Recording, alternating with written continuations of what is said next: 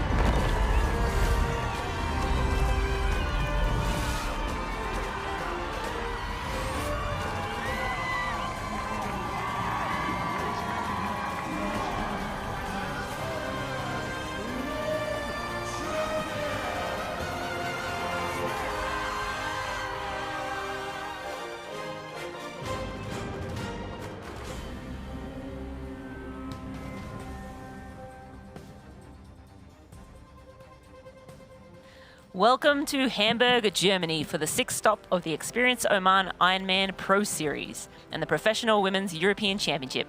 What an iconic triathlon and sporting city for the women to take center stage here today. This course is known as one of the fastest on the circuit, and Laura Philipp has set 2 Ironman world's records here. First in 2022 and again last year with an 8:03:13.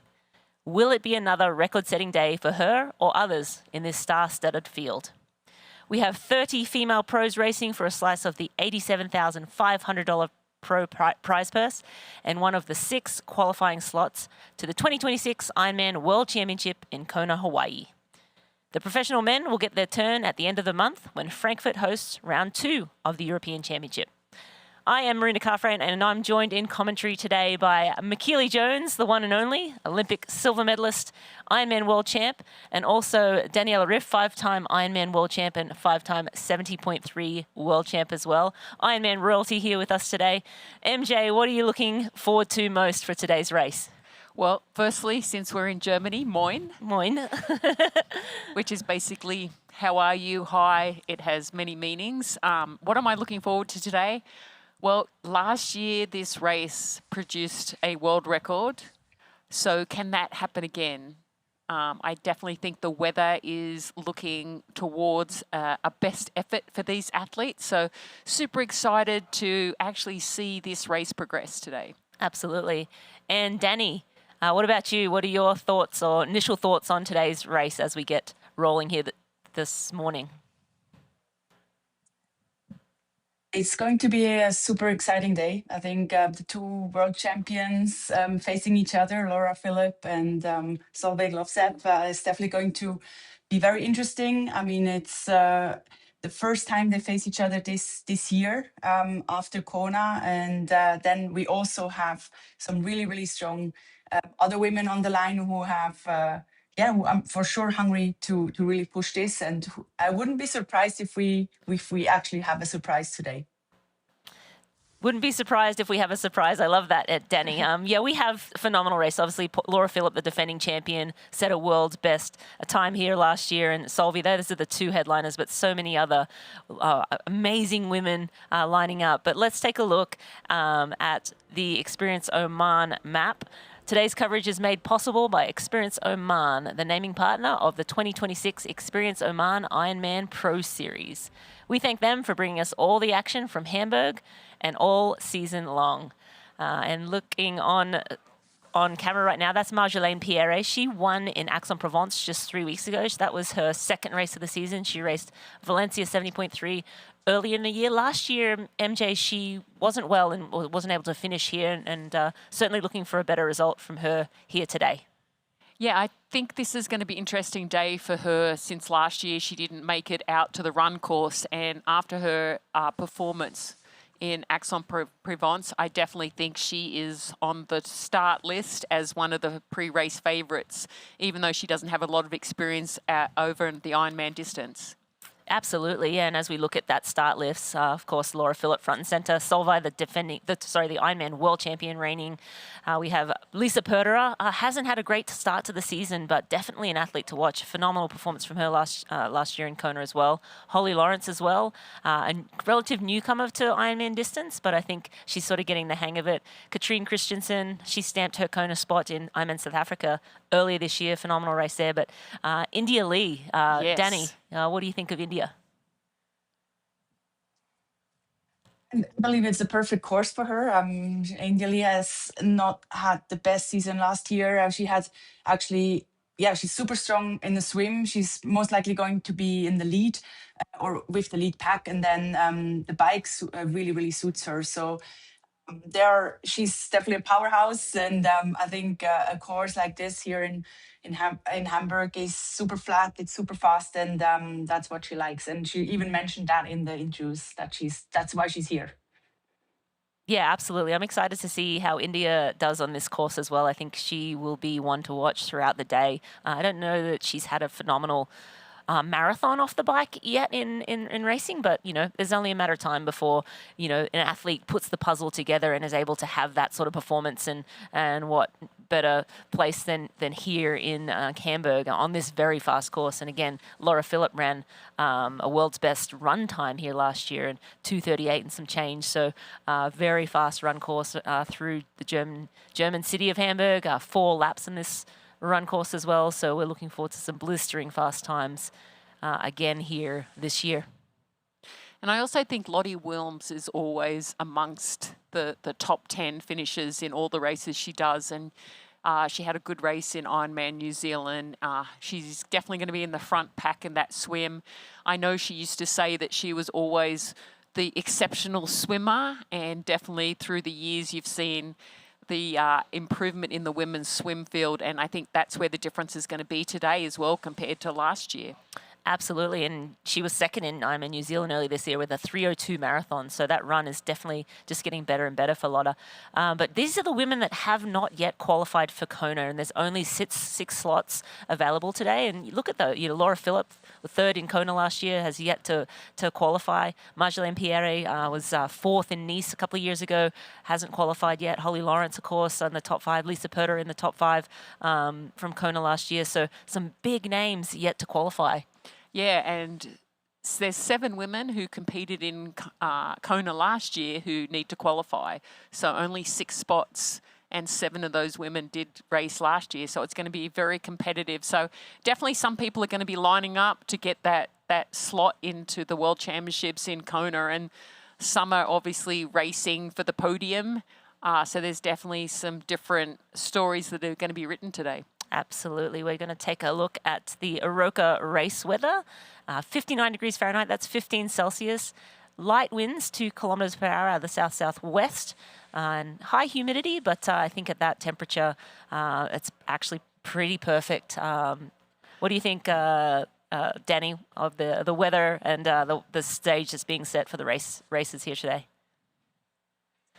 Yeah, looks like a perfect day for a fast race. I think 15 degrees is not too cold. The athletes are going to wear wetsuits, so that's not going to affect them early in the morning that they will be cold. And then, yeah, it's not too much wind that makes us excited for possibly a very, very, very fast race. And I think with the high humidity, that's what's making the temperature feel a little bit warmer in Europe at the moment. And then also the fact that the wind isn't going to pick up, probably the max to 22 kilometers an hour, around 12 miles. So I think that is definitely going to make for a fast bike course. Absolutely. That's India Lee front and center on screen. Right now, we expect her to be up the front with that front group in the swim. And then we expect her to be one of the aggressors on the bike. But we are going to just take a look at this stunning race and have a look at the swim course. Right now, the course maps. It's a 3.8 kilometer single loop Aroka swim course, leads clockwise through the inner and outer Alster, with the athletes finishing in the line Alster. The course features an in-water start, and the pros will be wearing wetsuits today, of course. After completing the loop, the athletes will run about 200 meters from the swim exit to transition, and then through transition, which is about 400 meters long. And then we'll move on to the 177 kilometre Zoot bike course, which is 2 loops travelling out of the city centre and back. Of course, it's extremely flat and fast. After leaving T1, the athletes will leave Hamburg city centre and pass iconic landmarks such as the Landesbrucken and the UNESCO-listed Spreckenstadt before heading into the scenic Wie an Marschlander.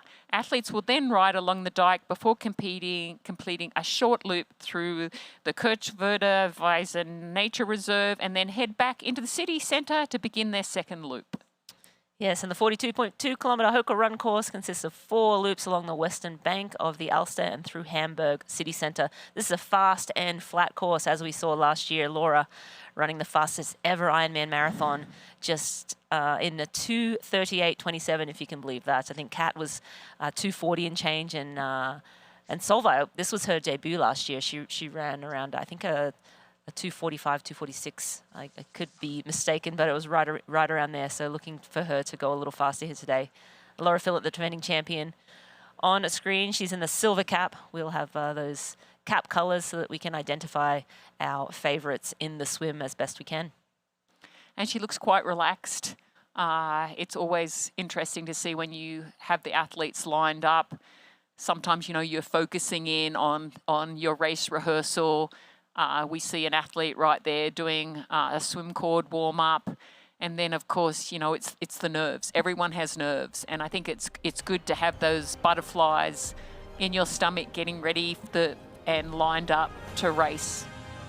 We are 17 and change out from the women's race.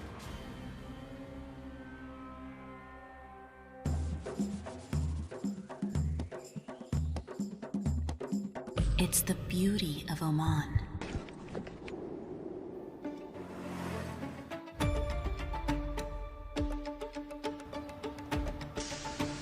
Our tradition, our hospitality, the sounds of limitless opportunities to explore. Listen, it's Oman.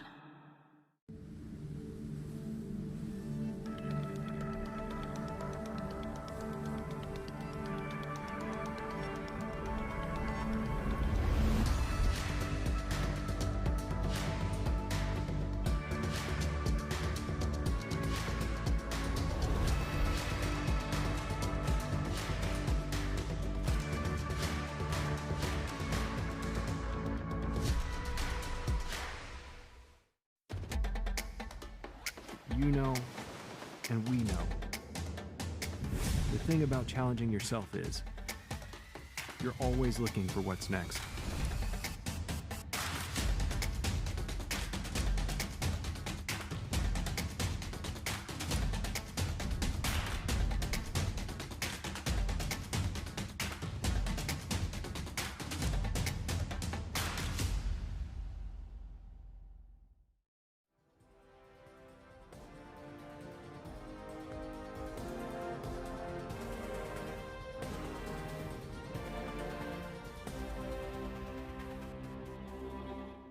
You're watching Ironman Hamburg Women's European Championship. I'm Marinda Carfrae, joined by McKeely Jones and Daniela Riff, and we have our pro women just making their final preparations, getting the wetsuits on. It will, of course, be a wetsuit swim here today. 15 degrees Celsius is the Roka weather for ambient temperature. Daniela, any final thoughts? What are the athletes thinking at 15 minutes to go before a big race like this? Yeah, it's full focus now. As we're seeing Laura actually doing some interviews, she looks really relaxed. Although, yeah, you want to have that last gel in. You want to really be ready for the day. Every athlete knows it's a long day. You need to be focused, but also patient.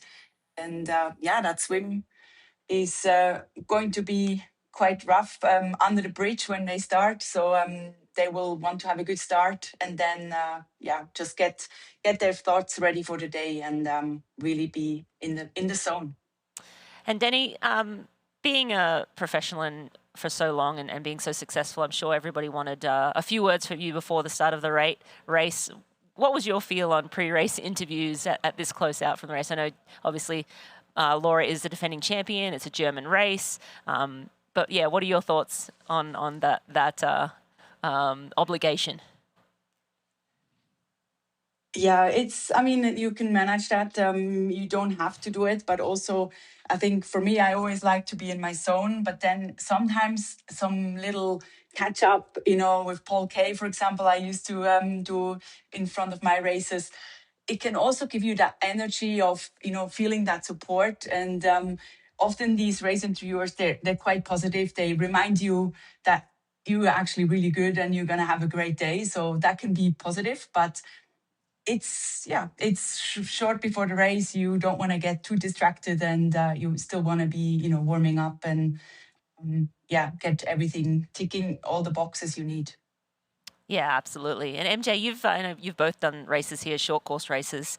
The crowds in Hamburg can be phenomenal. It's a fantastic city. I love Hamburg. And yeah, the crowd is usually amazing. The Germans love triathlon. And when you're here for really the biggest Ironman race this time of the year, and it's in Hamburg, and it's a world record setting course, and it's known for fast times. It's known for very competitive racing. I think everyone on the grounds right now is looking forward, just like we're looking forward to seeing what that story unfolds. And I think you were talking a little bit about the pressures of coming in and how the athletes handle that. And, we'll see that some athletes will play that down a little bit. But when you're a German and you're racing in Germany, that is definitely an advantage. So you are definitely going to get some extra energy out there all day long. Yeah, I know Laura was sort of in one of her interviews pre-race, she was saying how she's glad she's in Germany racing. She was in France 3 weeks ago at Aix-en-Provence, and she said she was running next to a French athlete, and she felt like that was a disadvantage for her because the crowd support for the local athlete is always just phenomenal. And we have a reigning Ironman world champ, Solveig Lovseth. This was her debut last year. She has come such a long way in just a year, finishing third here to, of course, Kat and Laura, who's some of the best athletes. She got a taste of the top end of the field and then went on to win Lake Placid, win Kona, win Texas. She has to be the favorite going into today's race, even though Laura Philipp has course record and is defending champ here. Wouldn't you say? I would, in a way, yes, because, when you look at an athlete, what they've done is what they've done. But we also know Laura is very good on this course. She's won twice on this course. Having that confidence, I know when I was racing as a professional, that confidence that I had won a race and then I'd come back and win it again, it gives you so much more motivation to want to go and cross that line and be the first person across the line. Absolutely. And Denny, I know you were favourite pretty much for a decade at every race. How did you deal with having, those expectations on your shoulders, and think back to sort of early in your Ironman career, I should say, your first time you won Kona, then all of a sudden, all these expectations. How did you use it as motivation, or was it sort of a hindrance? How did you deal? Yeah, the expectations are really a mental game. And I think in the end, if you look at from a broader perspective, if you have pressure, it's really a luxury because that means people actually think you're great. So I always try to look at it as, when people think I should win, I try to remind myself like I actually can win. And that, it's not always easy. I think pressure can also weigh really hard, and that then also leads to that you cannot perform. And that's why also we often see athletes playing maybe the pressure a bit down, saying, I'm not maybe the favorite for this race, or I didn't have the best preparation. But in the end, they're all here to win.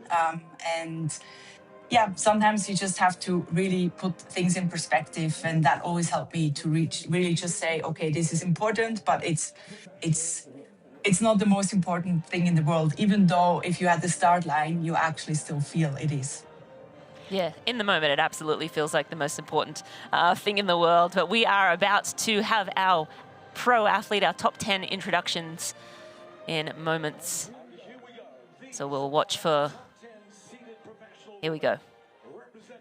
We have in F14 from Poland, Marta Wagownik. And she was 9th at Aix-en-Provence 3 weeks ago and got 5th at 70.3 Valencia. Very strong runner, and we'll look for her late in the race to sort of run through the field. In F12 position, we have Kate Curran from Great Britain. In 2026, she was 9th at Ironman Texas. It wasn't the race she wanted in Texas, so looking forward to take a step forward in Hamburg. Last year, she was 2nd in Ironman Western Australia, and she had a 3:05 marathon. And wearing F9, that's Marjolaine Pierre from France. She was dominant in Aix 3 weeks ago. Good swim, solid on the run and bike, and just got the job done. DNF'd here last year, but hoping to see her shine through today. In F8, we have Lottie Welms for the Netherlands. She obviously had a strong start this year with a podium in New Zealand, getting 3rd. She was 8th at the Gold Coast. She's definitely one of the strongest swimmers in the field. Her run is definitely improving. She ran a 3:02 in New Zealand. And wearing F7 from Great Britain, that's India Lee. She had a slow start to the season, delayed her start, but she's a very strong swimmer and expect her to be one of the aggressors on the bike. So looking forward to seeing a great result from India.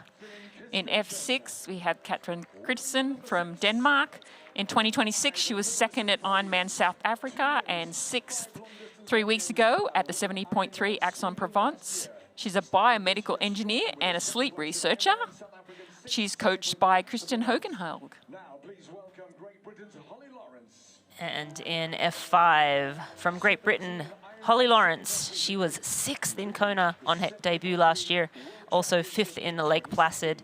She's working out this Ironman distance. Very strong swimmer. Expect her to be, no real weakness with Holly Lawrence, very strong in all three, so expect her to be in the mix all day long. In F4, we have Lisa Perta from Austria. She struggled with the cold in Aix-en-Provence, so definitely this weather is going to help her in Hamburg. She's obviously solid across 3 disciplines. I think the question is, can she swim with Pierre and Lovseth? And she's definitely strong on the bike. And F2 from Norway, it's Solveig Lovseth, who's the reigning Ironman world champ. She returns to Hamburg after 3rd last year, and she set the fastest Ironman debut time of 8:12:28 here last year. In F1, we have Laura Phillip. She set the Ironman Triathlon best time of 8:03:13 here last year. She has also ran a 2:38. She's coming off another strong performance, getting 3rd in Aix-en-Provence. And that is our top 10 women for today's race. The athletes will be getting in the water for an in-water start, so we are 6 minutes out from race start now. They will hop in a few last strokes before race start. We also have 3,000 age group athletes, men and women, are racing here today, and of course the Pro Men European Championships. The pros will race in Frankfurt in a few weeks' time. So women rolling into the water now. That's Solveig in the yellow cap. We'll be able to have a look at all of those cap colors and who is in which cap in a moment. Lisa Perta, she's in the purple cap that we just saw dive into the water. And I always think, like, when you have a deep water start, there's a good attitude about it for those that like to warm up a little bit and actually get in the water. It's definitely a different type of start than a run-in start. Definitely there's the less risk of falling down in those run-in starts. Usually I find sometimes it's a little bit more close together in that deep water start where, you know, you can get knocked around a little bit more. And we have Mr. Jan Frodeno also joining us today. He is on the ground in Germany with Scott Daru. Jan, good to see you. How's it going? Hey, Renee, it's a fantastic morning here in Hamburg. And as you said, I've got Scott with me. Scott, this is your third time here in Hamburg. What makes this race so special? It's really the city of Hamburg. We're in one of the most beautiful, historic cities in the world, and this community, the passion they have for Ironman and triathlon is second to none in the world, and so the energy here is going to be electric today. Talk about that energy. Here on the start line, we're about to go. The weather has come out, and everybody seems like it's ready. What are you thinking is going to happen to today's race? Anything is possible in the world of Ironman. And we've got some of the most incredible athletes here today with the Experience Oman Ironman Pro Series. The level of competition is like nothing we've ever seen before. So anything is possible today. Yeah, we are looking forward to that finish line, seeing how it all unfolds in the overall series, of course. You've now seen quite a few finish lines over the last 2 years. What are you looking forward? What is it about the energy that makes it so special? We've got 3,000 athletes here today from over 80 countries. Over half of them, this is their first ever Ironman. This is their dream. They've been training for this for years in some cases. So we've got the first timers. We also have Jill Walker, for example, is racing today. I think this is number 105. Right? And so everything in between. And so this community of Ironman is so incredibly special, and it's about making dreams come true. I think dreams will come true on the red carpet here in Hamburg today. Let's wait and see how it all unfolds. Rennie, back to you. Thanks so much. Thanks so much, Jan and Scott. Great to see you guys down on the ground in Hamburg. Jan Frodeno, of course, Olympic gold medalist, 3-time Ironman world champ, 2-time 70.3 world champ, one of the all-time greats in our sport. Great to have him down on the course, calling all the action. Of course, we have Daniela Riff and MJ in studio with me, calling it all day long. So looking forward to a phenomenal day of racing. The athletes are about 2.5 minutes out from race start. And as we look at ones to watch in the swim, we have Lotte Wilms in the green cap. We have Fenella Language in ocean blue. India Lee is in the violet. We have Holly Lawrence in neon red. Mike Vuren in black. And then probably main chase pack would be Lisa Pertera purple, Solveig Loveseth yellow, Marjolaine Pierre in pearly pink, Kate Curran in blue, and Laura Phillip in silver. I'll be interested to see how that shakes out. We expect those athletes to be around that chase pack, but we'll see how it sort of spreads out. Last year there were no phenomenal swimmers, and we had basically Kat, Solveig, and Laura swimming together in the lead of this race. So it was a very different race start to what it will be this year. Danny. Absolutely, you picked it up right. This time we have such strong swimmers in this field, especially Williams, Fenella, and India are super strong swimmers. And also this swimming here in Ulster is going to be a bit different. It's very flat water, so that means also for the pool swimmers, it's even a bigger advantage as you don't have any waves or such choppy water. So yeah, it will be interesting how it plays out, and we will for sure get a front pack really pushing hard from the start. And I think the other storyline is Laura and Solveig. Like, are they going to be together? Last year they were together out of the water. I think with the faster swimmers, I think that will benefit Solveig. So that could be the difference in this race of who gets on top of that podium. But, you know, Laura, you can never count her out. She is a very strong wetsuit swimmer compared to a non-wetsuit swim. I think Holly Lawrence is another factor in the swim. You know, she could also be one of those people who establish an early gap. Yeah, absolutely. I think it's going to be super interesting to see how this swim does shake out. And again, completely different conditions in terms of like the athletes lining up for today's race. So I think this swim is pretty crucial for Laura Phillip, I think. if Solveig can get away and maybe sneak onto the back of that front pack, or even just be a couple of minutes up the road, that's going to be trouble for Laura. Again, Laura is just so strong on the bike, and I mean, a 2:38 marathon last year. I have heard whispers that both Solveig and Laura have been a little bit sick in the last couple of weeks. Training for Solveig since Texas has been a little bit up and down, has battled a little bit of illness, and racing Ironman in Texas is no joke. She had a phenomenal day there, so a big performance. Maybe doesn't feel that she's as ready here as she was in Texas, but I don't know. When you put the bib on, all bets are off. But we are awaiting the race start now. And I don't know if you noticed there, but Marjolaine was like basically right in the middle. And they are off the Ironman Hamburg Women's European Championship for 2026. That's an interesting observation. I want to kind of get a little closer up and see sort of where I see Solveig's yellow, you can see on the left, but on the right, I think there's some of the quick swimmers. You see Holly Lawrence's red cap over on the right. So interesting that there's sort of two sides, and it's sometimes hard in an in-water start to find where everyone is and find where your competitors are. I know obviously in Hawaii it's always an in-water start. Danny, were you always looking for a certain person to start next to? Yeah, you want to be next to someone who doesn't beat you up, but also is a fast swimmer. Normally, the fast swimmers don't beat you up, so that's always a good place to be.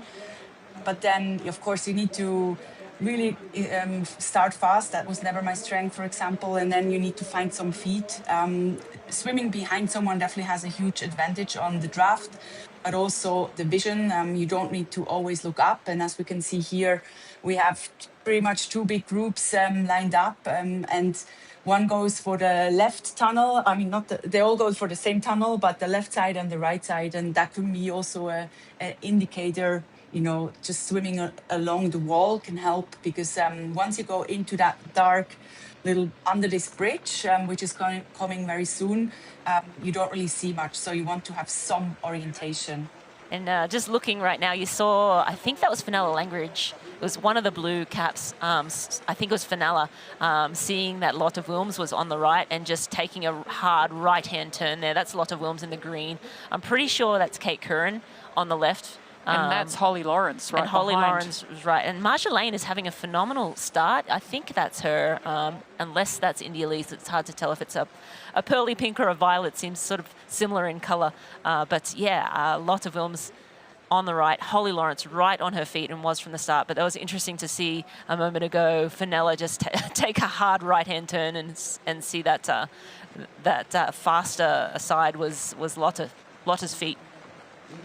And that's what you're looking for when you are swimming. When you're lining up, you're definitely going to decide who you're going to sit with, and then you have to then decide which way you're going to go, because you saw the swim start play out, that there was definitely two sides that were very dominant, and you can see that it's getting taken out very, very hard right now, as we predicted. I'm just wondering where Indy Lee is when we get a little bit better of a camera pan. It'll be interesting to see where she is right now. Yeah, absolutely. And it looks like both groups have come together, as would typically happen. You sort of have those 2 points, and then one of them will be a bit quicker, and the second group will sort of veer over and hop onto that train. I'm wondering if that pearly pink that I thought might have been Marjolaine could be India Lee. We expect India to be sort of up in the mix in the swim too, but as we get a little closer look and they pan back on the third, fourth, fifth, sixth, we should be able to get a better look at that. But yeah, again, the big questions are, where's Solveig? Where's Laura Philipp? And we're 4 minutes into the swim right now. Danny, is there anything that's standing out to you so far? I would say Holly Lawrence in the perfect spot here in the feet, just behind Lotte Wilms. And that looks really, really good for her. I think Holly she's a fantastic swimmer. She will be up there in the front, and if she can really hold on to these feet, she can really get herself a good spot and a good gap already, maybe towards Laura Philipp or Solveig. So yeah, these two, Lotte and Holly, really pushing hard, and I'm pretty sure they have the tactics. They want to get that gap because they also know Solveig and Laura are going to push later on the bike and then the run. So for them, it's the opportunity to really tactically team up. And the athletes are just about to go under one of the bridges. Daniela, you were talking earlier about how dark it is in there. Yeah, it's quite scary. It doesn't really look so dark when we see it now on screen, but when you're in that water, the water is quite dark as well. It's not like a Kona where you see the turtles swimming on the bottom, and yeah, there's a few seconds. That you really see nothing, and you just have to trust your feet in front of you. Hopefully not be next to someone who's trying to fight for positions and puts the elbow in your face. That can happen under these bridges. But yeah, pretty much the goal is to go as straight as possible and find that wall where you can just kind of hang on. But as they don't have to turn after this bridge, the intention of all athletes should be the same, and that will help as well. I feel like this race is notorious for like a little bit of tomfoolery in the swim, right? Like I feel like there's been some headlines come out, short course races where athletes were beating each other up, and probably a place like this is the place that would happen under the bridge where no cameras can see. But yeah, you see the women. It's not very long, but anytime, as Danny said, when the water's dark and you have your goggles on, visibility is not fantastic anyway. It does feel a little bit eerie under the water, but this is a good look at who is in this pack. So it looks like that's Indy Lee right there, right in third. I would say that's the more violet cap. Yeah. So instead of Marjolaine, we'll pan back and be able to see, but lots of films. Holly Lawrence sort of sitting on her feet. Kate Curran and Fenella will be there as well, just behind. I think the two blue caps were pretty close together. And then we'll pan back, hopefully, and be able to see where everyone else is. And they are getting a little bit of a gap. It looks like there's 1, 2, 3, 4, 5, 6, 7, 8 or 9 in that first group. And then probably about like 10, 15 seconds back already, there's some separation. And here we go. We're actually getting some swim splits through, which is a luxury. They're swimming around a 106, 107 pace right now. And Holly Lawrence, Kate Curran, Charlotte McShane was in there, Lotte Wilms, of course.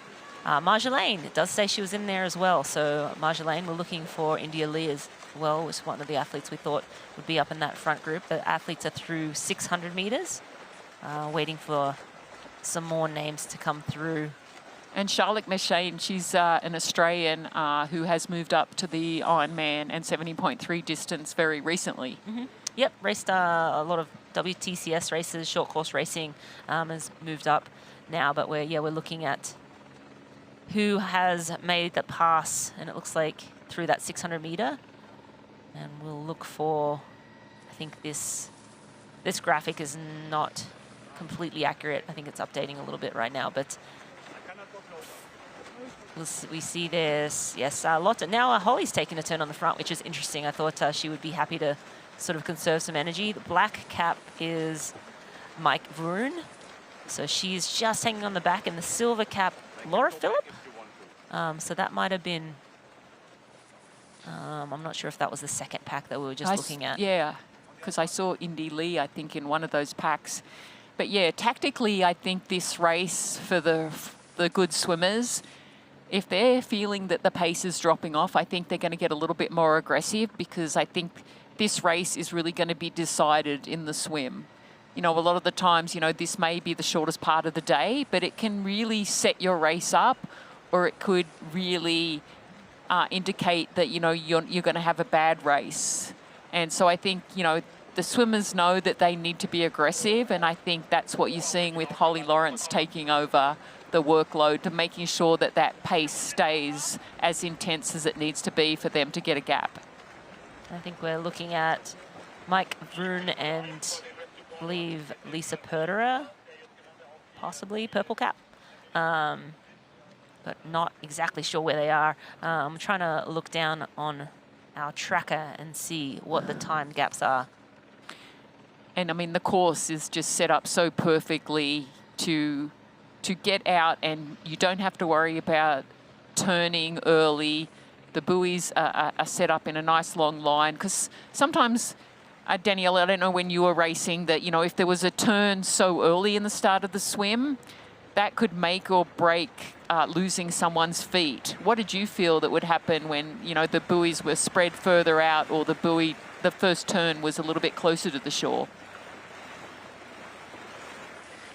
Yeah, it definitely helps to have, or let's say if you have a buoy very early on in the swim, that brings in a lot of hectic, because of course every athlete wants to fight for the spots. Once an athlete turns around the buoy, it spreads out a bit. But it can be also an opportunity to catch up again. And if a group turns, normally there's a little bit of a traffic jam on the back. So that means if you're just hanging on, you can then maybe bridge the gap. Where in a course like this, once there's a gap, it's really, really hard to close that, because there's not going to be any stopping or turning until halfway. And that's why once there's a gap, and as we can see, the gap is getting bigger from this beautiful perspective. It's hard to say how big it is at the moment, but this front group is going to pull away and is really pushing the pace. And I think when I saw Marceline, is that correct? She's in the front group, so that would be a fantastic position for her if she can really be in that group and really set herself a great opportunity for that day. Yeah, absolutely. Marjolaine, typically, she sometimes hangs on. I think she's a good wetsuit swimmer, so she has been able to hang on to front pack, but then in other swims, we've seen her sort of drop back into, mid-second pack. So a good, solid front pack swim will be a really good start for her day and set her up well. At the moment, it looks like Solvi is about a minute behind. We're still waiting to see an update from Laura Philipp, and maybe her tracker didn't trigger on that bridge, but we haven't seen her come through. But I think that she probably, more than likely, the tracker just didn't trigger for her. So definitely very keen to see where Laura Philipp is at this stage of the race. But I also think that shows you how aggressive the front pack swimmers are being if they've already put a minute into Solvi right now. I think, everyone understands that if you're going to give yourself a chance in this race, the two most dangerous athletes is our defending champion, Laura Philipp, and our current Ironman world champion, Solvi. So, we're already 12 minutes in, and there's already a minute gap to one of those potential winners today. Yeah, absolutely. You want to put the pace on. I think Holly's very clearly very motivated. She was 5th 3 weeks ago, so she came over from the US. She trains here in Boulder, Colorado, and came out, raced Aix-en-Provence. Was 5th there, I believe, and then has come across to Hamburg, so hasn't had to deal with the Hamburg. Well and truly settled in here. But it looks like 1, 2, 3, 4, 5 women in the front group right now. We have Holly Lawrence leading. We have Lotte Wilms on her feet. We have both Fenella Langridge and Kate Curran in there. And I didn't catch the last colour cap, MJ. No, I didn't quite get it as well. It's a little bit hard because, Kate Curran's got that sort of lighter blue cap, and Fenella Langridge has got more of an ocean blue cap. So to try to distinguish those two, because did we see where Fenella was on that first check? Was she up in the group? She should be. Yeah. It looks like she was. So, so definitely our front pack swimmers who we predicted. I think Indy Lee is probably the only one that isn't quite where we thought she would be in this swim. But, Holly Lawrence is really making the most of this swim right now. She's got great turnover. She's sitting quite nicely in the water. And the thing is, when you're leading, on a typical course like this, you don't have to really look up as much and sight. If you do bilateral breathe, you'll get more of an opportunity to swim straighter. Right now, she's definitely breathing more to the one side.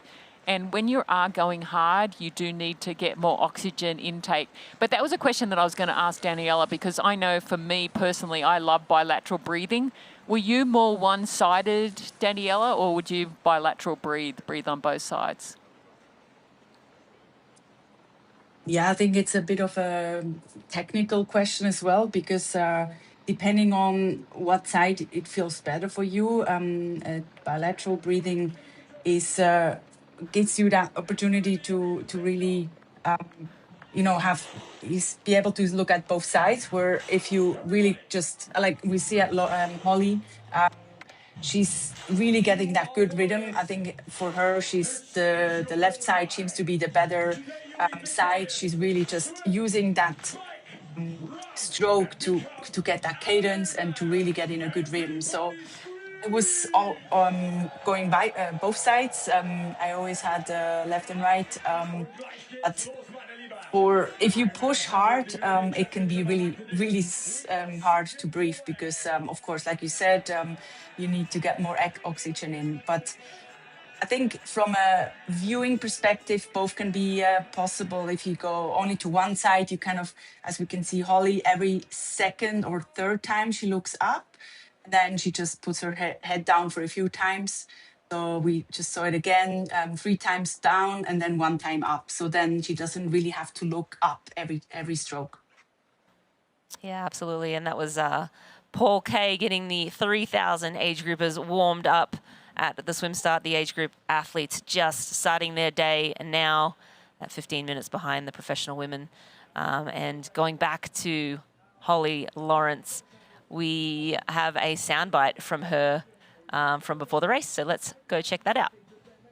Yeah, I mean, I just want to have a solid swim that's like, I mean, it's Ironman. There's normally not much drama, not much fighting, which is nice. I just want to have clear water, try and set a solid pace, hopefully, gain some distance between some of the other girls. And yeah. If you were to come out of the water with a gap on Sunday, what kind of message do you think that sends to the rest of the field? I think it's more of a message for me. Like, okay, good. But after Placid, I really learnt that, like, okay, keep it cool. Take your time in transition. Take some nutrition. Don't be like, oh yeah, just blitz through it. Well, I guess the sign to her is, okay, good, because she's in the front. So all systems are firing for Holly Lawrence today. And yeah, definitely being super aggressive at the start of the swim. We think probably Charlotte McShane might be that orange cap, because we had 1 orange cap on the back of this group. So I believe it's about a group of 6. We're thinking Charlotte McShane might be in there. But as you can see, those time gaps, and we're missing Langridge. So that graphic is not correct right now, because we're missing Langridge and I believe Curran, because both blue caps were in this front pack of 6. But certainly Holly Lawrence we have eyes on, and also Lotte Wilms. I'm pretty sure that's Kate Curran, and there's Fenella Langridge in the darker blue cap as well. So Kate Curran was predicted to be in the 2nd pack, I think. So she's having a phenomenal swim as well, McKeely. Yeah, like, that's the thing about swimming, right? On a good day, you can up your game a little bit. And, as Daniela pointed out earlier when I was asking her about, this type of course, it's a straight long shot out, and then you'll have the turning buoy and then a long shot back in. So if you can get into the group and get into it early, that is definitely to your advantage. But you can see Holly is still like trying to string this pack out. It's like you can see Lotte Wilms every now and again, she does like lose a little bit of touch of the feet.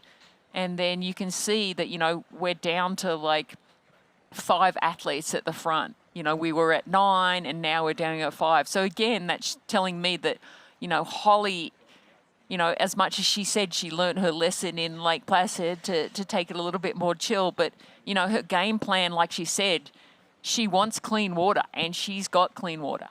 And she wants to win. I think that's the bottom line, right? Like knowing you have Solvay in this race, you have Lara Philipp, and you're kind of getting it in this distance. She had a phenomenal debut in Kona. Really, I think only a second ever Ironman. Lake Placid, I believe, was her first. So this is her third Ironman.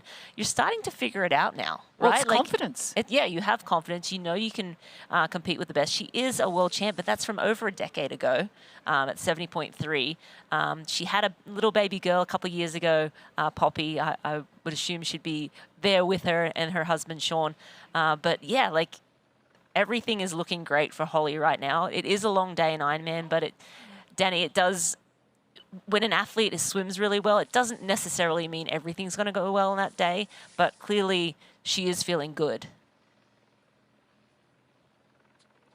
Yeah, especially when we look at the interview, what you just said, she's going to take it easy and really just, want to be having a solid swim. I think she's having a fantastic swim and really, pushing it. And it's really great to see Holly has been in the sport for so long and now really moved up to Ironman and wanting to get these performances here. She raced over this middle distance for a long time, is world champion there. And I think that is also a little bit her benefit now, as she's mentioned, the swim is not so, hectic, because she's used to having hectic swims from 70.3 races, and the distance now is, if you move up to Ironman, the pace doesn't feel as hard because you used to do 70.3 pacing. And that can be a big advantage from a mental side because and from a physical side, because you just have that speed. And she definitely has that speed at the moment and really sets her up for a good day. And I think mentally is of course, has a huge impact as well if you're leading the European Championship and really pushing or defining the pace and can go the pace you actually want. That can be also a benefit.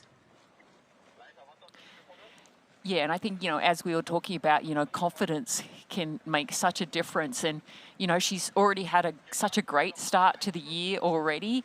And I think now that belief is going to start setting in that she could actually not just get on the podium, that she's got a good chance of actually getting her first ever Ironman win. Yes, it is early, but, it's always amazing. It's like, when you start racing an Ironman race, there's so many unknowns.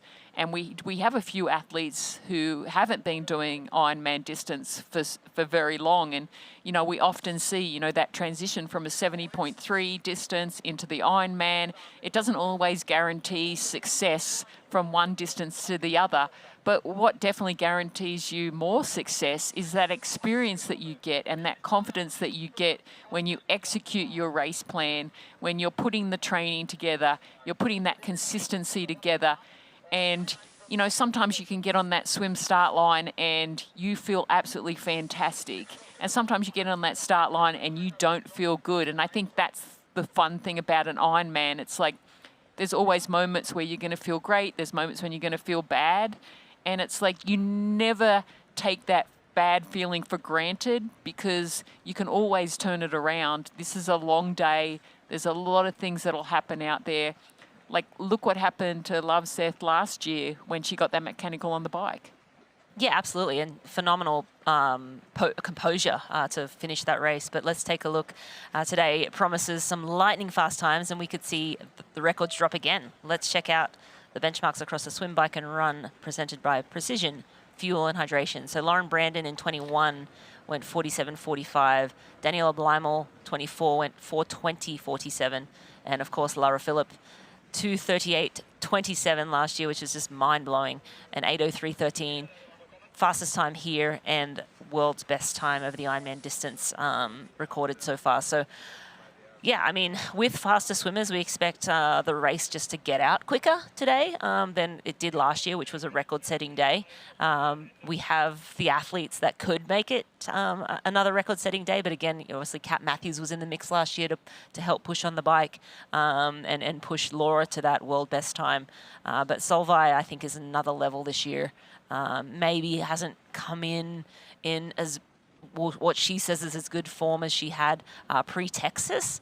But again, once you put that bib on and you dive in, you can sometimes just find something else. And again, I think she's just a different athlete than she was last year, a lot more experience, and has been undefeated at this distance since this race last year. And that's also the fragile nature of endurance sports, that, you're pushing yourself all the time. And, we know that Solvi had some sickness after recently, like last week, she had some sickness. And of course we had Laura Philipp after Aix-en-Provence get a little sick. So yeah, as fit as endurance athletes are, they are pushing themselves. And, it's always after a race that you're even more fragile. And, we often see athletes get, some sort of illness because, they have gone out there and pushed their body to the limits. And some people recover a lot quicker than others as well. So, it's very individualized. Yeah, absolutely, MJ. You hit it on the head. It's not easy to maintain fitness year-round, and when you're racing multiple Ironmans in a year, it's even tougher. But we are approaching halfway on the swim, or just over halfway, actually, on the swim here in Hamburg. The ladies are making their way back. We have a lot of action coming up right now. Holly Lawrence is leading the way.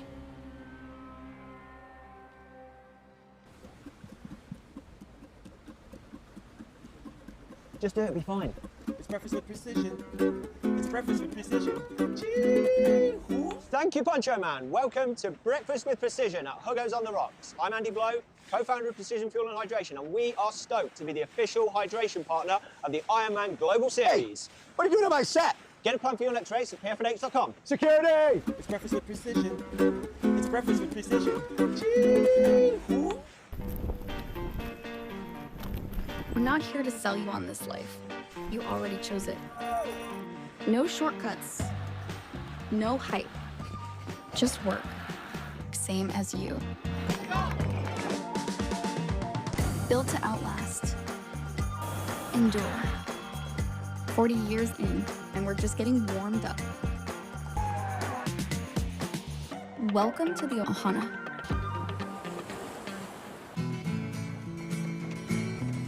Try imagining a place where it's always safe and warm. Come in, she said, I'll give you shelter from the storm.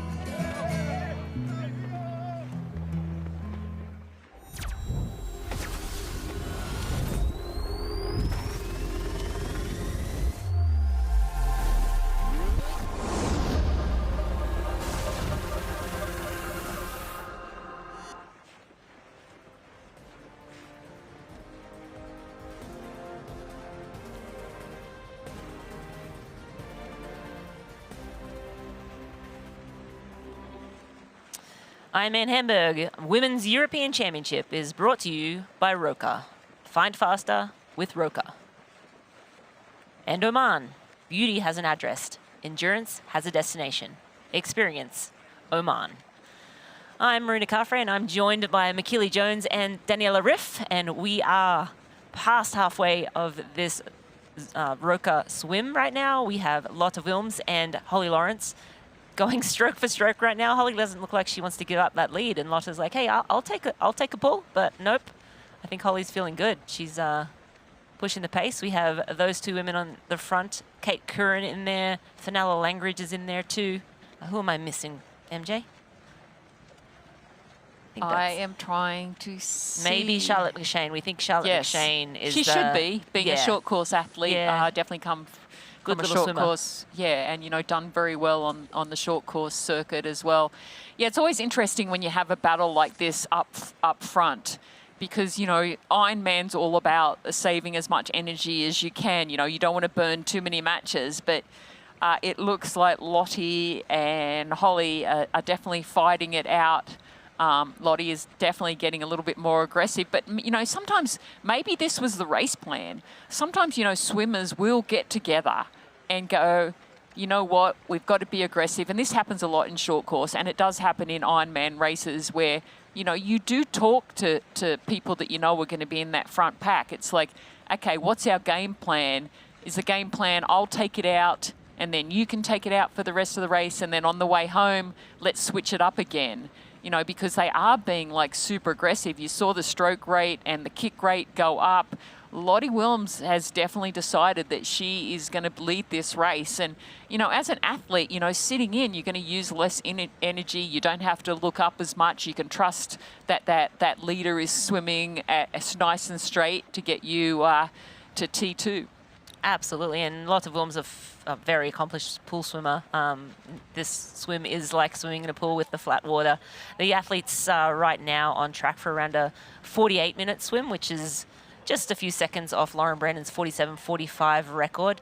I know no one ever put me in the WhatsApp chat for a swim. Danny, did you ever, chat to other athletes before races on, swim tactics and working together? No, I also missed that chat group. Didn't make it there either. But I'm not sure if Holly and Lotte actually were in the same chat. Maybe they did. It seemed like they were having some little fights just a few minutes ago. Maybe that could have been that Holly wanted to go a bit of another direction. Sometimes when you have a perception, you want to, you're focusing on one buoy or one little thing behind in the background, like a building. And it seemed like they were fighting for the front spot for a bit, but now Holly settled in. Beautiful stroke here from Lotte. Really, really beautiful how she's doing that two-stroke, and really also every third or second she's having a little front view. It's beautiful to watch. The pace is absolutely amazing. And then if we look at Solveig, she's about 2 minutes back now. So if Solveig actually keeps going like this, she could come out with around 52 minutes, which is 2.5 minutes faster than last year. So it's a super, super fast swim pace what the women showing us here. Yeah, and I definitely think that's the difference that we already talked about from this race to last year, that there are, exceptional swimmers in this race. And Lottie Wilms, she is definitely one of those swimmers. And, it's always interesting, when you see, how the race tactics play out. But I think it's great. I think they're being very divisive in what they're trying to achieve, because they know that Laura isn't a great swimmer. We know she's great on the bike. We know she's great, the best in this field, the best in the world when it comes to running an Ironman marathon. And then you've got Lottie Wilms, who's, she is super consistent. She got third in New Zealand back in March. She's always close to the podium. You got Fenella Langridge, who is coming back into finding a little bit more form after struggling with some injuries and illness. And then, you've got Charlotte McShane. She's fairly new to Ironman, definitely not as strong on the bike or the run. And then Holly Lawrence, she's, as we said, she's another one that's always right there. She's showed how far she had come when she placed 6th at the Ironman World Championship in Kona.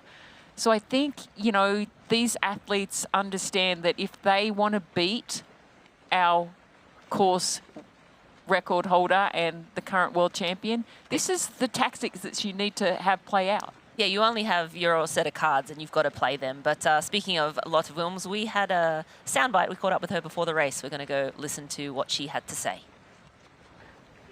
I don't know.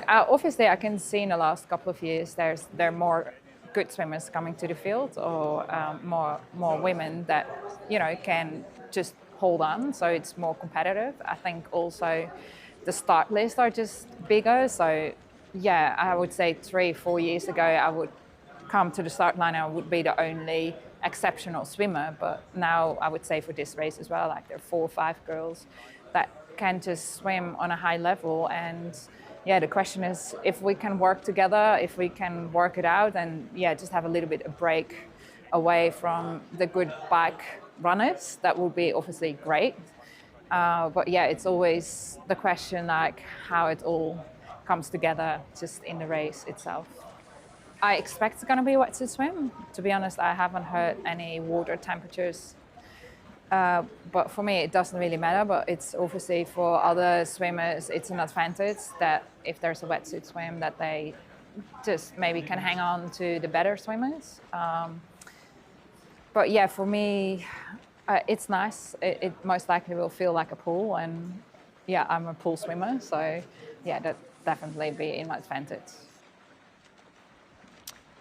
Yeah, so she's just showing how good a pool swimmer she is by leading the pack here in the open water. But of course, she said this was kind of like a pool swim. There's a little bit of texture on the water there, and when you're in the water, you do feel it. But and it's what I've been watching. You see Holly Lawrence here, sort of coming out again. But Lotte Wilms has got a long loping. She's tall in stature, and Holly's a lot shorter. But Holly's is much more choppy. That swim, both. At this point, the fastest two swimmers today, but they couldn't be more different in the way they attack the swim. Well, that's what I love about open water swimming. That, you know, you don't have to have the most perfect stroke.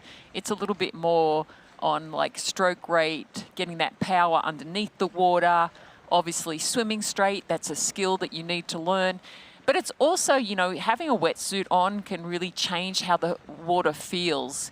Because, you know, definitely water has a weight, and sometimes that weight is like a little sluggish. The water feels very sluggish. The water temperature here is around 19 degrees, so absolutely perfect. Yeah. Perfect temperature. You're not going to be sweating too much.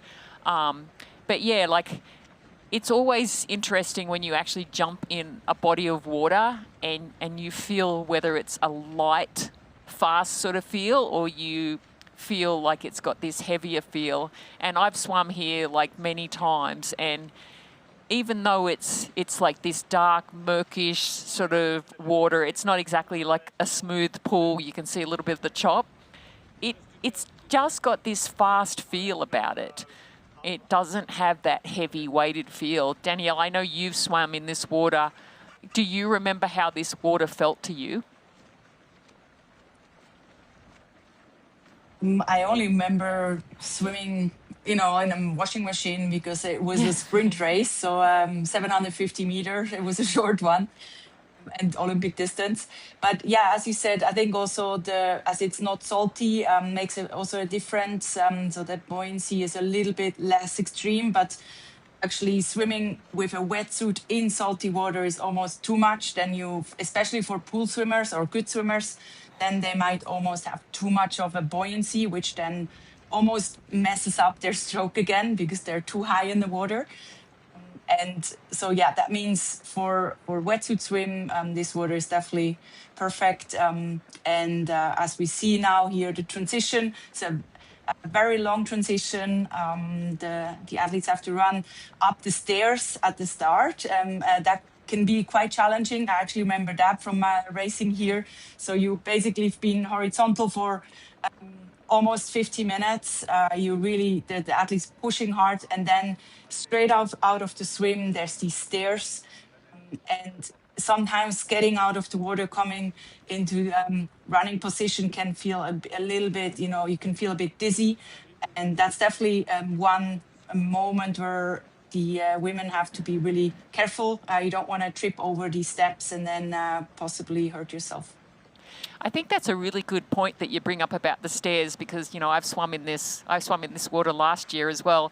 And the stairs are interesting because they're metal, but they don't sit very deep in the water. They're actually quite shallow. So when you actually swim up to them, it's like you really have to get yourself out of the water, because you literally will swim straight into them and there's no really drop off. You basically are almost at the surface and you've got to get yourself up and over. And of course, this is the longest transition in the world. You get out of the water and you run a long way to get to your bike as well. So that's significant as well. Like if you can like make up some time through this transition. Absolutely. It is a 200-meter transition, that Ruvi transition to the transition area, and then they have to do 400 meters.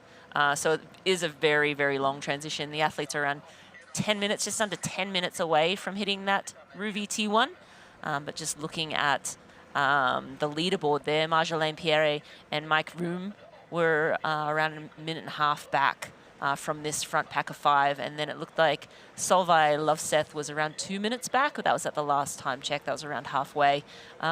We don't have timing on Laura. Her tracker doesn't seem to be working, so all the Laura Philipp fans, don't panic. We haven't had eyes on her confirmation that she is still in there, but we are pretty confident she's still out there swimming, so we'll just have to wait till she hits that Ruvi T1 timing mat before we get that split. But yeah, it looks like Solveig is on track for a faster swim than last year, which we kind of expected, given that last year was her first ever Ironman, and maybe she was a little cautious and happy to sort of sit in with what then was the lead pack with Kat and Laura, and 2 of the best in the sport, 2 good women to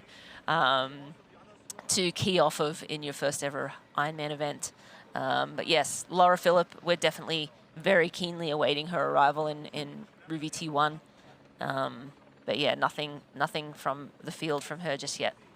And I think that's the dynamics of the swim. Like, I know when I was racing, if there wasn't like a really fast swimmer, like I definitely wouldn't swim as fast compared to when we didn't have as good swimmers. So yeah, it's always the dynamics of the race will definitely change. And, you know, Solvi, it's like, she's probably going to be close to 3 minutes down when she comes out of that transition. Can she make it up?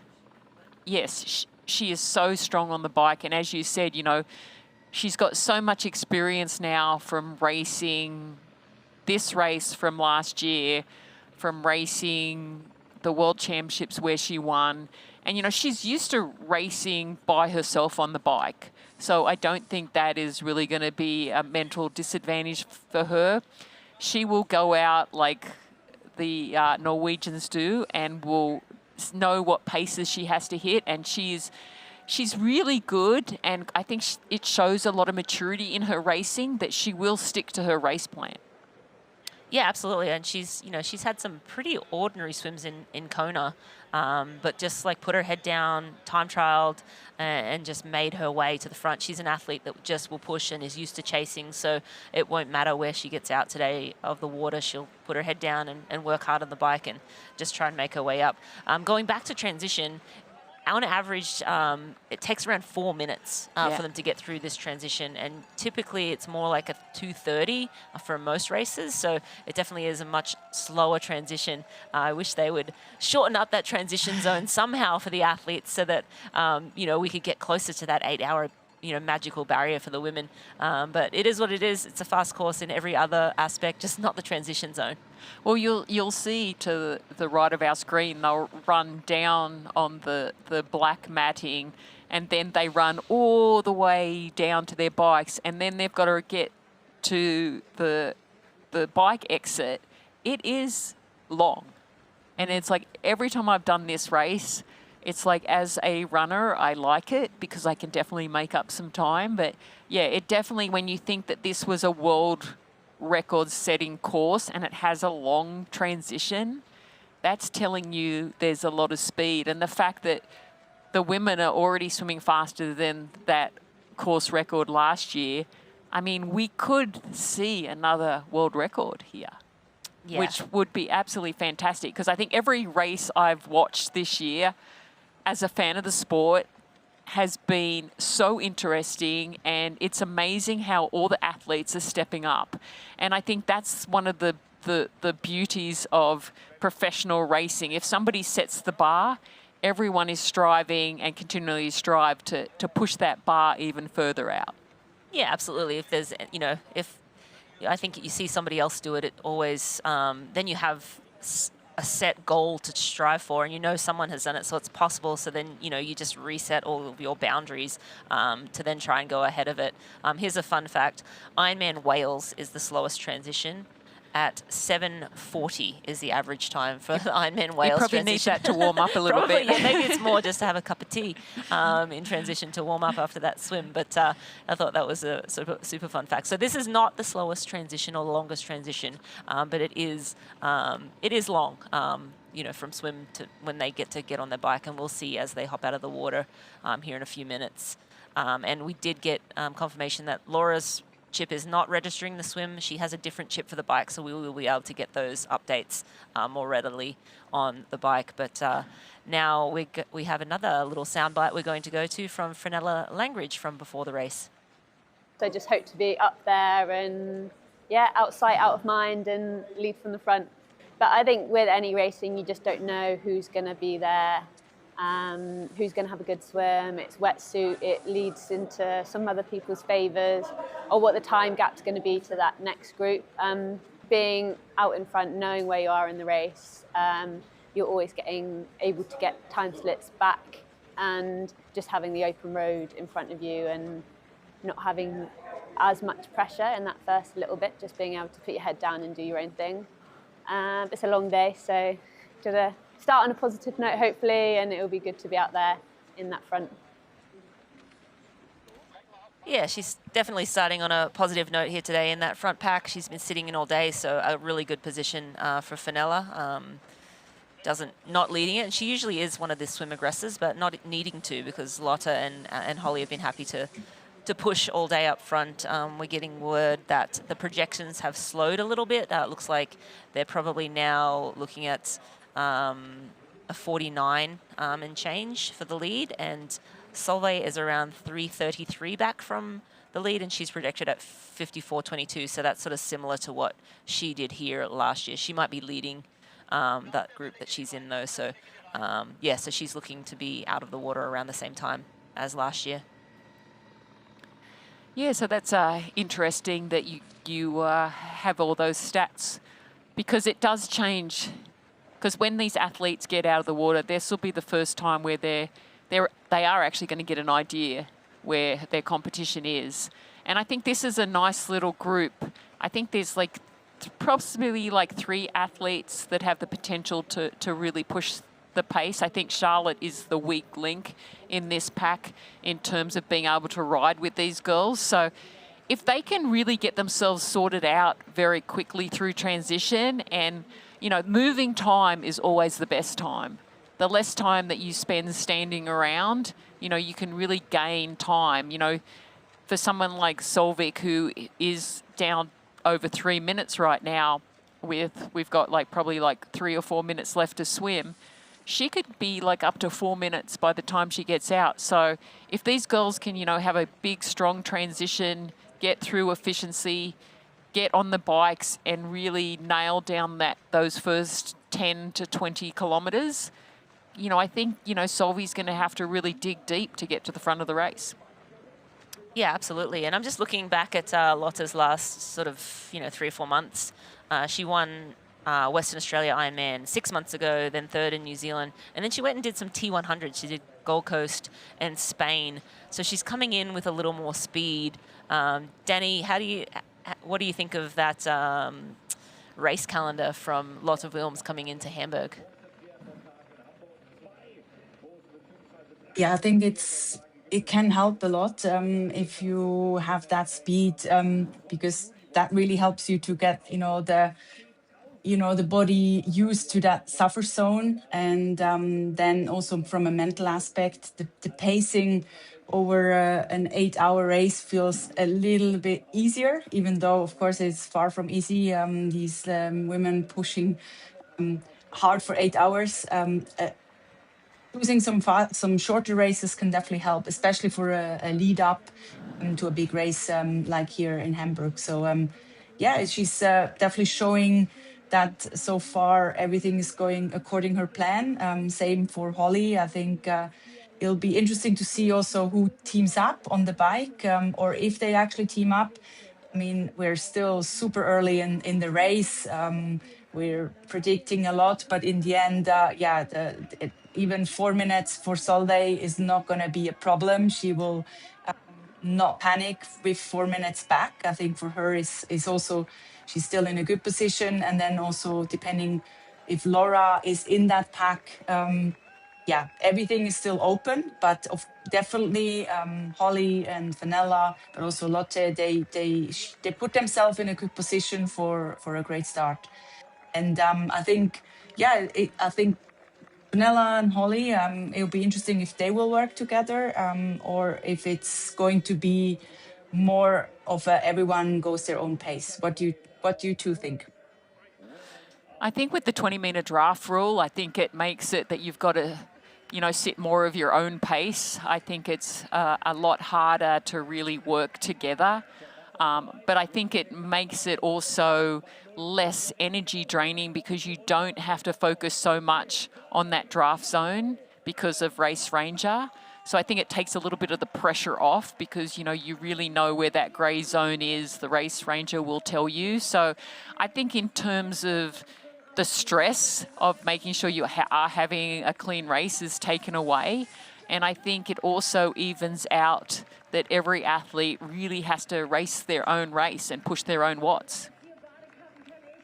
Absolutely, yeah. I think the 20-metre has made a little bit of a difference, and I don't know that it's made as much a difference as we would have expected. I think Kona will be a real tell for whether that 20-metre has made such a difference. But here's Lotte Wilms. She will take the first out of the the Roka, too many sponsors, Roka swim today, and she'll head into Ruby T1. She probably is the strongest biker in this group, but Holly Lawrence right there with her. Fenella Language, I think, is still a little bit of a question mark around her comeback, but she definitely could be one to watch. But yeah, I think this little pack of four, Charlotte McShane sitting on the back there, most likely not as strong as the other four women, but we'll soon see. Here comes Lotte Wilms, first out of the water, and on up those metal stairs, and off she goes. Yeah, and Rini, you can see how hard it is to get out because that ramp is so just below the surface. So, it takes a lot of energy to get yourself up and out in a normal swim exit, and then you add that. As Lotte Wilms is already taking off her wetsuit. She's got her swim cap off. And as we look at the experience, Oman first out of the water, 50.29, so a fair ways off Lauren Brandon's time, but Lotte Wilms was first out of the water.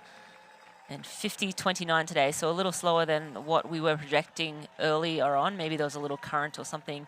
I don't know if there are currents in there. You guys have swum. I haven't. But they did seem to come back a little slower than they went out. Holly Lawrence, she's looking good today, guys. I feel like she seems real feisty. And I think when you're feisty like that, you just have the energy. You have the the fighting spirit. And I think again, very early in the day, but to see her be so aggressive on the swim, and now she looks great running through fringes. And Kate Curran also in the lead right now. Lotte Wilms a little slower on the run, and again, it is a solid 400 meters that they do have to run through transition before they get on their bikes.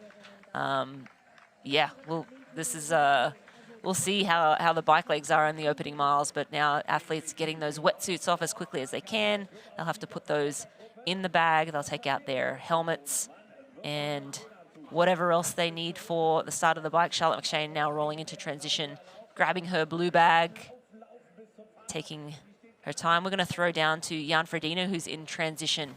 Jan.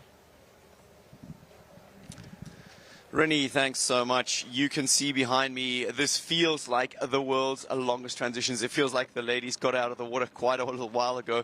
And it was interesting. I don't know what you guys made of it, but I saw Holly coming out on the feet of Lotte Wilms and making sure she passes her before she starts taking off her wetsuit, and then sort of pushed out in front of her and took off her wetsuit. So there's some tactics right there.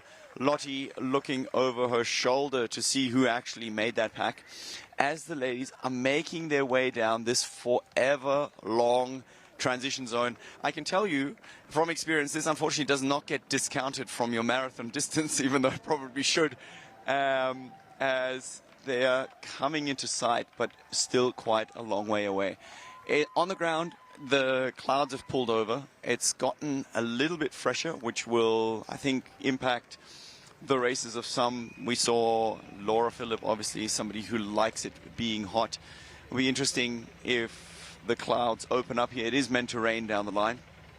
But for now, dry, and we're still waiting for our first ladies to come to the bike racks here. They've got a special red carpet, a little bit of extra comfort, which is probably the only extra they get as they come towards us.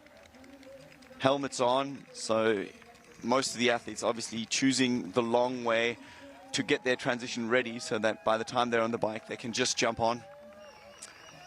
And it looks like Holly Lawrence is still in the lead. Coming in strong, Kate Curran is right on her feet as Holly goes and takes off. First out transition zone, very smooth looking. Everyone out here, Kate Curran losing a position as they will slot in. And Lottie Wilms, our swim leader, now taking over and getting onto the bike. Making sure she starts her computer. But everything, these four ladies are right together. It's going to be a tight pack, and I think they're going to push hard to try and take a little bit of a gap to Solveig and Laura Philipp. Charlotte McShane, she was also in this group. We'll see how she goes. Can bring some of her ITU transition speed. But it is a whole different game when you change over to the longer distance. That looks like it from the first group. Back to you guys. Thank you, Jan. Yeah, good to see the ladies quickly, as quick as possible, out of transition. But it looks like we have Marjolaine Pierre 3 minutes back, so Jan will have those ladies coming to him. Mike Vroon as well at 3:05 back. And now we're looking down. Lisa Perderer, another athlete we were looking to, 4:21. Laura Philipp is with Lisa, 4:24. And they are in the same group as Solveig Lovseth. So, and India Lee in that group too, surprisingly. I thought we'd see India a little bit further up. But this is a phenomenal swim from Marjolaine Pierre, coming off of Aix-en-Provence 3 weeks ago. And she's by herself in transition right now, kind of in no man's land. But I don't think she will mind that one bit. She's a very strong little biker. Unfortunately, last year here in Hamburg, she wasn't able to. She finished the bike and then just didn't go out in the run, wasn't feeling great. But the ladies now are onto the Zoot bike course. It's 177 kilometers. So a little shy of the typical 180. And dead flat, this course. Holly Lawrence in the tunnel right now. It's kind of eerie riding through a tunnel. But it's fast. Yeah, it feels real fast. You come in and you can carry so much speed as you go through their tunnel because you've got no wind. There's a little bit slight downhill when you go through the tunnel, and then you can carry that speed in the slight uphill. Katie Curran, so impressed with how she is going right now. We often talk about in every race there's a breakout performance. And my question this early is this a breakout performance for her? Yeah, I think time will tell, McKeely. We'll just take a quick look at those transition times. So Kate Curran at 3:52, Holly Lawrence 3:53, and Fenella Langridge at 3:53. So the Ruby T1 times for today's race, just under 4 minutes, which is about what we expected today. But I want to throw to you, Danny, looking at where Solveig is, where Laura is. What do you think of how that swim played out for those two ladies? Yeah, we're looking at 4:26 back for Solveig Lovseth. Probably maybe half a minute less than or more than she maybe would have wanted. But I think she's an athlete who can really stick to her plan. She will focus on what she can push on the bike. So does Laura. We're seeing her just coming in to transition. And they have a plan in their mind. They're going to stick to that. And I think they're not going to be too worried so early in the race. But of course, they know the women in the front, like Holly and also Lotte Worms, they very strong riders as well. And so they definitely will have to use a bit more energy to bridge that gap. One thing, though, I think is important is that you did have Laura Philipp in that group. You did have Lisa Perderer. You did have Also, Indy I'll Lee. stop you for 1 second there. We're just going to throw to Jan because he's down in the action in transition. Jan Frodeno, go ahead. Hang on a second. Did not have a mic yet there. We were, that was quite interesting. Solveig coming out and Laura actually getting caught a little bit behind. We heard in the pre-race interview she was quite nervous. She was, if I'm very honest, she had 2 or 3 excuses ready then already with, uncertainty. And I get, we've all been there. You kind of want to take a little bit of the pressure off pre-start. But we saw this is probably not the ideal situation of where she wanted to start the race. Out with Solveig. Early days, of course, but this is going to be quite decisive from here on. I'm looking forward to seeing how this unfolds in the next few kilometers. Back to you. Thanks, Jan. I'm keeping you on your toes there. MJ, sorry to interrupt you. Go ahead. Yeah, so I think it's good that you do have some big bike power in that group with Laura Philipp, with Solveig, with also Indy Lee, with Lisa Purta. So I don't think it's as bad as it seems. And don't forget, this is the same scenario that happened last year with Laura Philipp and Solvi. So I don't think anyone's ready to panic yet. I think there's enough powerhouse to actually they could use it to their advantage. Yeah, absolutely. That's a very dangerous pack. Indy Lee is sort of a little bit of an unknown quantity. She's had a solid performance over the Ironman distance, but I think we've yet to see what she can do on a flat, fast course like this. But Solveig Loveseth as well. Don't forget, last year her extension came loose, and so she was kind of riding with like one extension, one hand on the base bar and one hand on the aero bars for a long time, and she had to stop and pull over. She did lose a little bit of time at the very end of the bike, but first Ironman race, and she was sitting on the front a lot of that time with that broken aero bar or the loosened aero bar. So kind of crazy performance from her in her debut. But as we look down, Solveig out of transition, I believe that'd be 4:07 back. So they made up a little bit of time in transition, if I'm not mistaken. Laura Philipp at 4:10. So it looks like made up a little bit of time through Ruby T1. But we're right now looking at race leader Holly Lawrence. Again, I'm liking what I'm seeing from Holly. She's being very aggressive, keeping the pace high. She was very motivated to keep it high on the swim. Lots of Willems will be slotted in there as well. We expect her to be strong all day long on the bike. Super consistent swim biker and getting ever better on the run too. Denny, any further thoughts from the start of the race? Marjolaine Pierre at 2:28 down. I think that's a good place for her to be, actually. Yeah, and as we just saw Holly Lawrence in the front, she already has quite a bit of a gap. Surprising to me that she's already has about 15 seconds in the leading. And she looks really smooth. Holly, I think she looks in a good rhythm. She looks controlled, and super performance from her so far. She's definitely an athlete who also uses the positive energy. Like she likes to race emotional, although she also likes company. So it will be interesting to see when she's all alone how she will deal with this, because as we've seen her many times, she likes to talk sometimes to some cameraman or whoever.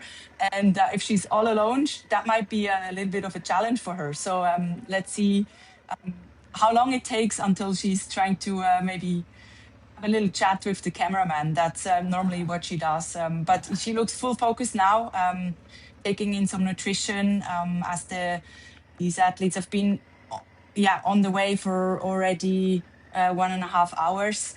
And it's important to really fuel, especially after the swim. You have you didn't have the chance to fuel there, and that's why, especially in the beginning of the bike, it's super important to take in this nutrition. And we also talk how flat this course is, but early on there are some climbs in it, and the biggest impact that has is trying to get into your rhythm, trying to after the swim, how much energy did you use in the swim, how are the hills affecting that neuromuscular connection, because, you know, it does take a little bit when you are riding at a fast sort of flattish effort on the terrain, and then all of a sudden you come up to a hill, you know, your heart rate's going to spike. So yeah, it's interesting to see how they handle the first part of the course, and I think it really shows like who put a little bit more expenditure into the swim and who was a little more conservative. Yes, and the ladies are on to the bike course now. We have Holly Lawrence in the lead, pushing hard. Lotta Williams sitting in second, Kate Curran in third right now, Fenella Langridge just behind her. And there it is, the Ironman World Champion.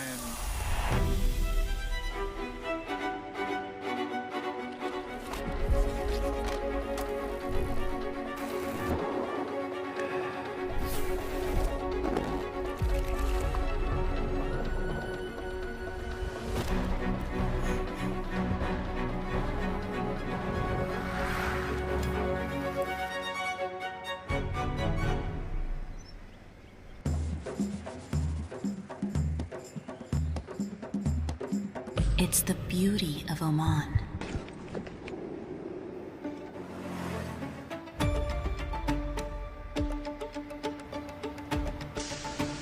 Our tradition, our hospitality, the sounds of limitless opportunities to explore.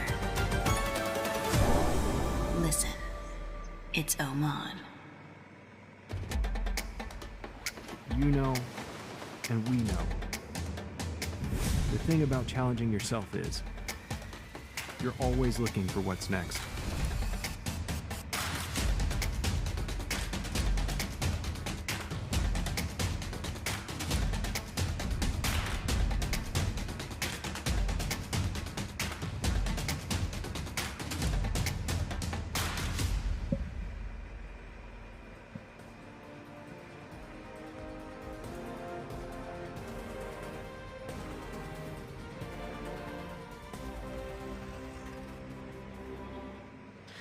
Ironman Hamburg Women's European Championship. And I am Marinda Caffrey, joined by Michaela Jones and Daniela Riff. Today we have the ladies now on the Zoot bike course, where we have Lotta Wilms on screen, but Holly Lawrence is a little further up the road. Kate Curran's in there too. Fenella Langridge, I'm not sure, is still intact with this group, but she was out of the water with them. But we do have a very strong pack behind. Marjolaine Pierre around 2:30 behind this pack, but then we have Perdera, Solvay, Lara Philipp at around 4 minutes back from the front group. So that is a very strong group of women, and we will see how this progresses in the next couple of hours. And I think, you know, we all know that the bike is where this race gets shaped, but we also know the swim is where the groups are created. So I really think this is the fun part of the race for me as a fan, because it can really show you what the tactics are going to be. How aggressive are those chasers going to be? How aggressive is Holly Lawrence going to be at the front? Is that group going to be working together? Can the favourites catch them by the halfway? Can they catch them by the 3/4 mark, whatever that's going to happen? But yeah, you see right now, that's Katie Curran, I think, who just took the pass. So Lotta Wilms and Lottie Wilms, and Fenella Langridge. Yep, Lotta just passed Fenella. Yeah, so that's second and third right now. Believe so. Yep. Yeah, so I think that's why I sort of love this bike course, because it really will now create the race. Because if you lose too much time, you know, it's, unless you're a Laura Philipp, you're not going to make up a huge amount of time on the run. Yeah, I feel you've got to be pretty confident being Laura Philipp. But again, the race can get away from you, you know, fairly easily if you don't put the pressure down on the bike and make sure that that time split goes in the right direction, right? Like, it's very easy to see that time split come out when you have, you know, people like Holly Lawrence pushing the pace up front. Fenella Langridge, a phenomenal cyclist. We've seen her, you know, in the lead in Kona. Obviously, in years past, and so she's a phenomenal cyclist, just getting her legs back after her surgery last year. So getting back into some form now and looking like she did a few years ago. Yeah, which is so great to see. And you know, this flat course doesn't mean it's easy. Yes, it's produced some fast times, but you know, you don't get the descents to recover. There's no really extended climbs to really get a little bit more muscle recruitment that's different. You know, you have to put constant pressure on the pedals, and then it's holding that aero position for the entire bike ride, because, you know, that's where you're going to save a lot of watts, be way more efficient if you can hold that aerodynamic advantage. And, you know, definitely with the latest technology, we're seeing it is easier to hold that aerodynamic position, the way the forearm is supported, the way the positioning of that more forward front end, the technology with the wheels getting faster and faster, the aero helmets. There's so many things that are enabling these women to ride so fast. And, you know, we often talk about how watts has a price, it has a cost. So if you can maintain a higher speed at a lower wattage, that's definitely going to help the run. For sure, yeah. I mean, if you don't have to put out as many watts. But I feel like with the nutrition as well, the athletes are able to put out big watts and just continue to back it up, and we're seeing times just get faster and faster. Danny, talk to us a little bit about, you know, riding a flat course as opposed to a hilly course. What was your preference, and how do you attack those races differently? Yeah, I think the aspects of a flat course, even though it sounds like, you know, it's fast and rolling, flat courses can actually be really, really hard. I think the biggest aspect is that you just really don't have any chance to get out of the TT position. That means if you're once a little bit tight somewhere, there's not really any moment you can, you know, have a little stretch or loosen up. And as we see Holly here and Lotte on the right, yeah, really powering it through in the bars, really stable, and the pace is fast. And if the pace is fast, means the aerodynamics play a huge role, and that's why getting out of those bars is going to slow you down a lot. And for me personally, I always liked to have some hills in it, because that gives you exactly that opportunity to get out of the saddle for a second. And also, I think once you feel bad on a flat course, it's really hard to turn it around. Where if you have a hill, it's easier to put pressure in the pedals. So that means that if you're stuck, you're stuck. And in the other side, if you roll fast and if you have a good momentum, it can be also the most fun ever, because as we all know, riding fast is super fun. It absolutely is. Just looking at some time splits right now, and Marjolaine Pierre was around 2:30 back out of transition, but now she's only at 1:51 at a 7K. So Marjolaine feeling good today. This is exactly what she did a few weeks ago in Aix-en-Provence, just put the hammer down and made her way to the front, and then was able to ride away. Of course, that course, very hilly, that's different, and she typically does extremely well on hilly courses, as we saw in Nice a couple of years ago, where she finished 4th at the Ironman World Championships. But I'm looking at Perderer, Lovseth, Philip, as we expected, Marta Vagnovic. I'm going to get that name right by the end of this, but she's going with that trio, and we expected those three, once we saw them come in to transition to ride together. Those three are around 4:13 back, so kind of riding around the same time as the front pack, maybe taking a few seconds back off the front pack. But Marjolaine Pierre right now seems to be the fastest on course, so pretty impressive. She's averaging around 37.7 at last split, and actually that's a different split from the girls ahead, because she's still in the 7K mark, because the ladies at the front now are averaging 42 or over 42, so they've hit a faster section on the course. But yeah, interesting to see that Marjolaine's got the pedal to the metal and making her way through the field already. Keely. Yeah, I mean, this is where, you know, if you are strong on the bike and Marjolaine has so much confidence after Aix-en-Provence because, you know, she really did a number on the other girls in that race. I mean, it has to be said, you know, she rode the bike so well.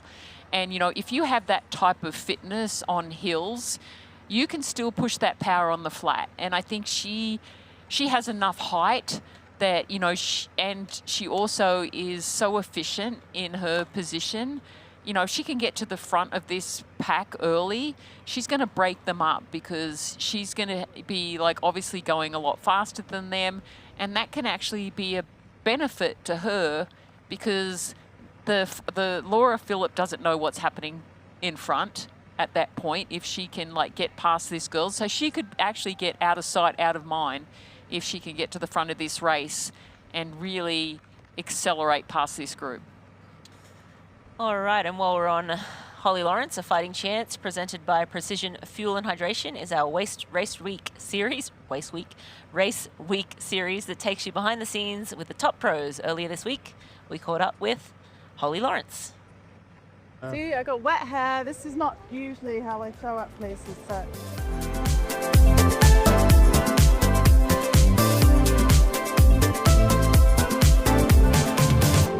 What have you been doing this morning?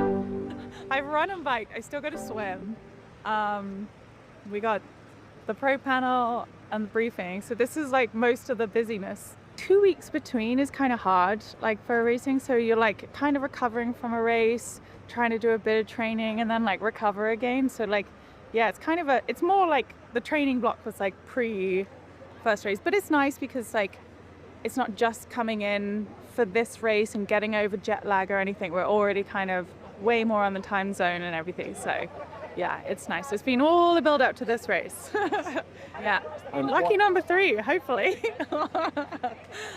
What excites you about this stage in your career?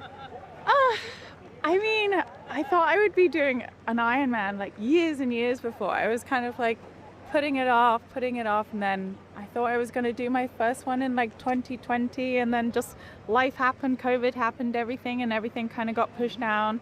And then it was like coming back from a baby. I wanted to do an Ironman. You never know how long your career is going to last. And so, yeah, and it's kind of crazy that because like Ironman, obviously in 70.3 has given me my whole career. And I won 70.3 Worlds now like 10 years ago.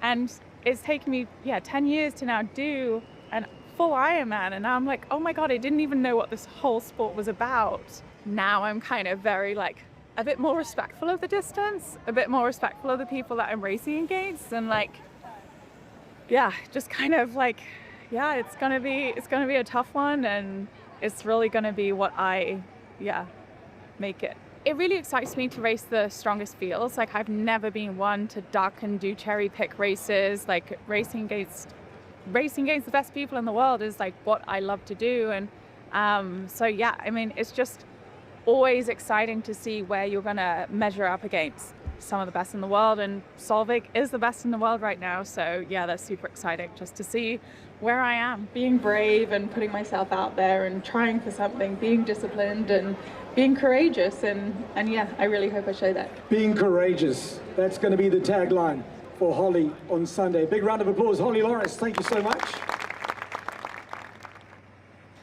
Thank you to Holly Lawrence and a fighting chance presented by Precision Fuel and Hydration. For more, watch short AFC episodes on Instagram at Ironman Tri and our Ironman Triathlon YouTube channel. Holly Lawrence is clearing out a little. She's about 20 seconds up on Lotte Wilms and Fenella Langridge. Those two are riding together. Kate Curran has dropped to around a minute back now at this point. Marjolaine's at 1:39, so Marjolaine's going to come up on Katie soon. Charlotte's going backwards a little. She's 1:42 down, but Perderer, Philipp, Loveseth, and let me get it right, Vagovnik. I'll still work on that one. Marta from Poland is that group of 4 are riding together.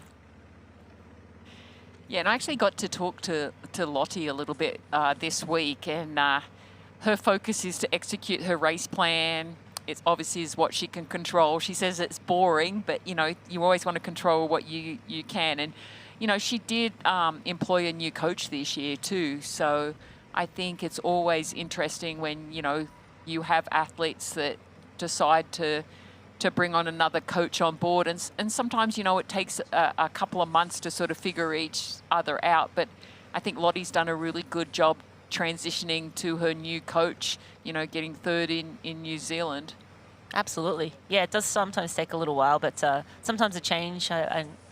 Peter Robertson, who's an ITU world champ a number of times, used to say a change is like a holiday. So it can sort of breathe new life into an athlete if they've been in the sport for a very long time. So yeah, whatever changes she's made seems to be really working well for her. And you know, her consistency speaks for itself. But yeah, a great performance with a 3:02 or 3:03 marathon in New Zealand, which is really Lotta's, if you want to say, weak link, the run. So for her to be maintaining the swim bike and then being able to improve the run, I think will go a long way for her, or definitely will, over the Ironman distance. But Holly Lawrence is doing such a great job navigating through some of those narrow streets. Her bike handling is really, really efficient. You know, she's not losing much speed. She doesn't have to get out of the saddle and try to accelerate to get back up to speed. She's carrying a lot of speed through the corners, so she'll sit up for a little bit on some of them. She's using her aero bars as much as she can.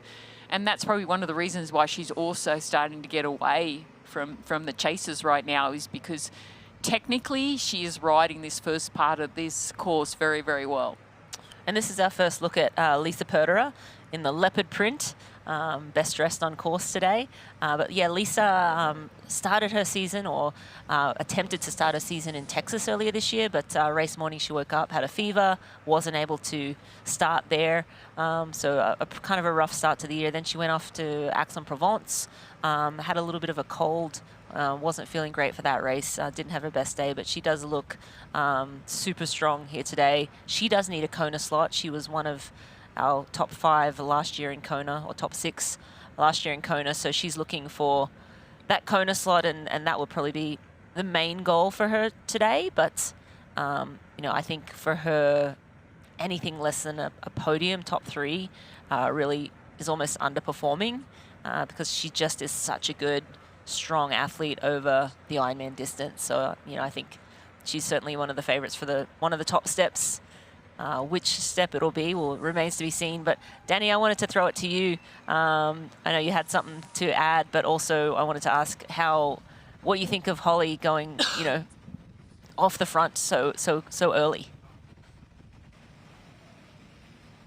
Yeah, fast section here for Holly. It looks like it's also a little bit of wind from the side, some technical part, or probably the most technical part here.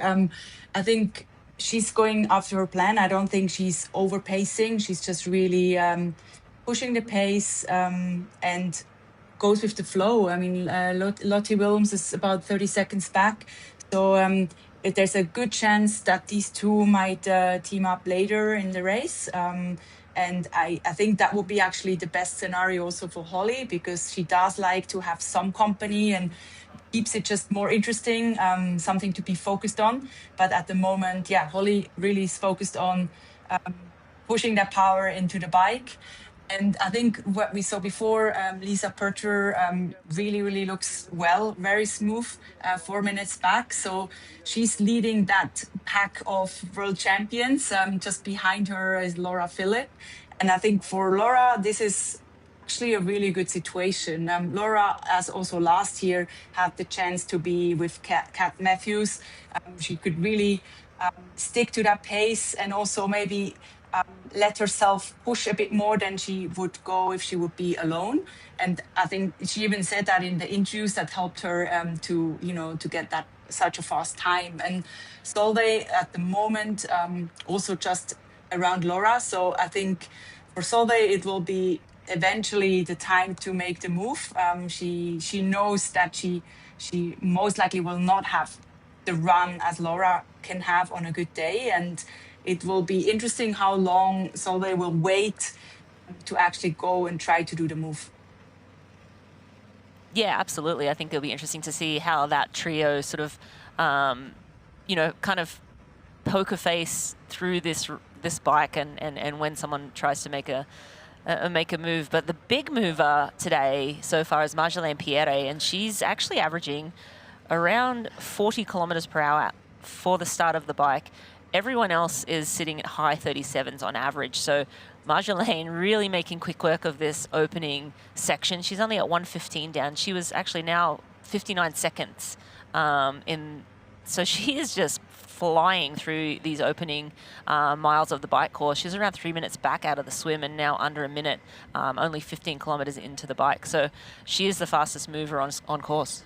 And, is that because, she's been racing some 70.3s and you carry so much more speed?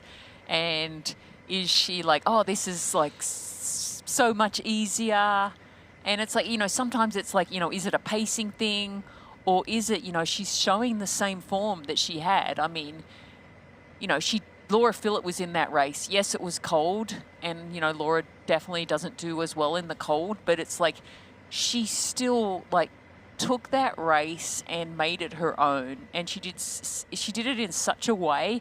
I'm not surprised that she is riding faster than everyone else right now. But, my big question mark would be is it because she's so used to racing a shorter distance and that is so dialed in for her? Obviously, the beginning miles of the bike should feel relatively easy. My question was, is she pushing it too hard right now?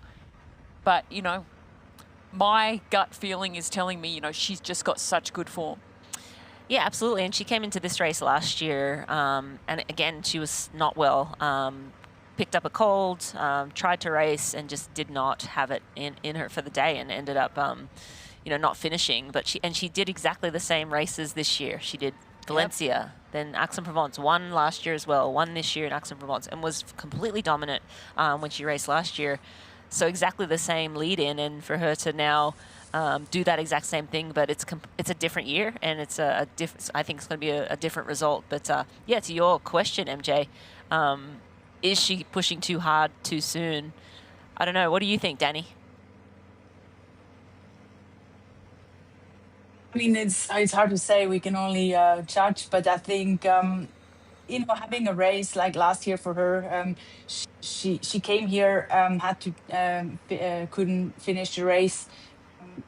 Maybe she's just on a revenge. Maybe she's actually just here and having, mentally, when you were at a place and you had a bad race, it can be hard to turn it around, or it can be, oh wow, today I feel so much better than last time, and then you actually start to get in that positive spiral of, hey, I'm strong, and then it can have a really hugely positive impact on how you feel, and have a total different experience. So that could be a factor that she's on a mission today, that she wants to get a good experience today and compared to last year. But also, let's not forget, she is a really, really strong cyclist. She's proved in Nice that she can ride really well. And she's in good form, like she showed in X. So I think even in the interview, she said she improved her running. So who knows what she's capable of today. But for the moment, she's definitely moving fast, and she looks like she's on a mission. And, she is aggressive. She is aggressive in her racing. And I think if you have confidence and you're already aggressive and you're feeling good, it's like she has nothing to lose. It's like last year, she has something to prove on this course. It definitely stings when you don't get to finish something that you started with. And I think, she was smart enough to stay to the plan.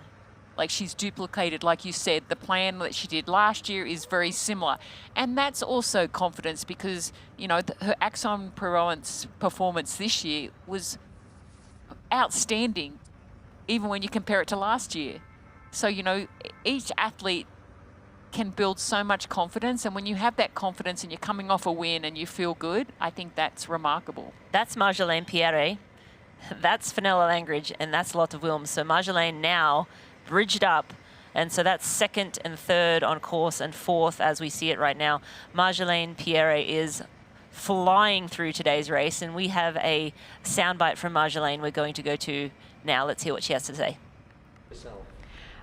It's really weird to be back here in Hamburg because I had the same schedule than last year. I begin in 70.3 Valencia in 2025, then I won 70.3 Aix-en-Provence and I DNF in Hamburg.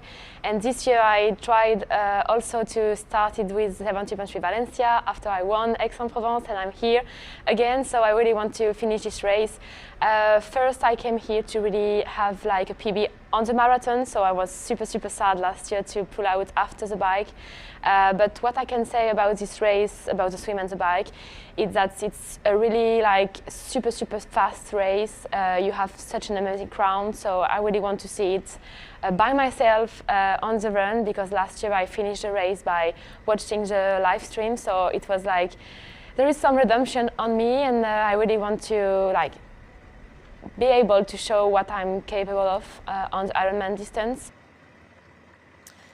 Well, redemption race looks so good so far. So Marjolaine, it looks like she's sort of collecting herself before she'll make the pass on these ladies. But I have been keeping my eye on the trio of Perdera, Philip and Loveseth, and we did not have to wait too long because Perdera has separated herself. She's 27 seconds ahead of Loveseth and Philip right now. So Lisa at 3:40 back.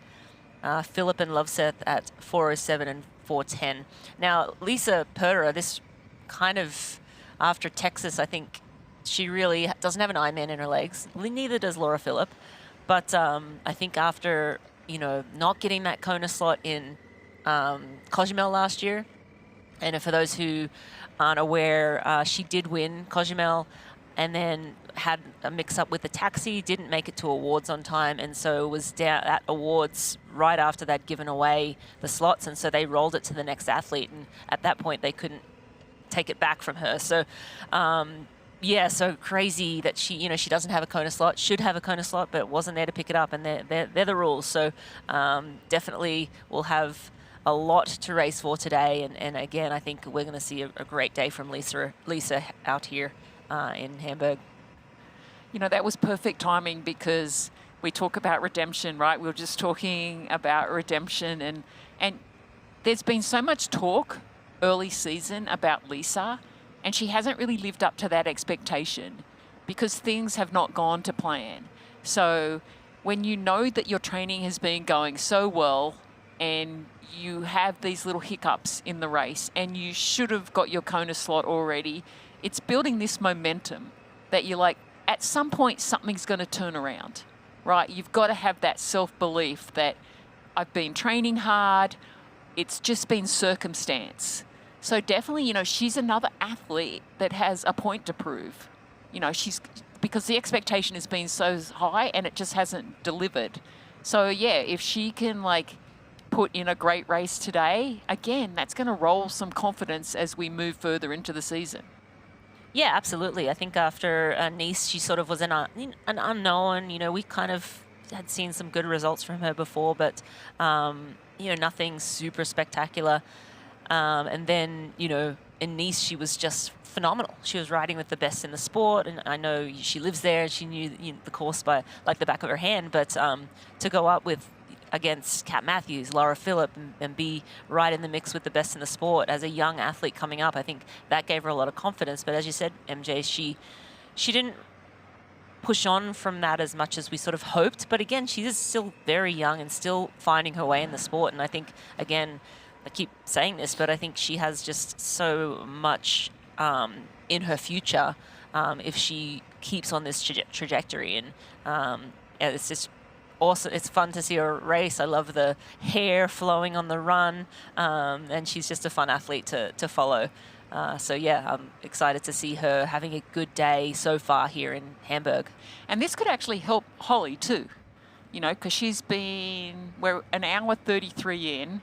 She's pretty much been on the front of this race almost the entire time. Yeah, in the swim there was a little bit of swap off with Lottie Wilms, but yeah, she has been at the front and controlling this race. And, you know, we heard Holly say earlier that she likes to have people around her. But sometimes, you know, maybe that's not the day that's going to happen. But, yeah, it's like Marjolaine, I think, you know, we always talk about, you know, I talked about this earlier, who's going to be the breakout performance? And, you know, she's coming in with so much confidence and she looks so good technique-wise, aerodynamics. You know, she's done everything possible to go fast. Absolutely. She looks phenomenal. She can see Holly Lawrence up front now. Marjolaine Pierre sitting in second place. Holly Lawrence in the lead. We are about 40 minutes into this 180K bike ride. Life is a road full of forks, hills, dips, and roundabouts. And while we don't always know where we're going, we'd like to think of our road as a pursuit of progress. And the further we go, the more we realize that a better tomorrow starts with a better today. Athletic Brewing Company, non-alcoholic beer that's fit for all times.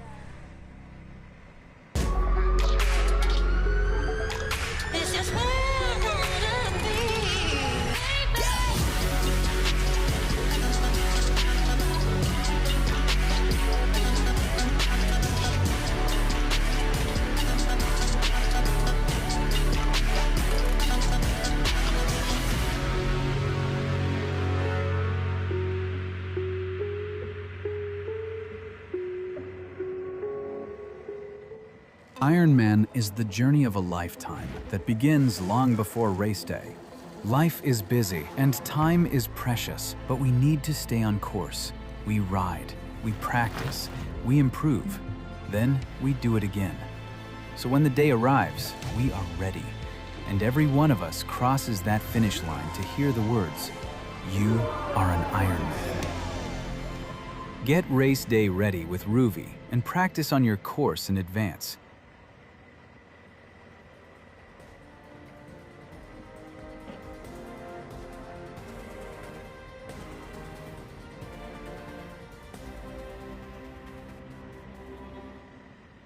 Ironman Hamburg Women's European Championship is brought to you by Athletic Brewing.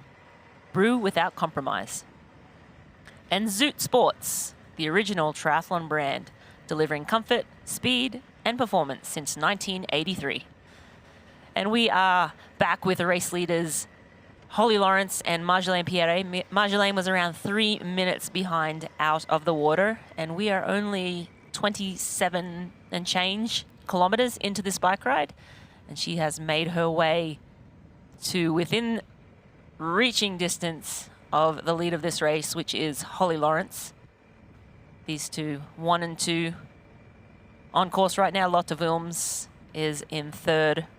Fenella Langridge sitting in fourth, and we have Pertera down in seventh, moving through the field. Charlotte McShane still sitting in sixth. Kate Curran is in fifth. Laura Philipp and Solveig Lovseth are riding together around 4 minutes behind, so they've lost about 30 seconds to Lisa Pertera. Lisa seems to be making a bit of a move, but all eyes right now on Marjolaine Pierre, who is about to take the lead of this Ironman race.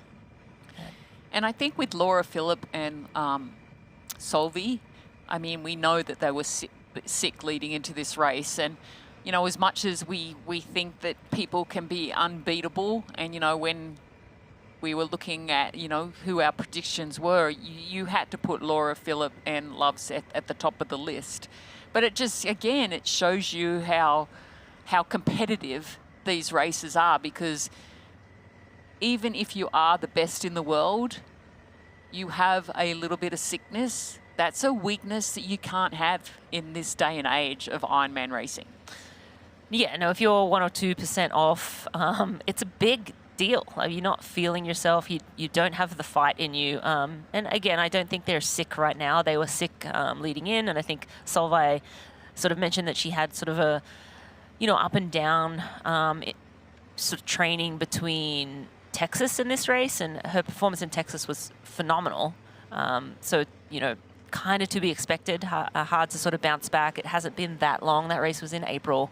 It's June now, but so a good amount of time. But, you know, it really doesn't leave a lot of time from when you finish that race, have your recovery, fly back home, deal with a little bit of sickness, and then try to get yourself back on track. It sort of the weeks sort of just fly by, and then all of a sudden you're like, I've got another Ironman to race. So it's pretty.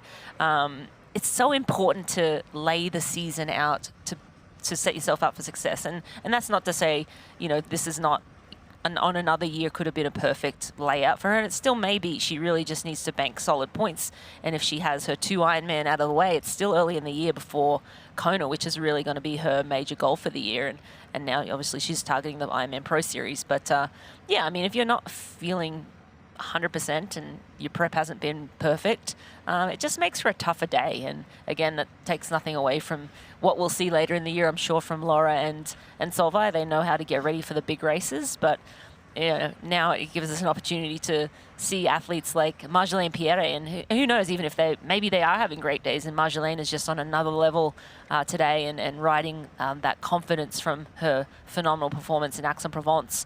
But looking back at her results recently, first in Aix-en-Provence, 4th in Valencia, similar results that she had last year, but 5th at 70.3 world champs, so a phenomenal race there. But Kona last year, 32nd. I know she was bitterly disappointed with that result in Kona, and I think, you know, she has that in the back of her mind too. I think when you have sort of a little bit of redemption, and she said that about this race last year, she didn't feel good, she was sick going into the race, she didn't get to finish, and so to be able to prove that she is good at the Ironman distance and she can race at this level, I think it's just a huge motivation. It's almost like a chip on your shoulder, and I think the best athletes have a chip on their shoulder. MJ? For sure. I mean, you get that confidence, you know, from the wins that you have, the training that you put in. But also, if we flip the coin on this, it's like, is it a heat factor, an environmental factor that she hasn't come through like in Hawaii? You know, Aix-en-Provence, cold. Today, not super warm, pretty ideal really, race conditions. So, you know, sometimes like, is she more suited to the climatic changes of being cooler, or is it just she just hasn't quite figured out the adaptation that you need in those hot, humid conditions like the Ironman World Championships in Kona? And, you know, sometimes, you know, it's experience. Like how you handle cold conditions is very different to how you handle hot conditions. You know, your nutrition plan has to change. Your heart rate's going to be more elevated. There's so many things that you've got to factor into that. And, you know, she is very young. And it's like sometimes, you know, you take things for granted, and as you get older and more experienced, you know, you can really rally back and know that, you know, I know how to handle these because I've been there and I've done that. And then, but then you flip the coin on that, you know, she obviously learned so much last year. And, you know, that disappointment always fuels winter-based training to another level. I mean, even Laura Philipp, like she will tell you that, you know, that feeling of breaking the record and being the best athlete over the Ironman distance, setting the record last year, that had to have driven her reasoning for coming back to this race. Absolutely, and she's won this race actually twice. A little smile from Marjolaine Pierre. She looks like she's just right in the zone there to give a little smile like that. Tells me that she's feeling really good, and Holly wasn't able to go with her, so she is flying. And of course, you know, 3-minute deficit catching up in less than 30 kilometers. That's crazy speeds from Marjolaine Pierre.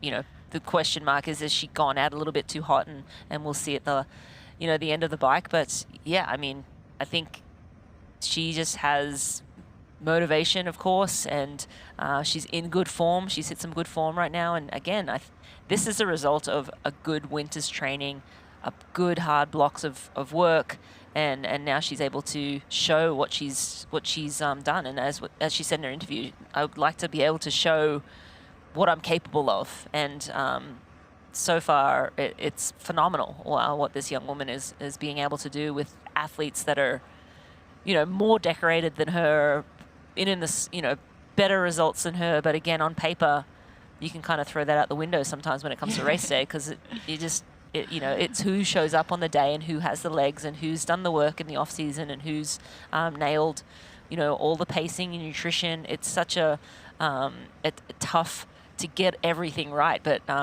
this young woman seems to have it dialed. And here's our first look at the reigning Ironman world champ, Solveig Lovseth. She is with Laura Philipp right now. She's just sitting behind Laura, so so she's just in front of Laura at the last check, but Perder about 30 seconds up the road from these two ladies.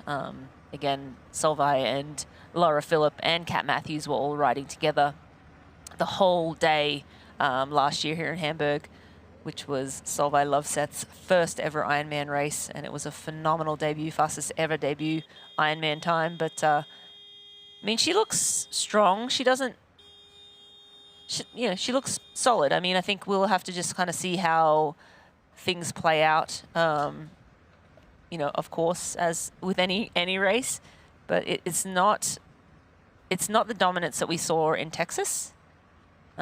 She was she looked solid. She was smiling.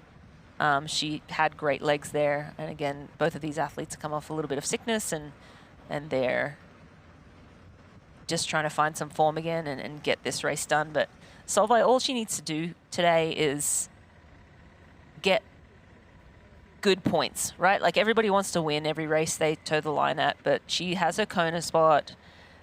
She's going for the Pro Series, so she needed another Ironman race. So racing here in Hamburg, it's a fast Ironman, so less time out there racing. And if she can bank close to perfect points, it'll set her up really well for the Ironman Pro Series. And that was one of her goals. The reason why she came here is to get points on the board. She wants to win the Ironman Pro Series. And, she just has to rack up, like you said, she's just got to rack up points. It's a nice way to get it done early, and then she can focus in on 70.3 Worlds. She can focus in on the Ironman World Championships in Kona.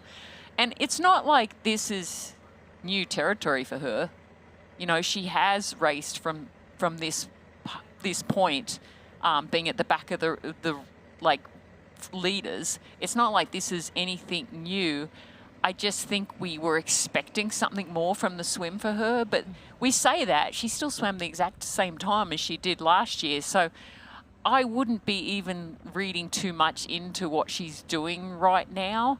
I think she's definitely way stronger on the second part of the bike course. She really comes into her own. Like, we saw that in Kona. Like, she broke away from the pack. She was riding by herself in that third position. So I wouldn't be looking too deep into it. But then, we look at our leader. I think that's a different story. I think, she's decided she wants to take control of this race, and it's up to everyone else to decide what they're going to do. And, I think Laura Phillips the same. She's used to being in this position.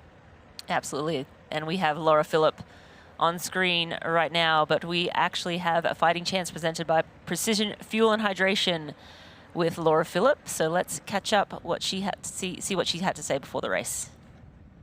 Absolutely. I'm really hoping that racing on German home soil will give me an advantage, because in X it was not fun to run next to French athletes, I can tell you. They were definitely having an advantage.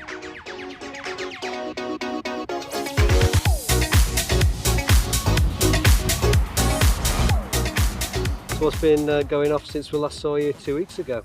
Unfortunately, I got a little bit sick after X. I think it was just too cold.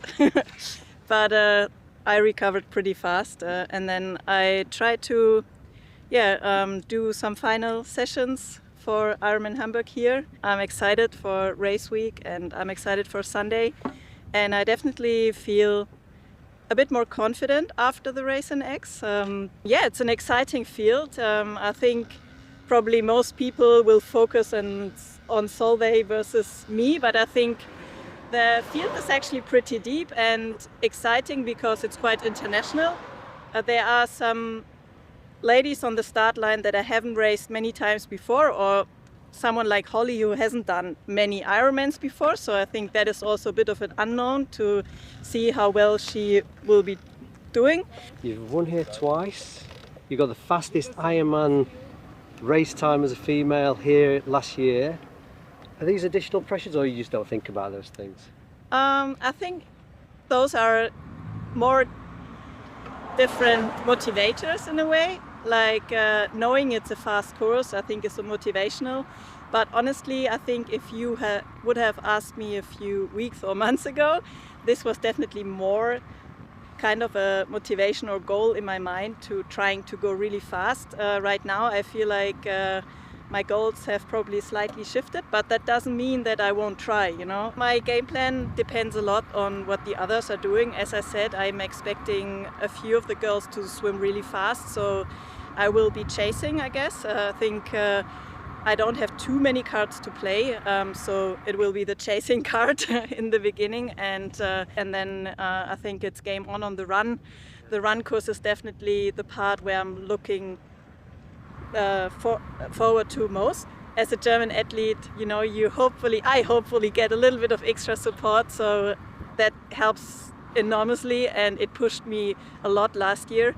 And yeah, so I'm preparing to fight for it until, you know, the last meters. Thank you to Laura Philipp and A Fighting Chance, presented by Precision Fuel and Hydration. For more, watch short AFC episodes on Instagram at Ironman Try and our Ironman Triathlon YouTube channel.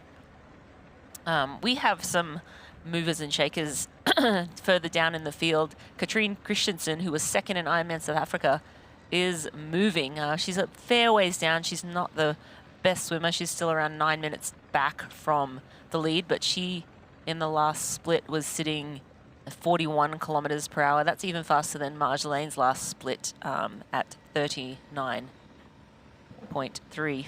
So Katrine moving very quickly at this stage of the race and moving through the field. But yeah, I think Lisa Perderer, she's just gone by Charlotte McShane. She's now up in 6th place, still sitting around 25 seconds, 30 seconds ahead of Solveig and Laura. So, you know, hasn't completely moved away from those two athletes. We'll continue to watch and see if that gap does grow. But it's Laura and Solveig sitting at 4 minutes. They're slowly making their inroads to Lottie. Actually, Lotte's gone past Holly Lawrence as well. So Holly's fast start now, she's riding with Lotte. And Fenella Langridge has dropped off a little bit now at 1:34. So a lot of movement in the front of the group now. Surprised to see Holly drop off, but it seems like she did want some company, and she said that at the beginning of the race. In that interview, we heard her say, you know, if I have a good swim, I need to make sure I'm, you know, patient. And I think she got on the bike, she was feeling good, so she kind of went with it. But then now she's riding with Lotte, and I think that will be a really good partnership for those two. And looking at Perderer, Philipp, and Solveig, if you take Pierre, which has kind of been the X factor, so we sort of were like, Pierre's flying and Solveig's not really making as much inroads as we thought. They were sort of on track to catch the front group of Lawrence and Wilms at around 100 kilometers, so she's on track to, you know, get up to the front of the race. Pierre is the X factor, but we are going to go listen to a sound bite from Solveig Lovseth right now. Yeah, I really enjoyed the ride here last year. It was my first Ironman, and I had never raced with Kat and Laura, and to be able to ride with them was super cool, I think. And then I got dropped towards the end of the bike, but I think now I'm better prepared. I feel a little bit stronger on the bike, and I also have a faster setup, and I have more control of all my bike parts. So I think the ride here will be really good, and it's a course that I think suits me well. It's quite flat, or super flat really, and but it's still quite fun roads. It's some really quite small roads and like a bit of turns here and there, and just like a fun bike course, I'd say. And I think it depends how the wind will be a little bit as well. It can be quite windy. It's hard to know based on the weather forecast as well, I think. So I guess we'll have to wait and see. But I think the bike is probably my best shot at trying to also spread out the field a little bit. And obviously with 20 meters, even though if you're riding together with somebody, everyone has to work quite hard. So it will be interesting to see. Yeah, thanks, Solvay, for the soundbite. Always good to hear from our athletes. We can sit here and sort of speculate on what they're thinking and feeling and what their thoughts are going into the race, but always best to hear directly from them on their pre-race thoughts. And again, yeah, she is sitting now in 7th place at 4:12 behind the lead, but that lead is now Marjolaine Pierre, who's one of the fastest on course, a little faster than Lotte, Holly, and Loveseth and Philip as well. So Purder a similar pace to Marjolaine, but Marjolaine's still fastest on course right now. And Laura Phillip is sitting right behind her. So I think in Laura's mind, you know, she's doing everything she can to make sure Loveseth doesn't destroy everyone on the bike right now. But Laura isn't ever one to panic. You know, everything they do is so controlled. It's well researched. Like even last year when she came into this race, she came down from altitude, and her husband and coach Philip had even brought the altitude tent down so that they could continue that altitude training right up into the race. So I think in terms of their race plan, I think it's exactly where they probably wanted to be. And as I said, you know, she's not an athlete to panic. And I think in terms of how Solvi thinks of the race dynamics, I don't think she would be too disappointed right now what's going on. I think she sort of predicted that possibly, you know, it would be between her and Laura on the bike. Obviously, she doesn't want to be with Laura coming off the bike. Right now we have Marjolaine Pierre out front, just really taking control right now. And I mean, that's what she needs to do. She clearly believes today is not a day to sit back and wait. She's, you know, putting pressure on everyone, as I said. And she's really asking the simple question that I'm sure like every athlete asks, right? Can I hold this pace for the next 120 kilometres, 100 kilometres? 177 kilometres. Absolutely, yeah. You kind of continue to ask yourself that question over and over again. Am I going too fast? I mean, I think hitting the lead that quickly, I think she probably was like, am I pushing a little too hard? I think that's Marjolaine. I'm not sure if that's actually, I think that's Lotte Wilms. So Holly Lawrence lost Lotte Wilms a little bit there. It's definitely well over probably 100 meters between those two. Hard to tell by this angle, but Lotte Wilms sitting in second and Marjolaine Pierre. So Holly's sort of maybe not feeling as good as she was at the start of the race, but you know, we're still so early in this race and so much racing left to go. They're only just rolling up to 40 kilometers of the bike. Are now, and Lotte Wilms on screen right now. She's just so consistent, doesn't panic, just keeps pushing all day long. And yeah, right now, Marjolaine Pierre rolling away 40 seconds ahead of Lotte Wilms. Holly Lawrence in third. We'll see how the chasers fare.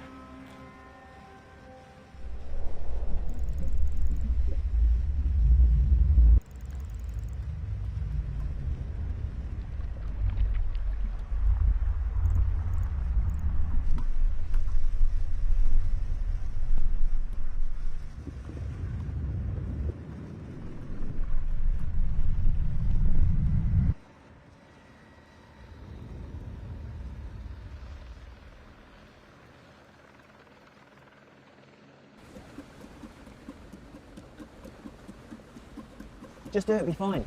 It's breakfast with precision. It's breakfast with precision. Thank you, Poncho Man. Welcome to Breakfast with Precision at Hugo's on the Rocks. I'm Andy Blow, co-founder of Precision Fuel and Hydration, and we are stoked to be the official hydration partner of the Ironman Global Series. Hey, what are you doing on my set? Get a plan for your next race at pfnx.com. Security! It's breakfast with precision. It's breakfast with precision.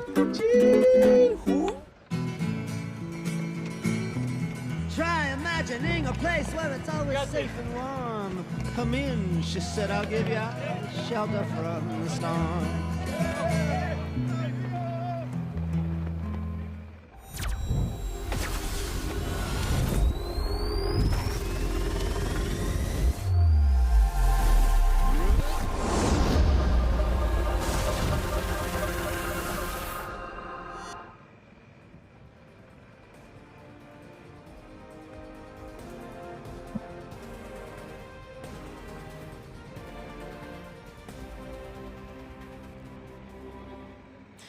You're watching Ironman Hamburg, the Women's European Championship.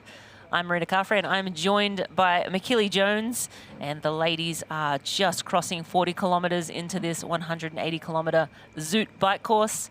Some beautiful views of the area.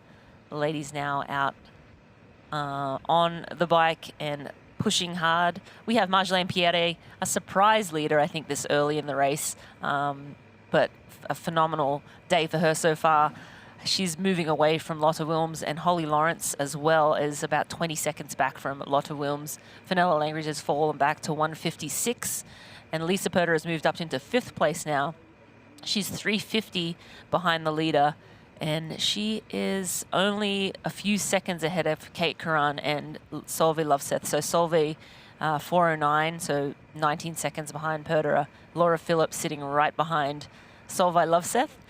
And we have a race on our hands. Katrine Christensen, I believe this is on screen. She's moving real quick. She's down in 17th place right now, but she's around 9 minutes behind. She's not the strongest swimmer, but we saw her race phenomenally well in Ironman South Africa. She finished 2nd to Daisy Davis, around 15 minutes behind Daisy in the end, but she had a mechanical, and it took them 15 minutes to troubleshoot that mechanical. So could have been a different story if she didn't have that mechanical on that day. So a phenomenal bike runner, and right now racing very well. The fastest outside of that, you know, the top women that we've been talking about all day, but Marjolaine Pierre, the fastest out of everyone, and just right now on track for a sub 420. Again, projections at 40 kilometers can be very different at 120 or 160 kilometers. Sometimes the wheels come off then, but right now she looks very buttoned up, very in control. We saw her look over the camera and give a smile a little earlier, so I think she's just feeling really good.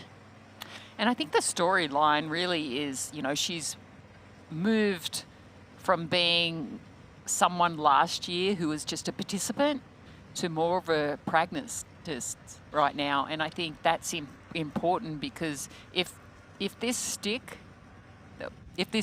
what she's doing, it really sticks, she's forcing the rest of the field to react.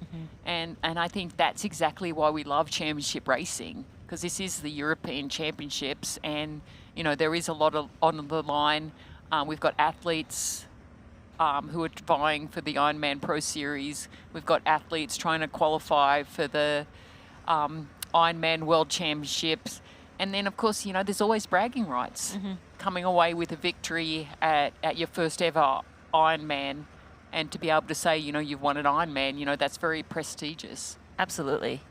Yeah, and looking at historically, Marjolaine's fastest run's 3 hours, but this run course is different. And she's young. I mean, yeah, she's still improving. So, you know, compare that to Laura Phillips, 2:38. I think Marjolaine, by all accounts, I think she's going to run a lot faster than the 3-hour marathon, because that was not done on this course, and she hasn't done the marathon in this course. But another thing to consider, you know, outside of Marjolaine Pierre and what sort of gap she gets on, you know, the chasers, Holly Lawrence, what has Holly Lawrence got up her sleeve? What will she be able to run? We know Lotte Wilms is probably around, you know, 3, or maybe she'll go just under 3, given this run course is so quick. But Solveig and Laura Phillip and Lisa Purter, those three, knowing Laura Phillip, they're basically still riding together. I think Laura has the upper hand out of those three on the run. I mean, she definitely is the best runner in the field. She has the fastest ever time recorded, and it was on this course.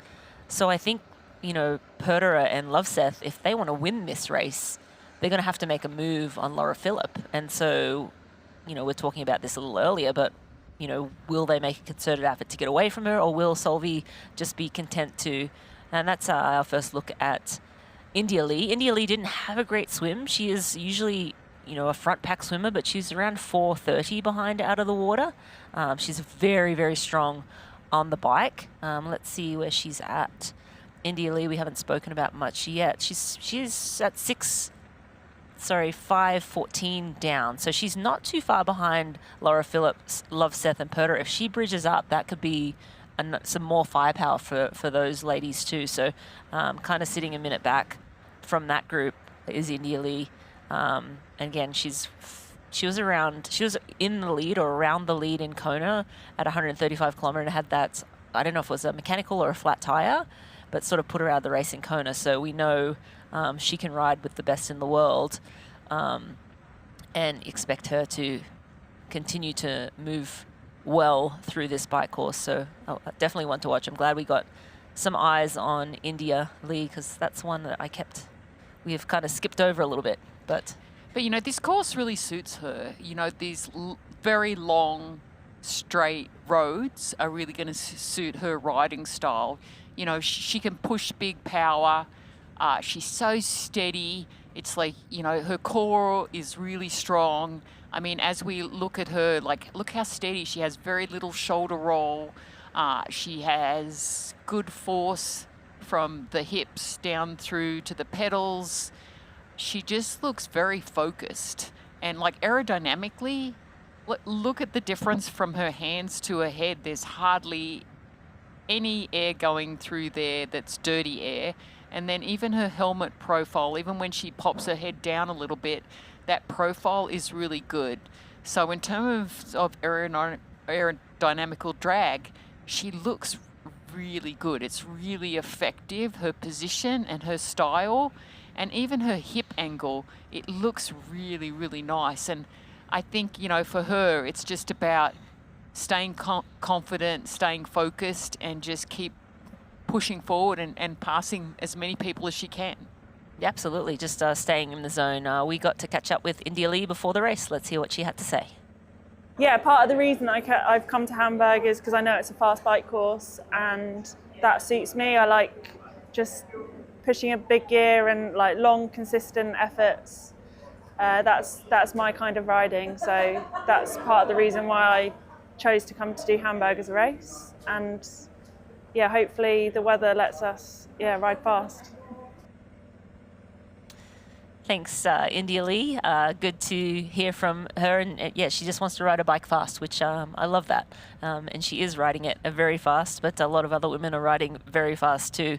I hope she can bridge up to Pertera and Loveseth and Laura Philipp, because I think that would be a really good partnership. And I think it would just make for a great day of racing. I'm just looking back India Lee's results. I think she has towed the line at a couple of races recently, but hasn't finished. So her last result was 5 months ago, and it was a T100, and then she did 70.3 Bahrain and got third 6 months ago and was 22nd Ironman World Champs, but that's when she had the mechanical on the bike. But yeah, India Lee, definitely one to watch as we go through this bike course. And if you are interested in other Ironman races, you could discover the meaning of Northern Grit in a city steeped in triathlon history. The Yorkshire city of Leeds is home to England's only Ironman race, Ironman Leeds. Leeds brings the energy like nowhere else, starting with a swim at Waterloo Lake before the bike course through picturesque villages, then the run through and around Roundhay Park. Taking place on August 16th, Ironman Leeds is one of your last opportunities to race in Europe this year, so make sure not to miss your chance. Go to ironman.com to learn more or scan the QR code on screen. Yeah, as we move to our women's leader right now with Marjolaine Pierre, really taking the race by the reins. No, she looks like so good. And I mean, you just can't see anybody in sight right now. And, you know, when we think about where she was out of the water and how quickly she's made it to the front of the race, it's very, very impressive. And, you know, when she raced Aix-en-Provence, it was very similar to this race tactic. And looks like she's the type of athlete that likes to create her own race. She likes to control it from the front. And, you know, some athletes have the ability to really thrive in that environment. And right now, she is really thriving. That's Kate Karan on screen. Again, she was one of our early swim leaders, or in that front pack, but she's started to move back through the field now. She's in 8th place at 44 kilometers on the bike. and moving back through the field a little bit, but definitely a very strong all-round athlete. No, and obviously the bike isn't her strength. Her swim is more of her strength. I don't know if you can bring up some of her run stats to see what she's like. But, when we look at sort of her positioning, she's very narrow in the front, like typically how pros are. Her cadence isn't as high as some of the other athletes, but that doesn't necessarily mean anything. A lot of the athletes now will ride a lot lower cadence, push more power that way. It's just more efficient than try to have a higher cadence. She just isn't as strong looking compared to the other athletes, and that's another reason why she is losing time. And everyone has their strengths and weaknesses. Absolutely. I'm looking some run results from Kate Curran. She ran a 3:05:41, and that's the fastest ever time. That was Ironman WA in 25, so 6 months ago. Her average is around 3:07:35, so not the sub 3 40s or 50s that we might see from some of the other ladies, but a solid runner for sure. And on this course, those bike riders who are powering away from her, it can come back very quickly on the run. And that's the challenge about when you are racing an Ironman. It's like some athletes need to back off the bike a little bit to ensure they have a great run.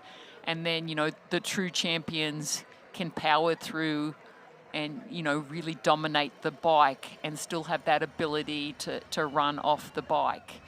I still think the storyline is with our defending champion and our current world champion. I don't think there's any need for them to panic. I think Laura is actually in the better position right now. And, it's really up to Loveseth. If she wants to win this race at some point on the bike, she has to be more aggressive.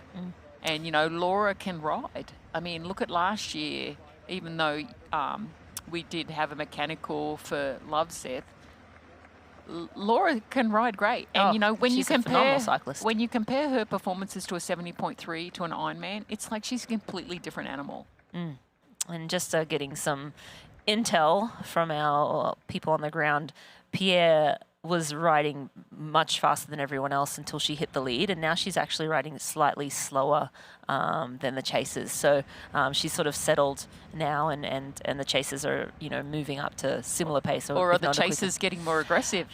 That's a good question, MJ. I feel like more than likely Pierre is slowing a little. I feel like the experience of Laura and Loveseth, as you said, no need to panic. They just have to be strong all day long, build into the race. And so I think they're more than likely maintaining the same sort of power, same sort of output. And Pierre is slowing ever so slightly. I think the technical nature of the first part of this course as well really she's really played into her strengths technically. I think we definitely have to factor that in. So coming back into the city could benefit her more than the other riders, because technically she is so much better. I mean, I think that's why she caught up to the front of the pack. So she was just, her accelerations through the corners, her confidence of getting and staying in her aero bars, you could really see that when we had her on camera through that technical sections. Yeah, it seemed like her and Holly Lawrence were just phenomenal through the technical sections, staying in the bars, as you mentioned, and carrying their speed through the corners. And now we're on the open roads, and Loveseth, pure power, is able to put that power down, and Laura Philipp just hanging in there, and again, phenomenal cyclist herself, has always been one of the best cyclists in the sport, and the run weapon that she has as well just makes her real tough to beat. So again, I'll be watching this and Pertera as well, those trio very closely as we move through this bike. And it's interesting with Laura Philipp, because she does not think of herself as a great bike rider on a flat course, because she feels that she just can't put the power down compared to some of the other athletes. But again, she's won on this course twice. So obviously there's something that really suits her. And, you know, we did talk a little bit about the run already. And this run, although the record here shows that it's a fast course, on paper, it shouldn't be as fast as it is. I don't know what it is that makes it so fast. I don't know if it's the variety of terrain that really gives the opportunity to use different muscle groups, because, you know, you do have some gravel sections and then you have the tarmac and you do have some tight corners, but for some reason it always produces fast runs. Yeah, it's amazing because it is, yeah, as you said, it's twisty and turny, and it doesn't seem like it would be fast, but somehow it's just smoking fast. Here we have reigning Ironman world champ Solveig Lovseth. Again, she is sitting in 6th place as we speak. She's only a few seconds back from Perderer now. So yep, so you see Perderer in the front there. So Perderer did create a 30-second gap. Solveig and Laura Philipp have moved back up to Lisa Perderer now. So that trio, as we had hoped, are riding together, and they are the only 3 in that group. Fenella Langridge is a minute and 20 up the road. And then Holly Lawrence is a further minute 10 up from Fenella Langridge. So ladies are really spread out other than this group here. India Lee is at 5:21, so she's still, you know, a ways down from Phillip, and she's actually riding around the same pace or holding around the same pace as that trio, but not really making any inroads on them right now. So Lisa Perderer on screen. And she needs a good result here to get that Kona slot. Again, we have 6 Kona slots on offer for this race, and there are a lot of ladies in need of one. We have, you know, let me pull up the list of ladies who have not yet got their Kona slots. But it's crazy. Laura Philipp, Lisa Perderer said, Holly Lawrence, India Lee, Marjolaine Pierre, Jenny Yenderstrik, and Merle Bruni, Malu Buli as well. So a lot of ladies looking for Kona slots, only 6 on offer. And I think what you're seeing, I mean, we have 2 champions here, Philipp and Lovseth, and, you know, they know how to race. They know that you need to be patient early on this bike course. They know that action really happens at the back end. Obviously, Solveig has the youth, so she has a little less experience, but, you know, she has a lot of confidence being the Ironman world champion. It's just such a classic matchup, and I think throwing in Lisa Perderer, I mean, I think it's great that, you know, she's where she should be, where everyone's predicted that, you know, she is one of those athletes that should be able to mix it with the best in the world. And so it's so great right now to see that happening on the screen with those 3 athletes riding together. Yep, absolutely. And I'm just looking down the field a little bit, see if we have any other big names. Katrine Christensen, we keep mentioning. She's still riding super strong, but she's at 9 minutes back. She's still in 17th place. And we have, India Lee at 5:20. I already mentioned Kate Karan. Just losing some time. India Lee, we expect to ride up on Kate Karan in the next 20 minutes or so. And India in 9th place at the moment. But Marjolaine Pierre continues to really push the pace. We did say that, you know, she wasn't riding quite as strong as our champions, Laura, Solveig, and Lisa Perderer in that group. But I think they're just pushing a little bit now. You know, they're realising that, you know, at some point they've got to break the race up, and, you know, for Solveig, she's got to get Laura off her wheel and make a big difference if she wants to win this race. I mean, Laura would have to have an extremely bad run for her, and she's always so consistent on the run. If that's something that you can count Laura Philipp on, is the fact that, you know, she is such a great runner and she is great on the bike, and, you know, it's usually her swim that lets her down. And I think she set herself up perfectly by being so close to Loveseth. And we could say it the other way for Sophie, right? That she hasn't set her race up perfectly yet. Yeah, I thought I would see Solvi out of the water a little ahead of Laura Philipp, but to see her get out together with Laura, again, exactly carbon copy of last year. They got out of the water together with Kat Matthews as well. They ended up riding together. Fenella Langridge giving a little smile to the camera, as she is known for. She's a bit of a show woman. We love to see the smile. She's racing great. Again, she did have that surgery and is just making a comeback from that. She raced Ironman New Zealand earlier this year. Didn't have the best race in Ironman New Zealand. Where did she finish there? Let me check that. I think, you know, it's frustrating for an athlete too, because I think she was on this momentum of progressing, and she was like one of the athletes that we really thought that was going to, you know, have a huge impact, because that's what she was doing. And then unfortunately, you know, she had that injury, but now has the surgery. So it is so great to see that obviously that was a success, and, you know, she is building back some momentum right now. Mm-hmm. And she is such a fun character too. She is. Yeah, we had her on the broadcast team last year. She was out on the moto, so it was fun to have her join in the broadcast team, since she wasn't able to race last year. But looking at her results and her comeback, I'm in New Zealand, she was 8th, and then Aix-en-Provence she finished 12th. So yeah, I mean, modest results for Nana Langridge, and I'm sure she's hoping for something better today, but right now sitting in 4th place. It looks like for some reason Marjolaine Pierre's chip didn't register at the last time check, but we believe Marjolaine's still up front. Yes, we see her, and she looks great, so her chip just didn't register.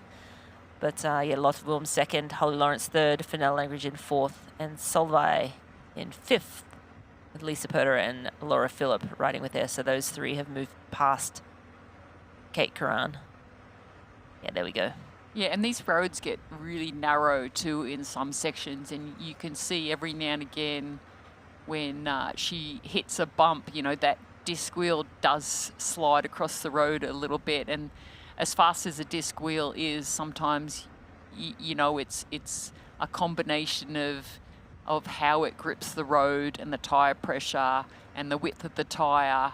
I mean, obviously there are some super smooth surfaces on this course, but there's also some rough sections. So, you know, going with a little bit wider tyre, a little bit lower pressure, and, you know, you have to optimize it to how much you weigh, what the actual circumference of your wheel is, what the width of it. There's so much technique and knowledge that goes into what the tyre you're going to choose, how much air pressure you're going to put in, what the road surface is going to be like, you know, even if it's a hot day compared to a cooler day.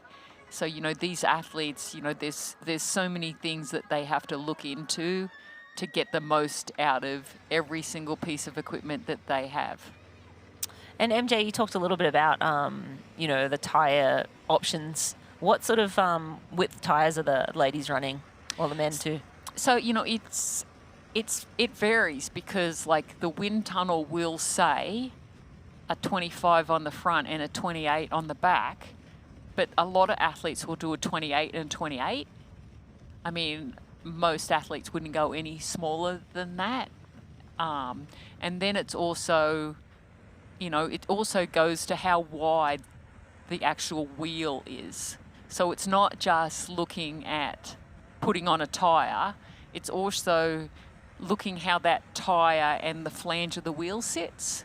That's really important to look at. And, you know, a lot of these wheel companies do get in the wind tunnel and they do testing, and some of the better companies will do an unbiased sort of like testing procedure where they have a third party come in to validate, and, you know, they're running different wheels and different combinations. So the other big thing is now they're saying, you know, for that rear wheel, you can actually have it like quite deep, and it's almost or just as fast as a disc wheel. And, you know, you'll see Loveseth has a spoked front wheel, like a carbon bladed, which will have like 3 blades or 5 blades, whatever they want to run. And traditionally that was quite heavy, but now it's gotten way lighter. And we're rolling along with Lisa Perder, who is with Solveig and Lara Philipp. We caught up with Lisa before the race. Let's hear what she had to say. A perfect race is like, swim with the front group and just have good bike legs and stay there somewhere around the front, and then run as fast as possible, and hopefully like lose not too much time and being on the podium. That's gonna be a great day. It's very flat. You don't know the conditions yet. Probably it's gonna rain, maybe it's gonna be a lot of wind, but I think you have to pace yourself. Even with the 20-meter rule, I think you can really do your race, and it's gonna be long, and you can see the run have to be very fast. So yeah. Yeah, great to hear from Lisa before the race, and this really is, you know, the start of her season.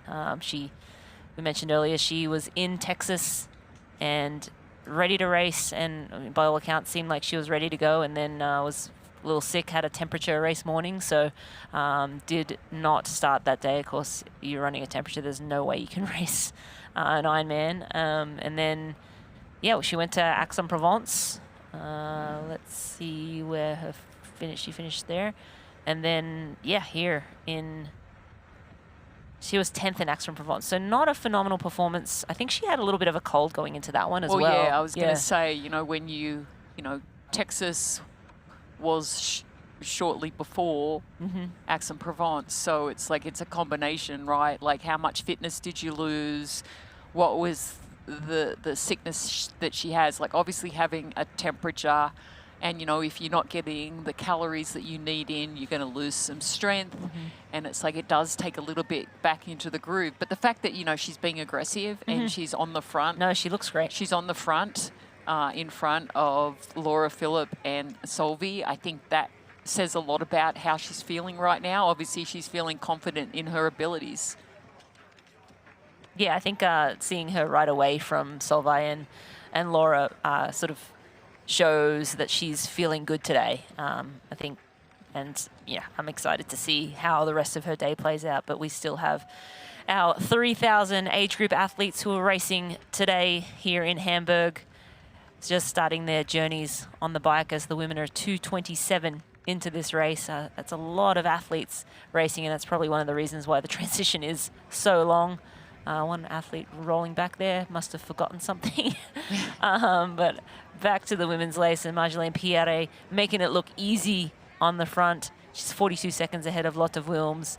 Holly Lawrence now has lost a little time. She's 1:45 back from Lotte Wilms, so she's lost a minute of recent. Fenella Langridge falling back a little bit too. I hear that she has been struggling a little bit with the confidence on the bike and hasn't been able to really hold aero in Ironman New Zealand.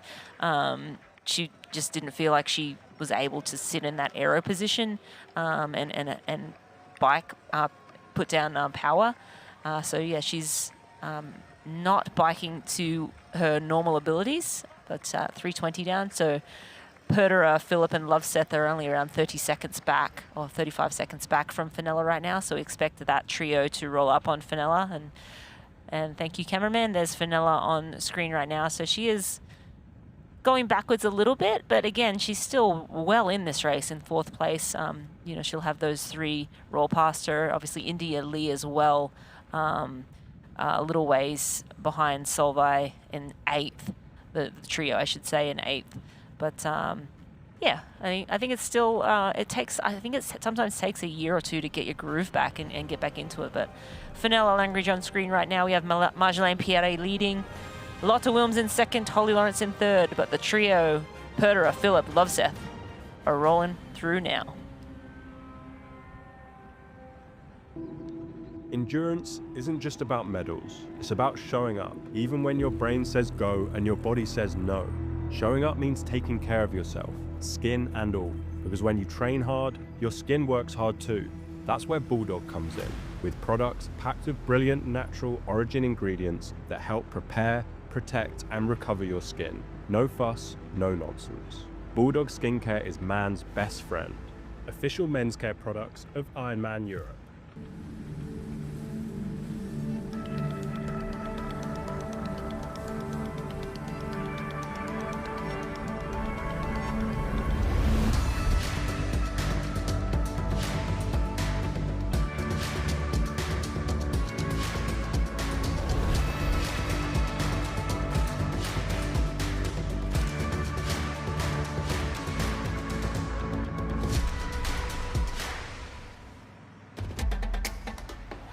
You know, and we know. The thing about challenging yourself is, you're always looking for what's next.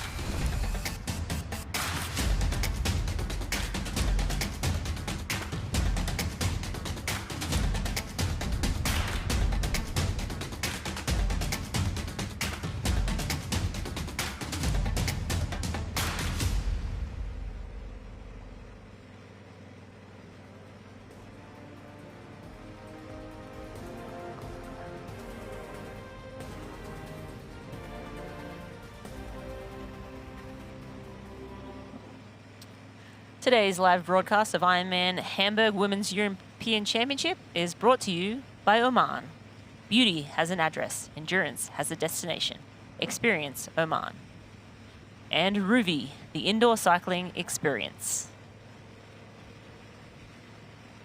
And I'm Marina Carfrae, joined by Makili Jones, and we are watching race leader Marjolaine Pierre. She is 40 seconds ahead of Lotte Wilms, and riding very strong here today. She is riding a little slower than she was in the opening stages of the race. She had a 3-minute deficit out of the water and was able to erase that less than 30 kilometers. But I'm looking at some intel and it looks like... Well, Lotte Wilms is like definitely getting a second wind. Lotte Wilms is, yeah, it seems like she might be riding back up to Marjolaine Pierre. But Solveig, Perderer and Philip are the fastest on course, and they'll likely go past Fenella Langridge in the next 10 kilometers or so. And they probably will catch Holly Lawrence at around 105 kilometers. That's at everybody's current speed. So if everybody stays the same speed, that's kind of what we expect. But if they do say that current speeds, they will not catch Lotte Wilms or Marjolaine Pierre. So it will come down to a foot race and who has the run legs. So Rini, how much time do you think Marjolaine would need off the bike? It's a really good question because Marjolaine, she hasn't done many Ironman races. So her best is only a 3 hour. And I say only a 3 hour because 3 hour marathon is pretty fast. And she hasn't run here. So this is a very fast course. I expect her to go faster than 3 hours here. We know that Laura Philipp can run sub 240. Will she have those legs today? Good question. I think she's consistent though. We know she's going to run fast. I think even on a bad day, she runs fast. Mm-hmm. I feel like 10 minutes. If it's less than 10 minutes. Yeah, my prediction right now is she's going to have, if Marjolaine keeps up her pacing, it's going to be probably a 5 to 8 minute gap.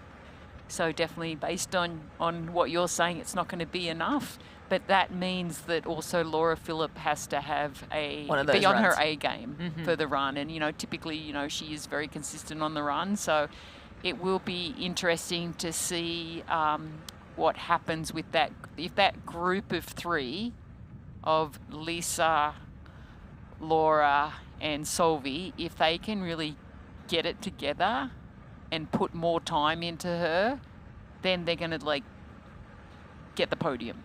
Yeah, for sure. I think if that, yeah, and I'm thinking about Solveig. Her run has been phenomenal this year. Let's talk about Oceanside. She ran a 1:14. Improving, like ridiculous. Yeah, she's getting her improvement has been like in like less than 12 months. Yeah, it has been amazing. Yeah, so her, I'm just looking through now. Her And average, also Texas was hot. very, very hot. Yeah, And that makes a 2:49. That makes a difference in mentally how you're feeling, physically how you're feeling. Your heart rate's going to be elevated. So on this course, you know, she ran really well last year on this she course. ran a 2:46.48. Yeah. So on debut. Yeah, So- and she's improved significantly since then. I think so too. So, So yeah, perhaps like we're saying that, you know, she's got to break Laura, but maybe it's like, you know, the confidence that she's gotten over the last 12 months, because this was her first ever Ironman. Maybe we're going to see a different story written. Yeah, that's a big question mark. And do Laura and Solveig, again, Solveig's run is improving. And Laura Philipp still the best runner in the sport, but do they come into transition together?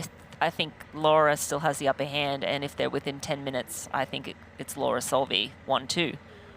But we have a Perder in there. Those two women also, I think, are coming up a little dinged up. Solveig and Laura. Laura's had some sickness. She had some, she was in the hospital earlier this year with severe stomach pain and back pain. And, you know, fortunately it was nothing serious, and she was able to get out and, from hospital in time to get back into training and still race Aix-en-Provence only 3 weeks ago. And she had a good race in Aix-en-Provence. I think that gave her a lot of confidence. But then she got a cold. And so she's had a couple of hiccups early in the season, and Solveig, by her own admission, doesn't feel that she's as... her preparation has not been as good as it was before Texas. And she was flying in Oceanside. Like, she was just... that Norwegian crew was just rolling on a high. They had great Oceanside. They went and trained together in Texas.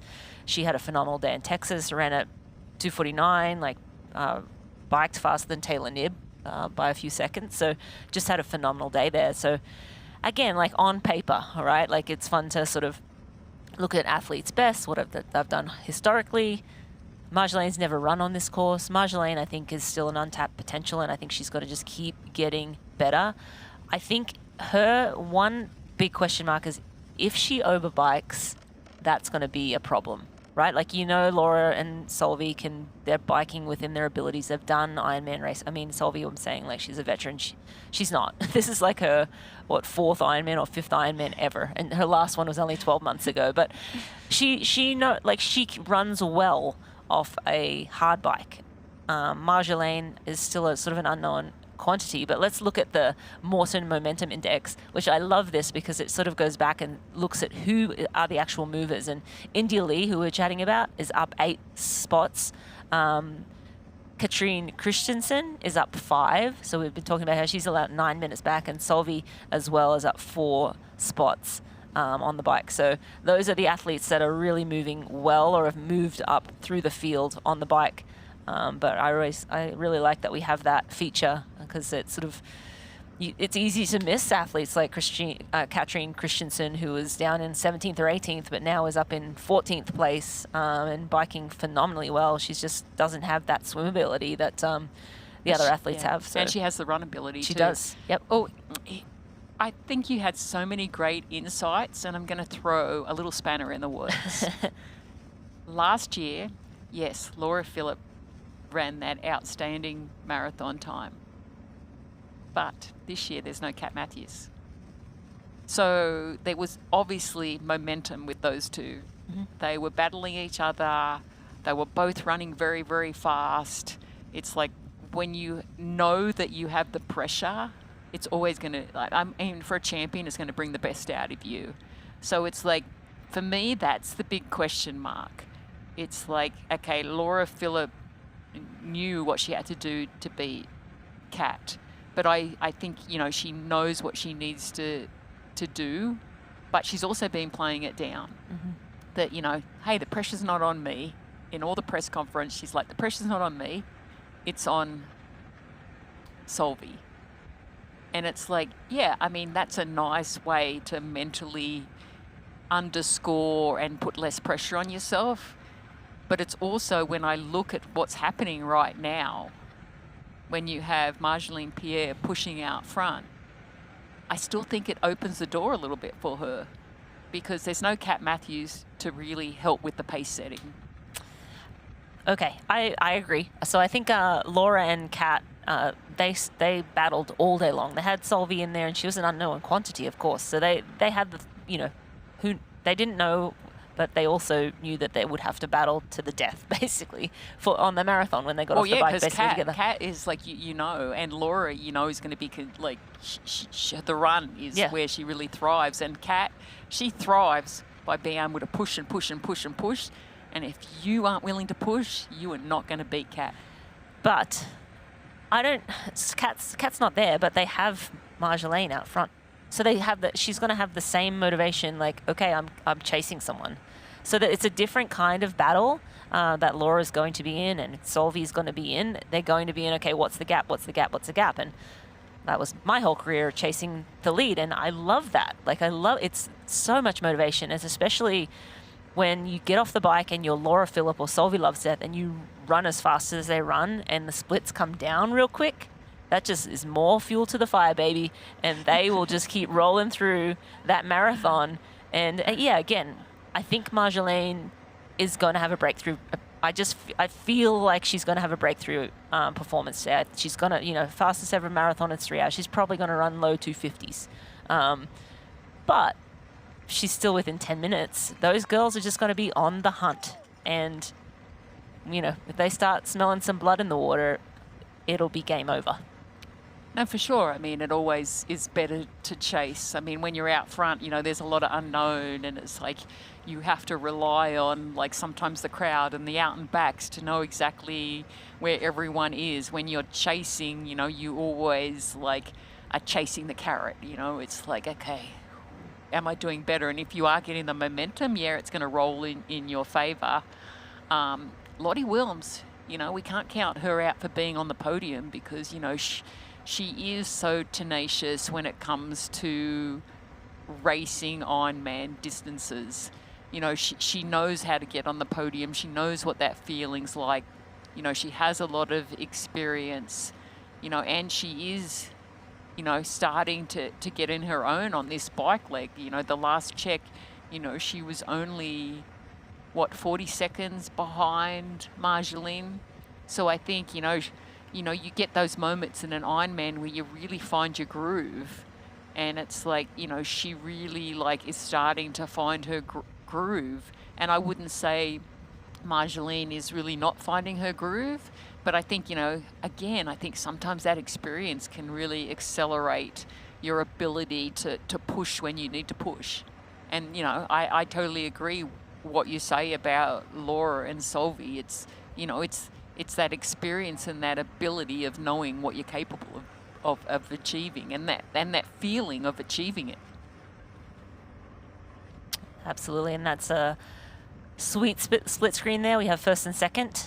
Marjolaine Pierre on the left, and Lotte Wilms. You see a little bit of sweat dripping off the nose there. So, even though the temperature is humidity, it's humid. It's humid, and they're working really hard. So the body is producing a lot of heat, and Lotte Wilms working super hard and riding very well. She's sitting around a minute behind Marjolaine.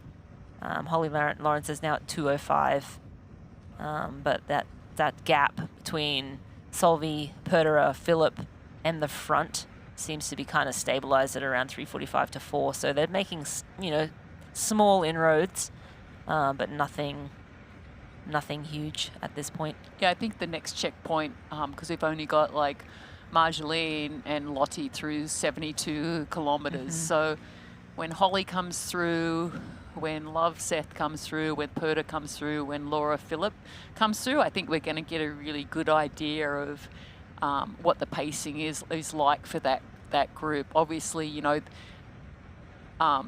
Loveseth is moved into fourth. Perta's fifth, Laura's Philip, you know, they were in that swim group that was over 4 minutes behind when we go back and reflect what happened at the beginning of the race. So I think, you know, champions are champions for a reason. And for me, this racing is getting more exciting because there's so many storylines right now happening throughout the entire bike ride. And, you know, we all know that, you know, once you get to 120K, that's where the really like strong powerhouse cyclists will start to show their true ability. And, you know, this race was so different from last year because, you know, we didn't have the swim powerhouse. This race had the swim powerhouse, and you saw that. But, you know, when we reflect back as well, you know, Solvik and Laura pretty much swam the same time as they did last year. So they're still on record pace. And, you know, for me, the other question is, you know, can they ride under 4:20 today on this course? And I think if you get a few athletes who do that today, I think we're in for a real treat of the possibility of breaking a world record again. Yeah, absolutely. And even like the bike record time right now, Marjolaine is on track to beat Danielle Blymal's 4:20. Again, she has to maintain this pace for the rest of the way, but she's riding so well, looks rock solid right now. But to your point, MJ, it's a long day, and you know they're just approaching 80 kilometers. They're not even halfway through the bike yet. So when we get to sort of 120, 130 kilometers, that's where the cracks start to form, and that's where I expect that Loveseth, Perta, or Philip, someone to maybe be making a move. Again, last year Philip and Loveseth and Kat Matthews basically stayed together. I think Kat got away at the very end and was able to have a clean transition to herself, but they basically rode the whole way together, with the exception of, actually, I think Loveseth did get dropped in the end, but she also did have to stop and fix her mechanical. She has to stop for, I don't know how long, minute, 90 seconds or so, and I think she bridged right back up without any trouble. And then at the very end of the bike, again, it was her first ever Ironman, so I think her legs were starting to feel it at the last 20 kilometers or so. So yeah, I mean, the longer you get into this race, the more the cracks will start to show, and that's where really we'll get a good idea of who actually has paced well, who actually has been fueling well, who has done the training in the wintertime to be able to race 180 kilometers on the bike and not just, race 80 or race 120 and then survive the last 60. And I think it's also the wind conditions too is really going to play a part in, can they get under 420? It's still like running at about 21 kilometers per hour, which is around, just over 12 miles an hour, and it's still southwest. And that's how it's been through the entire bike. It started off early this morning with hardly any wind, I think about 2 kilometers, and we knew the possibility of getting up to 25, but it looks like it's going to max out at 12 p.m. at 21, 12 miles, so 21 kilometers, 12 miles. So I think that is going to be in their favour for actually the potential of having a second half bike split that has a potential to break that course record. But yeah, it is still very early. Like if we were at 120k, 160k, that's a different story. We get a much broader window. But, I think one thing to talk about that we talked about, between ourselves is just nutrition and that ability. Like I always tell people, like, if you have a high performance sports car and you're driving fast, you need more fuel. And that's part of the reason why, with the makeup of the nutrition and the digestibility of it, has really had a huge impact. Like when you were racing, how many grams of carbs could you get in per hour? Like 75, and it was considered high. Yeah. And then you look at Solvi, isn't she like 120? Yeah, 125. Yeah. So, it's a big difference, that ability to have the fuel to sustain the energy that you need to ride at these fast speeds. you know, it's improved so much. You know, nutrition, you know, is such a variable that, yeah, everyone's different. But the fact that, you know, technology and research has enabled the absorption of that energy to be utilised so efficiently that these riders don't have the same deficit that they had back in the day. And it's not like you've been retired for a long time. No, it's you know, technology has come. Yeah, you know, and then when we further explore that, like we talked a little bit earlier on, it's like, you know, even the bikes, the adjustability in the bikes, the adjustability in the front end, and you know, that front angle can go anywhere now up to like 45 degrees, although the research is saying maybe that happy medium is like 25. And then you look at the crank lengths. It's like, you know, sometimes if you have a longer lever, that may not open the hip angle or be as good for somebody who's tall, like going to a shorter crank, but it's definitely like added to the benefit that, you know, if you can open up that hip angle, you know, you're not going to fatigue out, your pedal technique improves, and that's another reason why these athletes are ridiculously fast. Yeah, we see Solveig Lovseth on screen. She looks to be solo.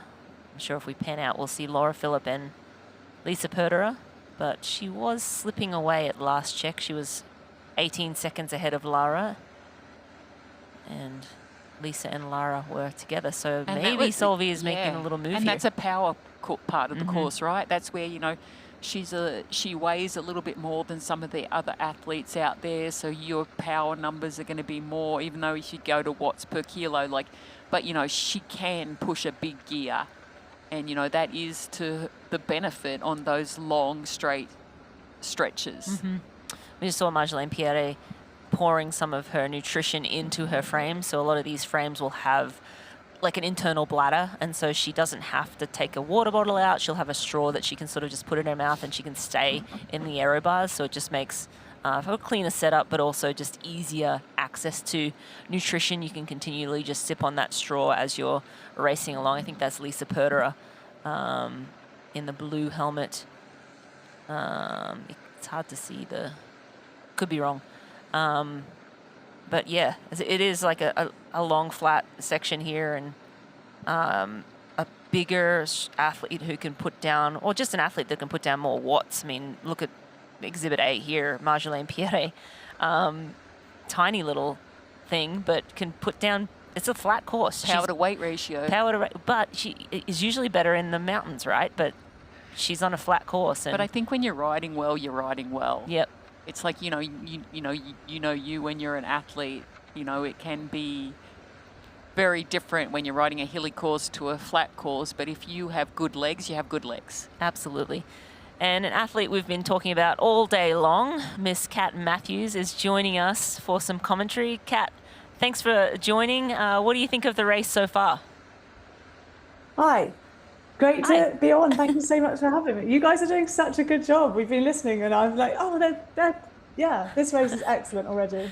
Thank you. No, the ladies are making it easy for us. It's phenomenal racing. With last year, I don't know, you tell me what you see, or if you're seeing something different than we are, so far in this race. Oh, goodness. It's on-the-spot assessment. Firstly, excellent race. I think we've already seen some surprises, haven't we? With like Solveig maybe not swimming as fast as we could have expected. Marjolaine's doing her Nice sort of push at the front, perhaps as in Nice World Champs, where she really gunned that first section. So I wonder if it's a similar tactic to get herself up and away from the group. But yeah, I think Laura and Solveig together is interesting. I think Solveig might have just dropped Laura, so I think we're in for an interesting next sort of hour or so to see how that unfolds. But yeah, I think, is it fast on course is also Katrine coming from behind? So there's so many moving parts, and I know we're seeing the front athletes as we usually do, but I think there's a lot more moving parts. And then the Pro Series, this is a big race, and I try not to be sort of self-critical about it for myself, but it's, yeah. Yeah, we miss having you here, Kat, but we know you've got bigger fish to fry later in the season. What do you think Marjolaine Pierre, what sort of gap does she need on Solvi, Perderer, Laura? I think Lisa's coming with some real sort of self-vengeance, I think. We know that she was super fit at the start of the season, but she wasn't able to execute her race due to sickness in Texas, whereas Solvi has already suggested that she's not at her best after Texas, and this is her Pro Series race, so perhaps isn't going to be as confident. And I think Laura has also admitted that she's not as fit as last year. So I would be really surprised if Laura runs lower than a 2:44, random number. And I think Marjolaine's, like you said, I think she's got like a sub 250 in her. So I'm going to just randomly guess that I think Marjolaine would love more than 6 minutes. Okay, I love that. Not sure she's going to get.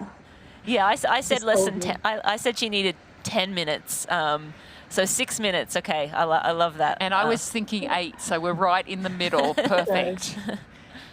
So I think Marjolaine's really fit, and I think she's really gunning for this race. So I think that's different. I think you've got to really take into account people's attitudes to this race. Like Laura's got another race coming up in 4 weeks' time.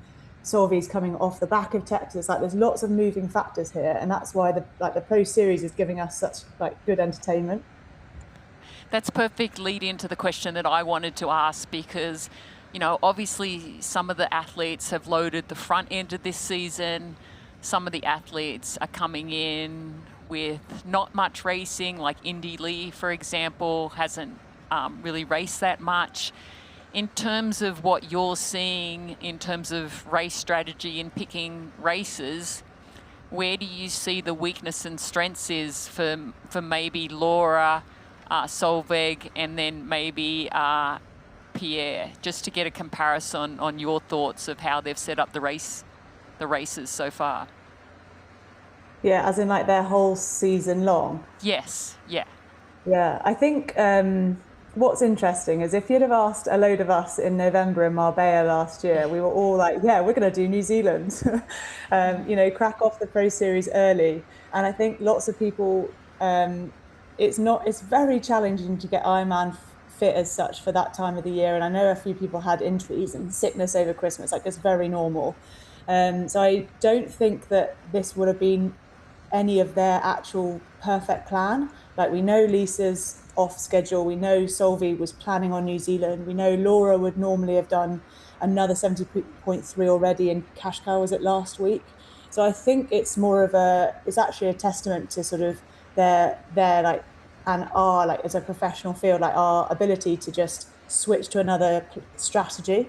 And I think for some of them, and even Laura's said it, I think like this race is really is about qualification and validation, and I think I don't think the Pro Series for Solvi, this is just perhaps just a tick box. So I don't think it's I think the strategies are all in place to set everyone up for Kona. Yeah, I'd agree with that, Kat. But you said that Laura Philipp has a race in 4 weeks. She had last year when she raced you here. She had Roth a few weeks later, and she raced as well as she did. So I guess my question to you is, do you think, I know you don't think she's going to run as well as she did last year because her attitude just maybe behind the scenes seems like she's just trying to get validated, but she doesn't race that much in the year. So I think maybe that's the attitude before the race to take some pressure off, but in the moment, if there's opportunity and if the body is willing, I think, right? I think she'll have a great day. I think actually we saw it last year, even though she was the defending Ironman world champion from Nice, she said that she had no pressure on herself for Kona. So I think it's her own personal strategy to sort of voice those things before races. And I think like it works, like lots of us do it. But yeah, I agree. If Solveig's 3 minutes ahead, I think Laura will try and catch that in the first half marathon. And I think she'll take a lot of confidence from last year where she knew she was going too hard, or she thought she was going too hard on the run, and yet she successfully pulled off a near perfect paced half, second half of the marathon on that course. And I think in those conditions, her run last year was incredible. So yeah, and I don't think Laura will let the win go easily, but equally I think it's at this point in the race where they are right now is where you have to make your decisions whether you're going to attack it. And I think that confidence is well, from what we've seen on media, Solveig nor Laura have that sort of attack, and I feel like Marjolaine's showing us that now, and I kind of hope that it pays off for her. No, it's definitely interesting to see, and I totally agree about the confidence thing, and that was sort of going to be my next question that I was going to ask you. Obviously you've done one of the fastest Ironman times ever, and we've got Laura Philipp who did the fastest Ironman time here last year. So in terms of when you're going into that race or going into future races, are you ever thinking about, I'm so close to getting that world record, I'm in great shape, or do you just go, okay, I've just got to execute the swim, bike and run, and then everything else is a bonus? Yeah, it does cross my mind, and I try and only see it as I either make a very sort of firm decision with myself at the tone. I'm like, cool, 54-minute swim, done, that's it, can't make the world record sort of thing. I completely remove it from my mind for the rest of the race. But there have been times where it's like I've got off the bike and it's like, if you run a PB here, someone tells me you're on for 8:0, whatever it is. So I think it's always there, but I've not found myself in a situation in a race where the win hasn't mattered way more than the time. And a lot of people talk about how, times don't really matter. And usually I say to them, that's because they don't have the fastest time. But no, it definitely is something worth, it's motivating, right? It's like, you strive to be the best. And if you can have whatever that perfect day is to enable you to do that, yeah, I love it. I love the fact that you were honest and open about answering that question, that it does cross your mind. Yeah, and it didn't really cross my mind when I got my sort of fastest Ironman ever time in Texas last year. It wasn't a factor, but it definitely was a factor the few weeks, it was like 4 or 5 weeks later in Hamburg, where everyone was talking about it. So I know that it's on Laura's mind. It's on Solveig's mind. It's probably on Marjolaine's, but I'm not sure about her mentality. And I think, I'm not sure she'll have had that confidence to think it, but maybe I'm wrong. I don't know. I see her as like a very humble sort of race the race rather than this sort of, I don't know, get caught up in what other people are thinking kind of racer. So yeah, I think it will be on their mind, but I think, like I said earlier, as soon as they got out the swim, I think they'll be like, oh, that's irrelevant today, but I might be wrong. But Kat, last year you guys swam around a 54:30, correct? Yeah, I think they swam slightly slower this year. I mean, yeah, around 20 seconds slower. Okay, I think the conditions are good this year. I can't say in comparison. The bike course is slightly different. Yeah. They've got a bit of this. You might have already mentioned this. Sorry if I'm repeating the conversation, but I think they've got quite a crosswind for most of the day, which is obviously protected by the dike. And I don't think, therefore, they will get this head-tail wind. But the way Marjolaine's riding at the moment, she's flying, and we've seen a few sections of the course where there's been some involvement from other sort of factors. But I think also on the second lap, we've got the age group interactions, and when you're in a pack dynamic, that is much harder to navigate than when you're on your own. So we might see some more sort of time splits there as well. Awesome. Kat, while we have you, how are you doing? How's the training gone, bouncing back after Texas? I know it's a big disappointment, but I know you've got big dreams for the rest of the season. How's the body? How are you doing? Yeah, I think I actually really did, I hate that phrase, but I did bounce back. I was able to really quickly dropped the idea of Texas. Solveig looks so good, doesn't she? And that series score for the Pro Series, which obviously is gutting for the year, but yeah, I was able to reset quite quickly, and because obviously I didn't finish the race, I wasn't able to run the marathon. I actually got back into training and made some really good improvements in those first few weeks. Whereas once you've run a marathon doing an Ironman, you're obviously at such a sort of physiological health deficit that you really need to allow yourself to recover. Whereas I was able to just go bam and sort of thrash myself in training and get back to it. So I'm feeling really good, and I'm actually doing my fifth. Well, it will be my fifth score for the Pro Series in 2 weeks. So it's the extra race instead of Texas. I'm going to do the 70.3 Elsinore in 2 weeks' time to get my sort of self on the leaderboard for the Pro Series. But Amazing. All right. Well, we look forward to seeing you race in Elsinore in a couple of weeks. I think I'm doing the broadcast for that one, so look forward to calling that. Thank you so much, Kat, for your time. Best of luck with your final prep, and look forward to following you the rest of the year. Thanks so much for having me. I'm really looking forward to watching the rest of the race. Us too. Thank you. Bye. All right, we're back with the action of the ladies' race. Marjolaine Pierre still rolling out front. She's 1:34 ahead of Lotte, so still just pulling away ever so slightly, taking those seconds away from Lotte. Solveig now is at 1:30 back, and she has moved past Holly Lawrence. She's clear of Purter and Phillip, so she's got 45 seconds on Purter and Phillip at this point. So Solveig has definitely made her a move. Holly is gonna most likely try and hold on or ride with Solveig, but she's a powerhouse, so no easy task. But yeah, the reigning Ironman world champion now making moves. We're gonna throw it down to Jan Frodeno, who's on the ground. Thanks, Rennie. We are here waiting for Marjolaine Pierre to come through, and I'm standing here with Phillip Seib, the other half of the Phillip Dream Team. How are you watching the race so far? What do you think? Yes, so far it looks good. Laura had a solid swim right there where she wanted to be, close to Solveig.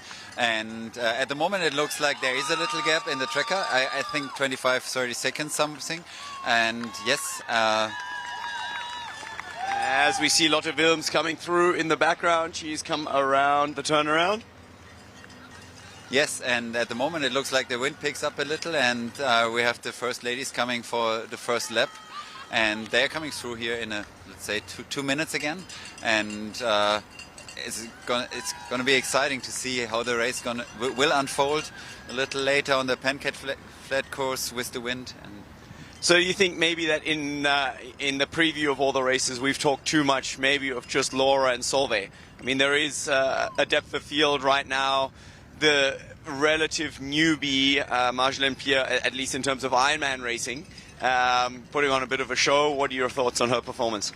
Marjolaine was fourth in Nice 2024 in her home. So fourth at an Ironman World Champ is not a complete newbie to long distance. No, I didn't say yeah, and she has shown on the mid distance in Aix-en-Provence that she is capable to have a hard bike. There she is, by the way.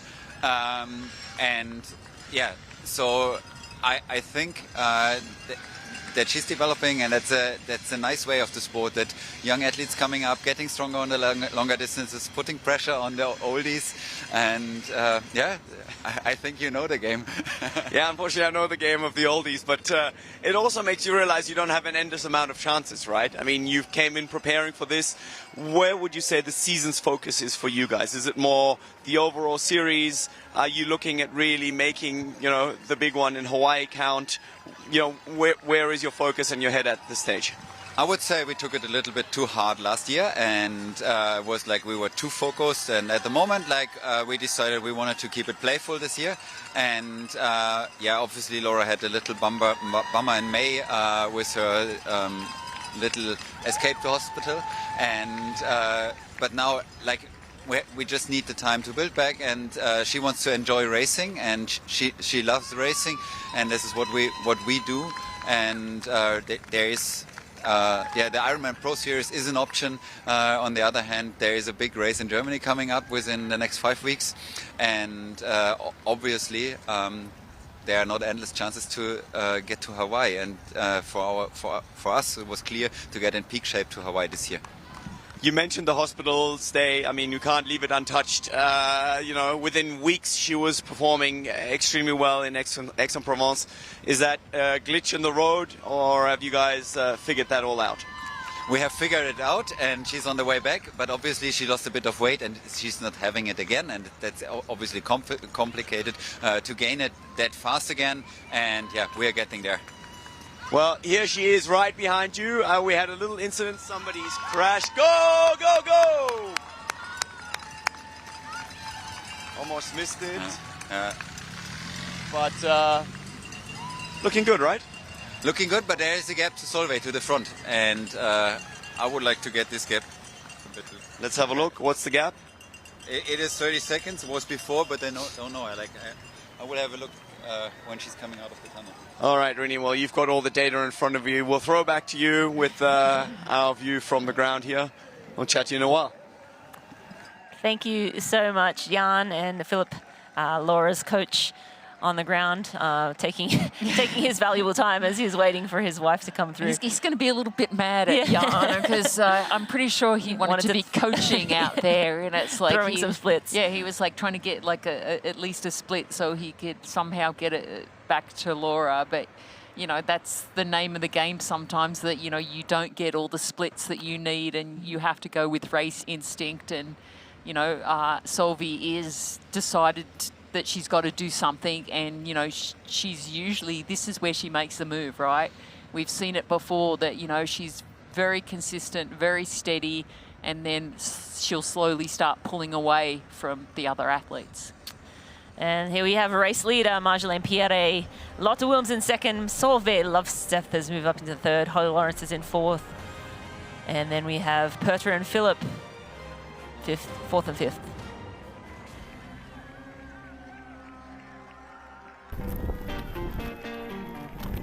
We're not here to sell you on this life. You already chose it. No shortcuts. No hype. Just work. Same as you. Built to outlast. Endure.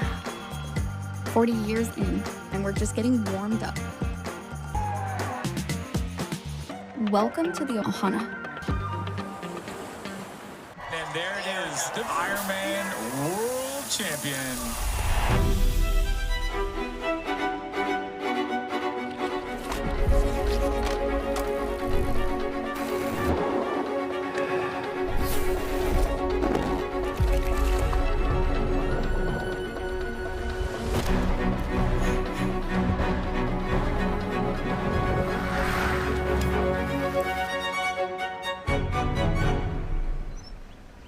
Ironman is the journey of a lifetime that begins long before race day.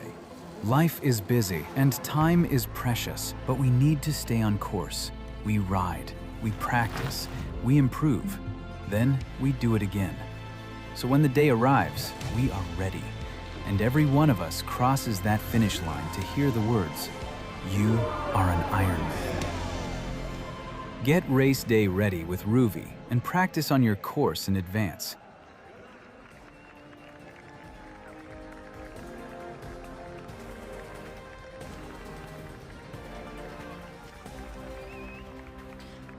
Today's live coverage of Ironman Hamburg Women's European Championship. And we are halfway through the Zoot bike course. We're with Fenella Langridge a moment ago there. And that is Marjolaine Pierre. She is leading the race. I'm Marina Carfrey, joined by McKillie Jones. Daniela Riff is hanging around too. And we are past halfway. I just said that, but Marjolaine Pierre leading. We have Lotte Wilms in second. Solveig has moved up in third and created a gap on Laura Philipp and Lisa Perder. Holly Lawrence is hanging in there in fourth place. Laura Philipp, fifth. Lisa Perder in sixth. They are still riding together. Well, Rini, I thought that was a very interesting conversation that was just had with Laura Philipp's husband, Philip, and Jan Frodeno down on course. It was definitely interesting how he definitely was not playing down Marjolaine's potential to do well on this course, reminding us her 4th place in Nice. So yes, definitely, she's definitely put notice to everyone after her performance at 70.3 Aix-en-Provence. I think before then she may not have been on the radar as much, but you know, that was such a dominating performance. And then I also thought it was very interesting, just Philip's conversation around Laura's trip to the hospital and losing weight. Obviously, as an athlete, you know, she's on the thinner side anyway, so losing a little bit of weight can definitely mess with your power to weight ratio. So I'm definitely sure they've been working hard to get some of that weight back on. I mean, we talk a lot about athletes like trying to lose weight, but like as a thinner athlete, it's also important to maintain a level of weight too, especially for Ironman distance races. Yeah, I think there's kind of a fine tipping point, right, where you want to be strong, as strong as possible, and I think that's more important than being light, having power, being able to push the pedals, and clearly Laura's pushing the pedals just fine. But it was also interesting to hear they had a few hiccups. It sounded like the hospital visit wasn't really much of a thing. He sort of brushed over it.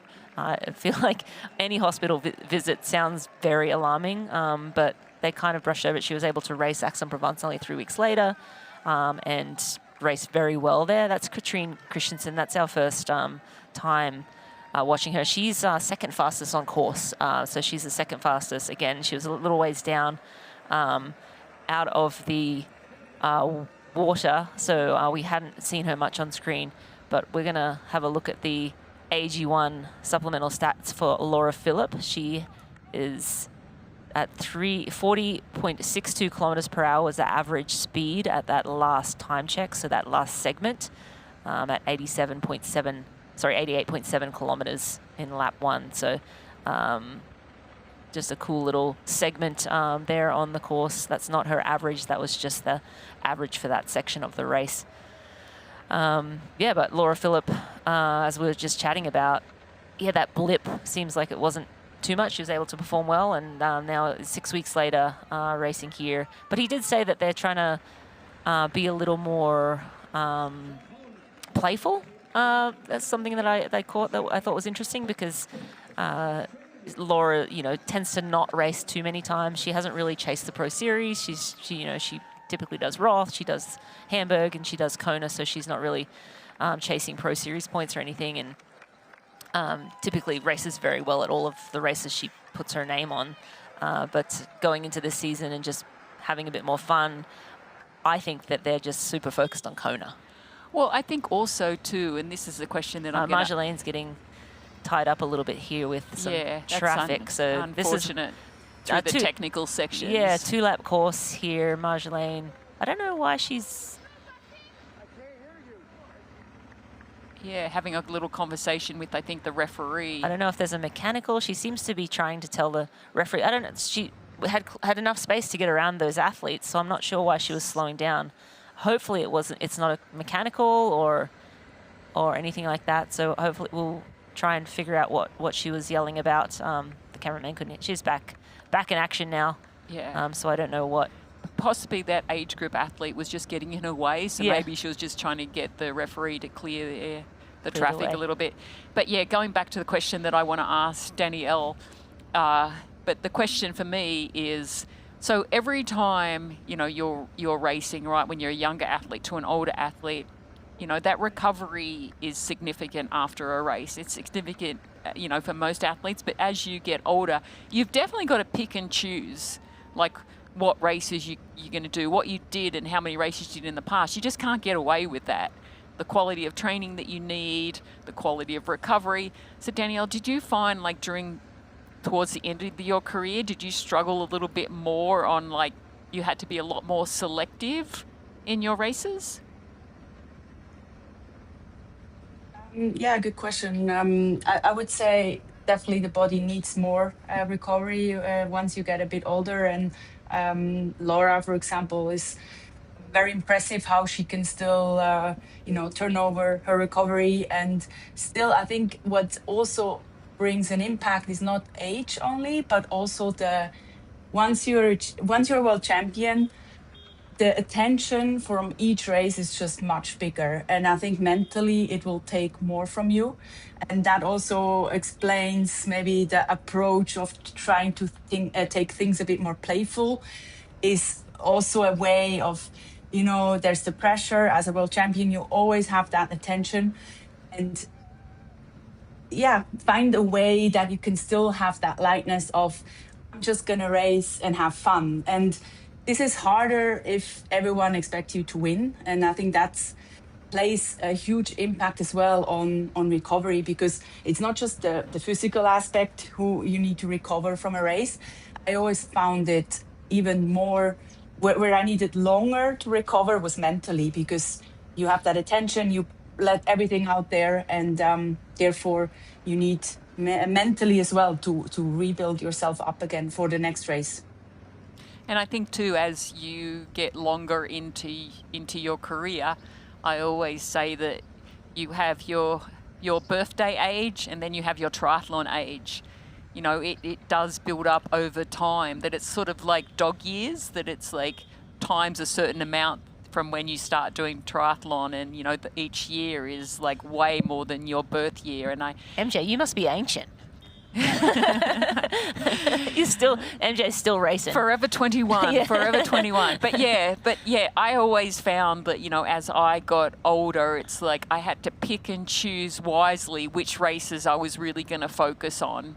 And I feel like Philip as a coach, they've done that for the last couple of years. And I think that's one of the reasons why, she's been able to race for as long as she has, is because they really do pick and choose when they're going to toe the start line. And, I think it depends what type of racer are you. Are you a racer that loves to race, or you are more of a person who loves to train and then do less races? So I definitely think it comes down to, that mental aspect of what inspires you, what drives you. For sure. And you have to be, the preparing for an Ironman is, it's not an easy task. It needs these hours as well, where you just have to have some phases of really putting in the work. And especially with having a pro series, you really need to pick wisely if you want to have a chance for the series, but also perform well on the dates you really select for yourself. And as we see here, Marjolaine, having a bit of, I think, just before overtaking some age group athletes, I think, assuming she was a little bit afraid to come into the draft zone from the moto. So that's always something also to be careful. I think her mood shifted a bit from waving in the beginning to really, hopefully get through this spot where she can, get through safe. But she's in focus mode now again, and looking really strong. What she shows today is super impressive, and seems like the day she can turn her memories or make new memories today than compared to last year. Yeah, I think once you get to a point in the race and things are going perfectly, you just become more stressed. So I'm on a good day. I don't want anything bad to happen. I don't want to get into any trouble. And now with a 2-lap course and 3,000 athletes, age group athletes racing, so it'll be a busy second lap here. You just want to keep everything clean and not get into any trouble. And I think that's what Danielle, you were referring to there, when she was happy, clear roads, had the road to herself. Now she has to be more heads up and just more vigilant with her cycling, and careful not to get in the draft zones, and careful to just not get into any trouble now. So that's just an added extra stress for the athletes at this point. Just trying to. And as the race goes on, typically you're not as mentally sharp as you were at the beginning of the race either. So I think just a little bit more stressed, but it's a good thing. Like you're on a good race. You're very focused, and you're not messing around. But this is Katrine Christensen, and she is the second fastest athlete on 2 wheels so far today from the last time checks. Yeah, still on target to go under now. 4:17. Yeah, which is a crazy fast. So I was chatting with Kat earlier, Daniela and obviously this is a slightly different course. It's not the same course they rode last year, but a lot of crosswinds and not so much like the head-tail that they had last year. Daniela, talk a little bit about how like a crosswind is actually faster than having a head-tail situation. Yeah, the crosswind helps the bike to actually push forward. So as the bikes are built to really optimize the aerodynamics, and if you have that crosswind, you can really lean into this and really transform the power into forward moving. So a crosswind can be super fast, but it means you also have to hold it. And as these athletes riding 62s probably here, or 80 millimeter in the front wheel and a disc on the back, that means the bikes have a big surface to catch, or the wind has a big surface to catch, and that means also you have to really be strong enough and stable enough in the bars to hold against that wind. I think today the winds are not extreme, but as we saw, they're picking up a little bit, and there's some athletes who like that. Solveig mentioned it in her interview before that she loves it. She can handle any weather. So but I think most of these athletes are used to it. They train outside a lot, and also I would say compared to Kona, the crosswinds here are quite smooth. Yep, I can test that. We have a fighting chance presented Although by. Not to underestimate. Go ahead, sorry, Danny. Well, yeah, you not finish to up for you. underestimate these little blocks. Not to underestimate these little blocks. You know, when you're in the city, sometimes you have some streets, and that can be some bursts coming out. So sometimes that can be quite challenging. But as they're going throughout the city in a while, then it will be more smooth out in the fields again. Awesome. And we are on Katrine Christensen. We got to catch up with her before the race and create a fighting chance presented by Precision Fuel and Hydration. Let's take a listen. It means we love mommy. It's my daughter. She's just starting to ride. So we have these stickers everywhere at home.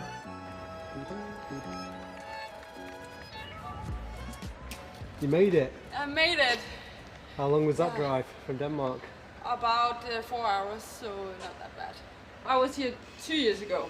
It's a cool course. I like the atmosphere in the city, and the run is just very fast. And also I really like coming to these races where the competition is just high, and just to see how close I can get to all the best. And this year is definitely a cool stacked start list, so it's no secret that I'm not the best swimmer, so I'm always like coming from behind, and that gives me a lot of it motivates me to see how much I can catch, and in this case how close I can get to the front. It was about South Africa. You had a mechanical for like, how long was that? I think it was about 50 minutes. Yeah, that felt like like ages. And it was in the beginning of the race, so it was a long day out trying to find the motivation to get back in the race. Managed to fight my way to the second, and that was a really cool experience. Also because the crowd was just amazing, and they cheered for me the whole way, and it was very special. What are your bike tactics going to be on Sunday? My bike tactics is to be patient. I want to have the extra power on the last lap. So I'm trying to be a bit less aggressive than I normally is, and then I'm trying to like make the catch in the end of the bike, and hopefully I can make a very fast one. My run shape feels pretty good at the moment, so I hope that I can really nail the run. All right, thanks to Katrine Christensen and a fighting chance presented by Precision Fuel and Hydration. For more, watch short AFC episodes on Instagram at IronMan Tri and our Ironman Triathlon YouTube channel. I'm sure she is looking forward to the next part of this course. Yes, you know, as a very strong cyclist, and after her performance in South Africa, she definitely has moved up a lot of places, like sitting right out in the top 10 right now. Yeah. Yes. And she's actually ninth, actually on ninth. Yeah, like so she's going great. But looking at her runs in Hamburg in 24, she ran a 2:50.36. Yeah. So she's a quick on 2 feet, as well as much as she is on the bike. But we'll look at the race predictions. We have right now. Race prediction is predicting Laura Philipp to win. So again, if she runs a 2:40 marathon, which is what they kind of guesstimate, the statisticians, and rides what she's on track to ride is a 4:22, it'll be an 8:03.56, so just outside that record time. Yeah.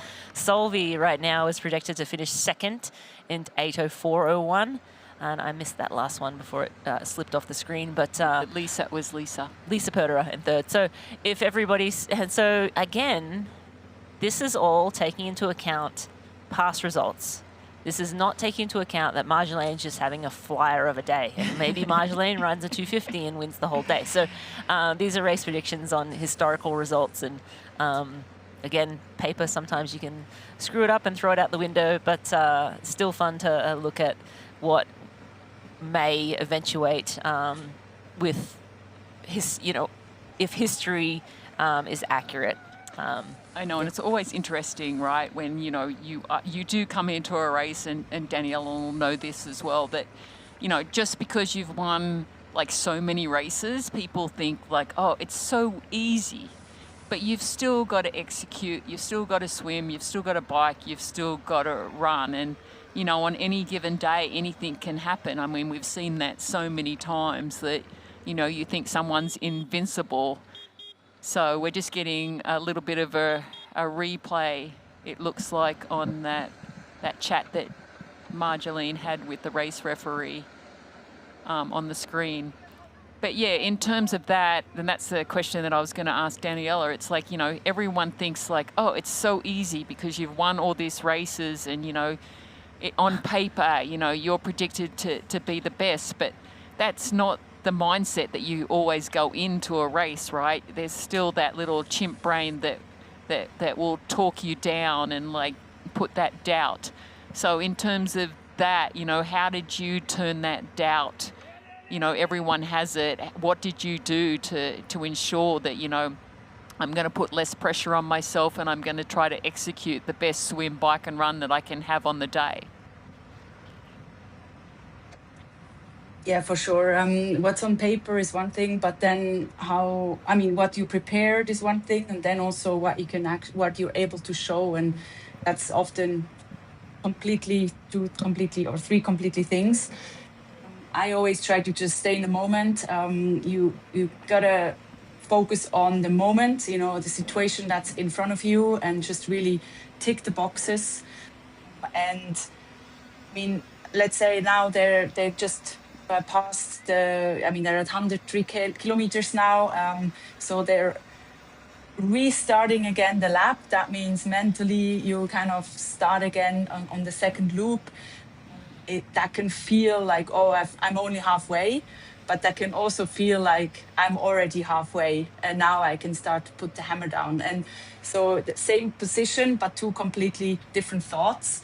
And we can only predict what's in their minds right now. And often what you see is completely different than what you feel. And I've had races where I felt so bad and hurting, and people after told me, you looked so smooth, it must have been easy. And I think we don't know what's in Marjolaine's head right now. From the side, what we can see, it looks like she's on a mission, but I'm 100% sure she's also hurting. She's really having these thoughts, oh, can I keep pushing? And when does this pain stop, possibly?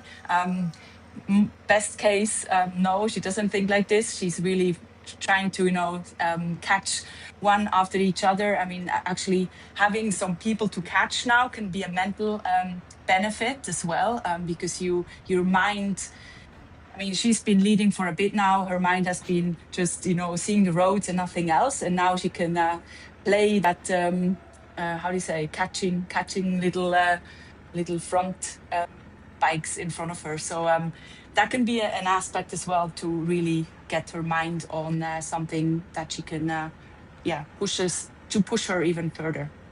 Yeah, I'm glad you brought up the fact that, when you are on a lap course, as much as, we saw the adrenaline spike and when that one of the athletes sort of, I think, got in her way, but it also can be very motivating, right? Like you said, it's been quite lonely for her for many, many kilometres and miles right now. And I mean, that's exactly what I would do if I was in her position. I would be like, I'm going to catch the next person, going to catch the next person, going to catch the next person. And, it can be motivating. And it also, you do get those adrenaline spikes. So that can add a level of fatigue. Just now, you were used to a course that was very open, and now it's getting a little bit more congested.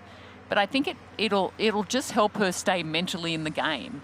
It's like, you can play these little games, mind games with yourself. How many people can I catch?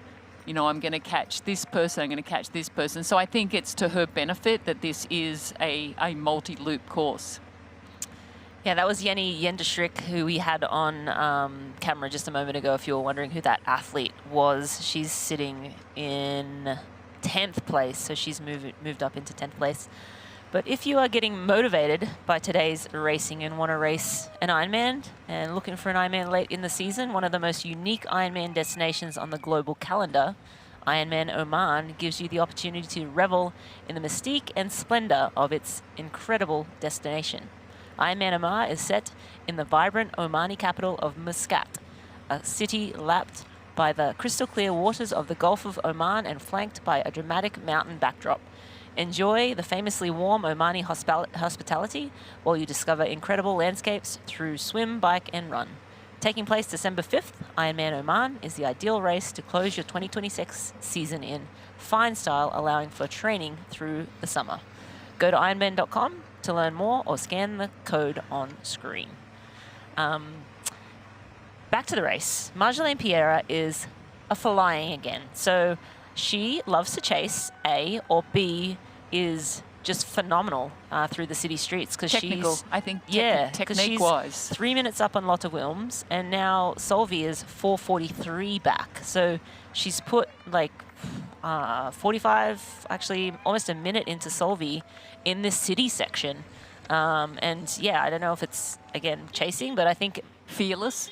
She's fearless. Yeah, I mean she's just so phenomenal on two wheels in the technical sections, and I think she's taking more risks, but to her they're not risks because she's just so comfortable and confident on her bike. So yeah, she's taking some more time out, and we had Kat on moments ago, Daniela, and she said that she thought Marjolaine only needed 6 minutes on Laura Philipp, and she has that right now. Laura's at 6:41 down.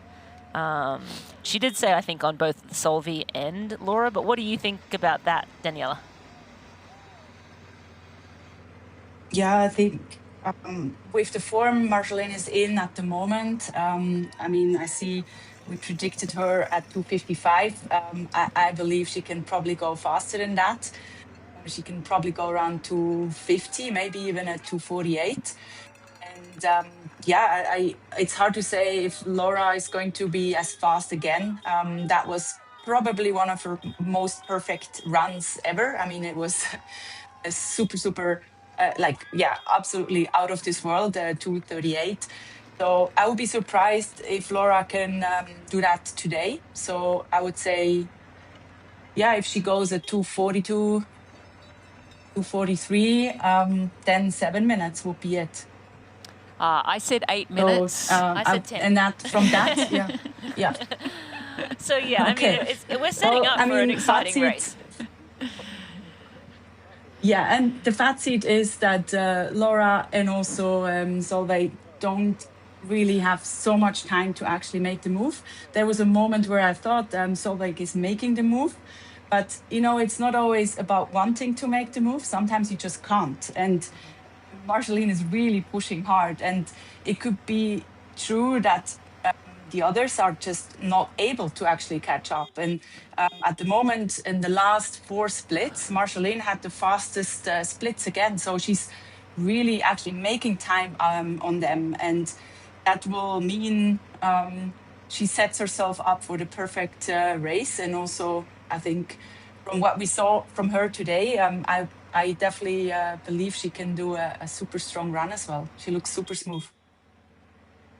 And I love that point, Daniela, that you made that, you know, sometimes you just can't go with the race. You know, you're riding to your max ability at that point. It's like, because, you know, I often hear people say from the sidelines, it's like, why didn't they just go when the break went? And it's not always about that. It's like, it's that moment. And also it's like, you know from the training and you know from the testing, you know, what your capabilities are. And yeah, sometimes you're willing to risk it and push like over the envelope. But, you know, the more experienced you get, you really do get set in stone of what that limit is. You know where that point of no return is. And I think when you're a younger athlete and less experienced, that point of no return sometimes isn't as well valued because you just don't understand where that point of no return is. No, it's definitely a fine line between pushing too hard and just the right amount. But we are past halfway on the bike now. Marjolaine Pierre is making moves. Lotte Wilms in second. Solveig Lovseth sitting in third.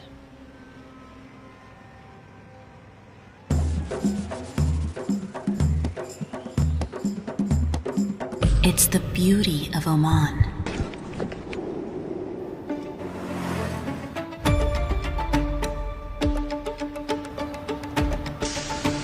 Our tradition, our hospitality, the sounds of limitless opportunities to explore. Listen, it's Oman.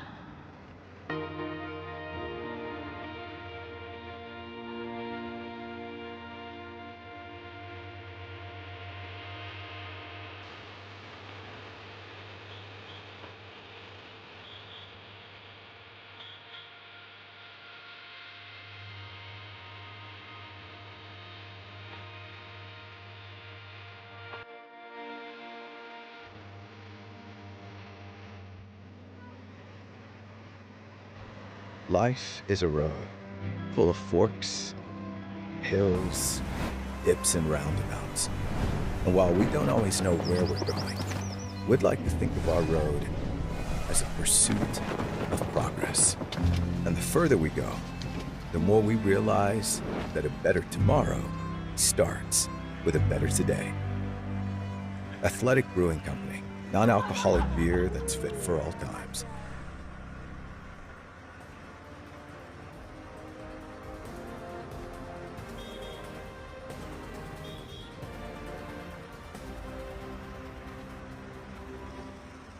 Today's coverage of Ironman Hamburg Women's European Championship is brought to you by Precision Hydration. Perform at your best with precision, fuel, and hydration.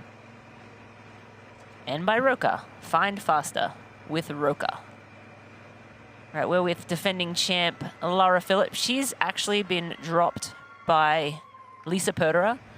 There was about, actually now it's out to 50 seconds between Purderer and Laura Philipp. So Purderer has gotten away from Laura Philipp.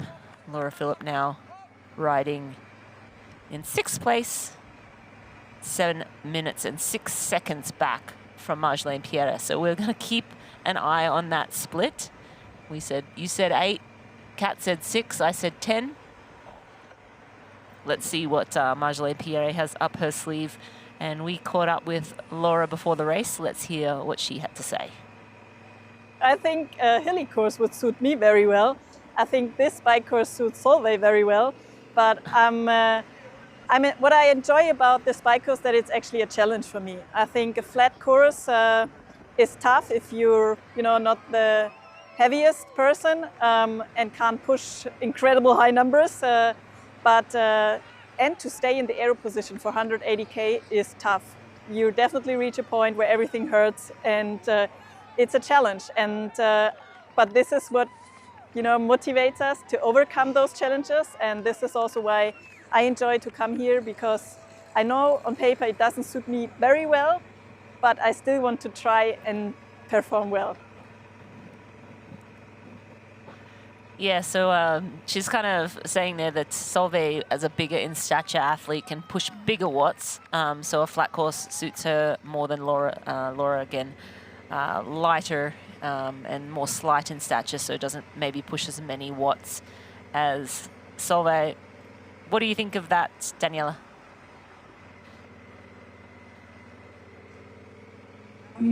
Yeah, good question. I mean, in the end, yes, bigger watts means faster on a flat course, but also smaller bodies have less drag. So she's quite a slim person, definitely very aero on the bike, but so is Solveig. So I wouldn't put too much importance on this. I would probably more think of it's a way of also a little bit putting away the pressure, because she's shown that she can ride really strong on this course. She's holding the world record on Ironman, and she did this on this course. So I would definitely think it suits her as well. But yeah, it's a tough position she's in right now. She got dropped from Solveig, but also from Lisa Perter, and now it's actually she is literally under pressure because she's on her own. She has to really now make sure this gap is not getting much bigger. We're looking at 7:06 behind Marshall. That's still That's still okay, but it should not get like we all predicted. It should not get more than 10 minutes for sure. And I'm sure Laura knows that, and it will be interesting how she's now able to react to that. But I definitely see her as, you can never count her out. She has determined fans. We haven't talked much about the fans yet. She has a big support, which of course brings pressure, but also can really lift you up. And determined fans, if we want to touch on fans, I experienced it myself. They're the best.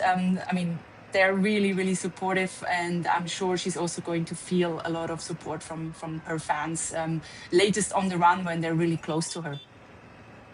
And I think the couple of things to note too is Laura Philipp isn't riding as fast as she did last year. And I think, Solveig didn't show her capabilities last year because with that broken aero bar. And, we have seen her race strategy since this race has been to really attack the back end of the course. And that's exactly what she's doing. So I don't think there's anything new with the tactics that Solveig is using right now, but I think the news is that, definitely Laura isn't riding as fast as she did last year. Yeah, and we're on screen.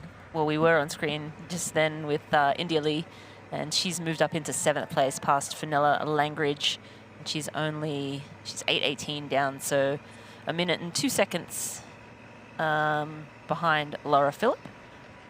Sorry, 12 seconds, 1 minute 12 behind Laura Philipp. Math is hard. But that could also benefit Laura too, if she can get company again. She's kind of been sitting around that much behind Laura the whole race. So if she can bridge up, I think that would be a good partnership for sure. But yeah, I feel like she's kind of just been sitting there. She does have Katrine Christensen as well, sort of moving up through the field. And we do have to start thinking about Kona slots, right? Like there's only 6 available, and right now it's rolling to 8th. Christensen does not need one, so even if she rolls past Langridge Lee, she won't. She got one in South Africa, so it'll roll to 9th in that case. But so at the moment, Wilms, Loveseth, Loveseth have already qualified, those two. Pierre, so the ones that will take the slots are Pierre, Lawrence, Perderer, Philipp, Langridge, and Lee. So India Lee is the last Kona qualifier at this point in time. Obviously, we still have a long way to go on the bike and a marathon to run, but India needs to finish this bike off well and then get out onto that run to secure her Kona slot and run well. And, you know, we've already talked about what the $1 million question is right now, and that is like, how much does Marjolaine Pierre need heading into T2? And, you know, she's definitely handling this part of the course like she did the first lap with so much more skill and speed than the favourites on course. So I think those flatter sections when we get out towards the dike, I think that will change a little bit. And then I think coming back into town is where she's going to really shine again. So I think, you know, right now she is setting herself up to gain the minutes that she needs. But it's also, I'd like to see what the next check is on Solveig, to see if she's actually making in-ground into the lead right now. But, you know, so far that hasn't really been the case, that Marjolaine Pierre's been riding pretty steady. I mean, definitely Solveig's made up a little bit of time because she was over four minutes after the swim, and she's just sitting at that high, like 3 minutes 50 right now. Yeah, and we caught up with Marjolaine Pierre before the race. Let's hear what she had to say. It's quite difficult for me to like go back to training super hard after a race, because a race really take out of me a lot of things and a lot of strength mentally and physically. So I really try to balance the training and also the recovery. After Aix-en-Provence, I really try to recover faster and to just put some picks up here and there to be able to really find my fitness again. So I don't really put a lot of training, so I think the training was made during the winter. So I have this in mind, and the Rain and Island training block is here, and I hope it's going to shine on Sunday. I think she nailed the in between. 3 weeks is an interesting. It's enough time to recover, but if you jump into training too quickly after a 70.3, and as she mentioned, it's a 70.3. Yes, it's half an Ironman distance, but it's still takes a lot out of you. And if you don't respect the recovery and try to get back into training too quickly, you can flatten yourself. And so it sounds like she's done a really good job of making sure she balanced recovery, just doing some pickups. And yeah, she's 100% right. The work for this race is really done well before Aix-en-Provence, probably before Valencia. A lot of off-season winter miles and climbing. And yeah, just getting the taper correct and using that lead-in races as a lead-in race, and then kind of continuing the taper into Hamburg. It looks like she's hit it perfectly, which she didn't last year because she was sick. Came into this race and maybe she trained a little bit too much in between and put herself over the edge, and picked up a little bit of a sickness before this race. And yeah, you live and you learn.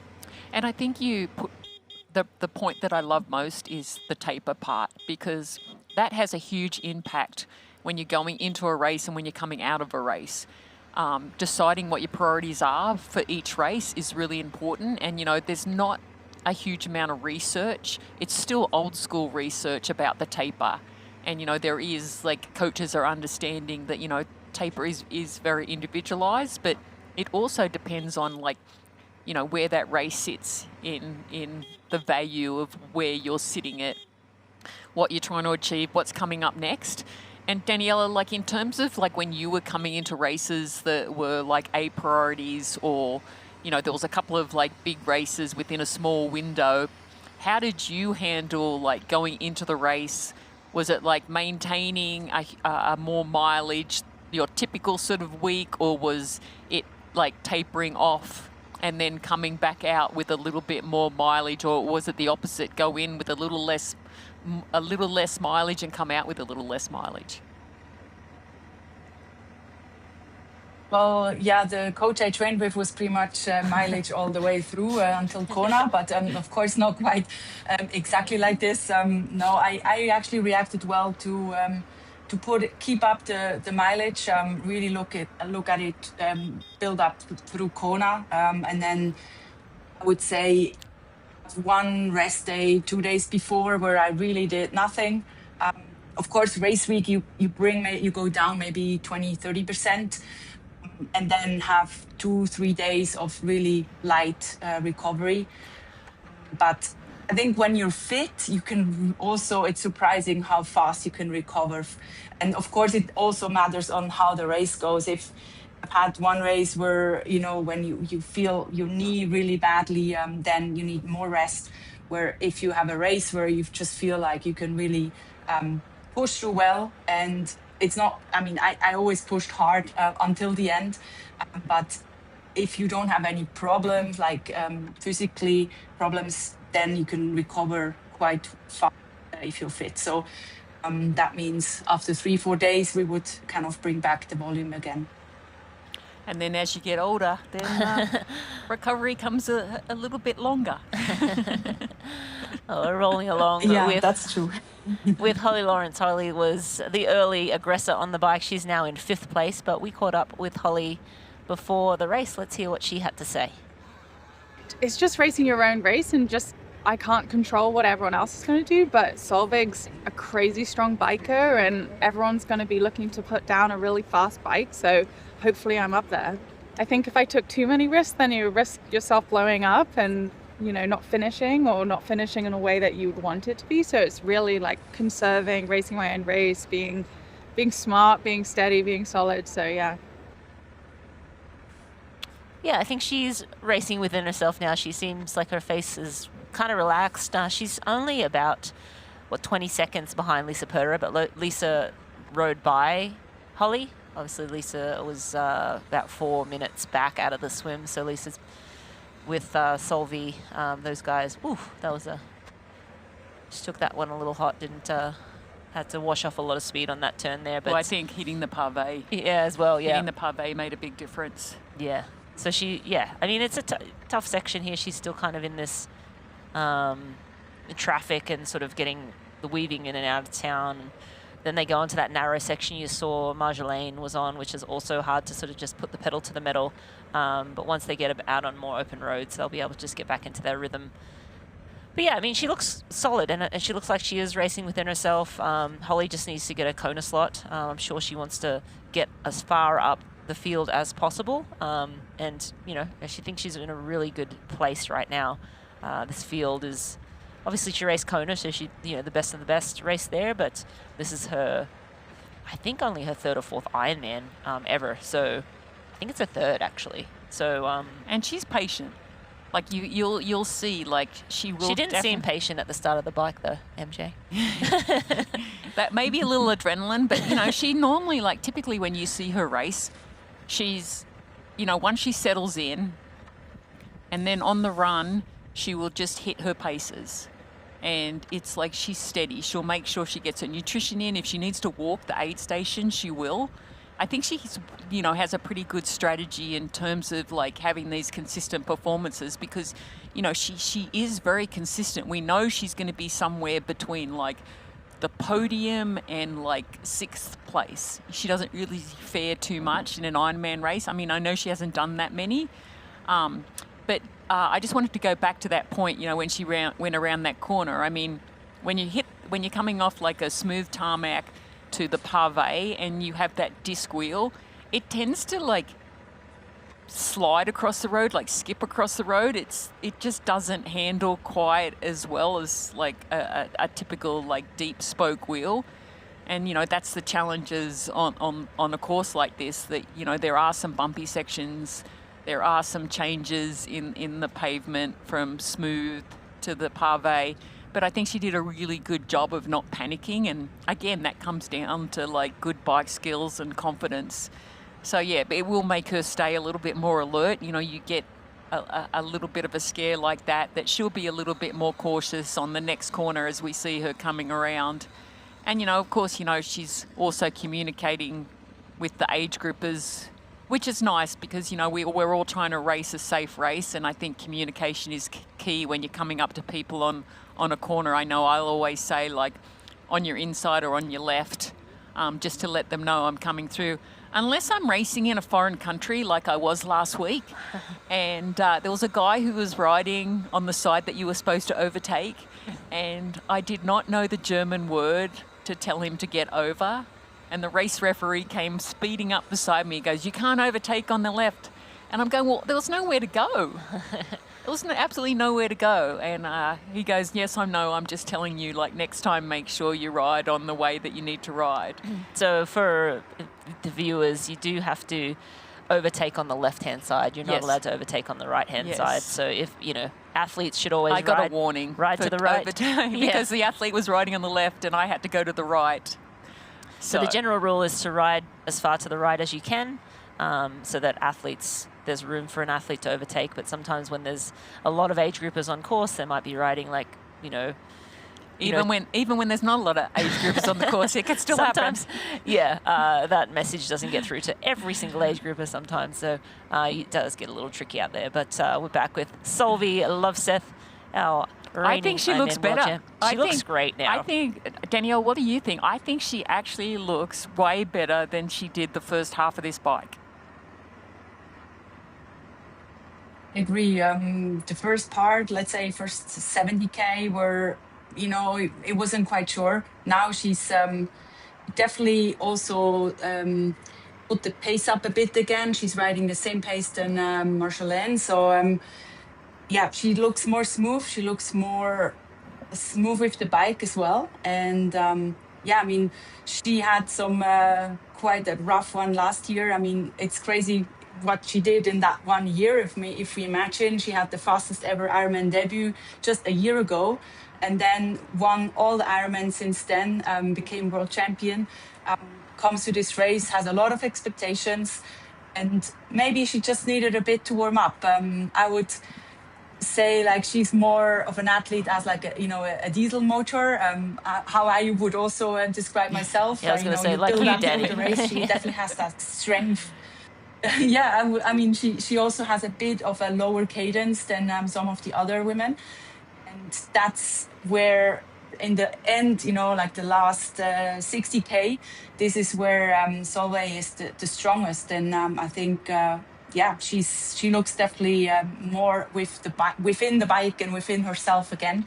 And let's see if she can make up a bit more time. But she's currently at 4:50 towards first place, Marjolaine, and 1 minute, just about 55 seconds actually behind Lotte Wilms. So it could be a chance that she can still reach up to Lotte Wilms.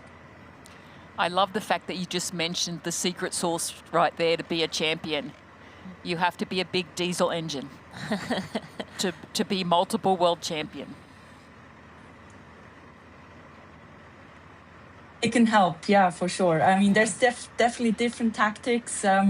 Everyone, focuses on what they're best. And I would say, Solveig is definitely one of the athletes who are super strong. She can push that power for a long time. And as we see her now, she does look like a different athlete than maybe just 2 or 3 hours ago. So sometimes there are these days where you just need to warm up. It's on the fresher side. We don't know. Maybe she was just feeling a bit off. But sometimes, and that's what makes great athletes, that they can turn around these situations. They don't let themselves go just, say, oh, it's a bad day, I'm not feeling well today. It seems like she's still holding on there. She's pushing hard and really gives herself the best opportunity for that run. And we don't know, like she can also run well. She said this year that she's in a better run shape than possibly last year. And who knows what she can show also in the run. Well, she ran a 1:14 at Oceanside for the 70.3 there. So, she definitely has improved her run. And I think, she lost a little bit of time to Marjolaine that in through the town. And it's just the technical skill. Marjolaine Pierre is just technically so good on those aspects. And she keeps putting time in that because the time was actually under 4 minutes. And now it's gone nearly to 5 minutes. So, she's gained a minute just going through out from town. The turnaround through town in Hamburg. Yeah, we're waiting on that next time split, which you should see in a minute. Lotte Wilms is at 3:39. So it seems like the times are now stabling. Marjolaine Pierre is not taking any more time out of Solveig and Lotta. We'll see what this time split says in a moment, where Solveig she's at 4:50 now. We'll see if she has brought back anything at all. But yeah, I think that's just the way Marjolaine attacks the in-town section, and then Solveig gets out on the open roads and she just flies. I'm curious, and hopefully they asked her this question after the race, whether Solveig purposely was conservative on the start of the bike and just happy to sort of stay with Laura Philipp, and if she made a move. Yes, Solveig is now at 4:30, so she took 20 seconds back in the last 4 kilometres from Marjolaine. So now they're back on the open road. We expect that time gap to continue to start coming back down again between Solveig and Marjolaine, because again, Solveig just can, put down the power and not have to worry too much about the technical aspect of racing through town amongst all the traffic. So I was wondering, if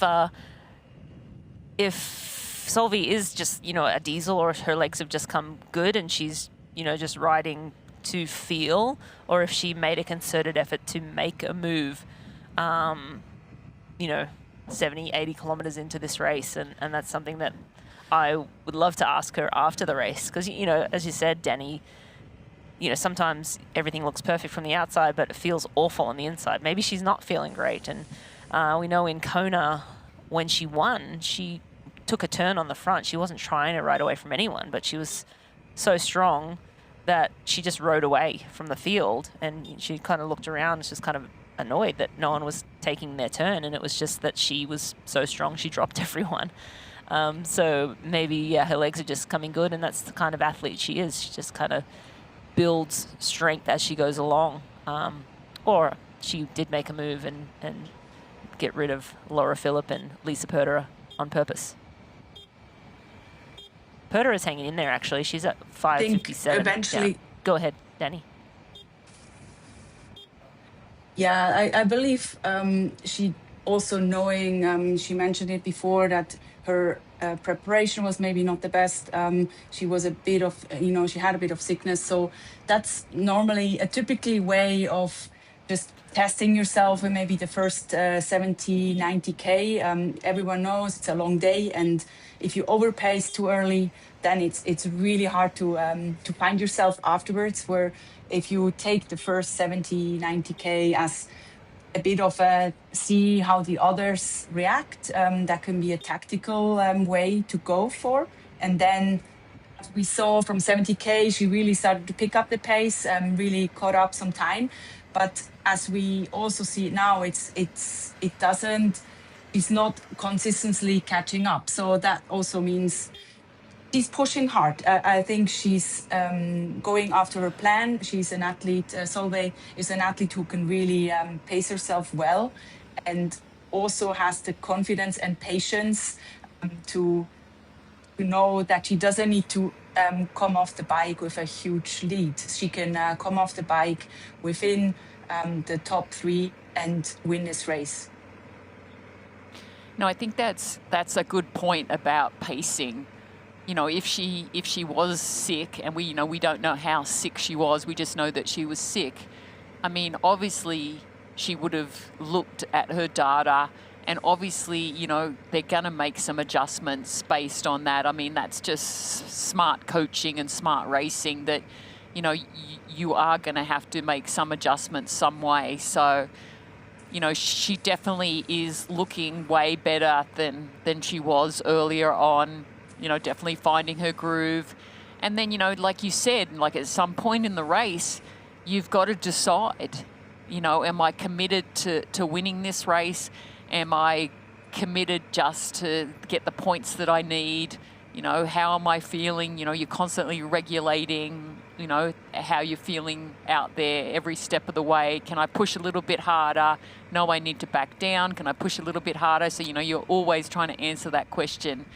And I think for her right now, she's doing exactly what she needs to do, and that is to break Laura Philipp a little bit, to give her every chance to get across that finish line in first place.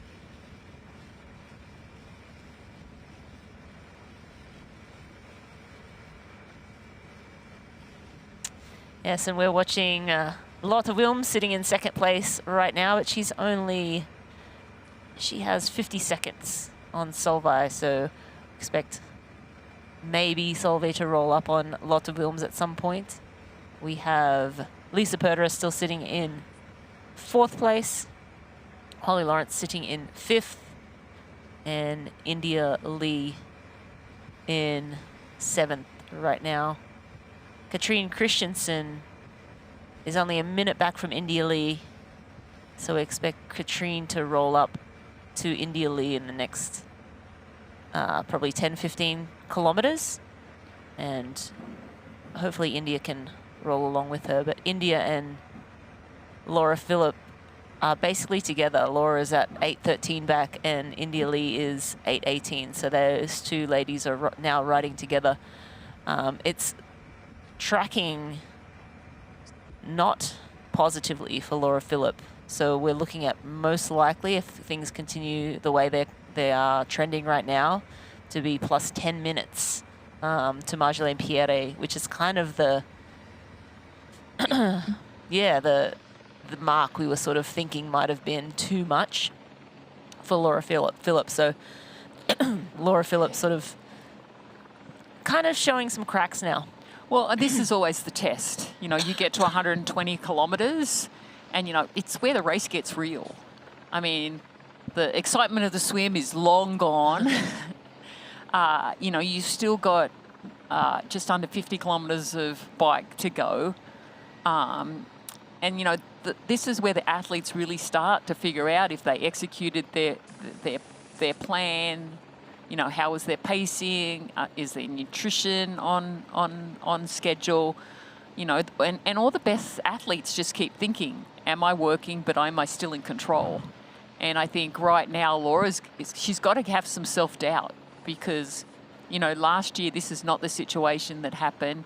But, you know, obviously she knows this is what Love Seth does. She, like, is pretty conservative in that first half of the bike, and then she really lays down the power. And this particular course really, really suits Love Seth for the fact that, you know, these are the long, straight power sections. So this is her time to really see if she can gain some time back from our leader. Yeah, Solveig now at 4:02, so now taking chunks of time out of Marjolaine Pierre. So Marjolaine definitely a lot slower on these sections, and Solveig just gaining strength. She's only 22 seconds behind Lotte Wilms, so she'll have Lotte Wilms in her sights. Solveig will. So, and I think Lotte will go with Solveig.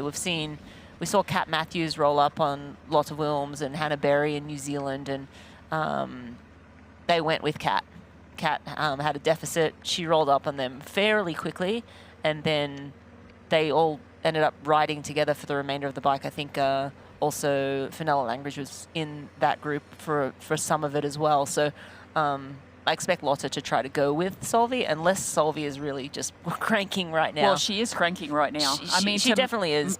To make up the time that she's made, she's definitely riding at a much quicker speed than Lotte. And now it's just whether Lotte has not even the will. She just may not even have the ability. And we're not going to know that until we see her catch her and see if Love Seth continues to ride, you know, a couple of kilometres per hour faster. That's significant, you know, because I think also it's like when you are doing an Ironman, you get in a groove, and it's really hard to go out of that speed that, you know, you're just so embedded to make any like super speed adjustments unless like you're riding super conservatively. And we know Lottie Williams is not riding conservatively. We know that she is pushing the pace. We know that, you know, she's been aggressive. She was aggressive in the water. She sort of, I think she was a little bit more patient at the beginning of the ride. And then you saw as soon as she caught Holly Lawrence, you know, and then when Marjolaine Pierre came by, you know, she couldn't hang with her. She sort of thinks, I don't know if she even stuck with her race plan. It was just, she just didn't have the ability to go with her. So that could be the case now as we have Loveseth coming up on Lottie Wilms. So Danielle, what do you think? Do you think Lottie is not riding is riding at her like top end speed right now? That, you know, if Loveseth comes by, do you think she has a chance to use some of that momentum? I think, I mean, if we look at the last split, we're looking at 3K K an hour faster what Solveig is on the road. That's quite significant. So I think it depends on how Lotte feels in this moment. Mentally, of course, it can be a chance to really turn that and make a little switch and say, okay, I'm gonna pick up another, gear.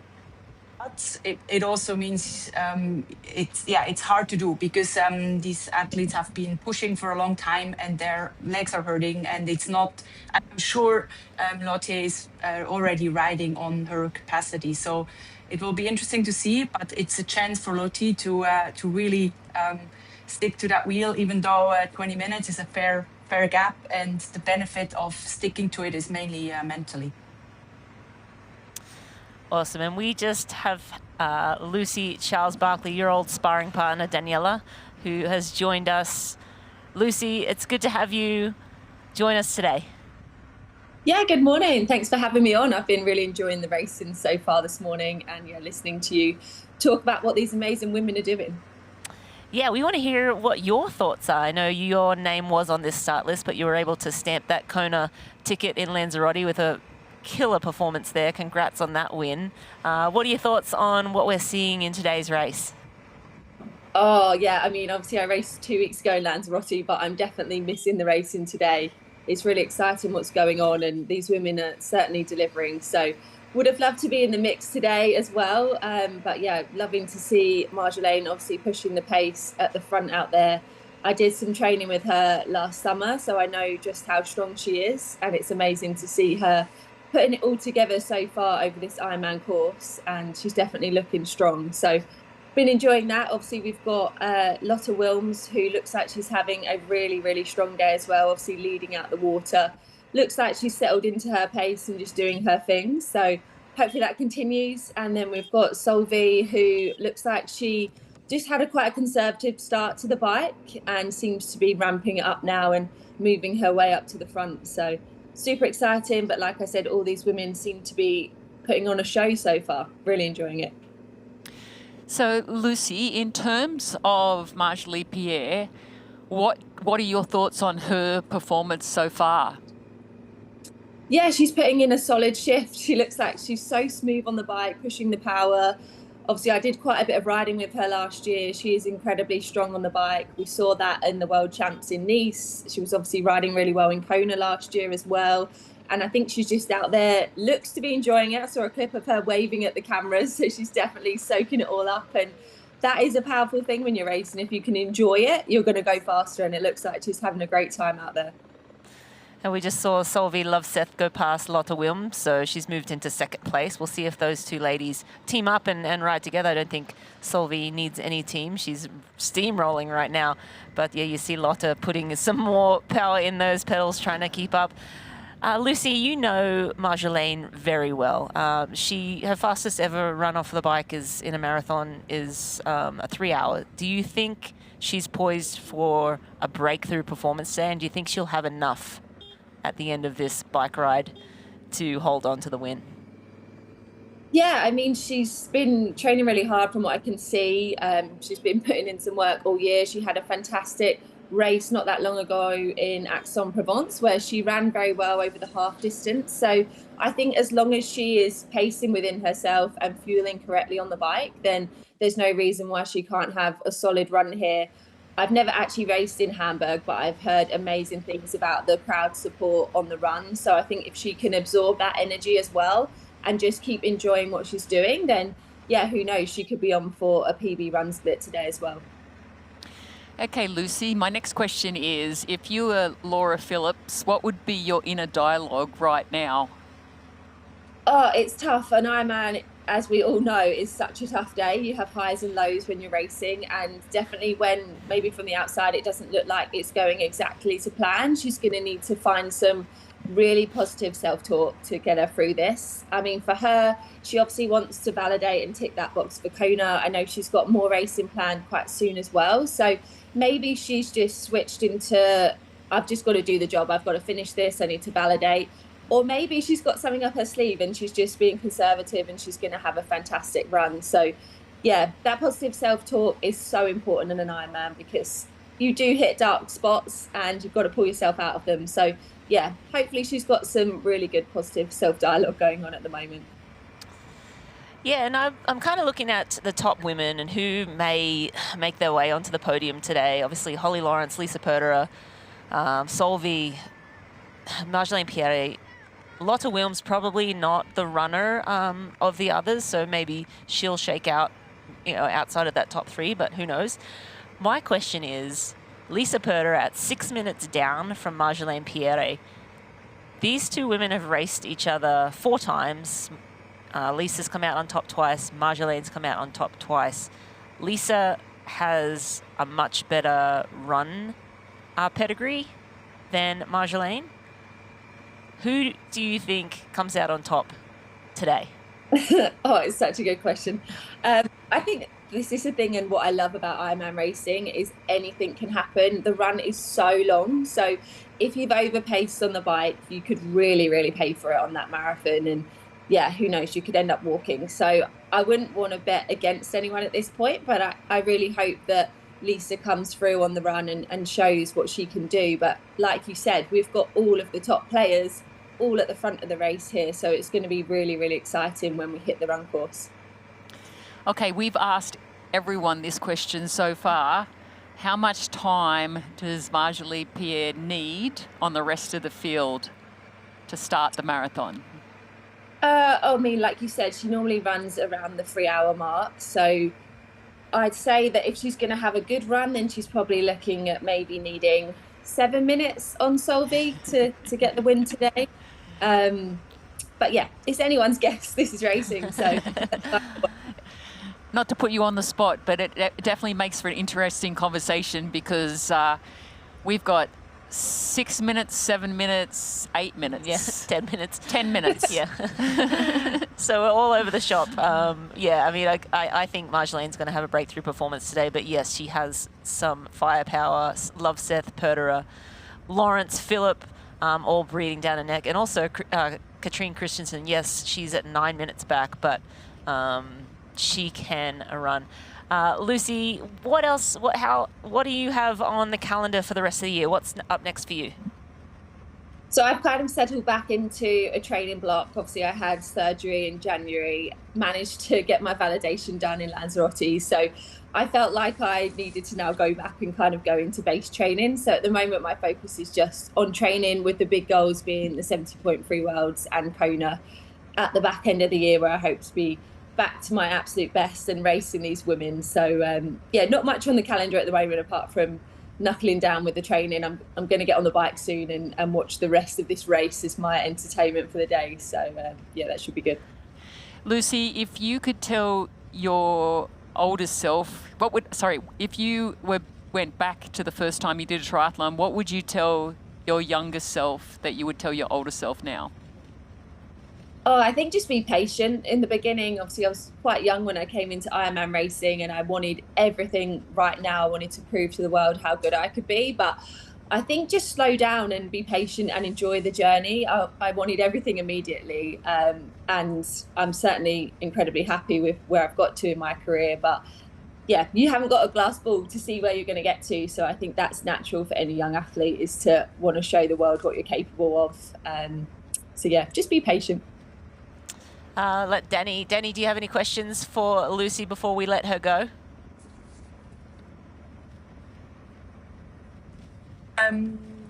Yeah, I mean, we heard, thanks Lucy for joining us. Yeah, we heard your predictions. What do you think, what's going on in Solveig's head at the moment? What do you think is she performing today?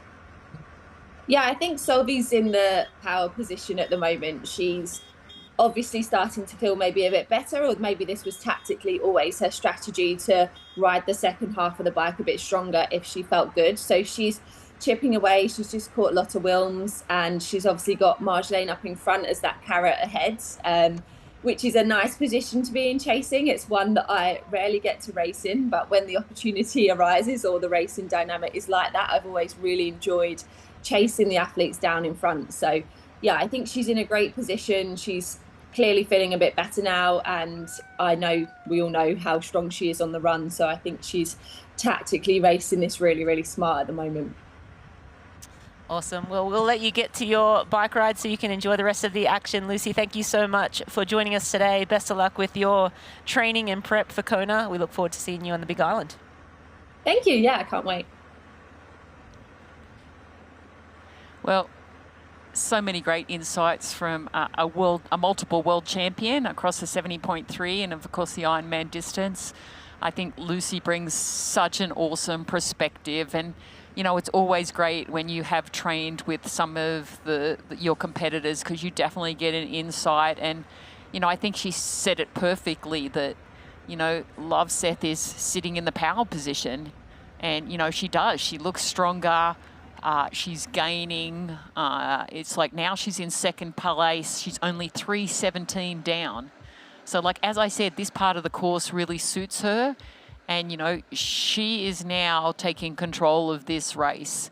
And, you know, it's like, it looks like Lotte Wilms is hanging in there. Yeah. So, I mean, that's the thing, right? You just never know, because, you know, Lotte was riding so much faster. So the ability for Lottie to actually now be able to match that 43K an hour pace when she was like, I mean, a few miles ago, it was like under 40. She was riding at like 39. She has an uncanny ability to just rise to the occasion, Lotte Wilms. I've seen her do this. I mean, and she may not be able to hang on for very long, but she always is willing to just put the pedal to the metal, find an extra gear, and just hang in there. Well, She's so tough. It's using that momentum, you know. And, you know, she may have, like, not been riding quite at her limit.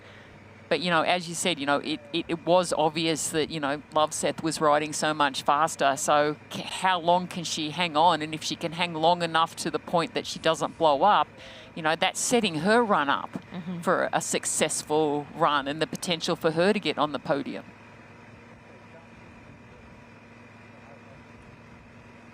Danny, you got anything to add? Yeah, great move from her. She really picked up that gear. It shows how strong she is mentally.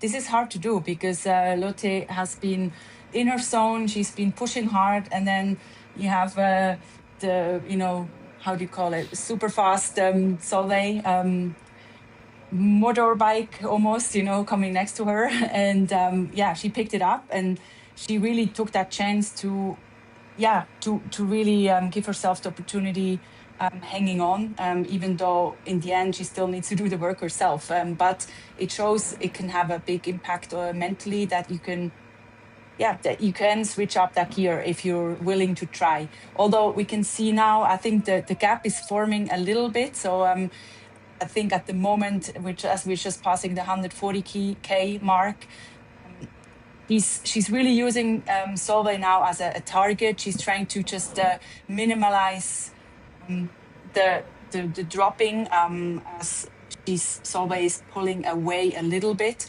But mentally, she will hold on as long as she can, and that will possibly give her 1 or 2 minutes as a faster time overall on the bike, and hopefully still in her capacity that then she doesn't overpace now. But I think from her experience, she knows what she's capable of, and she gives herself that opportunity now. Yeah, and I think the next storyline is going to be, when is Sophie going to actually get to the lead? Because, you know, she is significantly riding faster right now than Marjolaine Pierre.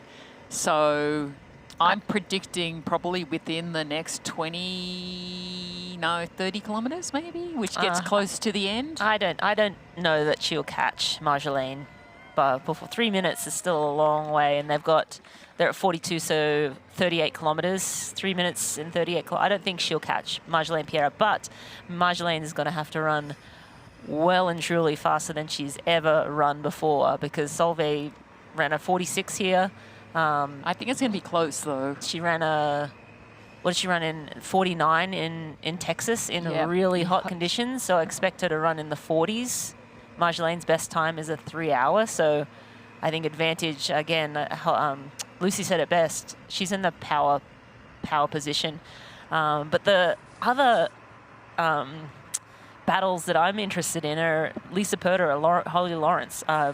Also, how they measure up against Marjolaine Pierre. And I'm just comparing Lisa and Holly right now. And they've raced 7 times. Holly's won 3 and Lisa's won 3. That maybe that other race I don't see a result for. So Holly has the upper hand, of course, in the swim, whereas Lisa's always been faster on the bike. And they're even on the run.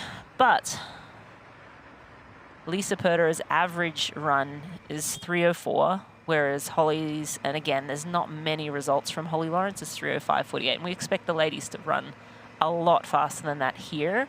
But I think that's going to be an interesting battle with Holly Lawrence now. She's about a minute 25 to 28 down on Lisa. So I think that's going to be a super interesting battle to see who has the legs, really, when it's that close. And those ladies are really close in run ability. It's going to come down to who has paced the bike well, who has hydrated well, who has, fueled properly and adequately, and then, just who has the legs on the day. So I think that's going to be a super interesting battle between those two ladies. And I also think Indy Lee is helping Laura Philipp right now. Mm-hmm. I think that's going to actually help Laura Philipp, not lose as much time if she can hold onto the momentum that Indy Lee has. That could be actually her saving grace for this race. Obviously, if you look at the long-term plan, she just needs to validate, get that Kona slot so that she can get to the start line. But, she's still got to run the marathon. She's still the best runner. Yeah. On paper. Exactly. Right now. So, and it's the bike, is that an issue because she's lost some weight, so she doesn't have the power, and this is a flat course? Is that the struggle, or is it a little bit more? Are they, did the story they're telling us, maybe it was a little bit more significant than, what they're telling us of why she went to the hospital? So it's one of those things that, as this race unfolds, all those chapters are going to be written. But I'm so excited to see what those splits are when they head back into town. Obviously, Marjolaine is super good on that technical stuff. And then we see Love Seth super awesome on the flat power stuff. So I think the time limit is going to be cut down significant.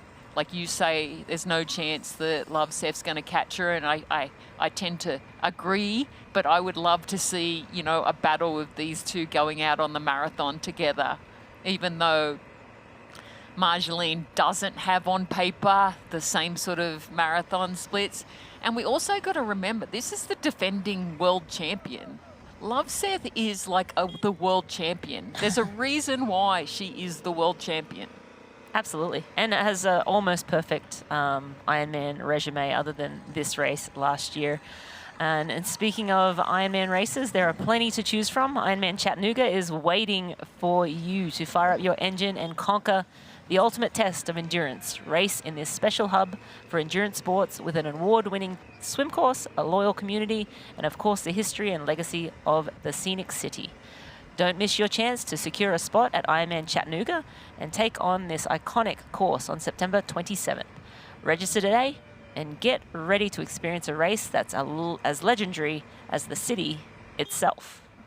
And Daniela, you won a lot of races in a row. How value is that momentum? Because Love Seth has that momentum, right, in terms of Ironman performances. We know she's in great shape. She had a great race earlier at 70.3 Oceanside. She won in Texas. She has this huge momentum.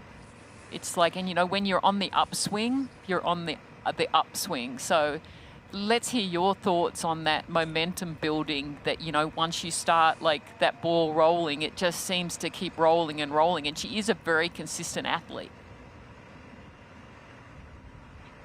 Yeah, I think she mentioned that also in her pre-interview that she thinks that she found her distance, and I can only agree. She's since Hamburg, she's not been beaten on the long distance. That definitely helps for confidence. I think she does know that the longer it goes, the stronger she will get, and she shows that today.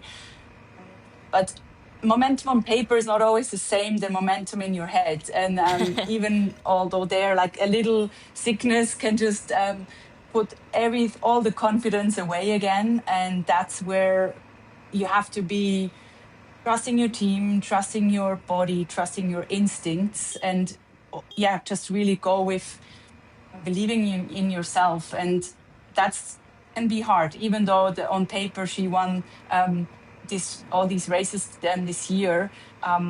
There might have been still a bit of doubt, and she's super humble. She's not the one who comes out and says, I'm going to win, but I'm sure she has it in mind, and she's a racer. When she's on the start line, she does want to win. And Solveig was conservative in the start, and now starting to be more aggressive, where Marjolaine was super aggressive quite from the start of the bike, and really putting the hammer down here. So it's really great to see how the women going for it. They're not holding back. And as well, I think if we compare and look a bit at the times, it's now about 5 minutes 15 between Laura and Solveig. So that gives us another indicator, or actually 5:10. So that gives us an indicator on how much faster Laura will have to run. And back to you too. What do you think? Can Laura run 5 minutes faster than Solveig? I don't think so. I mean, yes, on her day, but yeah, I mean, it does not seem like Laura. I mean, again, I'm not writing Laura off by any means. She is such a class act, so strong over all three disciplines, and just a phenomenal runner. But Solveig is just on another level on a run this year. So I just think 5 minutes might be a little bit too much to ask for. But I might be eating my words. We have Marjolaine Pierre leading, Solveig Lovseth in second, Lotta Wilms sitting in third right now. More to come.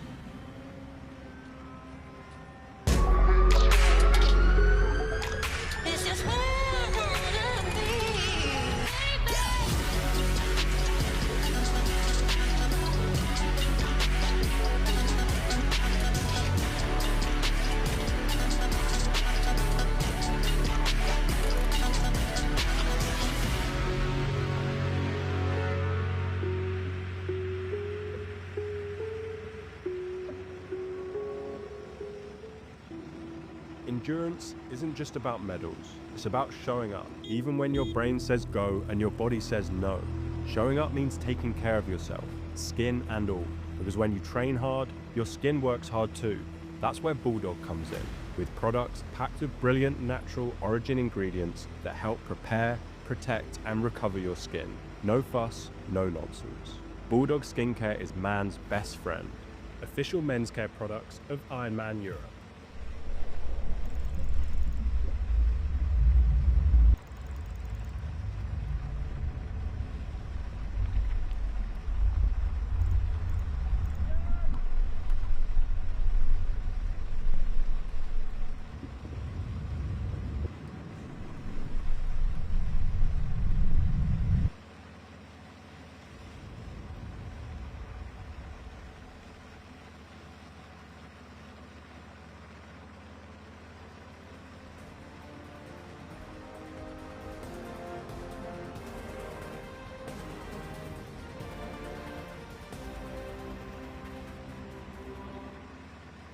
Today's live broadcast of Ironman Hamburg Women's European Championship is brought to you by AG1. Better finishes start with AG1. And Oman. Beauty has an address. Endurance has a destination. Experience Oman. I'm Rita Carfrey. I'm joined by Makili Jones and Daniela Riff in commentary, and we are following along with the last 35 kilometres of this Zoot bike course with the professional women. Of course, this is a women's European Championship race. The men will get a chance in 3 weeks at Ironman Frankfurt for their European Championship, men's only pro race. And looks like an athlete on the side of the road up there, hopefully just a mechanical, nothing too serious. Don't think it's a professional woman, but again, we have 3,000 age groupers racing here today. On screen right now, Solveig Lovseth, our reigning Ironman world champ, and she is rolling very steady. 2:45 down now on Marjolaine Pierre, so she is making up inroads at every count. She's a little over a kilometre per hour faster in this section than Marjolaine Pierre. Lotte Wilms has lost hold of Solveig. She's now sitting around 15-20 seconds. Sorry, 22 seconds behind Solveig Lovseth, so she wasn't able to hold on. Lisa Perderer is at 6:25, Holly Lawrence 7:54, and then we have India Lee at 8:17, and Laura Phillip hanging in there now at 8:33. So Laura really riding well in the late stages of this bike. Katrine Christensen is at 9:14, so we expect her to possibly roll up to Laura Phillip. And as you mentioned, MJ, I think that will be just good news for Laura, another wheel to sort of follow.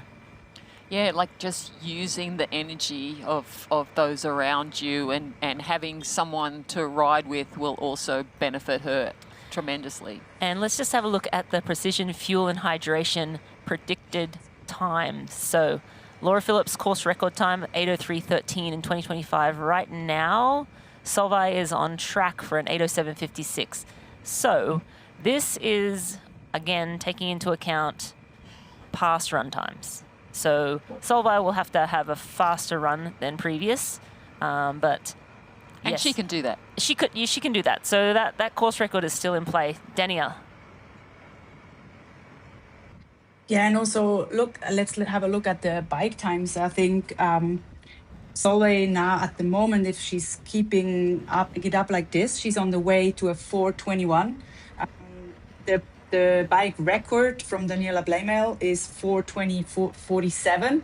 So even though we might maybe not break the record today, overall, the Solveig Lovseth is on the way to possibly break the bike record. So she's absolutely flying, and that also shows how strong Marjolaine here in picture is riding as well. So the women showing us an absolutely amazing performance so far, a great show, and I would say for the podium, everything is still open.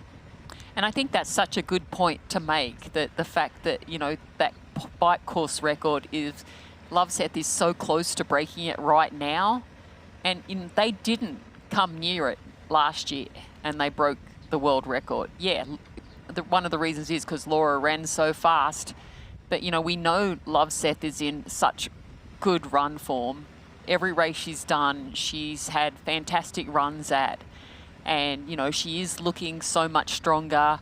This is when she really comes into her own. So I think there still is a potential. Yeah, she's got to have an exceptional run, and also it's like I am so excited to see what happens on the run, because Marjolaine, we really don't know what she's capable of doing. Like, we always talk about what they've done in the past, but we're talking about what can happen in the now, and just how she performed in Aix-en-Provence, dominating that race, leading pretty much like she has been now, got to the front of the race and she never looked back.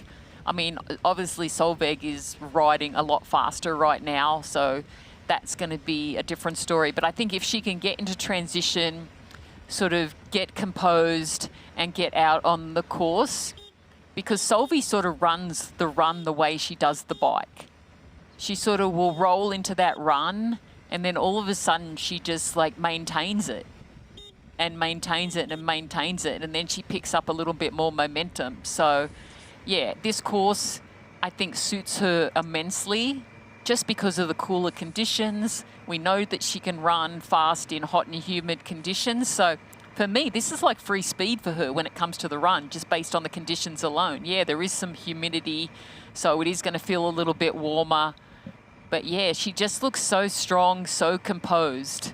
And I don't know if she thought that she would not be at the front of the race by now, but I think she's so used to chasing that I don't think it's really a change of like her game plan. Yeah, and Solveig now sitting at 2:24 back from at that 151K. So she was riding 2 kilometers an hour faster than Marjolaine Pierre. But we are going to go and listen to a fighting chance presented by Precision Fuel and Hydration with Solveig Lovseth. So after last year, you know what this course is all about. Tight the bolts. Is that what the course is about? That's a hack if you're really tired. Just lose the bolts a little bit and then you can say like, oh, I need to take a break to fix this.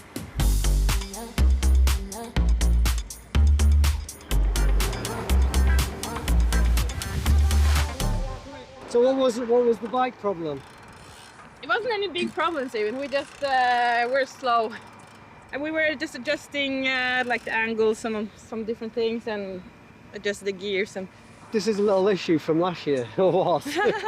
It's all fixed. Yes, now it's always like a bit scary to say now it's working perfectly because you can always jinx yourself. But we rode from the hotel to here on a lot of cobblestones, like really proper cobblestones, and it passed the test. So. Hopefully it's good. The training hasn't been super good the last weeks now, so I just need to get into some training, even though it's quite close to the race. Everything's packed and sorted and everything's working well? Yeah, everything's working well. The equipment is great. The body is okay.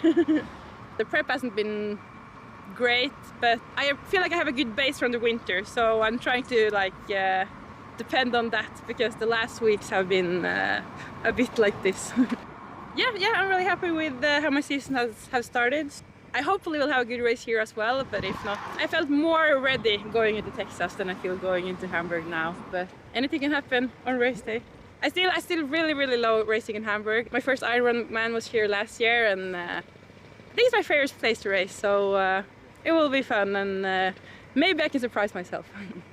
I guess like my main goal here is to get a good score for the Pro Series. I'm always trying to win, but I have a feeling that Laura is stronger. You do? I mean, she ran 2:38 here last year, so that's 8 minutes faster than I have ever ran, so it's hard to know. And it's also a lot of older people that can do really well here, so. I didn't really have a good ride here. It's definitely stronger this year than last year. And also I just have a faster setup. What I learned from this race, specifically last year, is to have everything set up properly. And it's scary to say that now, because then if something happens in the race, then I've jinxed it. But every Ironman is different, and it's just about pace yourself through 8+ hours, and that's sort of the main tactic. And that's what I try to do in all my races. I actually think my most even marathon was here last year because I was a bit scared, and in the other races I just went out harder, so I'm not sure that I've actually learned that much. Thanks to Solveig Lovseth and a fighting chance presented by Precision Fuel and Hydration. For more, watch short AFC episodes on Instagram at IronmanTry and our Ironman Triathlon YouTube channel. And so last year she ran a 46. And she said she was conservative. She ran out super conservative because she was too scared. So, are we going to see a low 240 from Solveig today? That's a good prediction. But there were so many good insights into that. The fact that she deflected off herself and put it on someone else. Her and Laura, they're pointing the finger at each other. Yeah, that's right? the best like thing. This whole lead into the race, Laura's like, oh no, I've been sick, and this course suits Solveig so much better than me, even though Laura's won this race twice. And you never know with the Norwegians, and like a little bit of training and a lot of training, that's maybe different to some athletes compared to the Norwegians. Yeah. And Daniela knows how that story goes. But yeah, and you know, she just has this fun attitude, right? It's like, and to be successful in this sport, you have to find the fun. You know, the sport is so hard in so many ways, and I think that's the biggest secret to the Norwegians. You know, they all, talk about the Norwegian method. I think the Norwegian method is they understand that they have to joke around, they have to have fun, and they tease each other and they put these awesome stories out. And I think that's part of the vibe now these days, that, you got to, they're serious, they train hard, but they definitely know that there's got to be fun.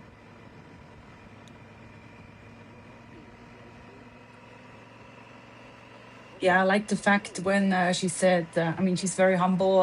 She also mentioned she didn't learn that much yet as a joke, but in the end, we can see she's just a natural racer. And I think you picked it up right, Benjay. I think the Norwegians have a little bit of a type of humbleness and lightness to it.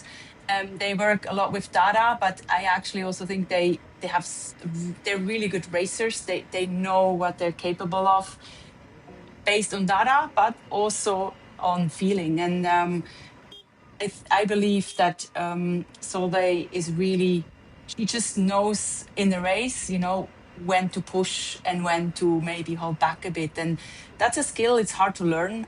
Some athletes are impatient or get excited, and she seems to be able to really.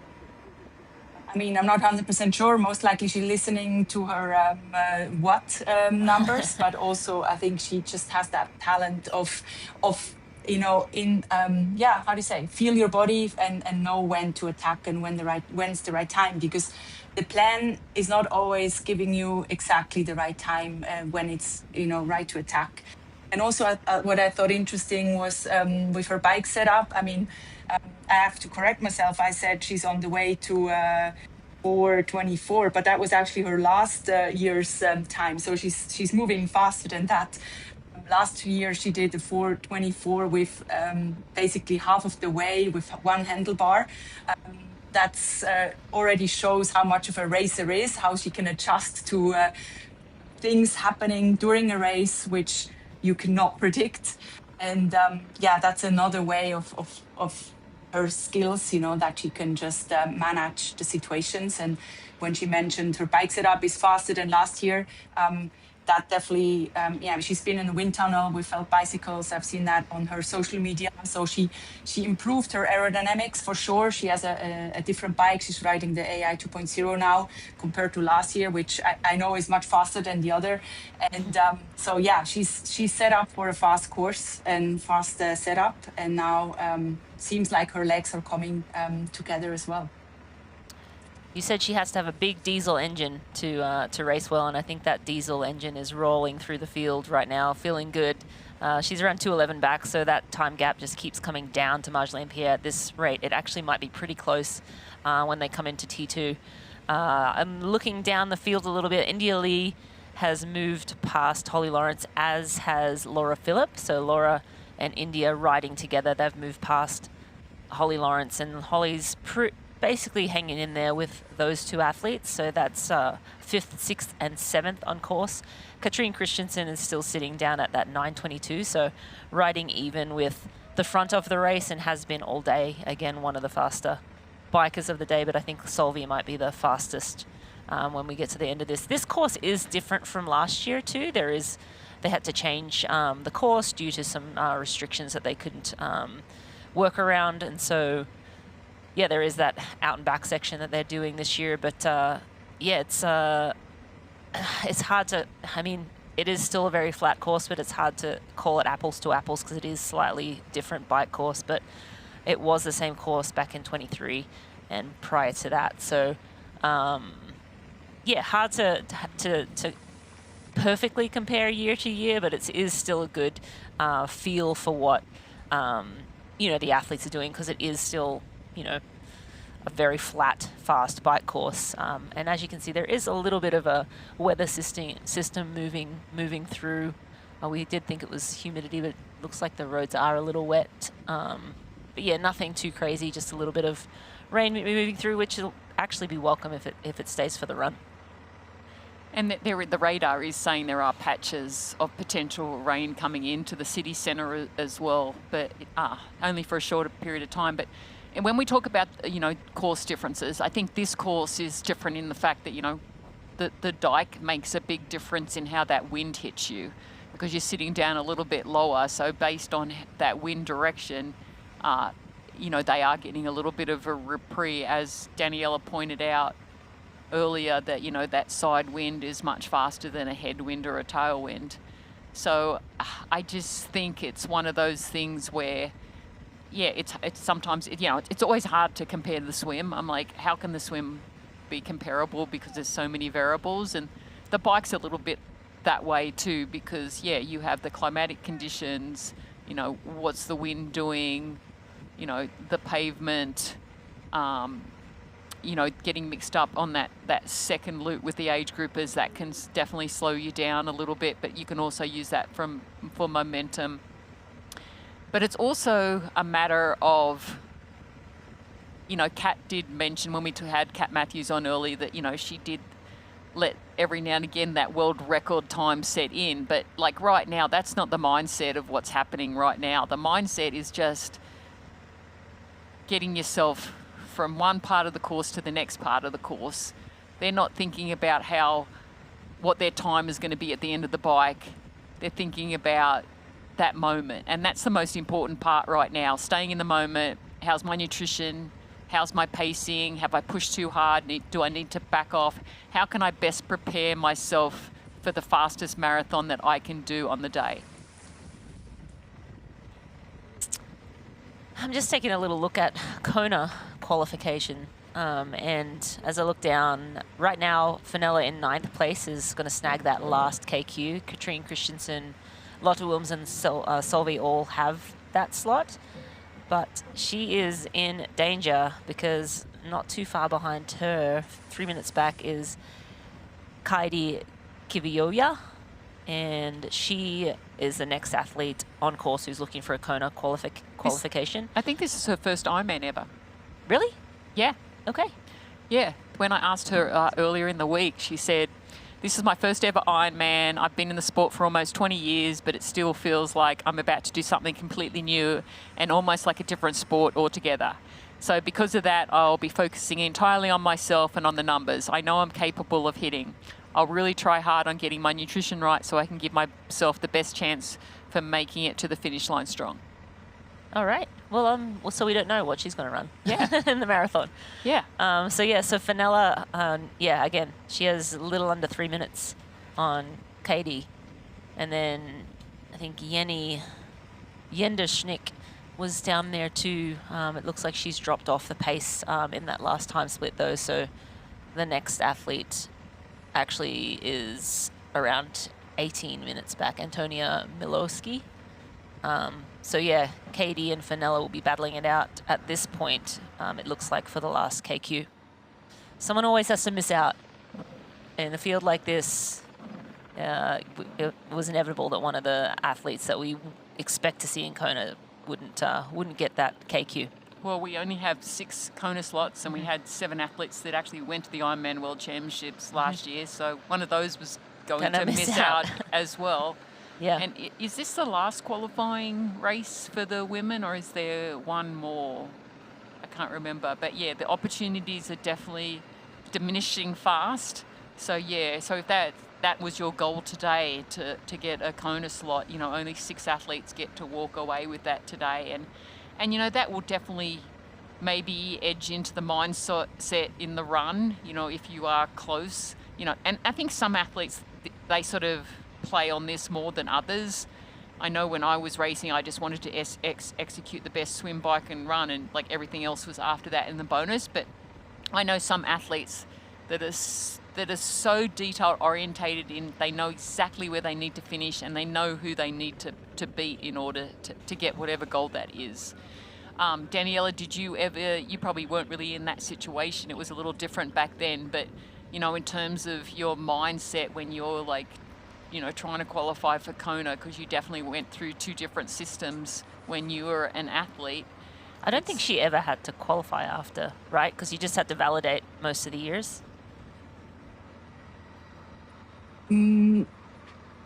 Good point. Yes, I did. But that can be actually also, I think in the end, it's not the same. You're right. You need to, but let's put it that way. I think for most of my races in my top years, I wouldn't care about qualification. I wanted to win the race. So for me, it was always, of course, I didn't want to drop out. That's the only thing I was a little bit, careful. I would not want to faint suddenly 5K before the finish and then miss out on the spot. But I think the only time I thought about qualifying was in my last race at Ironman South Africa, where I had my worst race ever. So that means, I think focusing on the spot can really put away the focus on the effort. And I think in the end, it's really about putting in the effort. And even if you just have to validate, it's not fun to have an Ironman, where it takes you 12 hours because you have to walk the marathon. And so for me, that was always the goal. I wanted to finish it strong and well. And also because it was kind of like for me, a confidence builder for the build up for the race and a test. So I saw it more as a test, where am I, how fit am I compared to the best. And I think all these women here, they want to measure themselves against the best. And of course, if it's about that last spot, they're gonna as much fight for the place. So in the end, you want to be, if you're fighting for that top 8, maybe top 10. Then at the moment, if we look at Fenella and Kaidi, so that means the top 9 will get them the spot.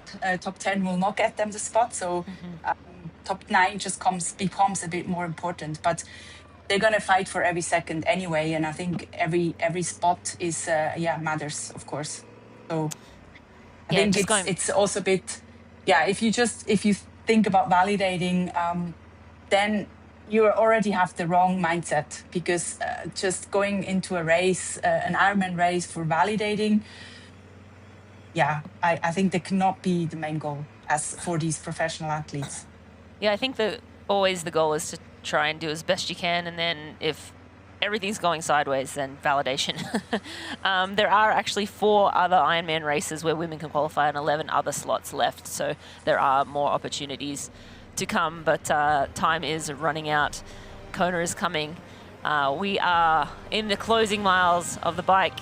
Solveig is rolling 1:43 back from Marjolaine Pierre, who's still in the lead. We're not here to sell you on this life. You already chose it. No shortcuts. No hype. Just work. Same as you. Built to outlast. Endure. 40 years in, and we're just getting warmed up. Welcome to the Ohana.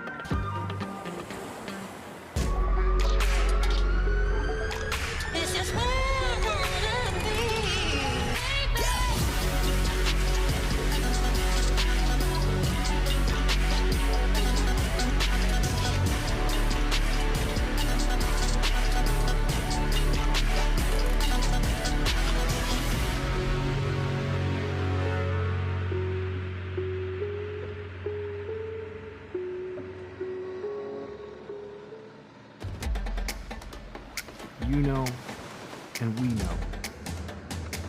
The thing about challenging yourself is, you're always looking for what's next.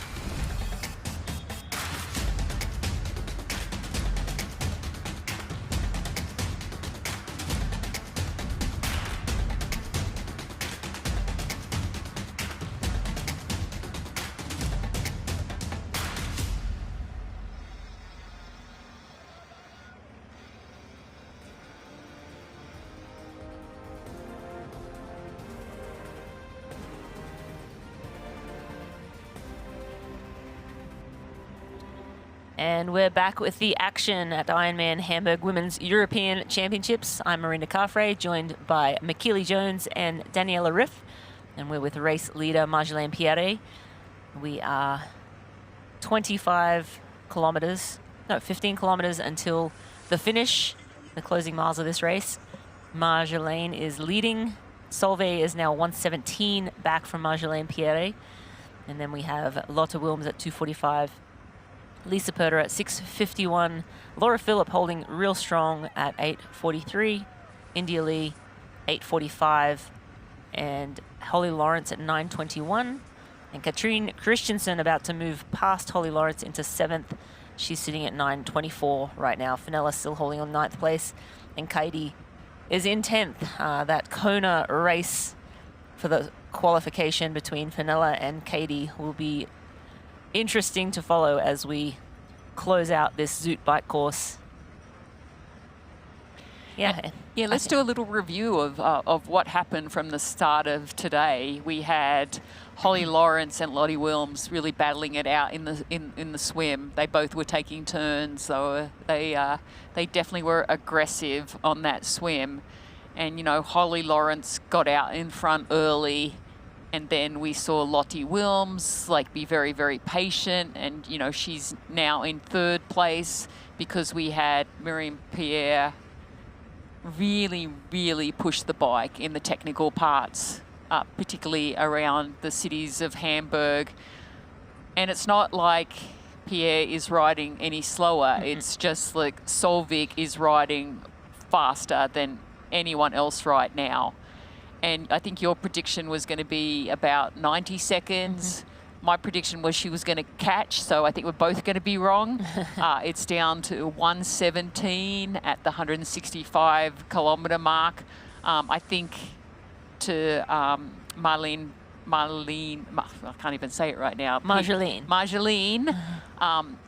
because she's so technically skillful in the town section, I think she'll get some time back. So it might pop back up to 90 seconds. So you might be right. We'll see. Yeah, we'll see. I don't know how technical it is at the end, but I imagine it will be a little technical as they make their way back to transition. It's fast. I mean, I've ridden the last part of this course many times. It's definitely fast, and it's not quite as technical, but it's just a matter of like how much speed you carry, especially as you come down through the tunnel as well.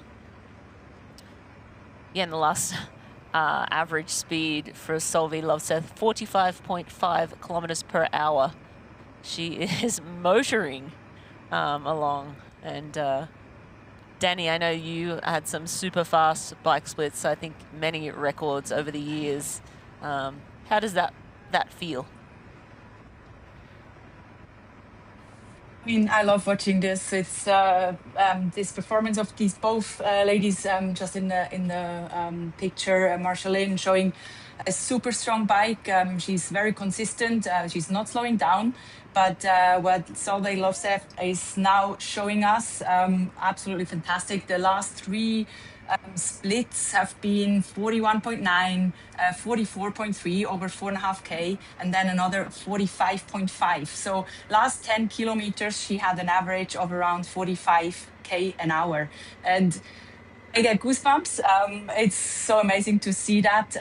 She's really hammering it now. And I think she definitely found her legs. Fast bike. And in the end, yeah, it just shows how good she is. At the moment, in the pace she's going for, she's heading towards a 4:19. So that would mean actually a bike record. But we're not quite there yet. We have a few more kilometers to go. Yeah, let's say 15K to go. So let's see what happens. And I think if the road is a little bit wet, they may be a little bit conservative, which what we just saw happen as she headed through that corner, that the road may be getting a little bit slick. So she is being a little bit more cautious. And I mean, yeah, you definitely don't want to hit the deck at this point in the race. And I think it's much better to be a little bit conservative through those corners. The only thing with the weather lately in Germany is they have had some good rains, so hopefully the city centre won't be as slick as it potentially could have been if the roads had been dry for weeks and weeks. Yeah, just explaining that a little further, MJ, when the roads have been really dry and cars are driving over them and there's sort of gas and so forth being spilt on the roads, if it rains and it hasn't been wet for a long period of time, only a cyclist would know this, those roads become extremely slick. So if it's the first rain and it hasn't been raining, it can be like crazy, like ice skating. But yeah, since there has been a lot of rain, hopefully it won't be too slick in the city center. It doesn't actually, it's hard to tell if there is, the roads are wet. It does not look like they are where they are right now. I think there was a little bit of rain a little bit further out on the course, but it looks like the roads are fairly clear right now. So again, hard to tell from the camera, but still worth being cautious in the last 10 kilometers of a race when you've gone this far. You don't want to hit the deck. Absolutely not. And I do have to mention that this course is a little different from last year's course, and I think it was 167.7 this year, and last year's Strava files showed 177.7. So the bike course is a little short in general, but so not this year, 167, 176. You're right. Yes, 176 versus 177. Sorry, not 60. I just didn't want you to jib them on like 10K. No, 10K. That last 10K is painful too. Always remember Ironman racing. The last 10K was just like, all right, ready to get off the bike. Sometimes it's the last like 80K. Yeah, if it's only 10K, it's a good day. Probably not for Daniela. I felt like she was like, "Just let me keep going on this bike. Put another 10 minutes into everyone." Yeah, and it's always interesting when you watch the races and how the dynamics play out, because like Laura Philipp is definitely getting the benefit right now of being around Indy Lee, and I think that still could be in her factor in her benefit when it comes to the run. Danielle, what are your thoughts of when it comes to race tactics and when the surrounding people that you can actually use and benefit from? Yeah, I think there's two different athletes. The ones who really like that battle. I was personally always, the reason why I went fast on the bike was that I could start the run alone, because I didn't want to have Rini or Laura with me. But I think on the run, I think there's some athletes that really bring out the best from themselves if they have that battle and also that push shoulder on shoulder. And as we saw last year, Laura, seeing her here in the picture, is one of them. She could definitely strive from that battle with Kat last year. This year, she seems that she's a bit more on her own. I also remember last year she lost her bike computer, and in the afterwards she said it was actually, she was quite glad she didn't lose it. Her bike computer didn't work. And so she just went by feel and just tried to hang on to Kat. And I think that shows, even though data is really helpful, sometimes when it comes to racing, and especially when you go shoulder to shoulder, you just have to hang on and really bring in the racer out of yourself. And that's also a skill you have to have as a racer, because in the end, if the plan says go with 300 watts, if your competitor pushes 320, then you're not going to win. So it's that fine line of knowing when to go a bit harder than your plan is what your plan is showing you. Rini, I think you jinxed them, because the water is definitely on the roads. I actually looked at the satellite. That's why I knew it was coming up. But I think one of the biggest differences that I love looking at the detail orientation, right? Right now we have Marjolaine Pierre, our leader, and we just saw Laura Philipp. The attention to detail alone on her race number is unbelievable. I don't know if you two have picked it up about what they've actually done to ensure that number belt and that number. Look what she's done. You can see it. Oh, look at that.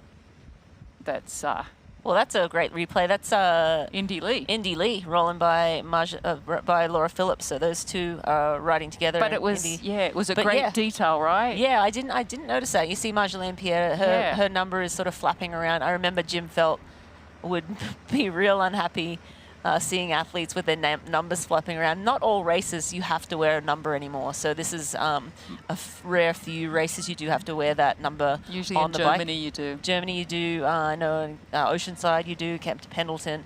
Kona, I don't think you have to wear the number on the bike like that. So, but for many years you did have to wear that race number. And I remember Jim Felt, our old friend from Felt Bikes, would always be blowing up about the numbers after we've spent so much time in the wind tunnel trying to get our bikes as fast as possible. But you're right, yeah. Laura Phillips' number was perfectly flush to her body. There was no wasted anything on her setup. Like, she just looked so svelte and perfectly kind of punching a perfect hole through the air. So it was attached through the middle of the, like hers is attached at the top. Marlene Preger's is attached at the top. Hers was actually attached to the middle of the number and then also taped. Yeah, so you know, that's how Philip is, her coach, her husband, like so detailed orientated. And it is annoying when you're riding. It would always annoy me that I'd have this big huge number flapping around. And even on the run, it always annoys me. I always feel like, you know, I mean, even though you're trying to get in your zone, it's very annoying. That time split keeps coming down, 49 seconds between first and second. We'll see actually the 174 kilometer mark coming up. The final stages of this Zoot bike course now, and Solveig again 100% in the power position and has a nice lead on Lisa Perder, Laura Philipp. And the runners, Katrine Christensen still sitting at 9:17. I feel like she's just been riding exactly the same as Marjolaine Pierre all day. But further down, she's moved up into 7th place now, past Holly Lawrence and Fenella Langridge. So looking super strong. There we go, 45 seconds. So only 2 seconds taken out in that last 5 kilometers. So Solveig, again, being a little more cautious than Marjolaine Pierre. But with the rain, everyone super cautious and very interested to see what this young woman can do. Yeah, because she was so excited to ride this bike course. She felt like it really suited her, the long, flat, straights that this course is known for. And she looks really good. Like, the movement is very minimal. She looks relaxed, handling all the corners, you know, as cautiously as she should based on, you know, it's a little bit dry here. As she gets into town, it's definitely a lot wetter. Yeah, she just looks relaxed. And it would be nice, you know, she has had some great races in the past, and then she has struggled a little bit with form, you know, over the last 12 months or so. So it would be great if, you know, she could really string a really good, solid run together today. I think her fastest marathon is around 3 hours, but she was leading that race and she had a pretty decent lead, 20-minute lead that day. So she didn't need to run any faster than that. So I'm going to assume that she can run in the maybe low 250s, which really puts her in the mix as well. So India right now in 5th place, but let's see what run legs she has packed in T2. Plus, a good transition from either one of these athletes could create separation or bring them close together. So I'm wondering if Sophie is getting any splits right now. I mean, there should be a lead motorbike. Yep, right there, the camera guy, that she should potentially be able to see that she is getting closer on some of these longer stretches, but there are like lots of corners coming into town as well, as you see them coming around one of those tight corners. You know, definitely there's a lot of caution being taken right now. And then they'll go around this and then they'll go under the tunnel and they're almost at transition. The tunnel's just in front and then they'll, the actual entrance to T2 is right after the tunnel. So we're moments away from these athletes getting off the bike.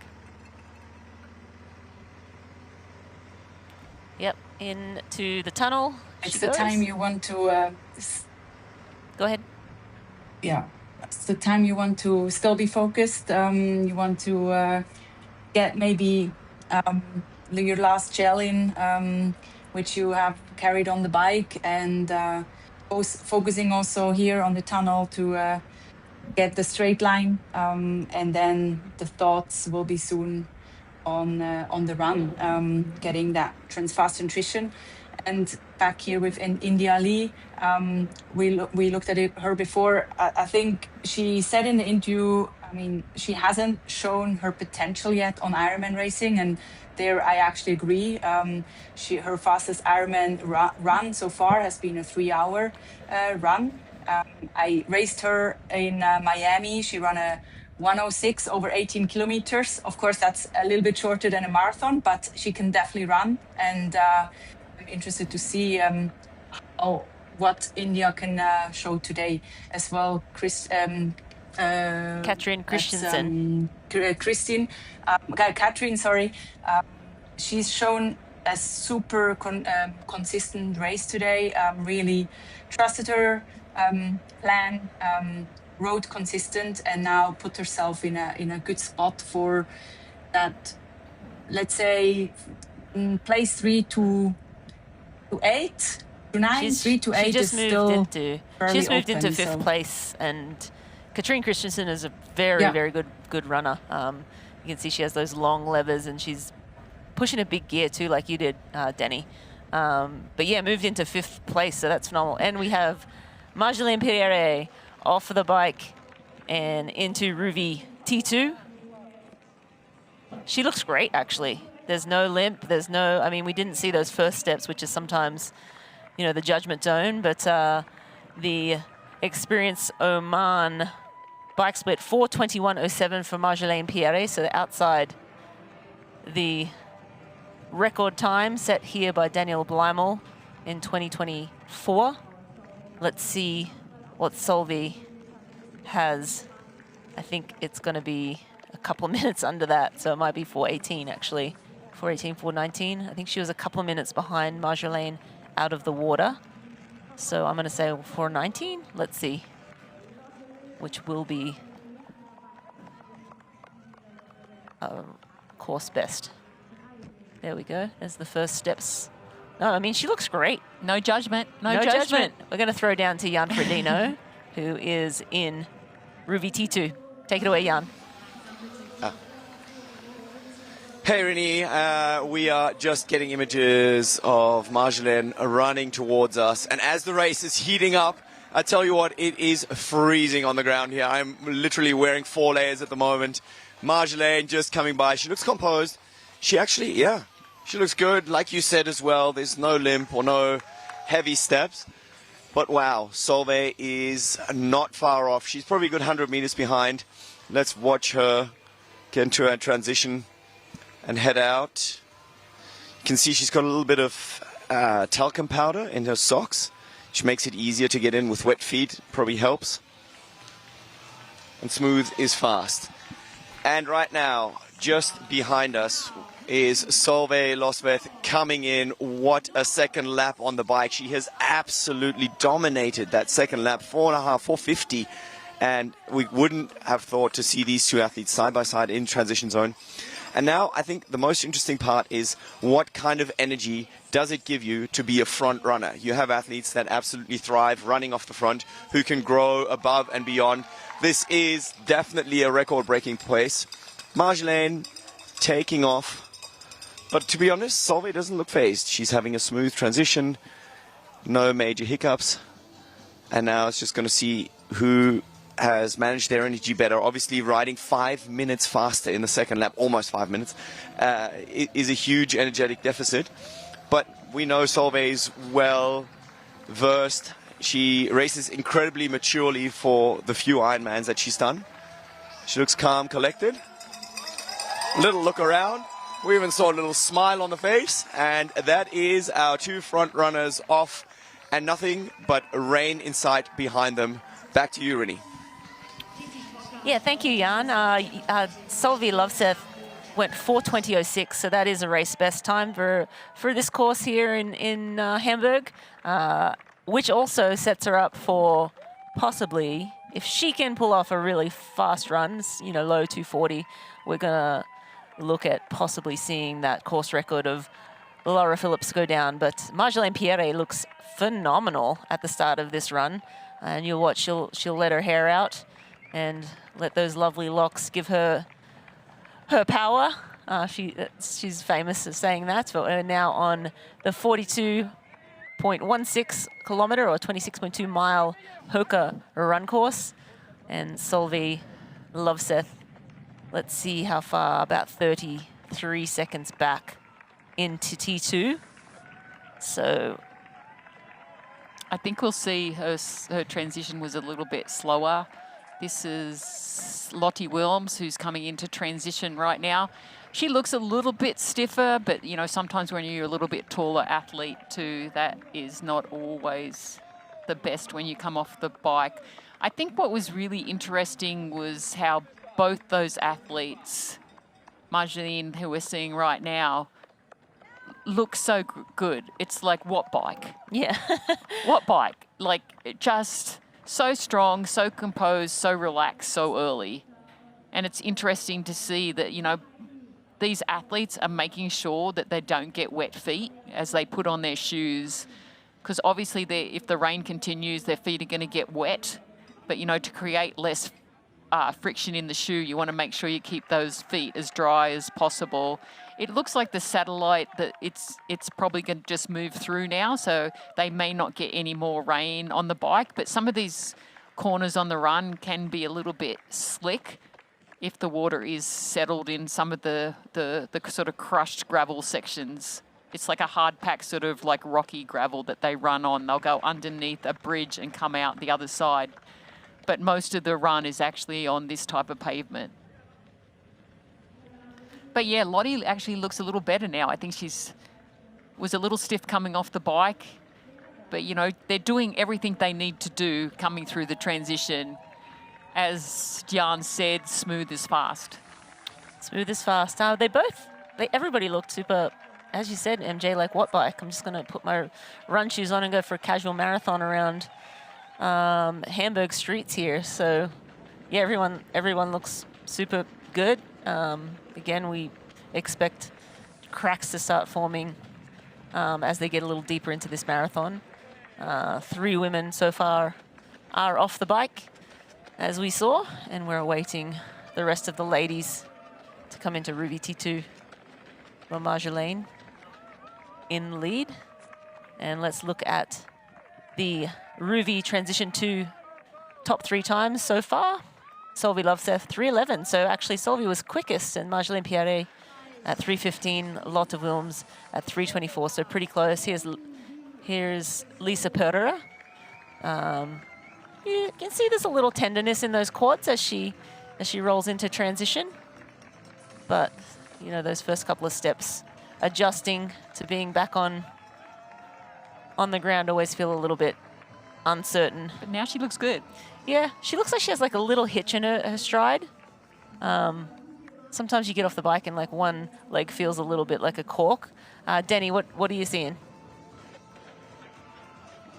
Yeah, I think it's also, let's not forget, they've been riding 180K on quite fresh, cold conditions. So I would say running barefoot on concrete is not the most amazing thing to do when you just pushed 180K. So that stiffness can also be a little bit of just having that, you know, hard concrete hitting your feet. And yeah, like you said, warming up a bit, your hip flexors have to loosen up a bit because they've been composed quite hard. And yeah, the quads definitely did some work. So I would say also, I agree with you, but all of them look quite smooth, even though I remember how much this first 100 meters coming off the bike hurt. And your feet sometimes are just numb from pushing hard or from having cold feet. So it's, I would say, not the most, not my favorite part of doing an Ironman, if we want to leave it there. Yeah, hopping off the bike never feels fantastic. And on the rare occurrence that it actually does feel pretty good through transition, you know, we're in for a phenomenal day, but 9 times out of 10, I can tell you, you feel like death coming off the bike, and then hopefully you can turn it around in the first couple of kilometers of the race. Marjolaine, the hair is flowing. Was it different? So is she. Must have been different for you coming off the bike, really. Yeah, we'll throw down to Jan and then we can go back to that. Jan, go ahead. Just standing here next to Lisa Pertro, who's getting changed as we're waiting for Laura Philipp. This is obviously going to be the cat and mouse game. We're all anticipating all the hypotheses I've been hearing, 6, 8, and 10 minutes between you ladies. We're going to see what she's actually got. Her coach did say that she lost quite a bit of weight when she was back in hospital, so the flat course doesn't suit her. But her running apparently is even quicker than last year, so we might just be in for some fireworks. Not time to call this just yet, but man, this is a long transition zone as we don't even see Laura yet. I'm not even sure who's coming through at the moment. Katrine Christensen. Katrine Christensen, that was. As we've got Lisa Pertra heading out. She is looking a little like she's walking on raw eggshells. Lisa, that is. But Katrine having a quick transition. You can see everybody's socks just kind of almost exploding with a bit of talcum powder, which really helps a lot with these wet conditions. And we've got Indy Lee coming through next, and Laura Philipp. Here we go. This is going to be the race of races. Let's go, Indy. Come on. She's always got a little smile, good attitude. Let's go, Laura. Let's go. Let's go. She does not look comfortable. She's got something black on her heels as she is getting her things out, getting ready, shaking ever so slightly. And again, smooth as fast. You can see she's got a little bag that she's going to just take with her to do a transition on the fly. She puts on the socks. And I'll try and get a quick word just as she takes off. I don't really want to interrupt her process. See if she goes.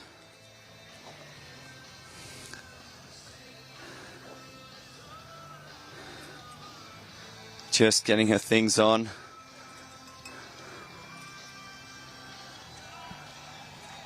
Laura, ready to fly? Hope so. She's hoping so. We hope so. Let's go. Super focused. She's literally shaking. Yeah, it's as an athlete, I struggle a little bit to interrupt the people's process. I know we all want to get a live word, but to be very honest, this is the sentiment I've got from her since the get-go. In the beginning, there was a lot of hopefuls, there was a lot of maybes, and a lot of, could be, should be. She's definitely not on her most confident game, but let's see. I mean, this is obviously her best discipline. As we see Indy Lee taking her time to get out of transition and hot on her heels. Back to you. Yeah, thank you, Jan. You always want to check in and say, how are you doing? But yes, as an athlete, you also know that usually you don't have many words for anyone in that moment. It was interesting to see India Lee lacing up her shoes. Does she not know you can have elastic laces? But sometimes the tension on the elastic laces can be agreed. But yeah, I think she wasted a ton of time there. She probably wasted 45 seconds. Again, it's an Ironman, but I feel like every second matters. But standing time is longer than moving time.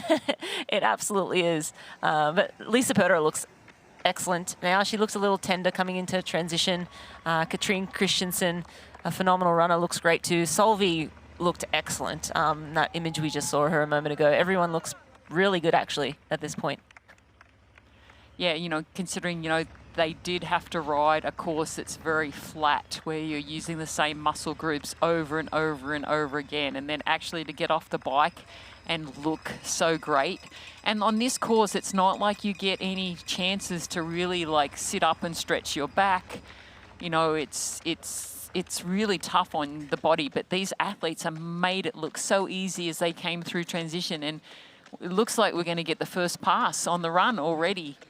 Yes. With Sovi catching Marjolie very, very quickly on that run, both having speedy transitions. But yeah, Loveseth is like showing us already why she was one of the favourites, why she is the current world champion. And I did see her smile at one of the volunteers a few metres back, so definitely in good spirits right now. Yeah, it's at the 2K kilometre mark. Marjolaine was at 4:04 minutes per K, and Solveig Loveseth was at 3:52 minutes per K. So, yep, the pass has been made.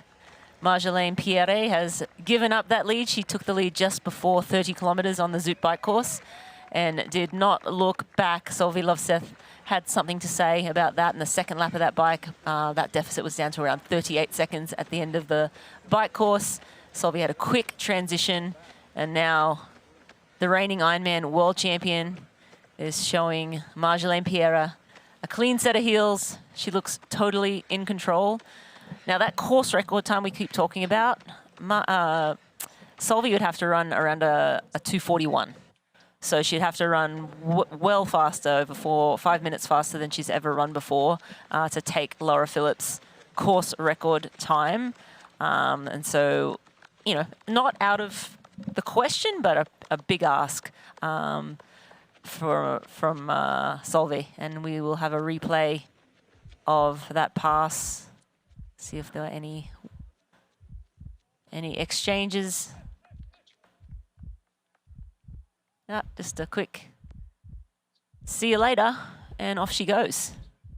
And I think Jan made a really good comment about the fact that Solveig actually rode 5 minutes quicker on that second lap and what the cost was going to be.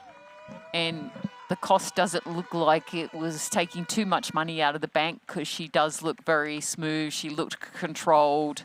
You know, obviously we know that Marjolaine doesn't have the run pedigree of our world champion, but it's still very early.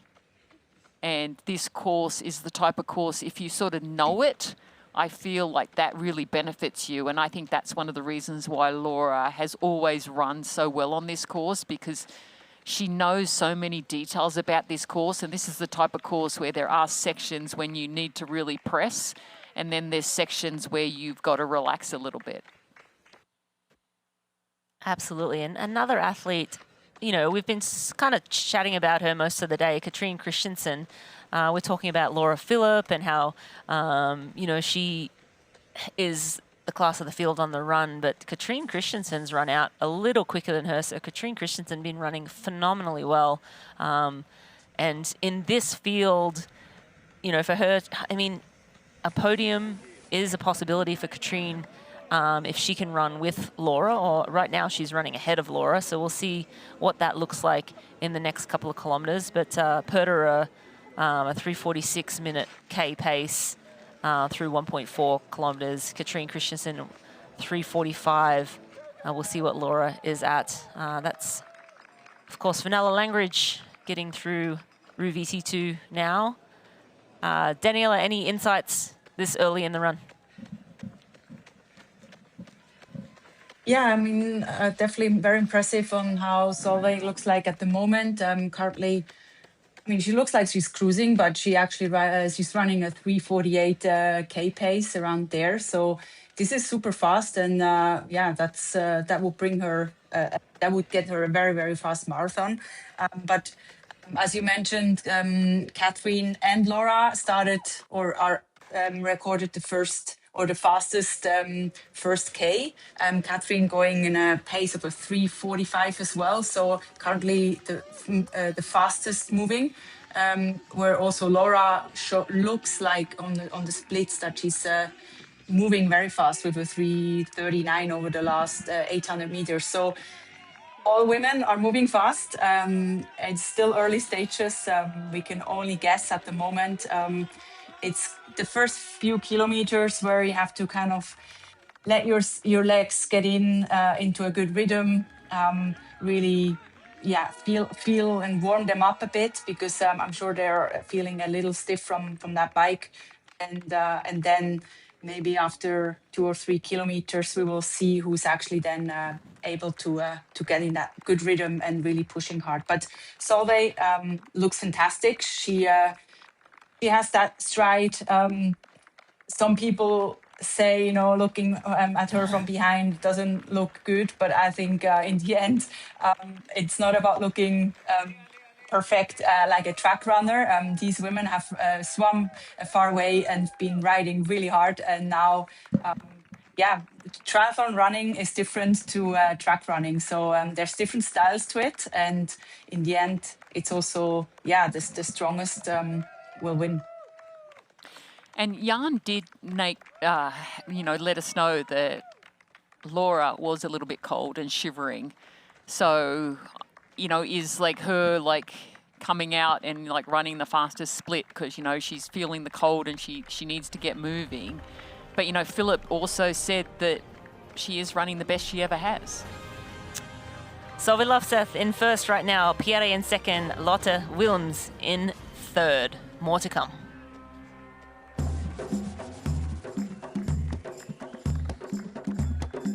It's the beauty of Oman.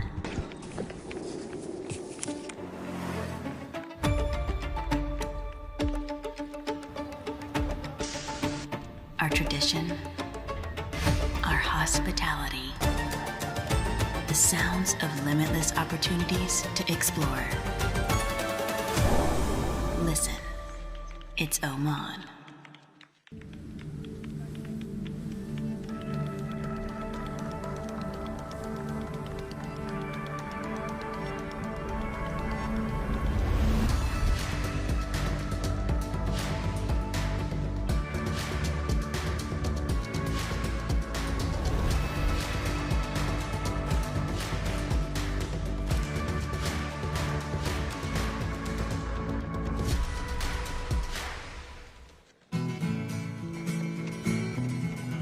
Imagining a place where it's always safe and warm. Come in, she said, I'll give you shelter from the storm.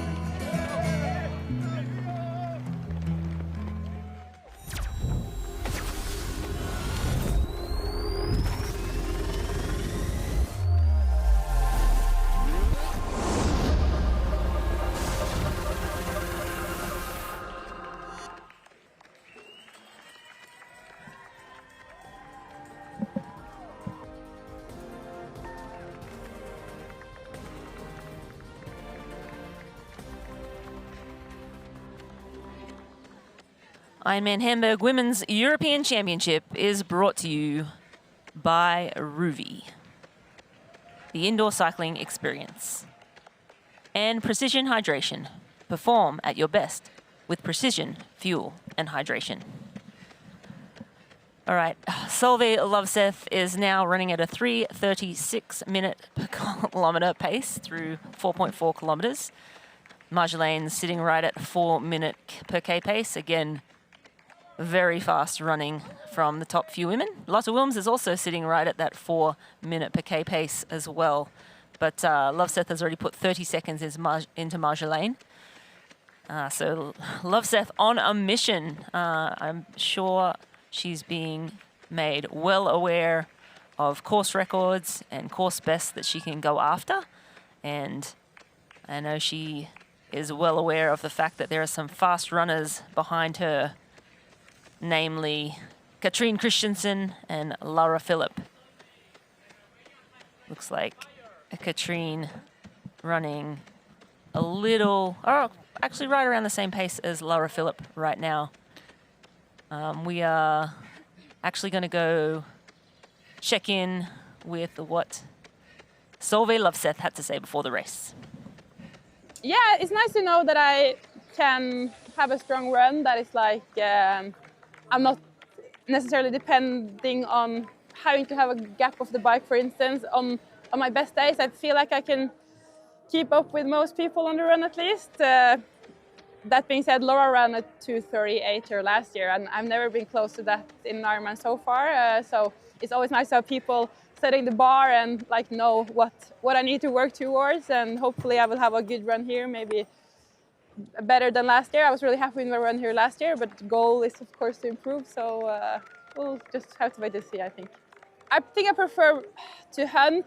It's a bit scary to lead the race unless you lead with like 15 minutes or something, then you can start to relax a bit more. So that's probably the most comfortable position, but that is definitely not a realistic position to be in this race. So then I prefer to hunt, I guess, because then you have, it's always nice to see somebody in front of you and know like that's where I will try to get to, but much better than being like this, like looking over your shoulder all the time. Thank you. All right, well, I think she's going to have to be looking over her shoulder all day. Exactly not what she said, and she doesn't have a 15-minute lead, which was the other best case scenario. But I mean, leading the race at the end of the bike, being second and in transition with the leader at the end of the bike, and not a bad place to be, right? Like, still pretty good, and she's running very well. I think if she wasn't running well and she was in the front, maybe she'd be worried about who's behind her, but she's clearly running very well at these opening kilometers. So, yeah, I mean, I'm sure she'll take it right now. But you know what? I'm just looking at the splits again, and she had a 30-second lead, and now it's only 18 seconds. So she went through that last at 4:13-minute K pace, which is a lot slower than she was running prior to. So I don't know if what happened there, but Marjolaine Pierre just took 12 seconds out of her in the last, 800 meters? So that's, a little strange because she seems like she's still moving very quickly. But,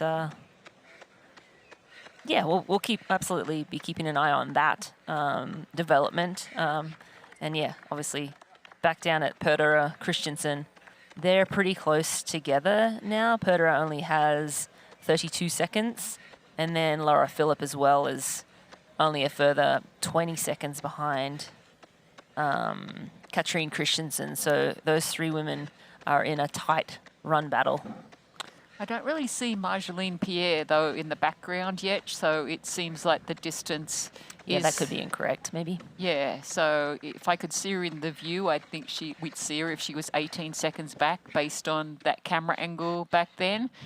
But, it's also one of those things in Ironman, maybe someone's like feeling a little bit more energized than the other person in that section. And I think with this type of course, there are some sections that's, if you're a taller athlete, getting around the corners you're not as agile as some of the smaller postured athletes. Mm-hmm. And Lotte Wilms is running extremely well, 3:40 minute per kilometre pace in that last time check now. Lotte Wilms on camera right now. And she changed coaches recently too this year. Mm-hmm. So, sometimes it does, when you change coaches, it does take a couple of months to get that coach-athlete relationship on track. And, she did have a great race in New Zealand. Obviously, the last couple of races probably didn't live up to that expectation, but that's the difference between like an Ironman distance to some of the shorter distance races. Some of the athletes definitely excel more at the longer, and some excel both, and some excel better at the short.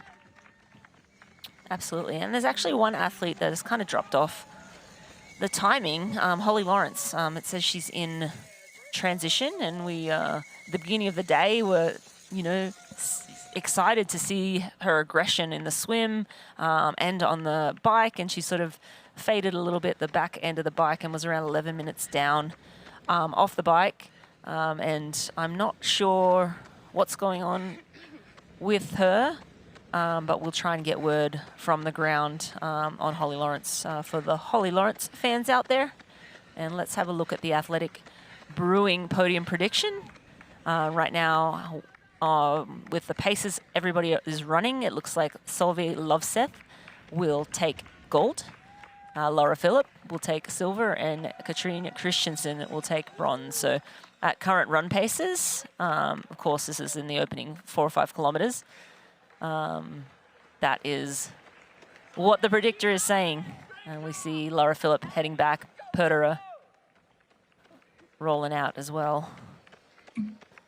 So it's a great section of the course where there's that out and back where you can see your competitors get a good look at who is where And those three ladies are really close to each other, so they'll be running together probably for a good chunk of this race. And Loveseth obviously is on a schedule. We've seen her frequently look at her watch to see what her pace is. I mean, she's a taller athlete. Sometimes they don't look like they're running as fast as some of the smaller stature athletes. But look, the turnover is good. She's relaxed. She's got that nice forward tilt. She's quick off her feet. I mean, definitely the super shoes help that as well. But, you know, she just looks like so controlled, so comfortable. And I think, you know, she's got so much confidence from her running right now. I mean, obviously she thinks herself as a strong bike rider, but her run, but look at the difference. I think this is such a good comparison. I mean, Laura's turnover is very different to what we saw Solvi's. And, you know, we know that Laura has the opportunity to still win this race.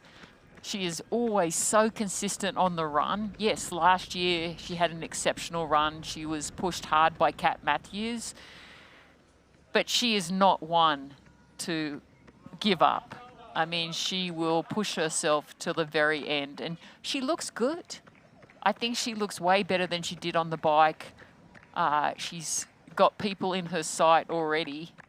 So, you know, that's only going to keep her more and more motivated. And that's the thing, when you're a chaser, there's so much more, as Love said, like when you're chasing, it's way more motivating when you're out the front and everyone's trying to catch you. You don't know what's happening behind. Mm-hmm.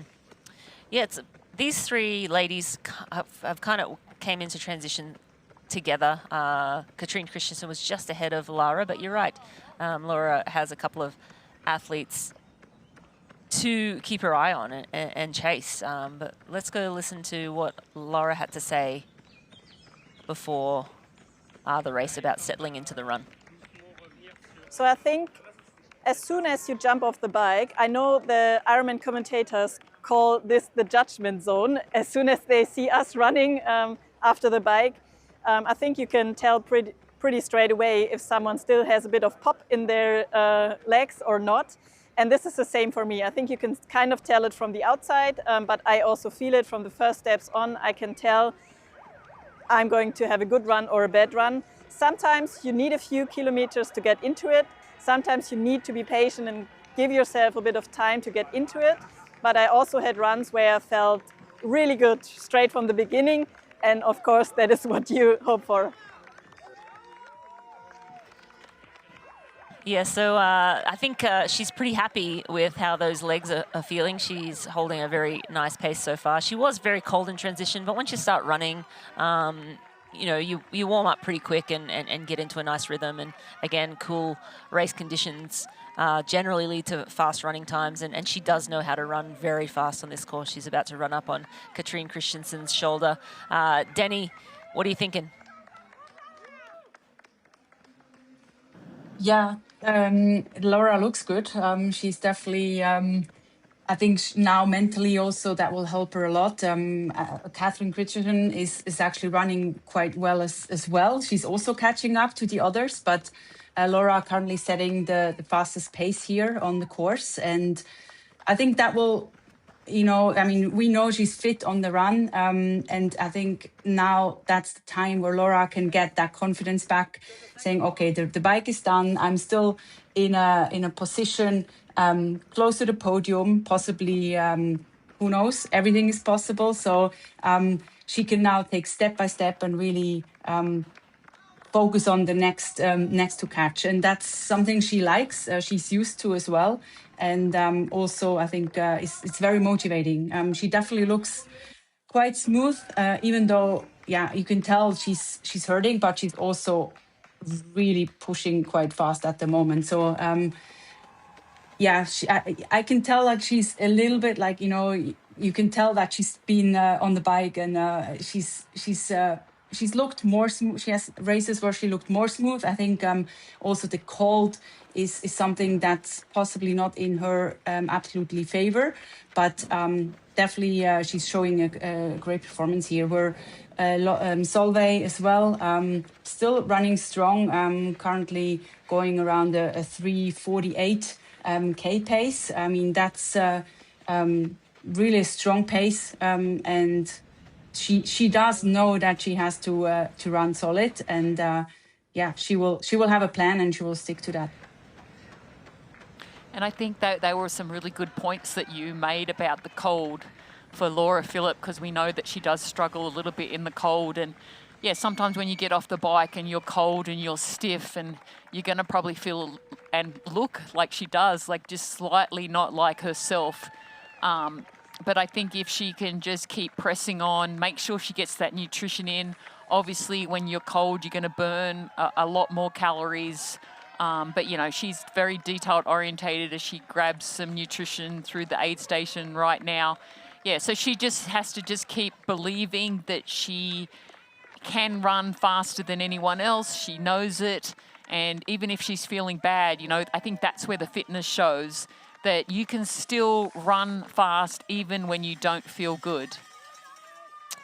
Yeah, and let's take a look at the run course. The 42.2 kilometre Hoka run course consists of 4 loops along the western bank of the Alster and through Hamburg's city centre.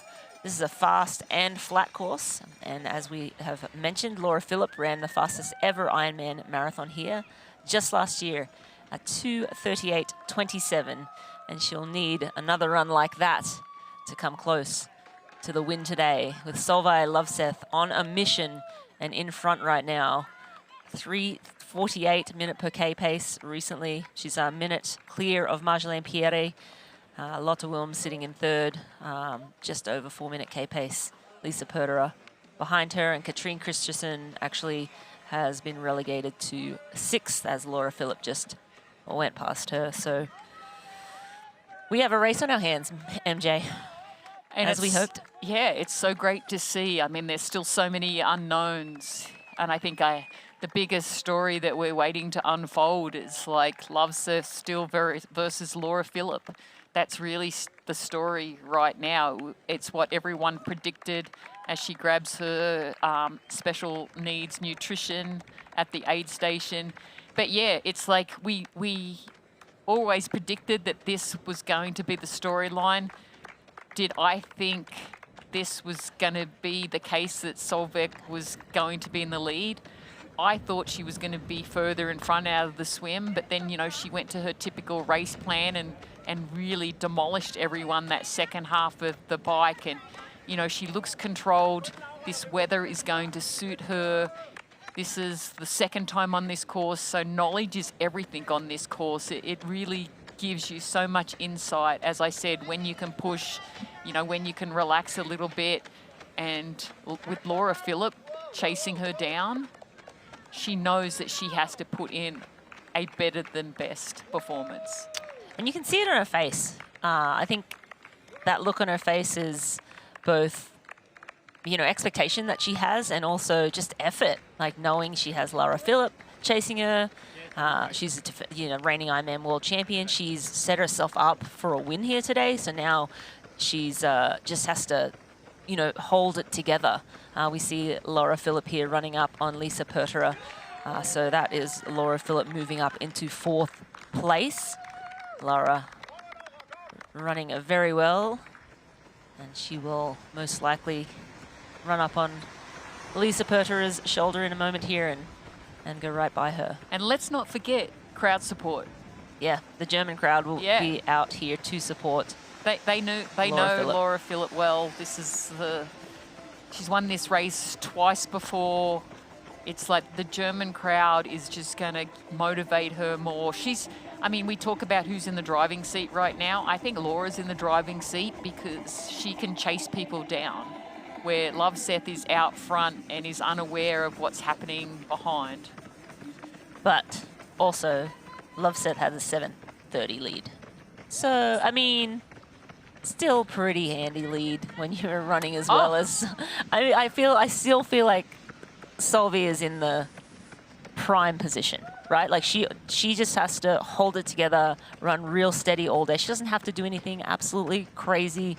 Maybe run, you know, I mean, running a 2:45 is kind of crazy, but that's well within the realm of her reality. So she just needs to be steady, strong all day long, and I think she'll hold on to the win. But again, Laura Philipp on a mission. And yes, there is power in chasing. So I think, yeah, she does have that card up her sleeve. Danny, you have something to add? Yeah, I think we just got through the bikes, the first 5K splits. Let's look at them. Maybe some people can compare to their park runs when they do a 5K run. Laura Philipp started in 41. So that's, I mean, super impressive. 18 minutes 41 for the first 5K. In an Ironman, you know, let's just think that in. And then also Christensen with 19:16, Lovsev 19:30, Herter 19:51, and Langridge at 20:07. And that's all pacing at 2:48 marathon pace. So I remember when 2:48 was the target to go for, and now we're having the top 5 already under that, pacing under this. So yeah, super impressive running, what we see here. And also we have one news for Holly Lawrence fans. Unfortunately, not so great news. We have missed her for the splits for a while, and now we have confirmed that apparently the referee said that she stopped into T2. Sorry, we don't know why yet, but yeah, unfortunately, Holly is not having the day what she was hoping for. Hopefully, she's okay.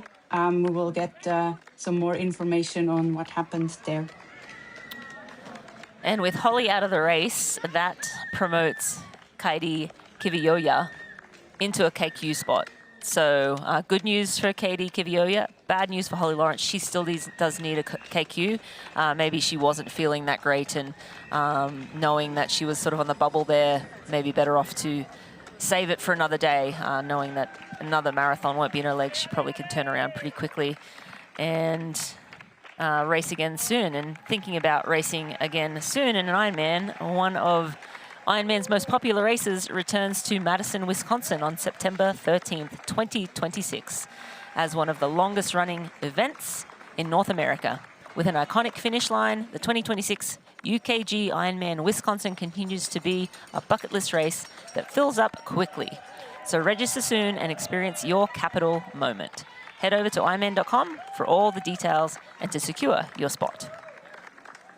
We have Marjolaine Pierre on the screen, of course, recapping the day for Marjolaine. She had a great swim, actually. She was kind of in no man's land. I think she had one other athlete with her out of the water, and then she was around 2.5 minutes back and made 3 minutes back, made quick work of that 3 minutes, hit the lead a little before 30 kilometers on the bike, and really just motored all day. She ended up hopping off the bike. Look, and that's a nice crossover. First and second place on that out and back. Solveig Lovseth coming back.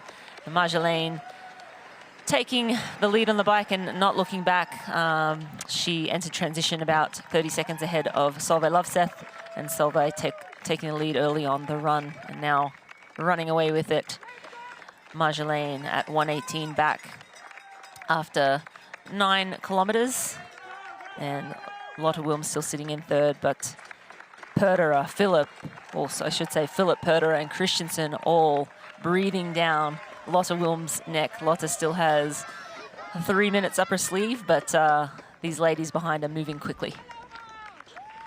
Yeah, and this is what we're going to be taking a lot of notice on, like who is going to start fading and who's going to start thriving. And Laura Phillips going through these aid stations, she's making great work of making sure she's getting everything she needs into her system to maintain the type of pace that we know she can run.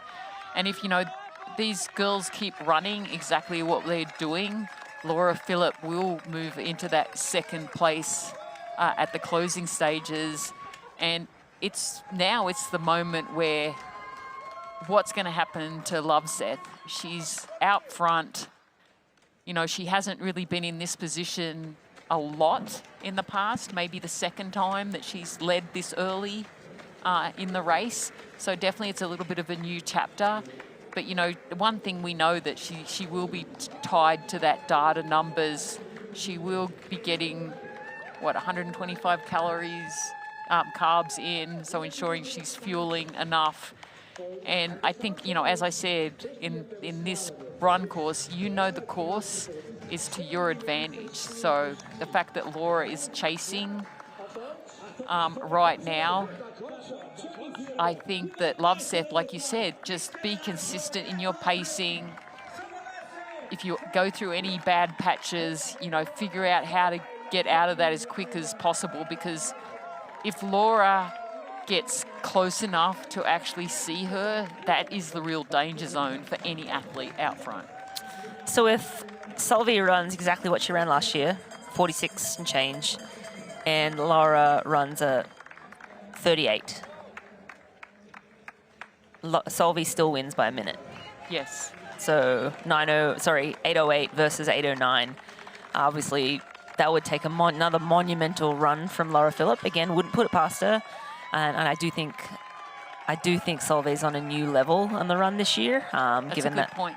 Yeah, so I still feel pretty, you know, it's 10K in, we still got a long way to run. But I feel pretty good about where Solveig is right now. We're back with Katrine Christensen. She was second in Ironman South Africa earlier this year. And we have... that was with that, was it a penalty? 15-minute penalty. But we have Jan Frodeno down on the ground. We're going to throw down to Jan.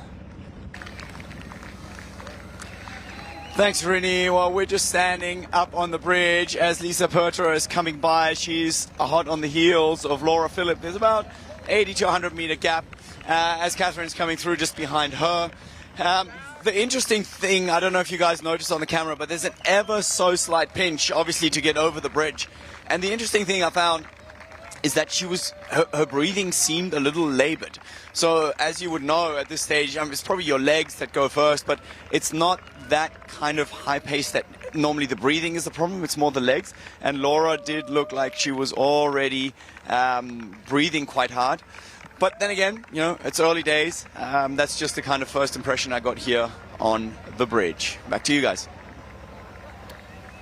Yeah, it's always good to get insights on the ground because, you know, from the camera you can't hear them breathing, you can't sort of see little mannerisms or tells as well. So, yeah, interesting.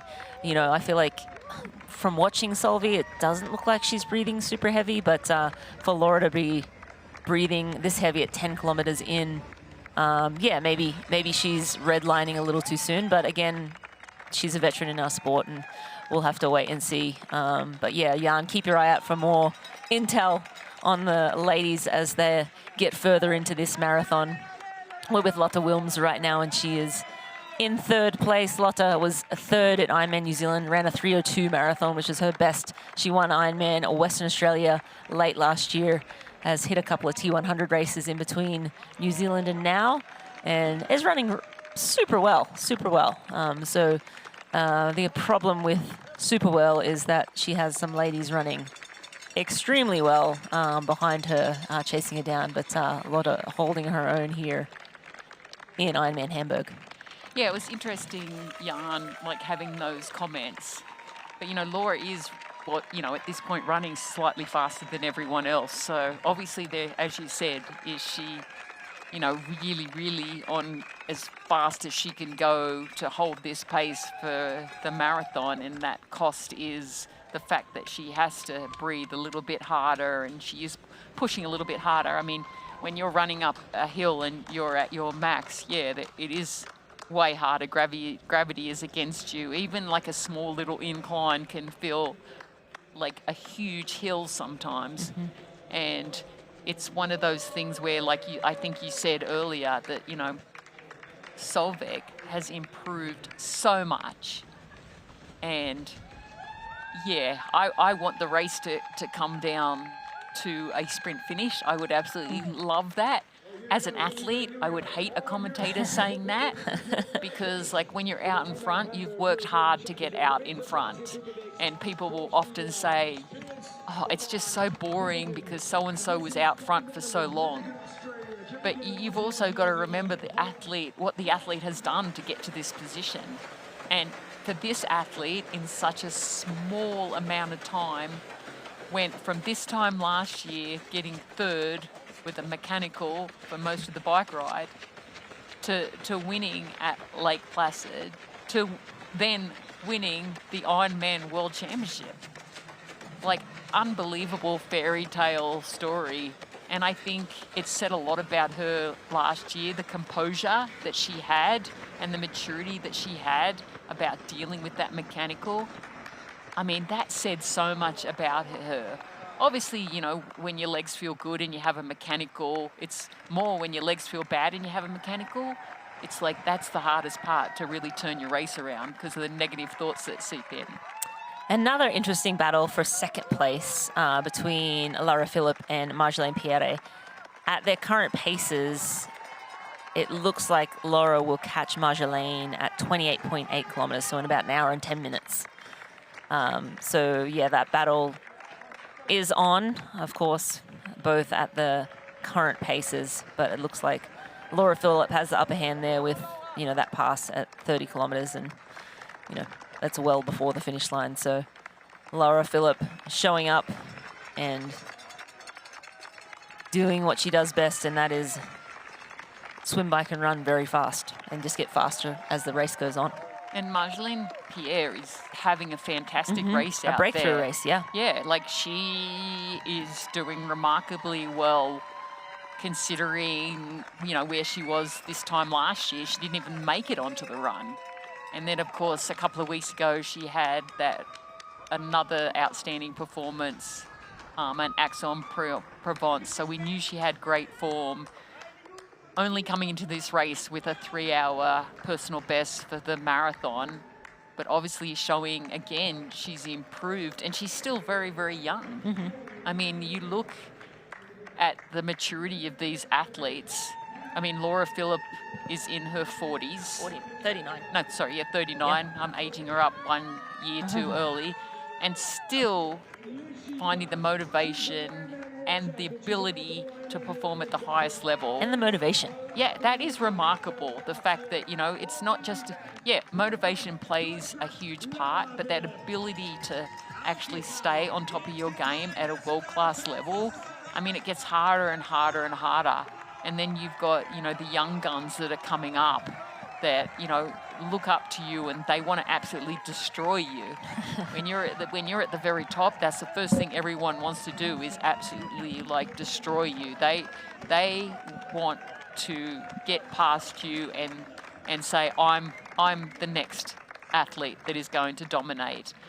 And I think, you know, the young athletes are doing such a good job of coming up and moving to the next level, and the coaching has gotten better, and the progression for these younger athletes, it never used to be you'd see like athletes at 23, 26 dominating Ironman, and you're seeing that not just in the women's race but in the men's racing as well, and I think it just shows there's just such a class of athletes who want to do triathlon, and I think it says a lot, because triathlon is the hardest sport you can do. People will say that other sports are hard, but the ability to master swim, bike and run over this distance, it takes, you know, not just talent, it's just not the mental and physical, but it's like finding a way to be able to push day in and day out, because that's where you get better. Consistency is the #1 rule to progress and move forward.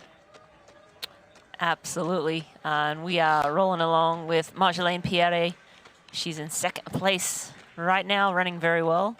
We're going to go listen to what she had to say before the race about finding her rhythm on the run. I'm going to say yes. Before my stress fracture, I have so much stress fracture, but I'm going to say I really want to find back my running rhythm. I think I can really make a good marathon, and I just can't wait to do that. I have this in me, I just need to show it on race day. So yeah, I think this is going to be a good day to do it. It most certainly is a good day to do it, and Marjolaine is doing it right now. She is well and truly on pace for certainly a best ever marathon if she can hold on to this pace right now. Her best marathon is 3 hours, and right now she's probably in the 250 range. So head and shoulders above anything she's ever done before on the marathon, but she does have to maintain this pace. Yeah, she's on track for a 250. Obviously, you're going to have some slowing in the later stages. So, I mean, if she could just have a 5-minute improvement, I think she'd be pretty stoked about that. And then if we go back and look at Sovi, what we think, you know, her predicted time was, I mean, 2:42, she's going to slow down a little bit for sure. And then if, you know, we go down to Lottie Wilms, just to see what she's looking at, she's like about a 250, so running very, very well right now. Oh, look, and we have another pass. So Katrine Christensen is about to pass Lisa Perderer. So Lisa Perderer was first off the bike out of those 3 women. And then Katrine Christensen and Laura Philipp. Laura Philipp, of course, moved past both of these women, but now Katrine is about to make the pass and move up into 5th place. And Lisa is running well. You know, she's on about a 2:45. And then when you look, 2:41. Yeah. 2:41. I mean, that's why, you know, she's catching people. And I mean, we saw that in South Africa. You know, without that penalty, it would have been a much different story.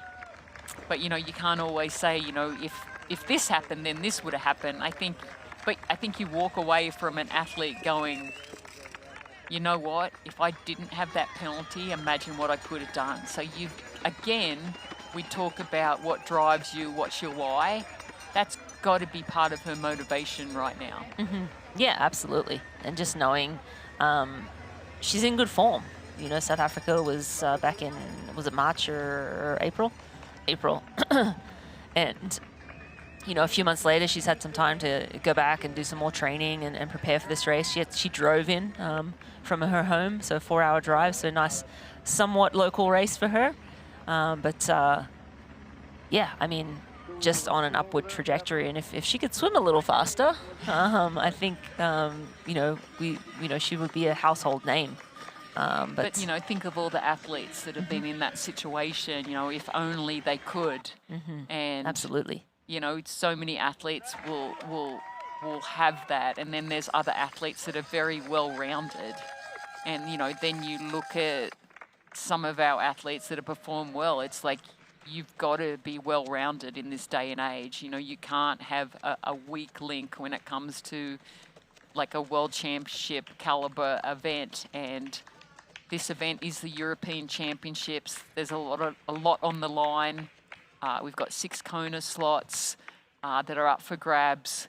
We've also got the Pro Series, an opportunity for Loveseth to walk away with a little bit... Big lead. A big lead. She's sitting in 3rd right now in this series. You know, she'll have a huge lead.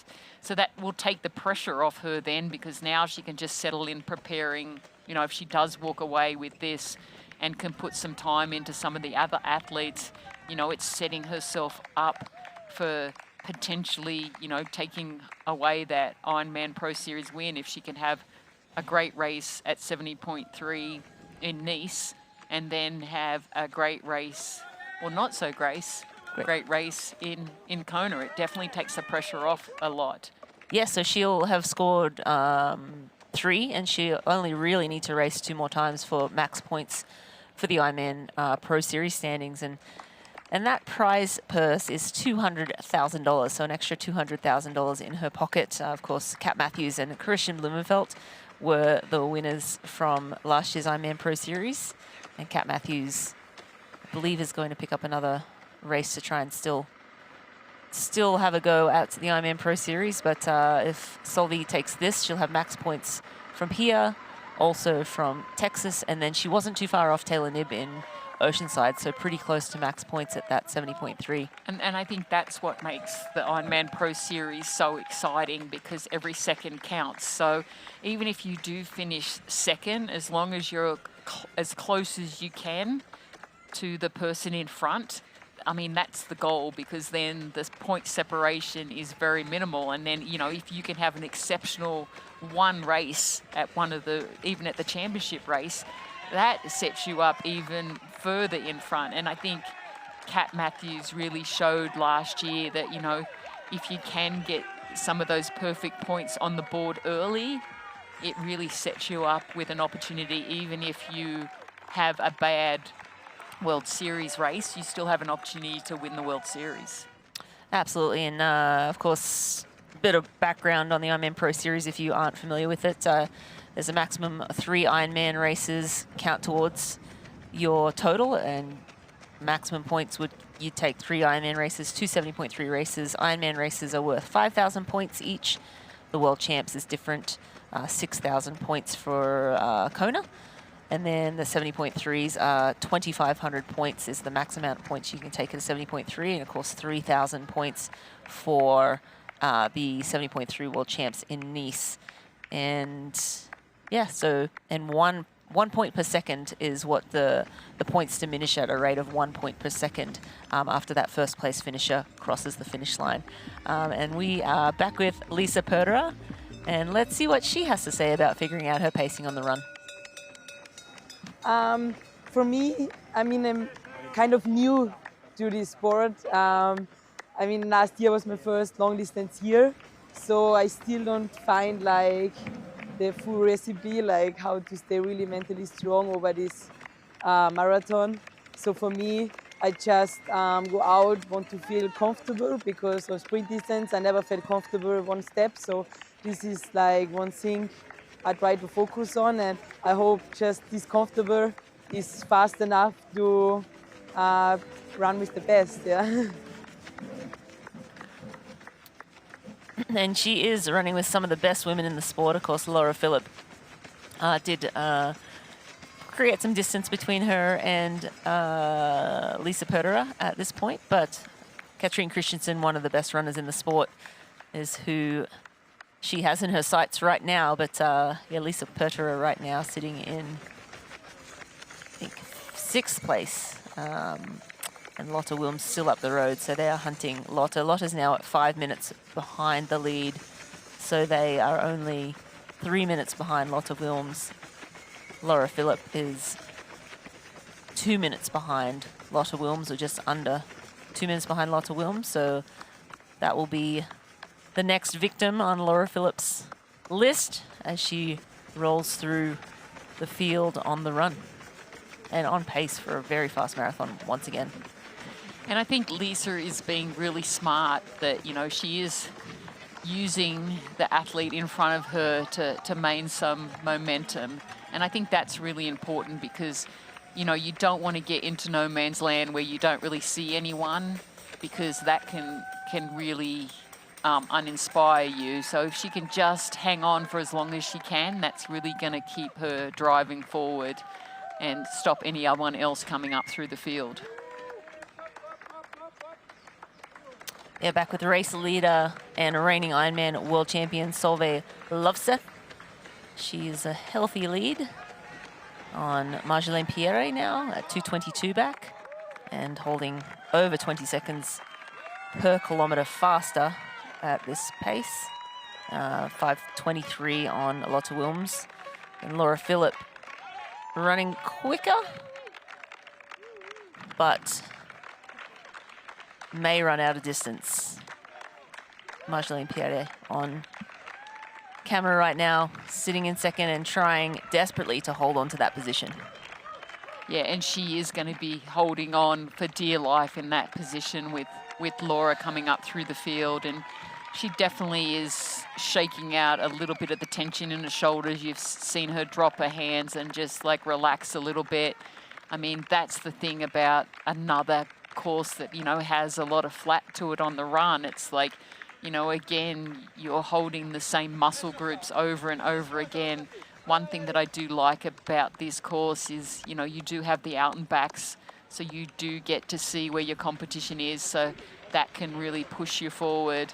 And then you've got some of those tight twisting turns that you need to go through, and then you get, like, the crowds here are always amazing. You get closer to the center of Hamburg and it gets loud and obnoxious and crazy. So there's lots of points on this course that you can motivate yourself, and some of those parts where you sort of do the square around the outer skirts of the town before you cross underneath the tunnel to the other side. Sometimes I think they're the hardest, just because when you're in that Ironman marathon mode and you've got to chop and change and turn through those corners, it can really upset your rhythm. There's some athletes that really thrive on that. I think you really thrived on that type of course, that twisty, tight corners that you just could, like, accelerate and maintain good rhythm and speed through them. Yeah, I think there's lots of different, when there's twisty, turny courses like that, you know, it's harder to find a rhythm though, but if you're, you know, a smaller in stature athlete, you can kind of get around those turns pretty quickly and get straight back into your rhythm. But we're with race leader Solveig Løfseth, reigning Ironman world champion. Marjolaine Pierre is in second, Lotte Wilms in third. The ladies are on lap 2 of 4 laps in this Hoka run course. And we are in the closing stages of Ironman Hamburg 2026.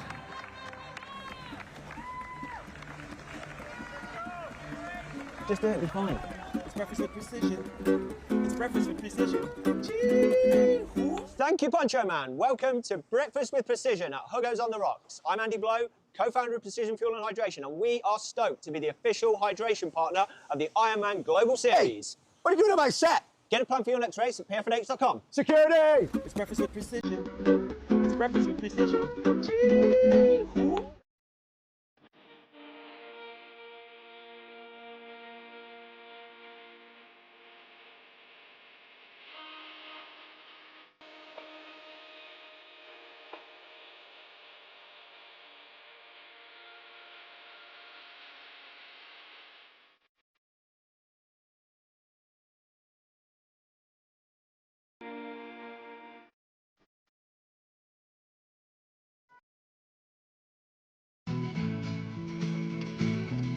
Try imagining a place where it's always safe and warm. Come in, she said, I'll give you shelter from the storm.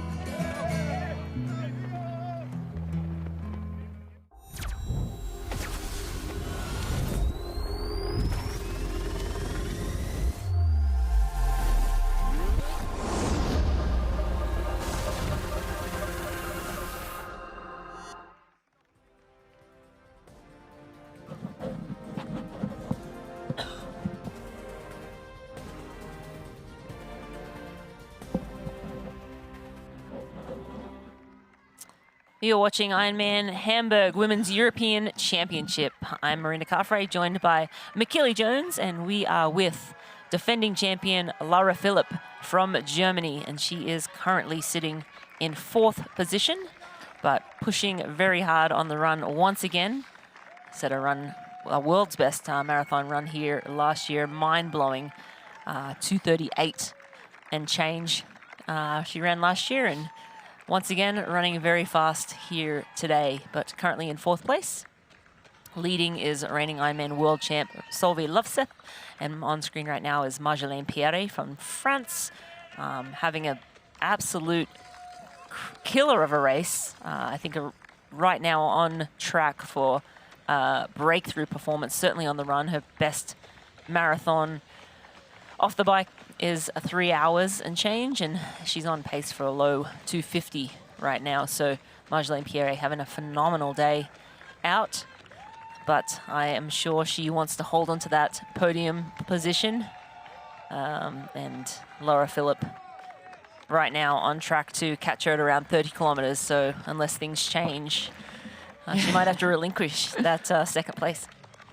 Yeah, I think she would not want that to happen for sure, considering she led a lot of the bike today and got past it kilometre 2 on the run when Løfseth took over. And I always like to describe triathlon as a little bit the truth serum, but the marathon is sort of like the lie detector because it's got a funny way of revealing the truth, right? Because you can bluff your way through parts of the swim and bike, But when you get to that 30-kilometre point on the run, it's like your truth is usually in full display.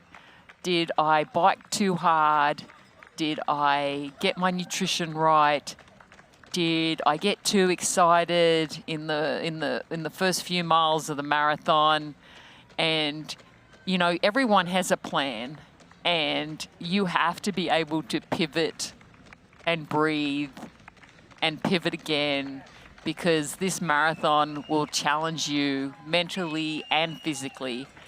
And you sort of get to a point in the race where you've got to start negotiating back, you know, and it's really important that you, like, you know, keep the motivation going, resonate what that why was that you're at the start line. Like for many professional athletes, you know, it can be slightly different to the age group athletes, the 3,000 age groups that are out there, they're battling it. But you've always got to have self-belief that you can catch the next person or that you can stay in front. And I think that's the motivating factor. I know when I race, it's like, okay, can I keep pushing this race? You know, what do I need at that aid station? How can I make myself feel as great as I did a kilometre ago or a step ago? So, you know, it really becomes that thinking game. Even though you're trying not to think about too much, you still have to keep asking yourself the right questions. How's my pacing? How am I feeling?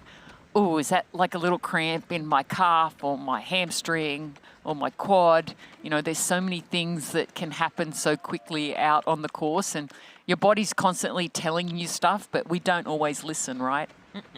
No, sometimes you just, your mind is stronger than your body, and yeah, you just find a way.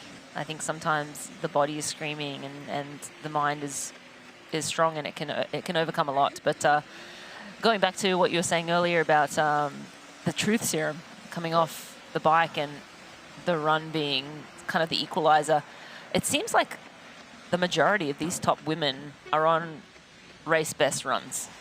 So it seems like everyone's paced the bike very well and fueled very well, and are pacing the run very well, because so far it seems, I mean, and again, this is a very fast run course, so we expect to see athletes run, you know, their best times. But Pierre is on track for a low 50, and her best is 3 hours. You know, love Seth. We'll see her best here. Of course, we're kind of comparing more apples to apples with her, but it was her first marathon, and she ran a 46. Lotte Wilms, best marathon, a 3:02, but she's in the low 250s right now. So everyone pacing very well and on track for very fast run splits. We are, you know, not even at the halfway point of the run. And yes, you can generally run a very good half marathon. It's when it gets to 30K and beyond that things really start to sting a little bit. You know, the super shoes have helped that somewhat, and the nutrition, advances in nutrition, kind of, I feel like, push that 30 kilometers maybe out a little bit more. But still, 30, you know, a marathon is a long way, and I think around 30, 35 kilometers, it really starts to suck a little bit if you haven't done the training or fueled well or paced well. So yeah, and I think top 3 women here. That's a great 4-box. Go ahead. And I think one of the things about this course, like today, is like the weather. You know, it started off with, you know, very good fast time weather, and the little bit of change of course on the bike, I think that's helped. And that little bit of rain, I think that's also helped. There hasn't been enough to make the course too slippery, but it's been enough, I think, to really revive some of those athletes. Because, you know, if you get out on that marathon and it's so hot, it's such a different physical and mental feeling. And you get out on the run and it's cool conditions. And yeah, the humidity's up a little bit, but you know, you're not going to be sweating as much as you normally would. So then there's less things to sort of think about potentially, but then you also have to pay attention to possible cramping still, because you are pushing your body to the limits. But part of that, like you said, is the nutrition. The nutrition is way more absorbable into your system, so you're going to be having more energy. And then, you know, obviously when it's a little bit cooler, you will drink a little bit less, but you've still got to stay on top of that hydration. And I think the athletes are realizing that, you know, if they want to get better, they've got to prepare in a way that at least the first half of this race, they are breaking personal bests. They are pushing the limits of performance, because if you want to be anywhere near the front of this race, you have to find ways to get better. And I think, you know, these athletes are realizing that, you know, the details matter. You know, the fact that Laura Phillips' race number was the best race number I've ever seen in terms of how they fit it. And it's like, you know, Solveig went into the wind tunnel and did more testing because she understands that details matter. These athletes are so competitive that the competitive edge is the details. Absolutely. And it's become more and more important. Everybody's in the wind tunnel. Everybody's got the crazy front end aero bar situation. And the uniforms. Uniforms are super buttoned up. The uniforms are testing. They're doing a lot more uniform testing. I think companies are investing now more in that technology, and it's making a big difference in performance. So there's another performance gains that's happening as well, that, you know, how that long that sleeve is, the aero calf sleeves that they're wearing, the aero helmets. You know, aero helmet companies are doing even more testing, and we're seeing like so many more companies progressing and making sure that the athletes are getting this free speed. And, you know, it's the competition makes you a better athlete. And we've seen every race this year has been so competitive. And that's always going to bring each and every individual athlete to a next level. If you don't see your competition because you don't get to race that competition, it's really hard to improve sometimes. You need competition to push to the next level. Absolutely. Super important to continue to have competition, and it just raises the level in racing. I was just looking and doing some math and hearing from our team on the ground. Laura Philipp is currently running on pace for sub 240 again. Again, we'll see if she can maintain that pace for the entirety of the marathon. But the unfortunate news for her is that Solveig is running around a 243 pace. So unless Solveig slows down, or unless Philipp can find something crazy, probably more likely Solveig slowing down than Philipp running a 235. That would be just bonkers. It looks like Solveig is still on track to win. Maybe not a course record, might be just outside Laura Phillips' course record, but pretty close. And yeah, it looks like Solveig needed to run a 241. So she's probably going to be about 2 minutes outside of that course record time as it stands right now. And then just going back to Ironman Pro Series for a moment, Solveig's going to rocket, you know, she'll be 4,000. See Solveig stopping to make sure she gets that nutrition. You don't often see the pros do that. And obviously, and of course, in Kona, now she's got to put her little hand carrier thing on there. Don't you have spare ones of those? It was already, could have been already on there. See, details, MJ. It's something that she's going to maybe fix for the next time, but it was pretty easy for her to get that on there.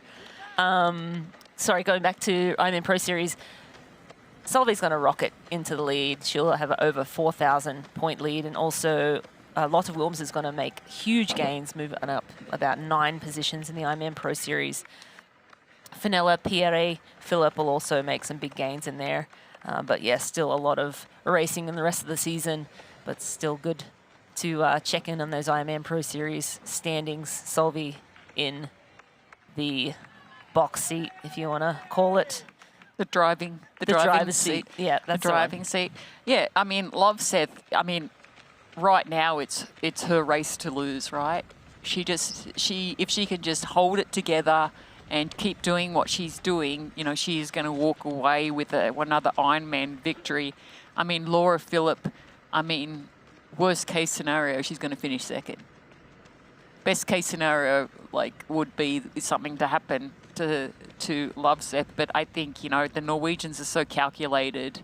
I mean, we know things can go wrong with every athlete. This is a pass here, MJ. You see Laura Philipp in the background, stalking Lotte Wilms. Lotte Wilms, one of our early swim leaders. She led out of the swim early today and was on the bike in top 2 or 3 position. Top 2, she was second on course when Marjolaine went around her.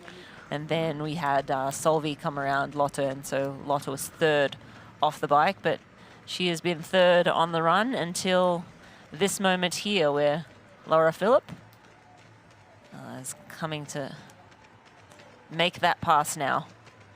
Laura Philipp, our defending champion and world best Ironman time here last year, world best marathon time off the bike as well. Now making quick work of that pass. That was pretty crazy how quickly she passed Lotte Wilms, but Laura moving very quickly, on pace for a sub 240 right now, so we'll see if she can maintain that pace for the rest of the run. Yeah, so definitely, I mean, she should move into second. I think Marjolaine Pierre would have to be happy if she could hold on to third. But there's still some good movement behind her. I mean, when you look at Christensen, you know, she is moving very well on course. Of course, Lotte Wilms has dropped down to fourth, and it looks like she will also get passed by Catherine as well, and Lisa Possibly Perter as well. Yeah, so it's just a matter of like hanging tough and trying to squeeze as much pace as you can out of some very, very tired legs. But, you know, we're still got a lot of miles left to do this run, and now it's just a matter of who's going to successfully keep pushing forward and maintaining what they're doing right now. Absolutely. Currently have reigning Ironman world champ in first place, Solveig Loveseth, Marjolaine Pierre holding on to second, Laura Philipp just moving into third. The second half marathon coming up.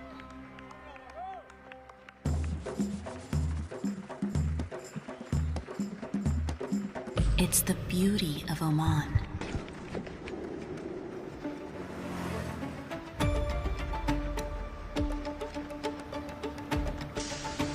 Our tradition, our hospitality, the sounds of limitless opportunities to explore. Listen, it's Oman.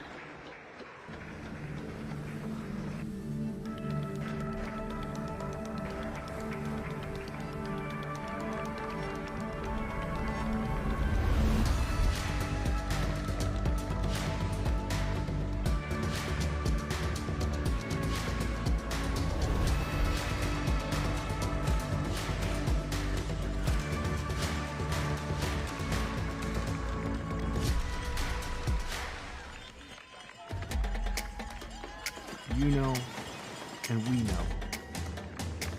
The thing about challenging yourself is, you're always looking for what's next.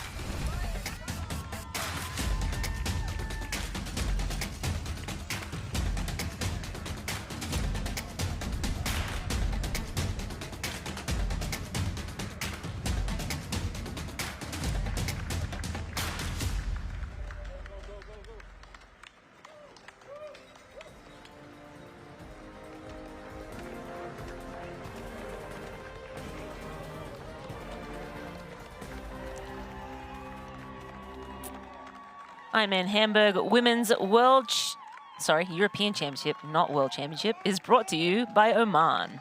Beauty has an address. Endurance has a destination. Experience Oman. And Morton, get used to it.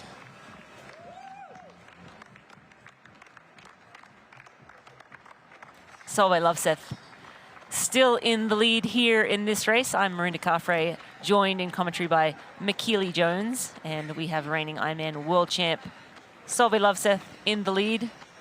She is on track for a very fast marathon, around a 2:43 right now. She needs a 2:41 to break Laura Phillips' course record and world best time. But right now, looking like she'll just be outside of that. Laura Philipp is sitting in third place right now. And we're moving up to the halfway point, 4-lap run course. So they're on the second loop and they will head out for the second half of this marathon momentarily. But Sove Lovseth in control at the front. Just needs to maintain this solid pace she has going.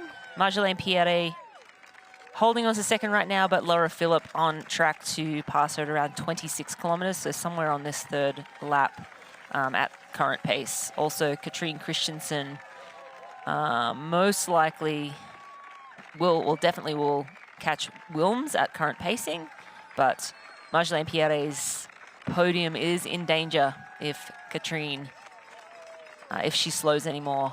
Pierre starting to slow in the last sort of 5 kilometers. She was phenomenal on the bike today, Mikili. Just incredible bike riding from her, and held on to got into the lead at 30 kilometers and held on to it the whole way on the bike. It was a masterclass. Yeah, she rode exceptionally well today, and yeah, she was out front all by herself for the majority of that bike ride, and you know, doing so well on the run right now. It would definitely be, I'm sure, devastating for her if she misses out on that podium. But, you know, like you said, we definitely have some fast movers on the course. And, you know, there's so many women running so well right now. And, you know, we always talk about when the race really happens is the marathon. And when they get to that 30K mark, as we saw Laura Philipp going the other way, you know, you get to that 30K mark and it's like things just start to go wrong that is just way out of your control. Yeah, you can navigate that through training, you can navigate that through nutrition, you can navigate that to making sure that, you know, your pacing is where you need to be. But then the durability also has an impact too. Like some athletes are more durable from that 30 to 42 kilometers, and then some athletes, the muscle fiber breakdown is real. I mean, when you're pushing hard and you've already been out there for hours and hours and hours, you're going to get those little microfiber tears. Like even with the super shoes, like Rini, like you said a little bit earlier, they definitely help in so many ways, and that is a way that they do help. So then, you know, that 30K mark can be pushed maybe to 35K, just the fact that the super shoes are more accommodating to preventing some of those small microfiber tears that you get just from running over and over again over a marathon. Yeah, absolutely. I think, the super shoes have brought these athletes a long way forward. That is not the 30-kilometer mark for Laura Philipp. She is not quite up to the halfway point. She's still on a second lap of 4. So that will be the 30-kilometer mark on her next lap around. But Laura looking phenomenal. Obviously, she was world champ in Nice back in 2024 and third last year in Kona. And of course, world best marathon time and overall time last year here in Hamburg. One of the best athletes our sport's ever seen. But our reigning Ironman world champ just the level just keeps rising, MJ. And, you know, 10 years ago, this was Daniela Riff, right? And 10 years before that, it was Chrissy Wellington or Natasha Badman. So it's just fun to see the sport continuing to evolve, equipment, nutrition, the science that's being brought into it. Yeah, I probably won't be a sub 8-hour race day today, which we were hoping to see that 8-hour barrier be broken, but they're getting closer and closer to it.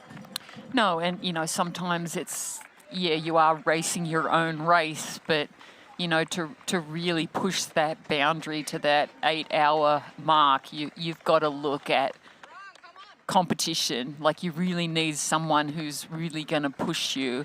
And I mean, that's why we had such a battle last year with Kat Matthews and Laura Phillips. They really battled it out on the run. And, you know, we know that Sophie has improved her run so much over the last few months when you think about it.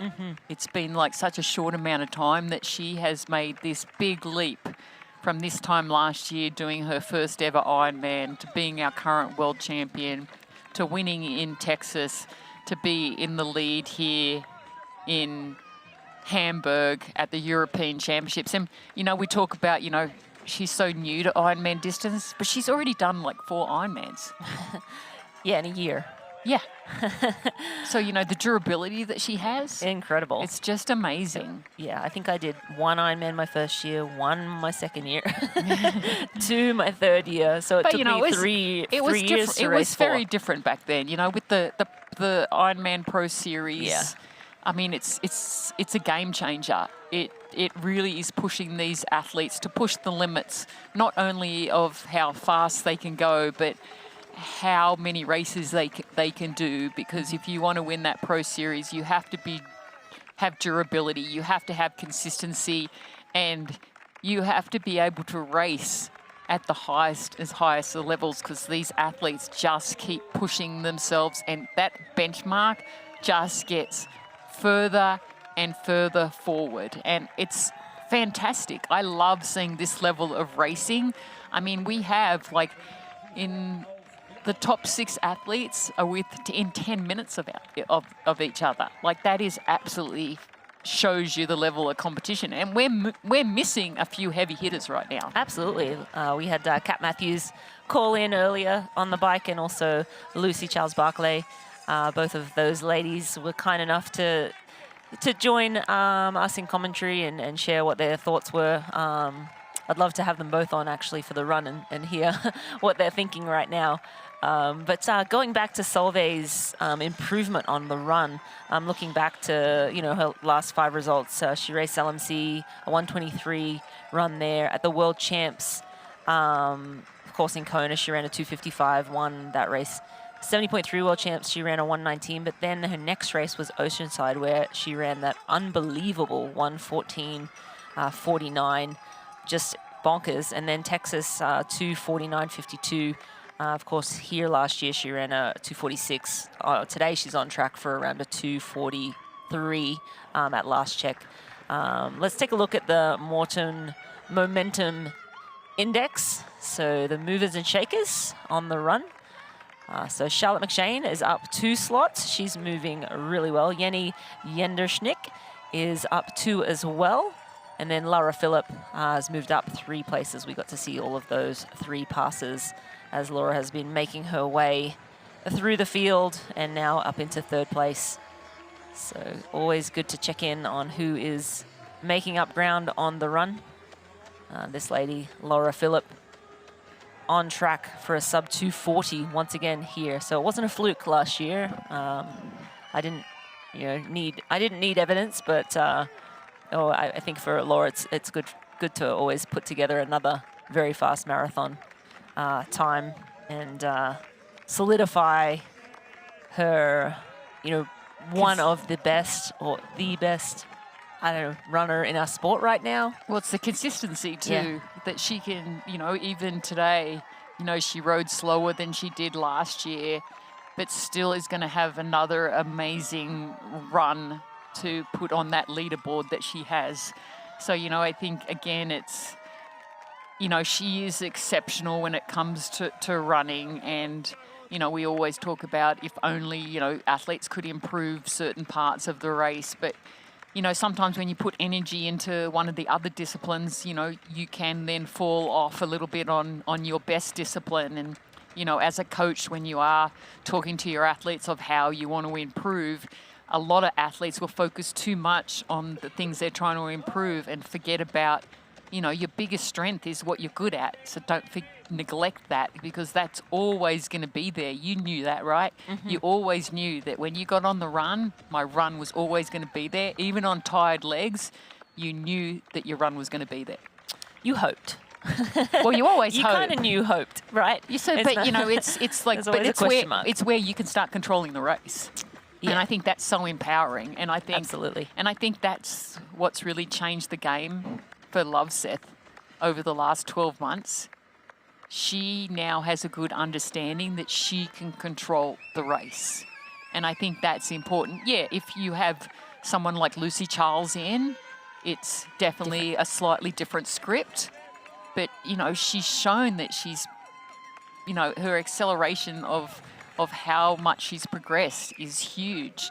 I mean, imagine what she's going to be like in another 12 months, in another 6 months with another block of training. I mean, she's come into this, you know, having raced Oceanside, having raced Texas, and now racing another Ironman. But that's perfect for her because it gives her a chance to really focus in and defend her Ironman World Championship. Yeah, she'll have 4 months after this race, you know, to recover and get ready for Kona. And if you are wondering about what other Ironmans there are out there, Ironman is truly global. Check out Ironman Malaysia, one of the world's best Ironman swim courses. The tropical paradise of Langkawi in Malaysia provides an incredible racing experience.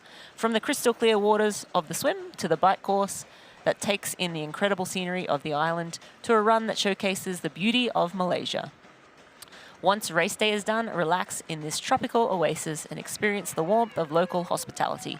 Learn more at ironman.com or scan the code on the screen.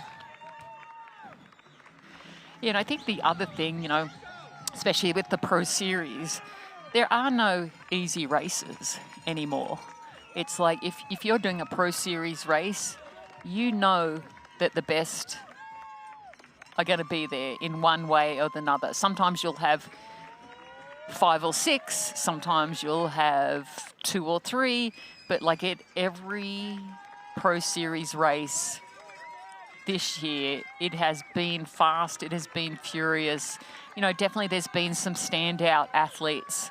And, you know, we've already talked about one of them, and that's Solvi has been one of those standouts, you know, so far, so early. And that's the thing, like when you come off the off season and you come into some of these early season races, I mean, we're just starting in June and we're going to go all the way through September for the 70.3 Worlds and then October for the Ironman World Champs. So, yeah, we're definitely getting into the first 2/3 you can almost tick off, and we've got like the most important part is that 1/3.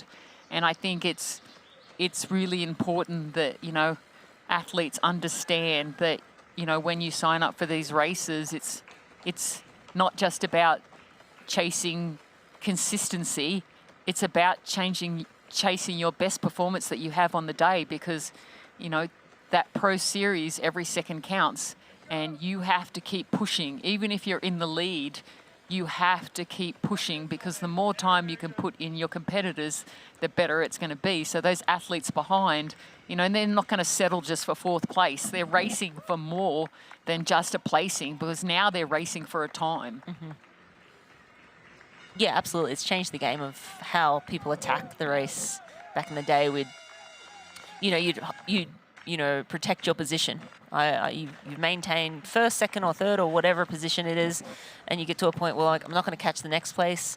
I just need to maintain this. But now, with the Ironman Pro Series, you need to race to the finish line and you know, scrape up every point you can get if you're vying for the series. We're back with Marjolaine Pierre, and she is starting to slow significantly now. She's was running, averaging around 4 minute per kilometer pace, and she's slowed to around 4:15. So maybe that mammoth bike leg she put in taking a little bit of a toll, or maybe she's just sort of hitting a rough patch. You see her taking on some nutrition. You know, that's always you know, important to continue to take in nutrition on the run. It's a little bit harder than getting it in on the bike, but super important to continue to get those calories on board as you go through the marathon. And, you know, still 2 hours 50 and change of running definitely requires a lot of calories. So we'll see if she can sort of bounce back to that 4 minute K pace. But right now it looks like she is slowing a little bit. So maintaining, you know, 2nd place, probably not going to happen with Laura Philipp charging now, and with Katrine Christensen running very fast as well. That third place is sort of in danger if she slows much more. And I think that's the challenge someone like Marjolaine Pierre has, is because I'm sure in training she realises she has a certain level of potential. Obviously, the training's going to, you know, tell you exactly where you're at, and then, you know, you come in, you're tapered, you're more motivated. There's so many things that go into racing that make it possible for you to push past your limits that you can never do in training just with fresher legs and, you know, the crowd support. And I think for someone like Marjolaine right now, she definitely had so much confidence coming into this race, and she felt obviously so good on the bike. She took control. Everyone else had to chase her. And then on the run, it's just a matter of like, how much can she toughen out the closing stages of this marathon? You know, she is falling apart, you know, getting a little bit slower, but, you know, a lot of athletes that happens to. There's not many athletes that can turn around and negative split that marathon or be able to accelerate, you know, if someone comes past. You know, this is when you really start to settle into that pace, and it's hard to get out of it. So I think if she can, like, dig deep and maybe figure out a way just to pick up that pacing a little bit more, you know, she's still got a chance to be on that third podium position, but a lot of things have to sort of start falling apart behind her as well. It's not just about her finding a way to move forward a little bit quicker. It's also, she's sort of like maybe praying that behind her there's some things that happen that you never want to happen to other athletes unless you're racing with them and you're fighting for a podium position. But yeah, it's definitely a mental game as well as a physical game. And sometimes, you know, your mind is willing and your body's not able. Absolutely. And let's not lose sight of the fact that this is still a breakthrough performance for Marjolaine Pierre. You know, she's mixing it up with the best, literally best in the world. Sitting in second place, has held on to second place, led on the bike, went head-to-head with, you know, Solveig Lovseth, who's arguably the best cyclist in our sport right now, along with, well, Kat Matthews on her day, but also Taylor Knibb.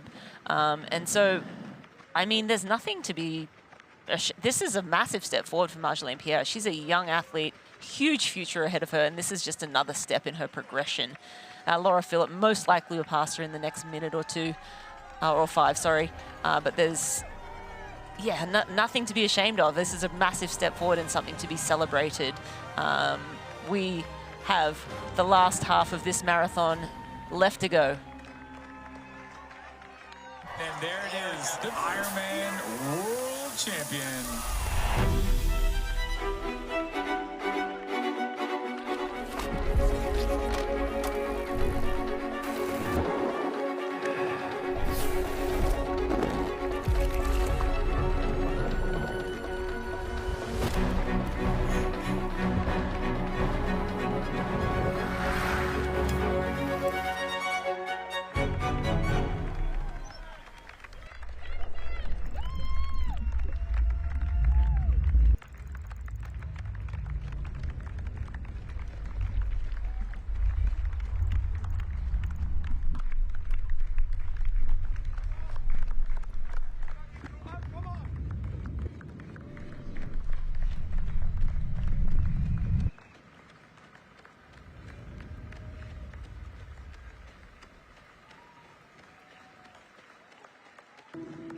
Endurance isn't just about medals, it's about showing up, even when your brain says go and your body says no.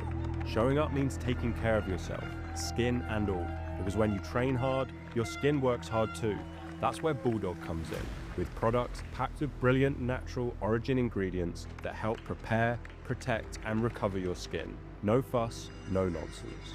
Bulldog Skincare is man's best friend. Official men's care products of Ironman Europe.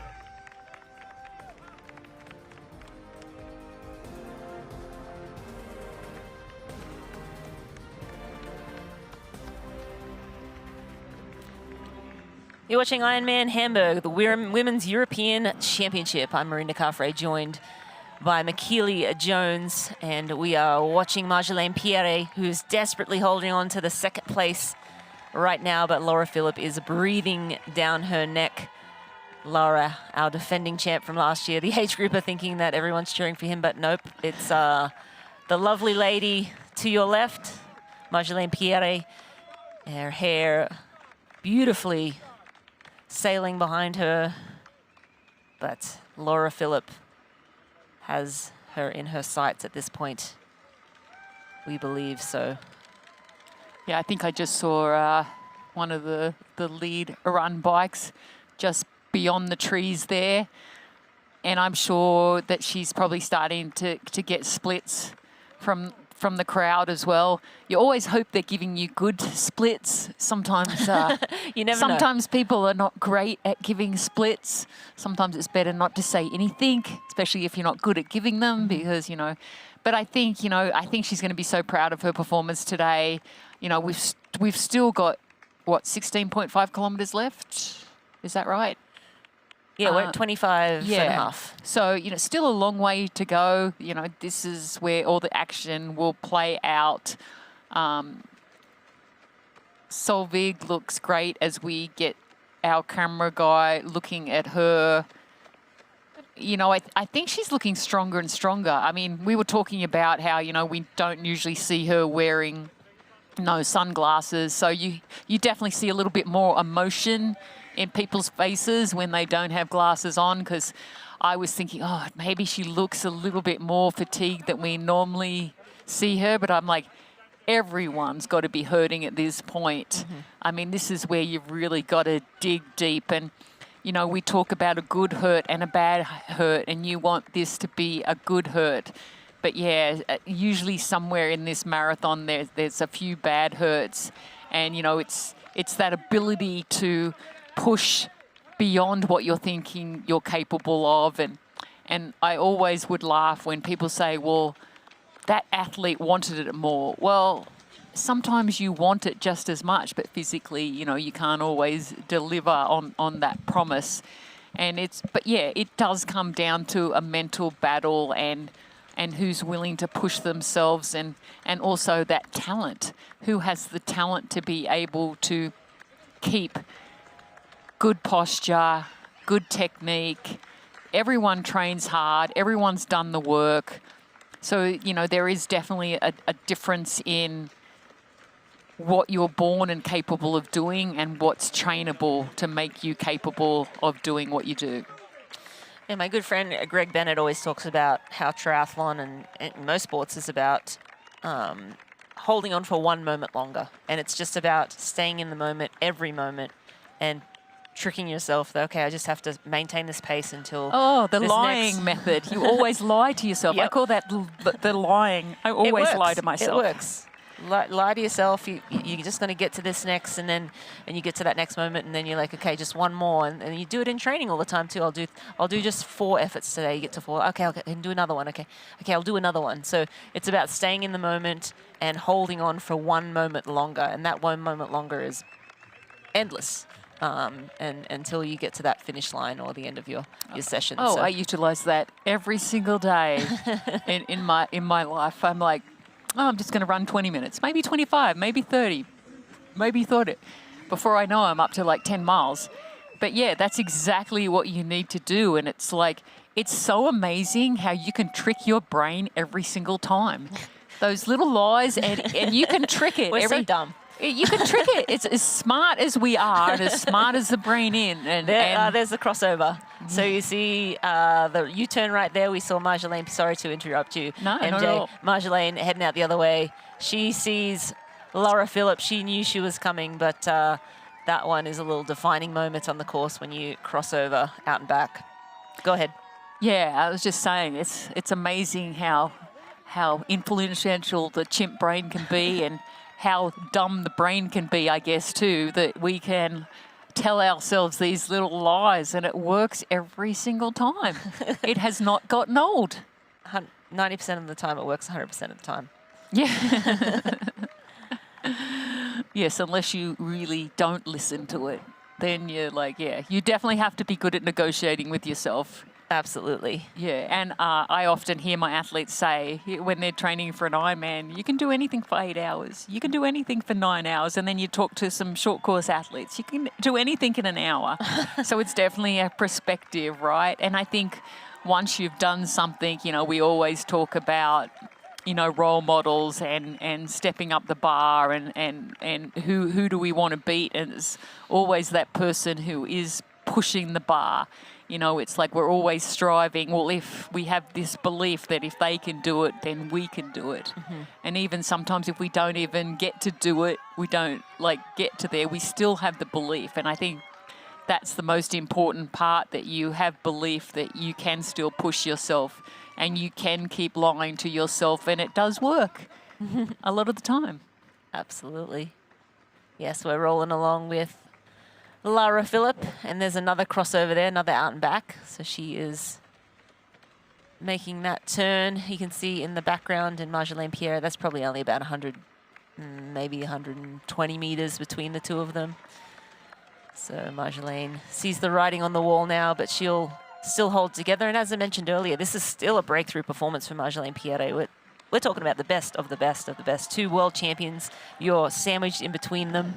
And you've made them work for it. Absolutely. And you're only 26 years old. And you've made them chase you all day. Fun fact, Pierre and Loveseth are both the youngest in the field, and they're 26 years old. Yeah, and I mean, this pass is about to happen. That's going to move her into the bronze medal position. And hopefully she can use Philipp as a little bit of a motivator and try to like hang on for a little bit longer. So if she can do that, she's going to then increase the time that she has for the 4th place person, and that's Katrine. So, I mean, it's not, I mean, on paper it doesn't look like it's possible, but any time that you can like gain some time on someone, it's time that they've got to get back. So, you know, we know when you actually get the vision that Laura has right now, she has her Marjolaine Pierre's sights set on that pass, which is happening right now. She's actually accelerating past her to make sure she's not going to even like try to get on. But, you know, this is what you need to do now, Marjorie, is like hang on, try to get squeeze a little bit more pace out of it so you can put a little distance between the 4th place athlete right now. Yeah, Lara Philipp definitely. I mean, running just way faster, you can just see. Yeah, but she also accelerated. She wanted to make sure Marjolaine didn't even think for a second that she could go. She passed her so quickly that Marjolaine's like, yeah, nah. And that's a good tactic to gain some momentum too. You do not want to give them an inch. Plus, it makes you gain momentum because, you know, you get a little more energized. So then again, you're getting closer to the front of the race. Yeah, I mean, Lara Philipp has moved from 6th place up into 2nd now. And, you know, Loveseth moved from 2nd place into 1st place. Yep. You know, that's the only movement that she's had all day on this run is that opportunity when she passed and caught Marjolaine Pierre at the 2 kilometre mark. Yeah, and she did say, we heard earlier, we had a chat with her before the race, and she mentioned that she would prefer to be chasing or have a 15-minute head start. So she did not get a 15-minute head start. She was just a little behind 32nd. But she had a handy 9-minute lead on Lara Philipp, who is probably, obviously, clearly the other main contender in today's race. So, I mean, I feel like that's a pretty handy lead. It's not 15 minutes, so, and as you see by the look on Solvei's face, she's having to work for every bit of this marathon to make sure she maintains this lead, but she still has a handy, probably 5.5 minute lead on Lara Philipp. So. And yeah, I think going into this race, you know, it's like that's always one of the questions that you want people to put on a piece of paper and like put it in a secret box that we can open when we're here doing the commentary. Like, did you think that you would have a lead on Lara Philipp, and how much did you think that you would have? And, you know, ask that same question to Laura. Did you think that you were going to be that far behind? And, you know, a lot of the athletes go, you can't really script what's going to happen out there. You never know, because you really never know how people are feeling on race day. You really don't know what their preparation was. I mean, we do know that Sophie said that she was sick, and it was very up and down in terms of her training. And I think sometimes what these athletes lose sight of is that muscle memory. And it's like once you've done something, it's easy then to go to that point. And it's more of that mental self-confidence that you lose when you are going through, because you see what you did before a race. Like she mentioned how awesome her training was leading up to Ironman Texas, and how the difference was significant leading up to this race. And for her, because she lives in that constant environment where she knows exactly what she needs to do. She knows what a level of performance takes and how much she has to do it. So sometimes you get a bit more of a skewed vision that, you know, when you do have to take some time out, you think that you've lost so much because your confidence is at a such lower level. But I think sometimes it can benefit athletes because she's coming into this as her second Ironman of the year. Sometimes that can actually refresh your muscles a little bit and actually sort of let the training that you've done absorb. And Rini, let's talk about how much race fitness you get out of racing. Yeah, absolutely. I think we've seen athletes sort of race their way into fitness. We've seen athletes do sort of, you know, multiple Ironmans to get, you know, into shape. And I think I never prescribed to that. I felt like the Ironmans sort of beat me down more than they lifted me up. But the 70.3s, I think, are really good tools, and even Olympic distance races, if you can find them. There's not as many as there used to be. But to do to Olympic distance races, to get that top end speed and then step up to the 70.3 and do a couple of those, I definitely felt like when I planned out my year, I would go from strength to strength as I move through the year, racing 70.3 distance races and building, you know, just fitness. And you do get a little bump in fitness when you go and race at, you know, at your best effort for a 70.3 distance. So yeah, I think Solvey's set her year up really well with Texas and now Hamburg, and of course starting the season in Oceanside. So she's in a really great position for the Ironman Pro Series. And as we said earlier, still 4 months till Kona. So she has plenty of time to, you know, step back from training, recover from, you know, this first section of the year, and now sort of prepare for the end of the year and the World Championship season. Yeah, and definitely, you know, those athletes that chose to race early have that opportunity to spend some good prep. But, you know, that doesn't always suit every athlete. I mean, when we had Kat Matthews on earlier on today, she mentioned how, you know, back in September, we're like, oh, we're all racing Ironman New Zealand. Mm-hmm. And, you know, it's tough finding, you know, especially when the season ran so late last year, is you need that downtime to get a little bit out of shape so you can move up to the next level. You don't want to carry fatigue from the year before. And I think that's sometimes the hardest thing for even a lot of even age group of athletes to let go of. It's like they're so defined. Usually, you know, end of season is usually like their A race of the year, the World Championships, or like they're trying to qualify for something, whatever it is. It's like they've been training all year for this one race.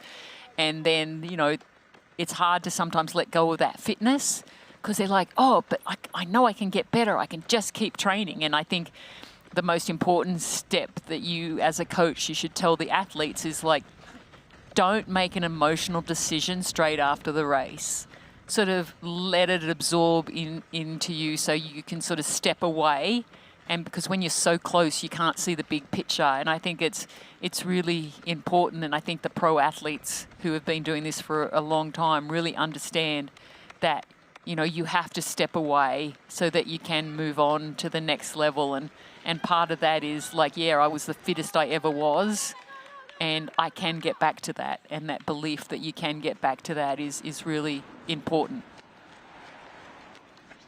Yeah, absolutely. I think when you said don't make emotional decisions right after races. That's super important. I think it's important to let, any race settle, whether it's a win, a loss, or whatever. Sometimes I feel like athletes will be in the middle of a race and things will be going south and they'll be planning their next race. This one didn't go well, I'll just go race again. And I think that's a dangerous place to be in, because, then you default to things aren't going well, I'll just find another race and forget about this one. I think you need to continue to remind yourself to be in the moment, do the best you can in this moment. Yes, there are instances where maybe you're a little bit off, ill, maybe you have a niggle, and it is worth either stopping the race or deferring to another race. But let's look at the battle for third right now. This is heating up. We have Katrine Christensen. She's currently running 3:54, and Marjolaine Pierre is down at 4:15. It looks like that pass is going to happen at around 33 kilometers, so in about 27 minutes. So at the current pace, it looks like Marjolaine is going to relinquish her third place, and Katrine Christensen from 23rd, midway through the swim, she's up to moving into third place. So a phenomenal race for her. She would have to be tracking as passing the most people today. You know what I think?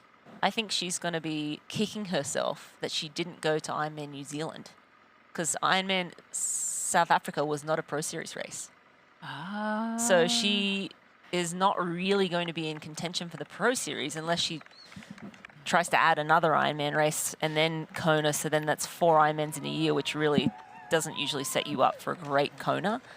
But that comes down to like confidence, right? Yes. Like when you come into the season and, you're having like a breakthrough year, because that's what it is, right? To get second in South Africa, even though you get like that huge penalty, and then to be moving on to the podium here at the European Championships. Behind 2 former world champs. Yeah, exactly. That's what I mean. It's like, so like having the vision to think that was possible. She may not have had that vision. So yeah, maybe after the race, it would be like, why didn't you do another Pro Series race? But, maybe her preparation and where she was at, that's where she felt. And, she did tick off the box because she didn't need a qualifying spot then. Mm-hmm. Yeah, that's true. So then, she wanted the Kona slot. So then she comes into this race, there's no pressure. The pressure is like, I'm just going to have a great race. I've already got my qualifying spot. Can I get on the podium? I got on the podium South Africa. This is like a much harder field. So I think it's just going to give her confidence moving forward. And yeah, I agree that, she may be questioning it. What but, if, would have, could have, should have. I think you nailed it, MJ, when you said, she went down to South Africa. She got a Kona qualifying spot, which is probably the main goal for the year. And then built some confidence from a really great performance there. And then maybe next year she'll step up and try to vie for the Ironman Pro Series. But we've got Daniela back joining us. Danny, what are your thoughts on what you're seeing now in the run? Well, things are definitely heating up. Some suffering more than the others. I think Solveig's face, as we saw before, as she's still running super strong, I can definitely tell that her face expression changed quite a bit. She looks like she's hurting, as to be expected in that time at an Ironman. And also Laura, I think she's actually, how she's running is super, super strong. I think the fans definitely help Laura today. Having a day where maybe not everything went perfect for her, she proved that pushing through is always worth it, and now showing us a run that's actually still phenomenal. She's still going for a 2:41 pace at the moment, so that's still super fast. And as we see Solveig here.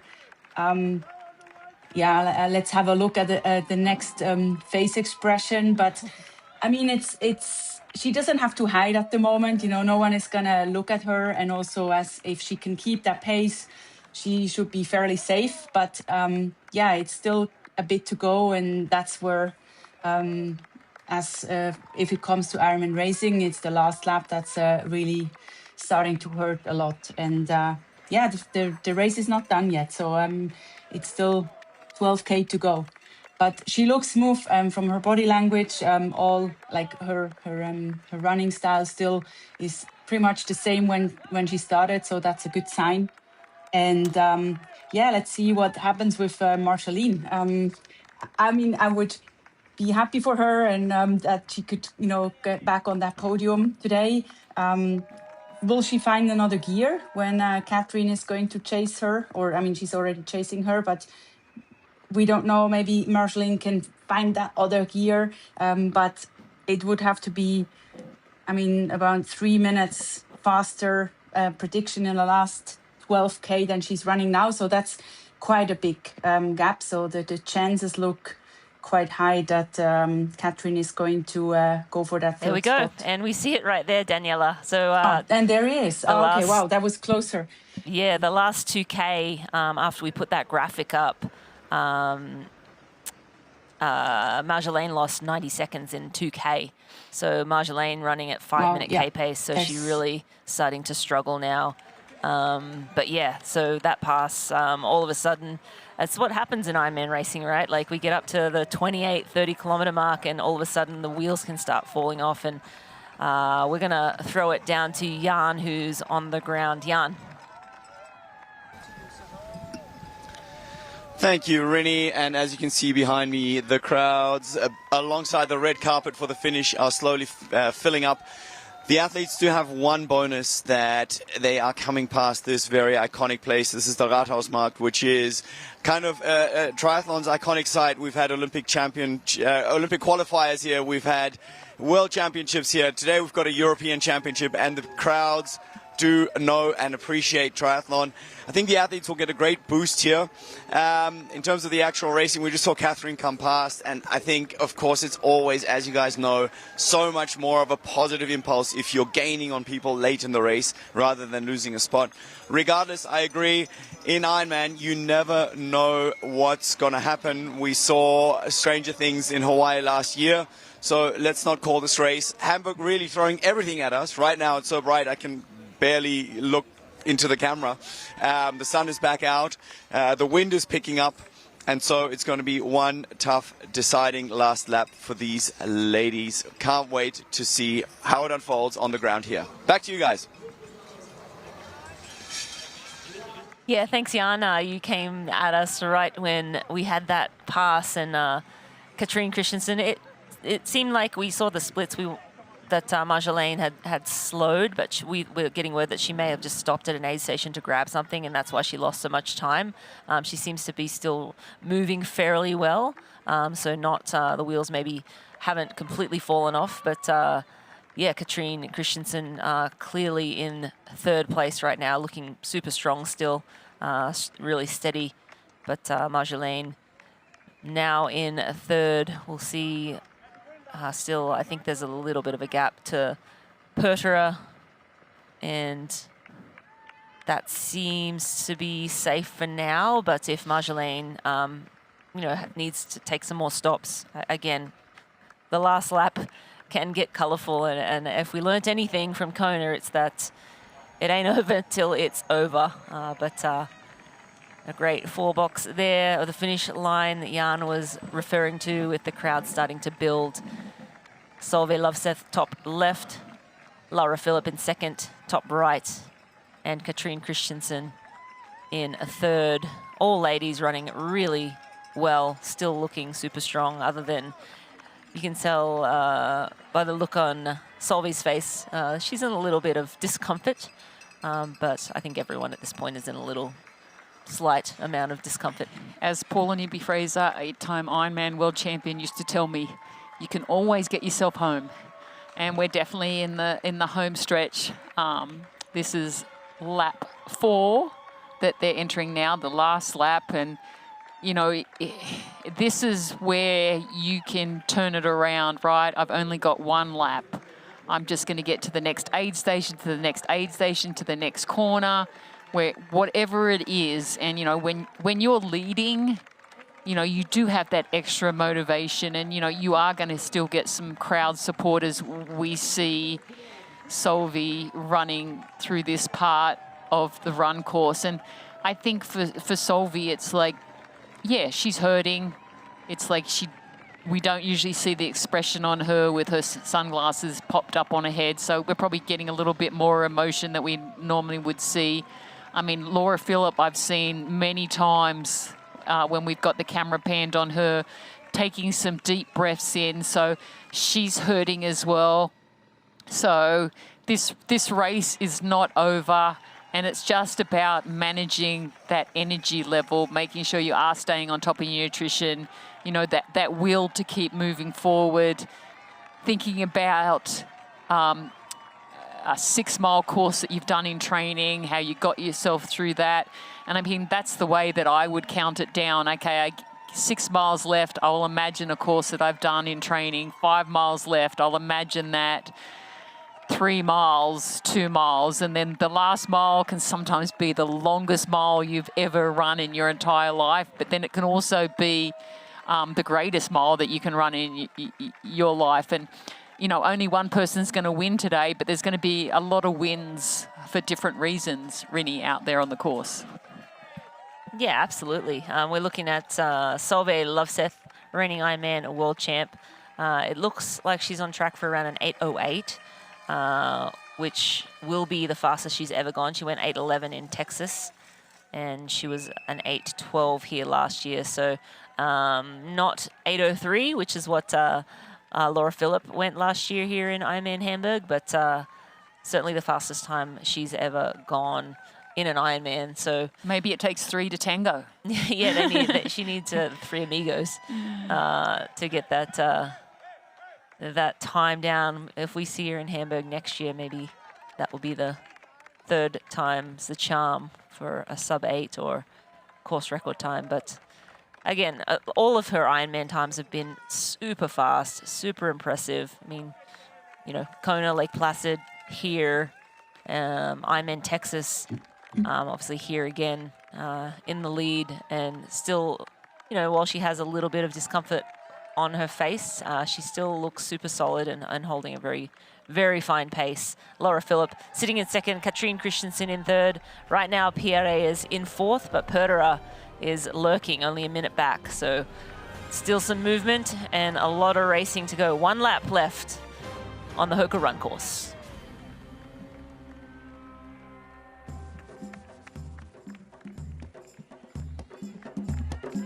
It's the beauty of Oman.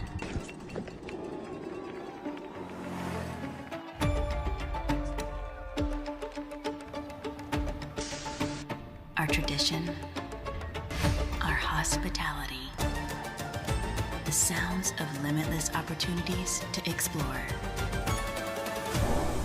Listen, it's Oman.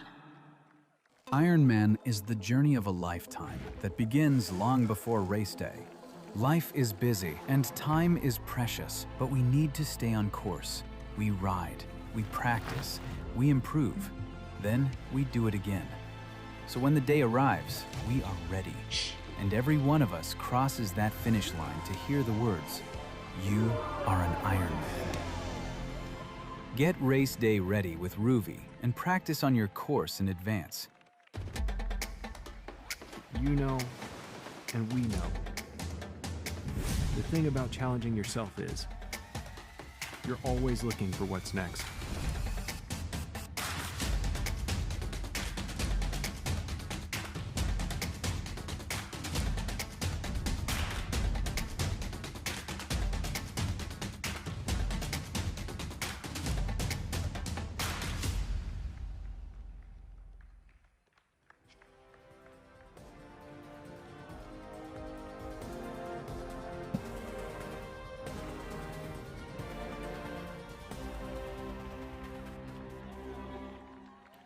Today's live broadcast of Ironman Hamburg, a Women's European Championship, is brought to you by Athletic Brewing.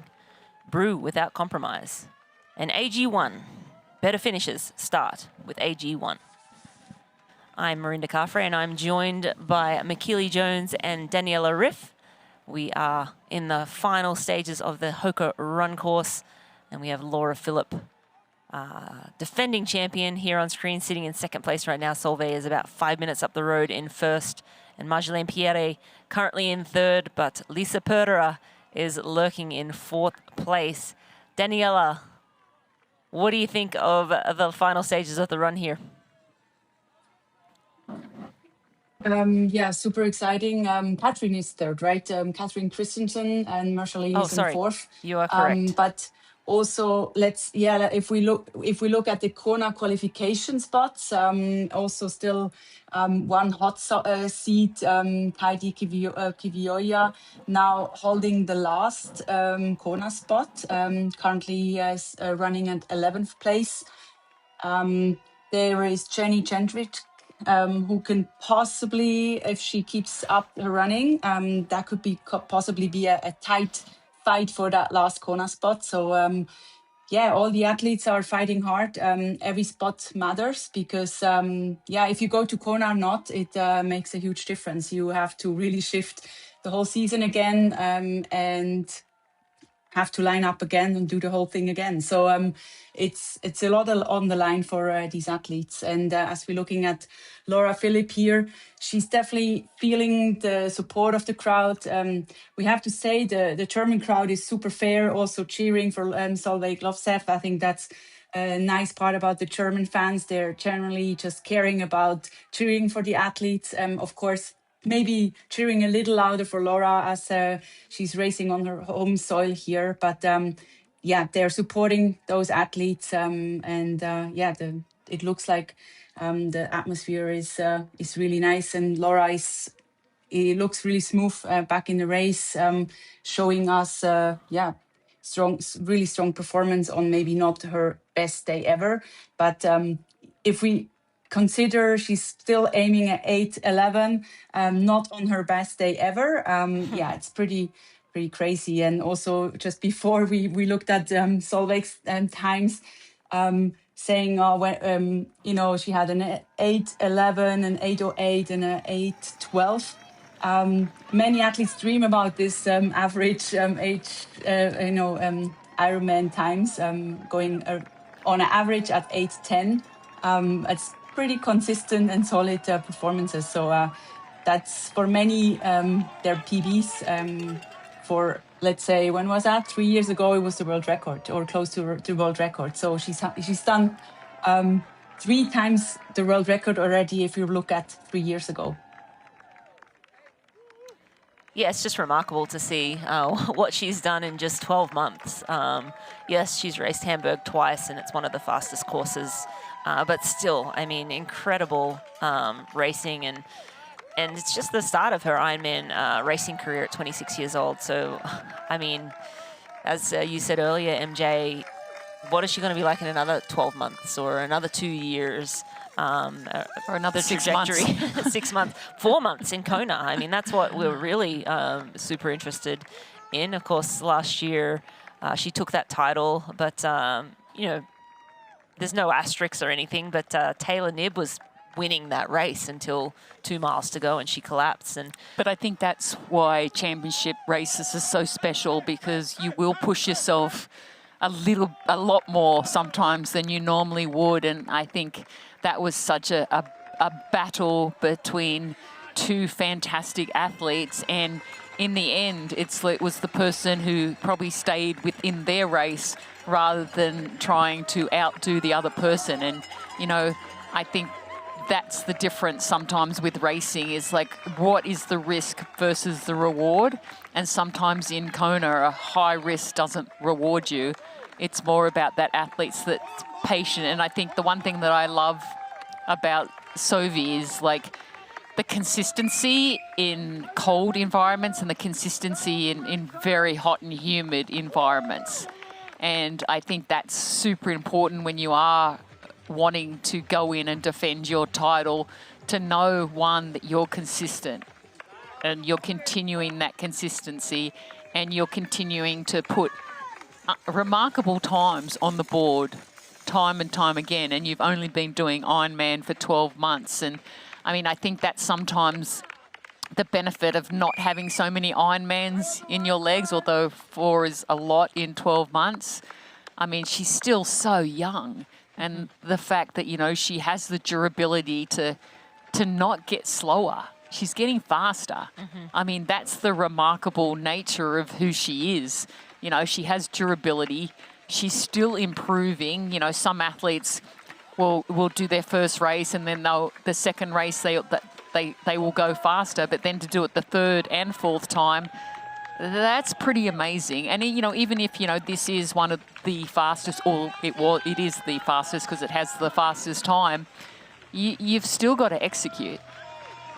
And, you know, I think last year it was a little bit more competitive with you know, 3 women who were really pushing each other. But this race, they've been pushing. I mean, we've seen quite a few changes in the lead, and that's what I think I've liked most about this race is, like, there's been athletes that I don't care who your name is and what the paper says next to it, that whatever that title says next to it. There's been so many athletes who have been willing to push it from the start in the swim to the bike and even on this run. Absolutely, and that was cool to see Laura Philipp go through that German crowd there, people coming out to support their defending champion and local girl, Laura Philipp. Going back and looking down the field, we haven't spoken about India Lee much, but India Lee is running really well. She's on track for around a 2:51 currently, and she is looking like she might overtake Lotte Wilms, who is in 6th place, but 7th through to 4th are super tight. And so it looks like there's only a few minutes.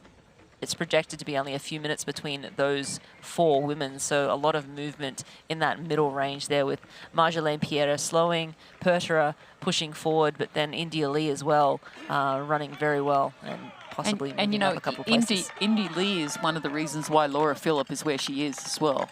I think she had a big impact on Laura's race. At the end, yeah. Yeah, because, you know, Laura was losing time at that point, and then once Indy caught up to her, it started to balance out a little bit, and she wasn't losing as much time. So I definitely think Indy, although we haven't talked to her about it much, she's really had a huge impact on this race.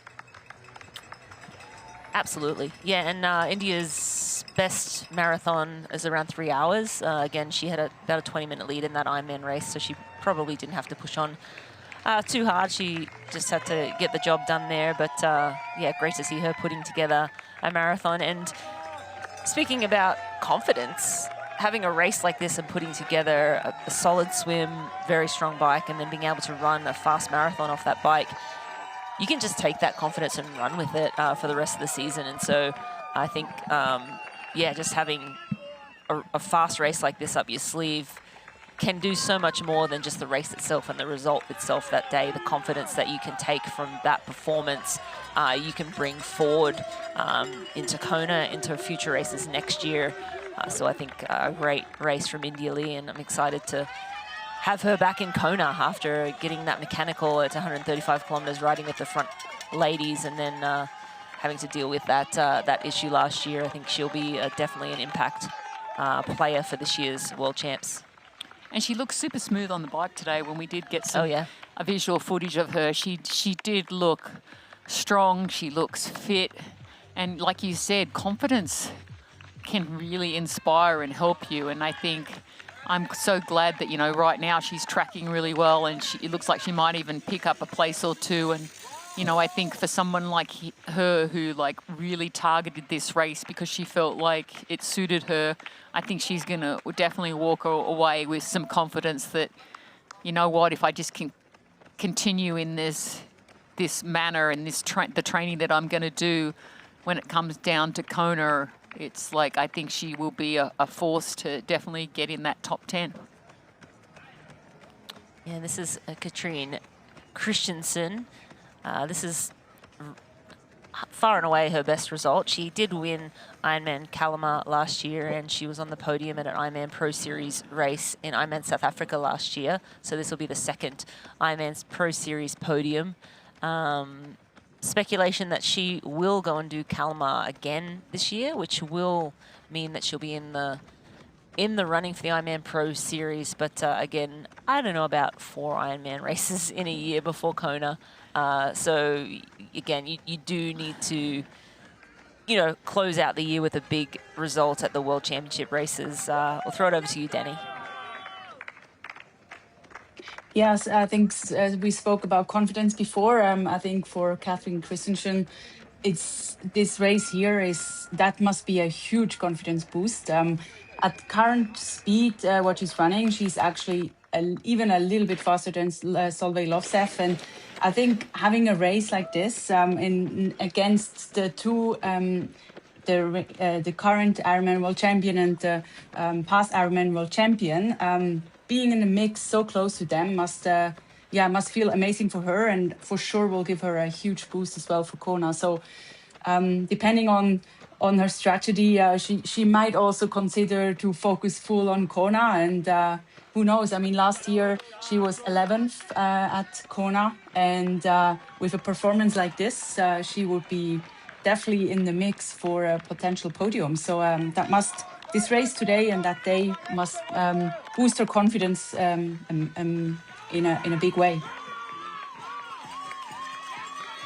As we see Laura Philipp trying to get to the front of the race right now, we have Solveig pushing the limits of what she can do again on this course after making her debut last year.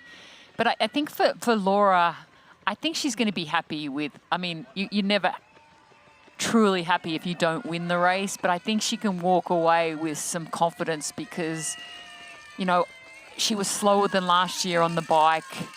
She did struggle with the fact that she did lose some weight, so they felt like she'd lost some strength, which is probably what we saw today. But there was a comment that, she was running fast. So if she can build, again, it's all about building momentum.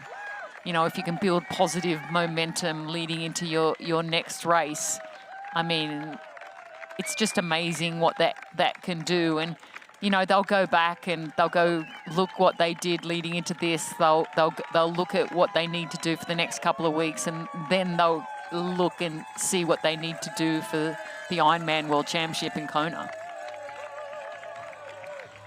Absolutely. I think Philip sort of mentioned that they sort of less focused this year. And, I think Laura is a very focused and calculated athlete. They do not leave any stone unturned. But I think you can go too far with that sometimes and lose a little bit of the fun. And we talked about it has to be fun. She's 39 years old, been doing this sport for a long time, and has phenomenal results. World title, world best time, has had incredibly fast races throughout her career. But last year in Kona, she ran a 2:55, which is nowhere near what she's capable of running. So if taking it easier earlier in the year means she's going to be better and later in the year, I think she'd take that every day of the week. So I think it's just fine where Laura is right now, but we have our reigning Ironman world champion in the lead right now, the final stage of the run coming up. Life is a road full of forks, hills, dips, and roundabouts. And while we don't always know where we're going, we'd like to think of our road as a pursuit of progress. And the further we go, the more we realize that a better tomorrow starts with a better today. Athletic Brewing Company, non-alcoholic beer that's fit for all times.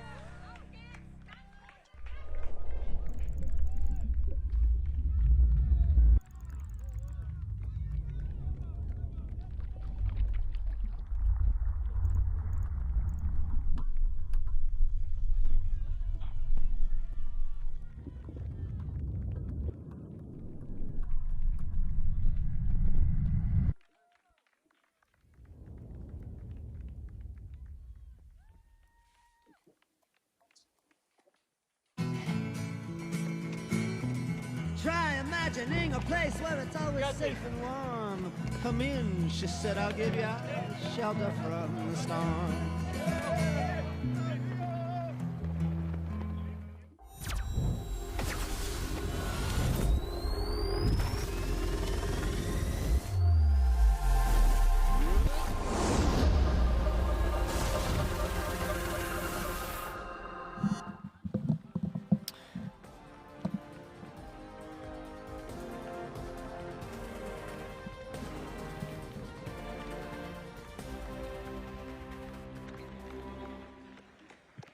We are in the final stages of Ironman Hamburg Women's European Championship on the Hoka run course.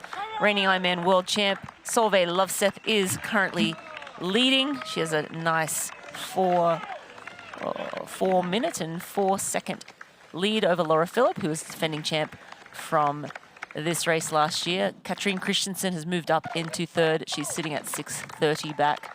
Marjolaine Pierre is 8 minutes back, and then Lisa Perderer at 10:52. And then Lotte Wilms, 12:56, and India Lee just behind her. So the first two places seem to be sewn up at this point. We have 6 kilometers left to go in the Hoka run course. Laura Philipp just making that turn. This course, a lot of out and back sections where the athletes will get to see one another. Lara solid in second. Katrine Christensen fairly solid in third place too. Actually very solid in third place. Marjolaine Pierre needs to maintain her pace. It looks like Perderer has slowed a little bit in that last time check. Perderer was breathing down Marjolaine's neck, but seems to have slowed somewhat. India Lee closing on Lotte Wilms, but a little more racing for those ladies left to go. They're only at 33 kilometers. And I think Marjolaine Pierre made a good move when we heard that she walked through an aid station, and I think that's really helped revive her a little bit in the closing stages of the run. And we're going to start to look more at the body language.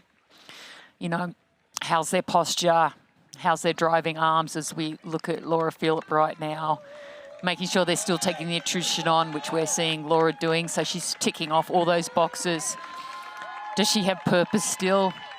I don't think she's given up the dream yet that, she can't get on top of the podium. I mean, obviously she's going to get a check in this out and back. She's going to see where our leader, Sovi, was. So, I mean, she's going to have a strong idea what the effort needs to be. I mean, right now, it doesn't look like that's going to happen, but I don't think she's given up hope yet. And, again, it's still points on the board, even though she's probably not going for the Pro Series. It's still, she's not going to be an athlete that's going to settle. She doesn't have that in her DNA. She's definitely going to keep pushing as we move on to our leader, Solveig, who is doing an amazing job. That seems to be her motto recently, with this being her 4th Ironman in 12 months. So outstanding to see her again putting in that consistency. And Danny, when you're leading the race at the end of the run, you have 5 kilometers to go. You kind of have it sewn up, but not completely. What's going through your mind? Yeah, as MJ said it right, you don't want to kind of give up too early. You want to actually just keep pushing, even if you second or first. I think it's really important to keep being focused. Because if even it's just 5K, if you hit the wall, you can really hit the wall. And I've been there. Probably everyone who's done an Ironman has been there. And if once you walk, and then it's the time, or in Germany you would say, es schmilzt schnell. It's like ice. It just goes away when you put on fire. So the gap can then really go away very fast. So that's why I always try to be focused until the very end. Just really, even 5K to go, you still need that gel. You still need that energy that brings you to the finish line. And also mentally, you don't want to get carried away. I think Laura is doing it exactly right. She's still pushing. She still looks like she doesn't give up yet, because she just also don't know what Solveig is going to do. And although Solveig's sunglasses are still up, that normally is a good sign. If an athlete starts to struggle, that's where normally they put the sunglasses down, if they haven't done it before. And so it's a good sign that she still has it up. We can see her eyes, we can see Solveig hurting, but I think she looks quite under control. And maybe also some facts. Our team put together some stats that currently the top 10 women are on the way of running under 3 hours in the marathon. So that will be the first time ever this happens, and another proof that shows how strong these women are, how high this level is.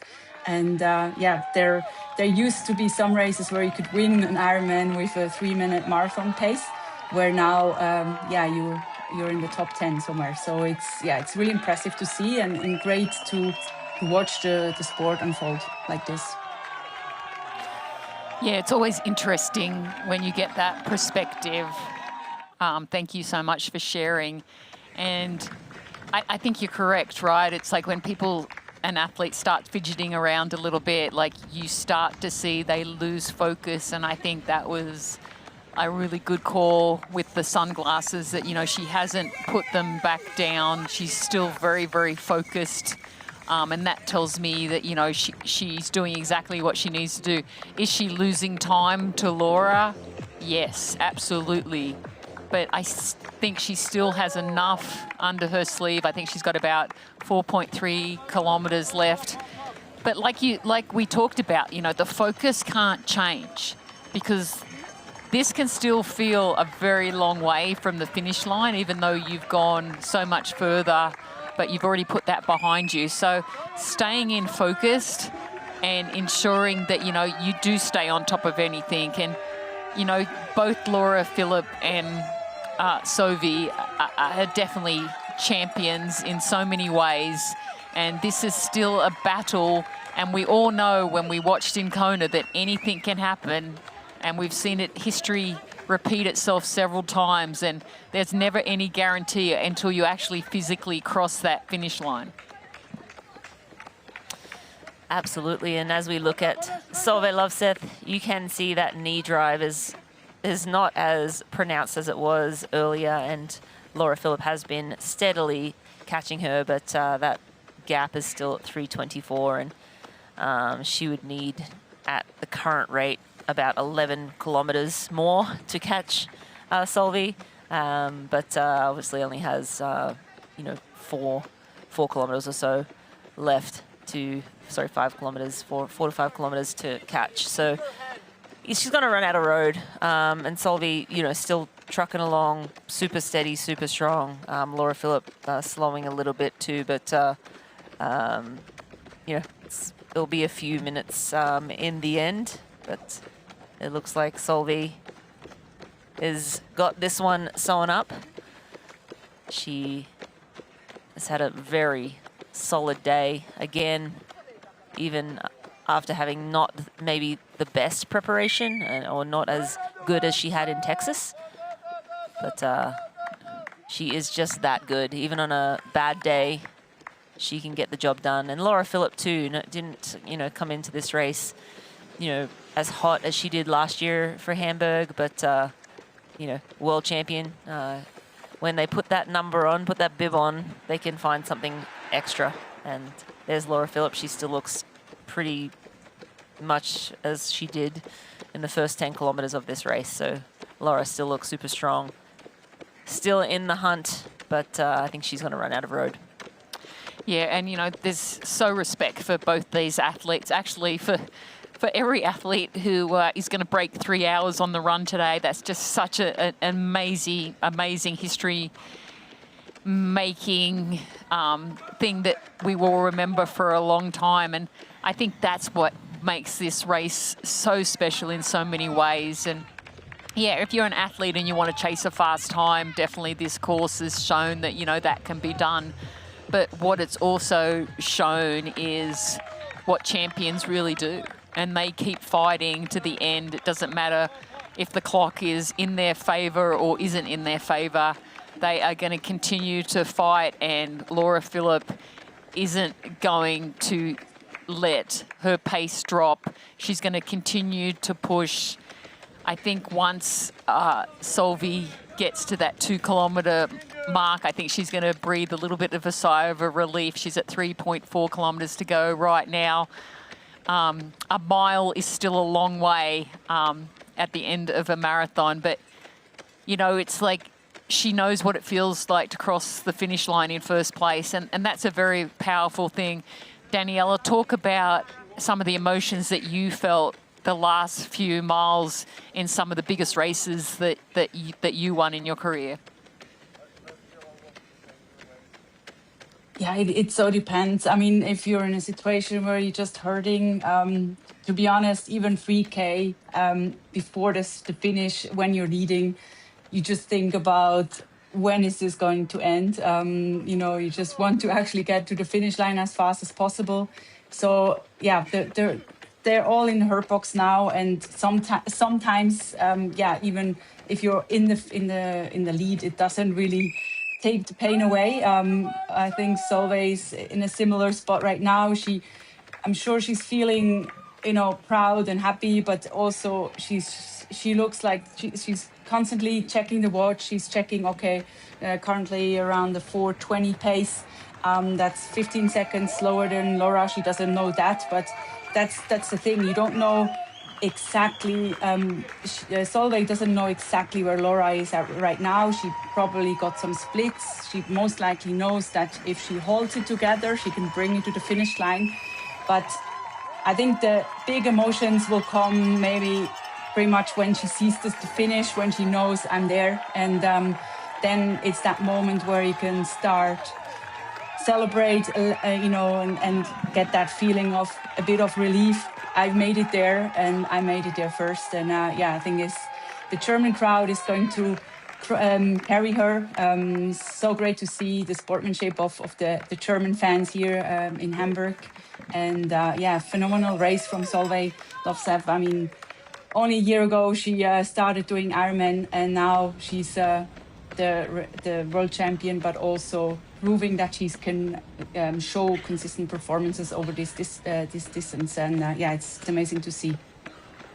Daniela, were you team, if you were in the lead and you knew you had the lead fairly well sewn up, were you team, I'm just going to run as fast as I can to get this over with because it's painful, or I'm going to take my foot off the gas a little bit and cruise to the finish line?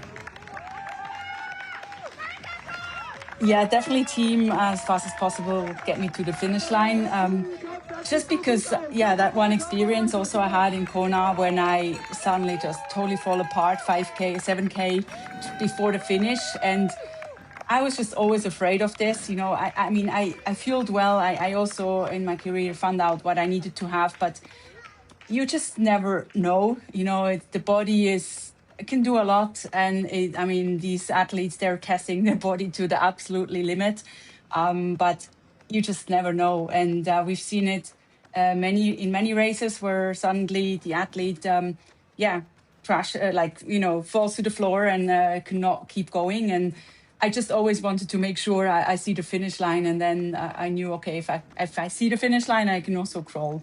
So that was always my motivation. And it hurts less if you're fast, right? I mean, in the end, yes, it hurts more if you have a faster pace. It hurts more, but I think the faster it's over, the less minutes of pain you have. So that was my motivation. I just tried to get it over with.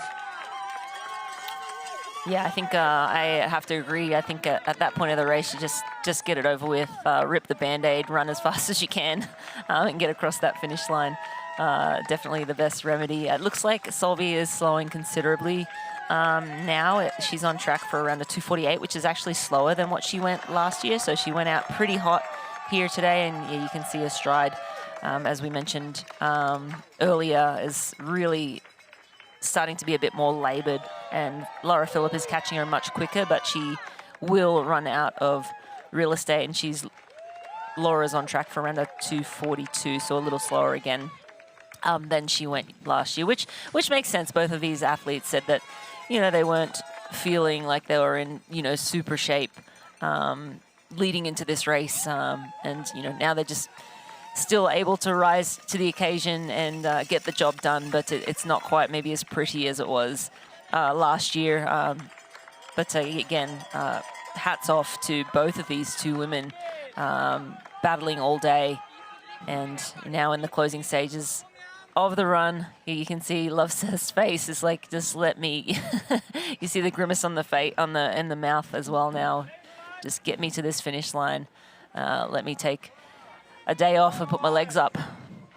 She might need several days off, maybe putting more her than legs after this. But yeah, you know, this is when when you are hurting like this, like as Daniela said, you know, you want to get to that finish line as quick as possible. And, you know, it is amazing how that brain works though, because, you know, we've seen some athletes get so close and they just don't make it. And then you see athletes who collapse across the line and they've given every single ounce of energy. And I think that's how Solvey's going to be when she crosses that line. She's going to have absolutely nothing left because she is digging deep right now.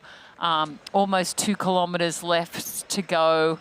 But hopefully she will get energised as the crowds get bigger, as she gets closer to that finish line. That hopefully will give her just that little bit more energy to make it feel a little bit unbearable, because, you know, she is in a huge amount of pain right now. I mean, this is not the Solvey that we saw in Ironman Texas.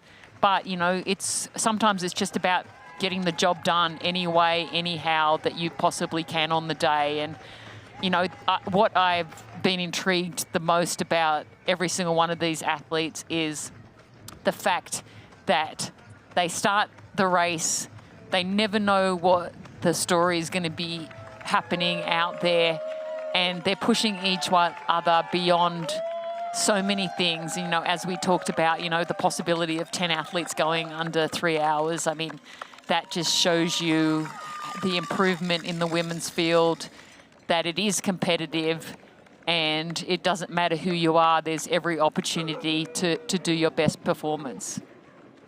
And MJ just looking down the field a little bit. Marjolaine Pierre has steadied the ship and she looks to be holding on to that 5th place, and Lisa Perderum looks to probably finish about 2 minutes behind Marjolaine. India Lee just moved into 6th place, so we didn't get that on camera, but India was sitting at 30 seconds behind Lotte, but she's moved into 6th now. Lotte relegated to 7th place. Fenella Langridge still hanging in there in 9th, Kate Curran in 10th, and Marta, I'm not going to say her last name because I keep butchering it. I will work on that though. Yeah, and I think Solveig is, you know, being smart. She keeps looking at her watch. She's going to know she's not on track to what she's ran here before. There's Laura Phillip just on the other side. So it's probably going to come down to about 90 seconds or less at the end. So in terms of how far they have travelled already, the clock is at 8 hours and 4 seconds, 4 minutes, 8 hours and 4 minutes right now. So it's definitely not going to be in 8:03:13 like it was last year. But that's the dynamics of triathlon, right? There's no predictability that you actually can break records on courses year after year. There's so many dynamics that happen.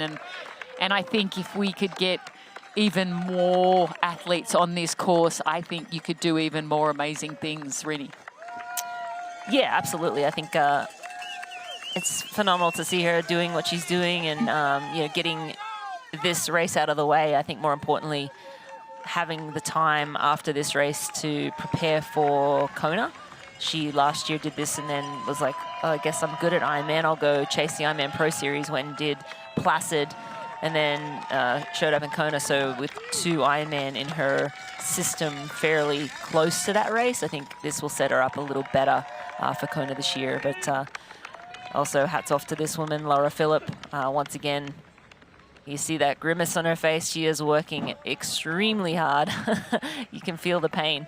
And we all know it too well, that closing couple of kilometers of an Ironman, just everything hurts. So Danielle, any thoughts as we close out with 1.3 kilometers left to run? Yeah, super impressive. I mean, also Laura Phillip, she's actually picked up the pace a bit again, going in a 3:54 pace at the moment, 3:56. So the Grim has a reason. She's really leaving every chance out there, or she's trying everything to really, still make some time ground. And she's definitely going to just maybe also test herself to see, can I get that last push out of myself? That's what I sometimes also used to do when you don't know, if it's what's going to happen. You just want to get a test of can you push that marathon through. And as Laura went through some struggles healthy-wise, that might be what she's doing now to see, okay, can I really push my body again? And that will give her a huge confidence boost as well, that she can see now that she's able to really push through that whole Ironman. And it's not easy to push through such a long day. We're at 8:05 at the moment. And also Solveig Lovseth, super impressive performance from her today. Both of them probably didn't have the perfect preparation, but that's what the sport is also about. Also, a champion needs to be able to work with what they have on the day, and I think both of them proved today that they're the two best in the sport at the moment. And Solveig is probably at their last aid station right now. There's only just about 900 meters to go, so she will see that finish line soon, and I'm pretty sure she's going to be very happy about this. And I think it's awesome that she's going to add another remarkable performance, because that's exactly what it's been today. And to think that a year ago she was the newcomer making her Ironman breakthrough here in Hamburg, and today she sets to leave as the champion. I think that's not just progression, that's the arrival of a true force in long course triathlon. And, she has so many years ahead of her, really. Absolutely, 26 years old. Such a bright future. First year racing Ironman, another record-setting day, not the world record best time, but another super fast a race. And as Danny said earlier, around 8:11-ish if she finishes at that average, around 8:10 for Ironman racing. That's I never went that fast ever. So very... You didn't have super shoes. Man.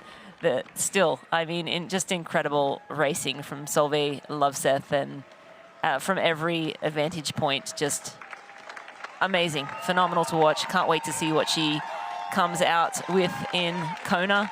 Laura Philipp gonna run out of room today, but a very strong performance. Defending champion, Ironman world champ from 24.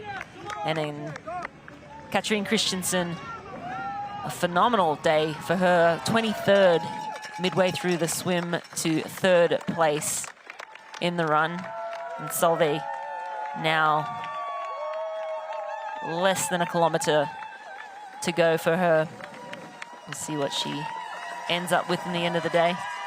And that expression of pain that she has, it's like the emotion is bearing it all to the world. We see a little grimace, a little bit of a smile. I think when she hits the finish line carpet, she's going to be super excited when this is over and done.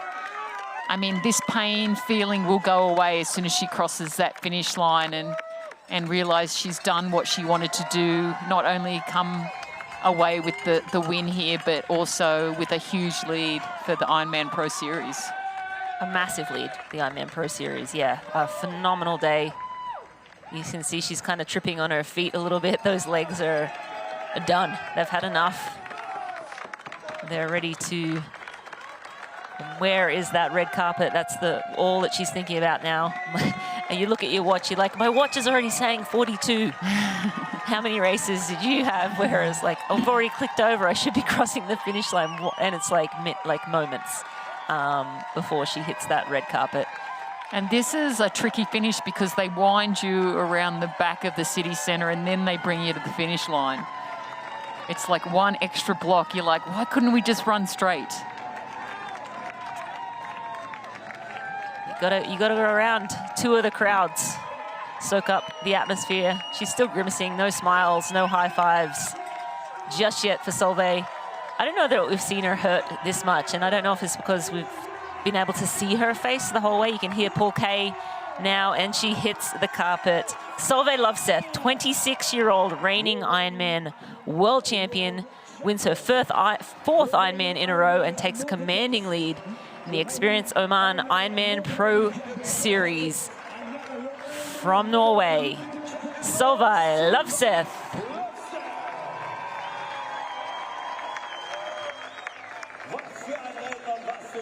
I mean, today definitely belonged to Solveig. But, you know, we also saw we're seeing the incredible depth and quality of women's long course triathlon. You know, the fight isn't over until you get across that finish line. And as I predicted, you know, she's totally exhausted. The emotion we saw was really, really tough. And let's take a look at the Experience Oman women's time, 8:11.11 for Solveig Lovseth, today's champion. 8:11.11, 2:49.21.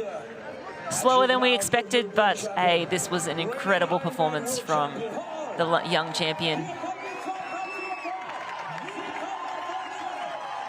And this is Lara Philipp from Germany. She was defending champ, came in here today. A little dinged up, but a phenomenal performance 3 weeks after taking third in Aix-en-Provence. Lara Philipp from Germany will take second place here in Hamburg today. And a huge reminder why champions never stop fighting, because she did not have the day that she wanted on the bike, and to still finish in second place. Absolutely amazing champion. And they are completely spent, as you would imagine. Solveig Lovseth was only 2 seconds off her PB from Texas overall. How crazy is that? 2:11.09 in Texas, 2:11.11 here. So what's that? How's that for consistency? Of course, different races, different courses. Her performance in Texas far and away better than this one here, but still a phenomenal performance from our young champ.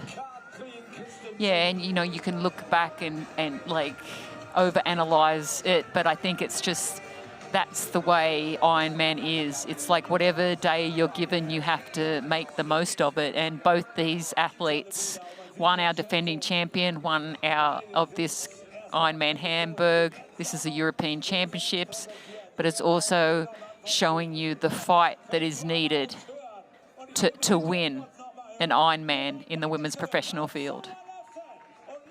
Absolutely, and we're back with Katrine Christensen from Denmark.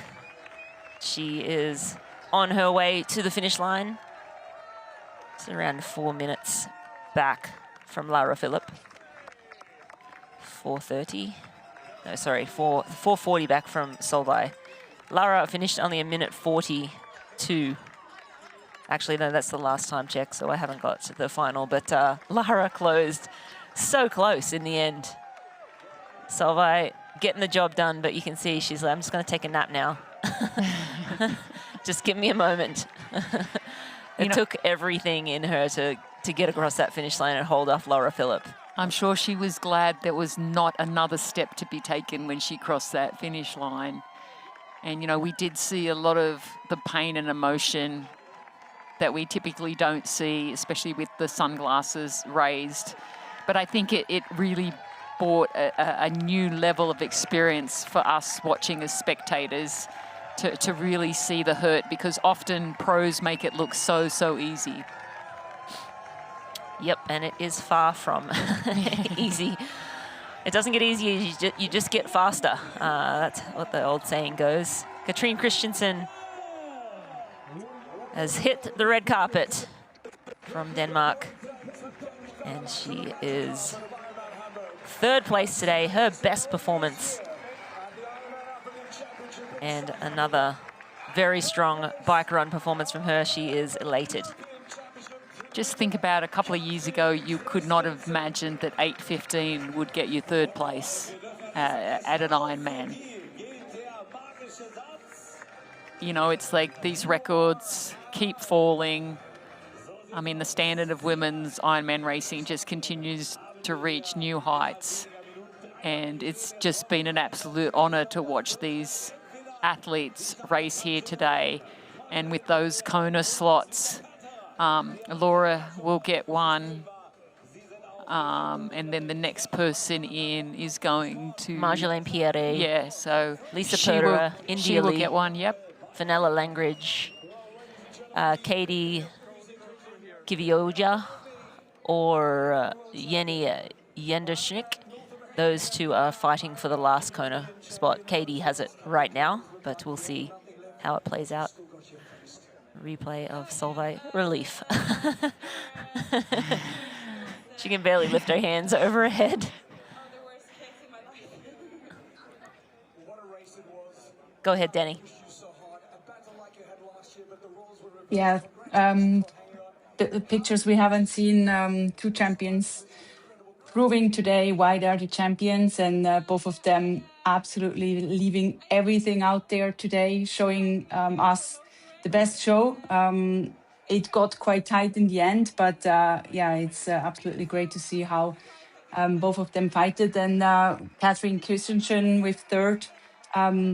An amazing day for her. She will be super stoked with this, qualifying for Kona, but also proving herself that she's up there with the best in the world. And we can't wait to see more of them. What a day. And I think today, Rennie, it was not about one great moment, right? When we look back and reflect, there was so many great moments here today for so many reasons. Of course, to see Solveig come away with another Ironman victory, to see Laura Philipp not have a great day, but still make it all the way to second place. Marjolaine Pierre. Incredible day for Marjolaine, like a breakout performance. Katrine Christensen ran a 2:45.45, so that's far and away her best. Here we have Marjolaine Pierre there, aerial. She'll be super happy with that. That is a breakthrough performance for her. Let's see what she was able to run. And see if she got a... I know she was on track for a very fast marathon, but she did slow in those last 2 laps. Waiting for updated splits on her run. Yeah, again, you know, you see the 2:56.45 for Marjolaine. Yeah, so 4 minute. Yep. Just under a 4 minute personal best. Yep. She'll take it. Yeah, as I said, you know, it wasn't just one great moment. It was so many great moments today at the Ironman European Championships here in Hamburg. And I think, you know, every professional athlete that raced today, it's like they had to earn it by pushing themselves for every single kilometre. That's what Ironman's all about. Athletes pushing one another to new heights and just pouring every ounce of yourself into a performance. And this one was a special one. This was a great day of racing. We hope to see new world records or world bests, but the racing was second to none. Yes, and much as we love to see world records, I think really the theme was that, you know, to become a champion, it's not about fighting on the days that you feel good. It's about fighting on the days that you don't feel so good. Yeah, the world champs, as you would expect, rise to the occasion on the big days. Solveig Lovseth, she looks like she's got some life back into her. And we will watch for the high price recovery zone. I think Paul Kay is doing those interviews, so we'll get to hear from all of the athletes momentarily. We have the top 4 ladies in. We are waiting on Lisa Purderer, India Lee, Lotte Wilms, and we'll see who gets that last Kona spot, Katie or Jenny. Yes, I'm hoping that they understand what's at stake right now. I hope they're getting some feedback that if they have anything left, now is the time to go. And I think one of the things that I love about Ironman Hamburg is there's always a story. there's always something that amazing that happens here. I don't know what it is about this course, but it definitely is special. And, you know, as I said, you know, the victory wasn't just for our champion, Solveig. I think there was so many small victories in so many ways. And I'm looking forward to seeing what happens. We're going down to Jan Frodeno at the high price recovery zone. He is with third place. What an amazing day. What a result. Podium finish at European Championships. How do you feel? Feel super happy. It was, I'm still a bit spoken. I can't find the words, so I'm just really happy. That's wonderful. Honestly, it's been a long journey for you, figuring this journey out. Is this a moment to celebrate? What do you think you're going to do with this in terms of like your Hawaii qualification, the rest of the season? What's on your mind? I'm going for the Pro Series now. So I will do Elsinore in 2 weeks, hopefully. I'm looking forward to do a race on home solid, so yeah. Well, you deserve some home support. I think you had some good support here. Just want to congratulate you on an absolutely amazing day, and thank you for lighting up the TV coverage. We were absolutely watching you. Congratulations. Thank you. All the best. 2 weeks. Wow.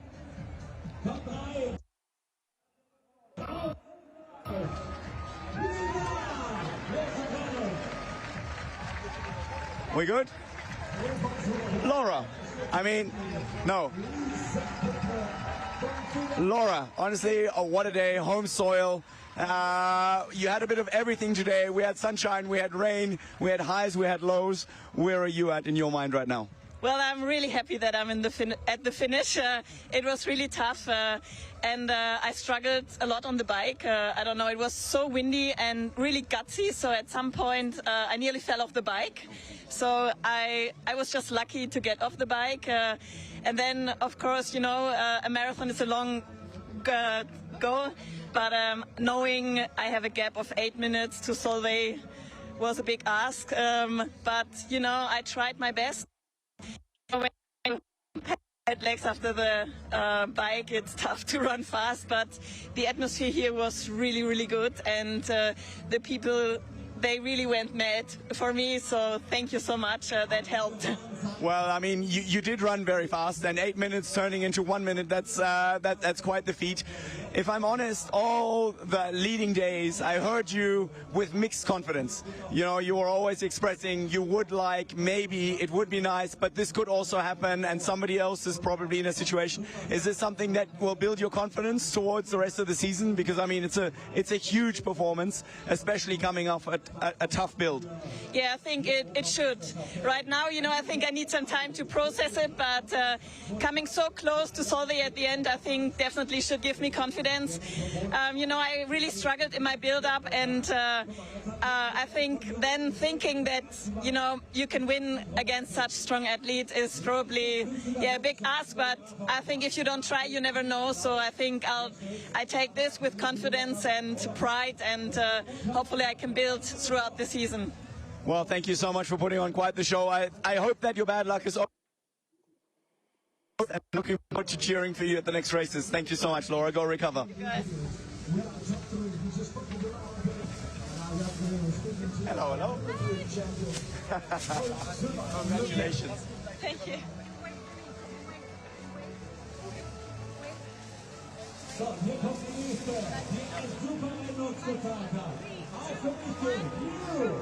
Solveig, what a day. You are North American champion, you are European champion, world champion.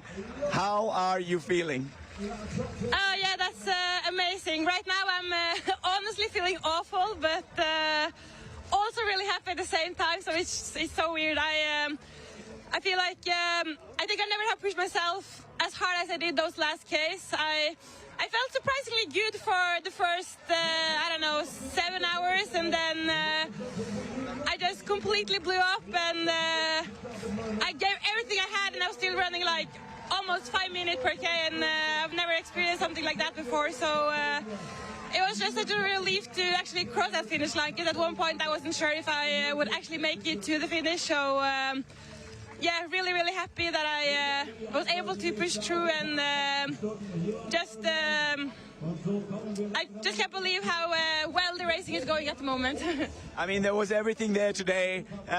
You know, we had rain, we had sunshine, we had wind, we had perfect conditions, and then the worst conditions all at once. And you seem to be able to deal with it this morning. I was saying on the commentary earlier, I saw you running and smiling and warming up with the girls and having a good time.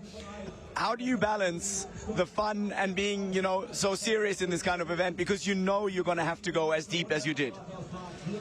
Yes, I think I try not to think about that last hour because that's terrible, but the rest of the race I usually actually enjoy quite much, and I think going into this race I've had a quite bad training block actually. Like I've been a little bit like on and off sick for the last 3 weeks and haven't really felt that good in training, so I think my expectations weren't really that high. So when the race started and I actually felt good, that was really surprising. So I just really enjoyed it and was just like trying to take some risks and push through, and I think that like the lack of training caught up with me in that last 10K, but luckily it was like just good enough. I think it's funny, I got the question a couple of days ago if I like the most to chase or being chased, and I said it's definitely better to chase than to be chased. So this marathon was like so mentally hard to just constantly I felt like I was running scared for 42K there, so to actually be able to make it was just really, really, really cool. Well, I think that's quite the thing for the people watching. If the European champion, the world champion, she didn't have the perfect prep and made the best of it. I mean, you probably could have chased for longer if you wanted to. You closed 5 minutes in the second lap almost on the bike, so then you could have left yourself more time. Solveig, honestly, I hope you recover well. It looked like you were absolutely spent. Go and enjoy a little bit of downtime, and I'm looking forward to seeing you for the rest of the season. I will. Thank you so much. Thanks, everyone. Yeah, thank you to Jan Frodeno and our leading ladies in the high price recovery zone. Yeah, she definitely put it all out there. I think that's the most she's ever hurt in probably a triathlon in her life. So it's inevitable that it's going to happen when you're racing Ironman.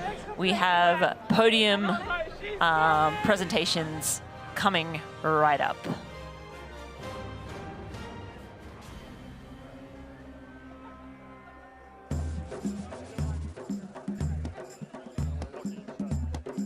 It's the beauty of Oman.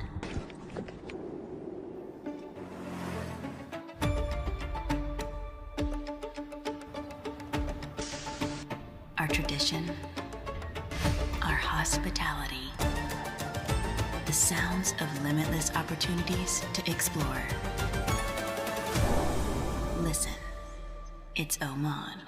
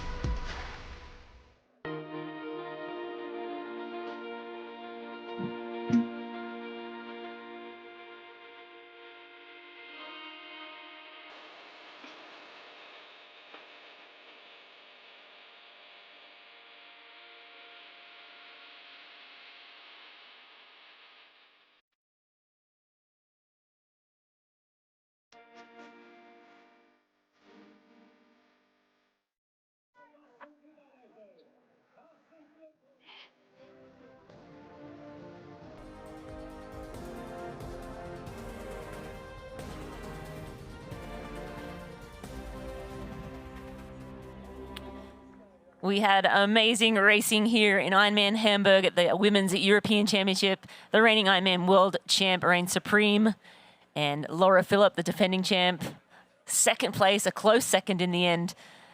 Katrine Christensen having probably the best performance she's had in her career in third, 2:45.45 marathon for her. I think that's the best by far, and just incredible racing all round. we're still waiting on a couple of the ladies to come through at the end of this to see who is. That's Marta Lagovic, and she finished in 8th. Looks like Lotta Wilms went back past India Lee in the end of that race there. So Lotta finding an extra gear and maintaining that 6th place. India Lee 7th. Lisa Perter, of course, finished up in 5th place. MJ, any words? Absolutely epic. I mean, what did we witness today? Courage, resilience, pushing themselves to the absolute limit, like hurting like they've never hurt before. I mean, that's what world-class racing is all about. And I think that's what we're going to remember most about how many people set personal bests out there. I mean, there's some huge record-breaking performances, not a world record, but personal best all around for the majority of these athletes today. Yeah, the run times certainly, and I think the bike times too. Marshall Empierre sort of stands out to me as just a phenomenal race breakout performance for her. And again, at 26 years old. There's Fenella Langridge, always a big smile from Fenella. She'll snag a Kona slot, so she'll be able to continue to build on that performance into Kona. Yep, everything hurts. But still a big smile as she crosses the finish line, and a hug from Jan Frodeno. Yeah, it's, you know, it just shows you how fragile that finish line is, and getting to that finish line, it doesn't matter if you're a age group or a professional. There's a lot of emotion that happens on that finish line. There's a lot of doubt that you've got to overcome. Definitely a lot of pain, but they always say if it was easy, then everyone would do it. Yeah, what's the point of doing it? So, yeah, just like outstanding performances. This city definitely is very special. It loves triathlon, and I think it's awesome. Okay, we'll go to the podium. Katrine Christensen from Denmark, taking 3rd place today in 8:15:20.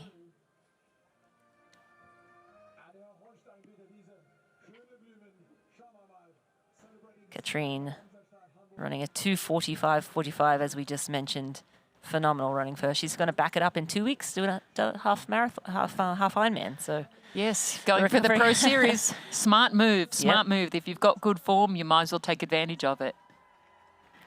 And Laura Philipp from Germany taking 2nd place here today in an 8:12:29. She ran a 2:42:16, smoking fast run. Not quite as fast as she was here 1 year ago when she won, but still smoking fast, and came within 2 minutes. 1:18 back from Solveig at the finish there. Yeah, and I think the reward was refusing to give up and quit, even though it wasn't her best on the bike, but still the best run split today. And European Ironman champion in Hamburg, Solveig Lovseth. She swam 54:57, biked a 4:20:06 new bike course record, and she ran a 2:49:21. She said she didn't know if she was going to make it to the finish line at the end there. Gives a little hand up to the podium from Laura. Solveig Lovseth from Norway. She's definitely collecting titles: Ironman World Champion, North American Champion, and now European Champion. Won her last 4 Ironman races. Almost a perfect score. Her only not victory was this race last year, where she finished 3rd, but was the fastest debut Ironman time behind Laura Philipp and Kat Matthews. A phenomenal day of racing all around. These ladies earned their athletic brewing. Let's see if they enjoy it or enjoy a beer shower. I feel like that's what you do in Germany. Beer shower, right? Beer is definitely something that they do very well here in Germany.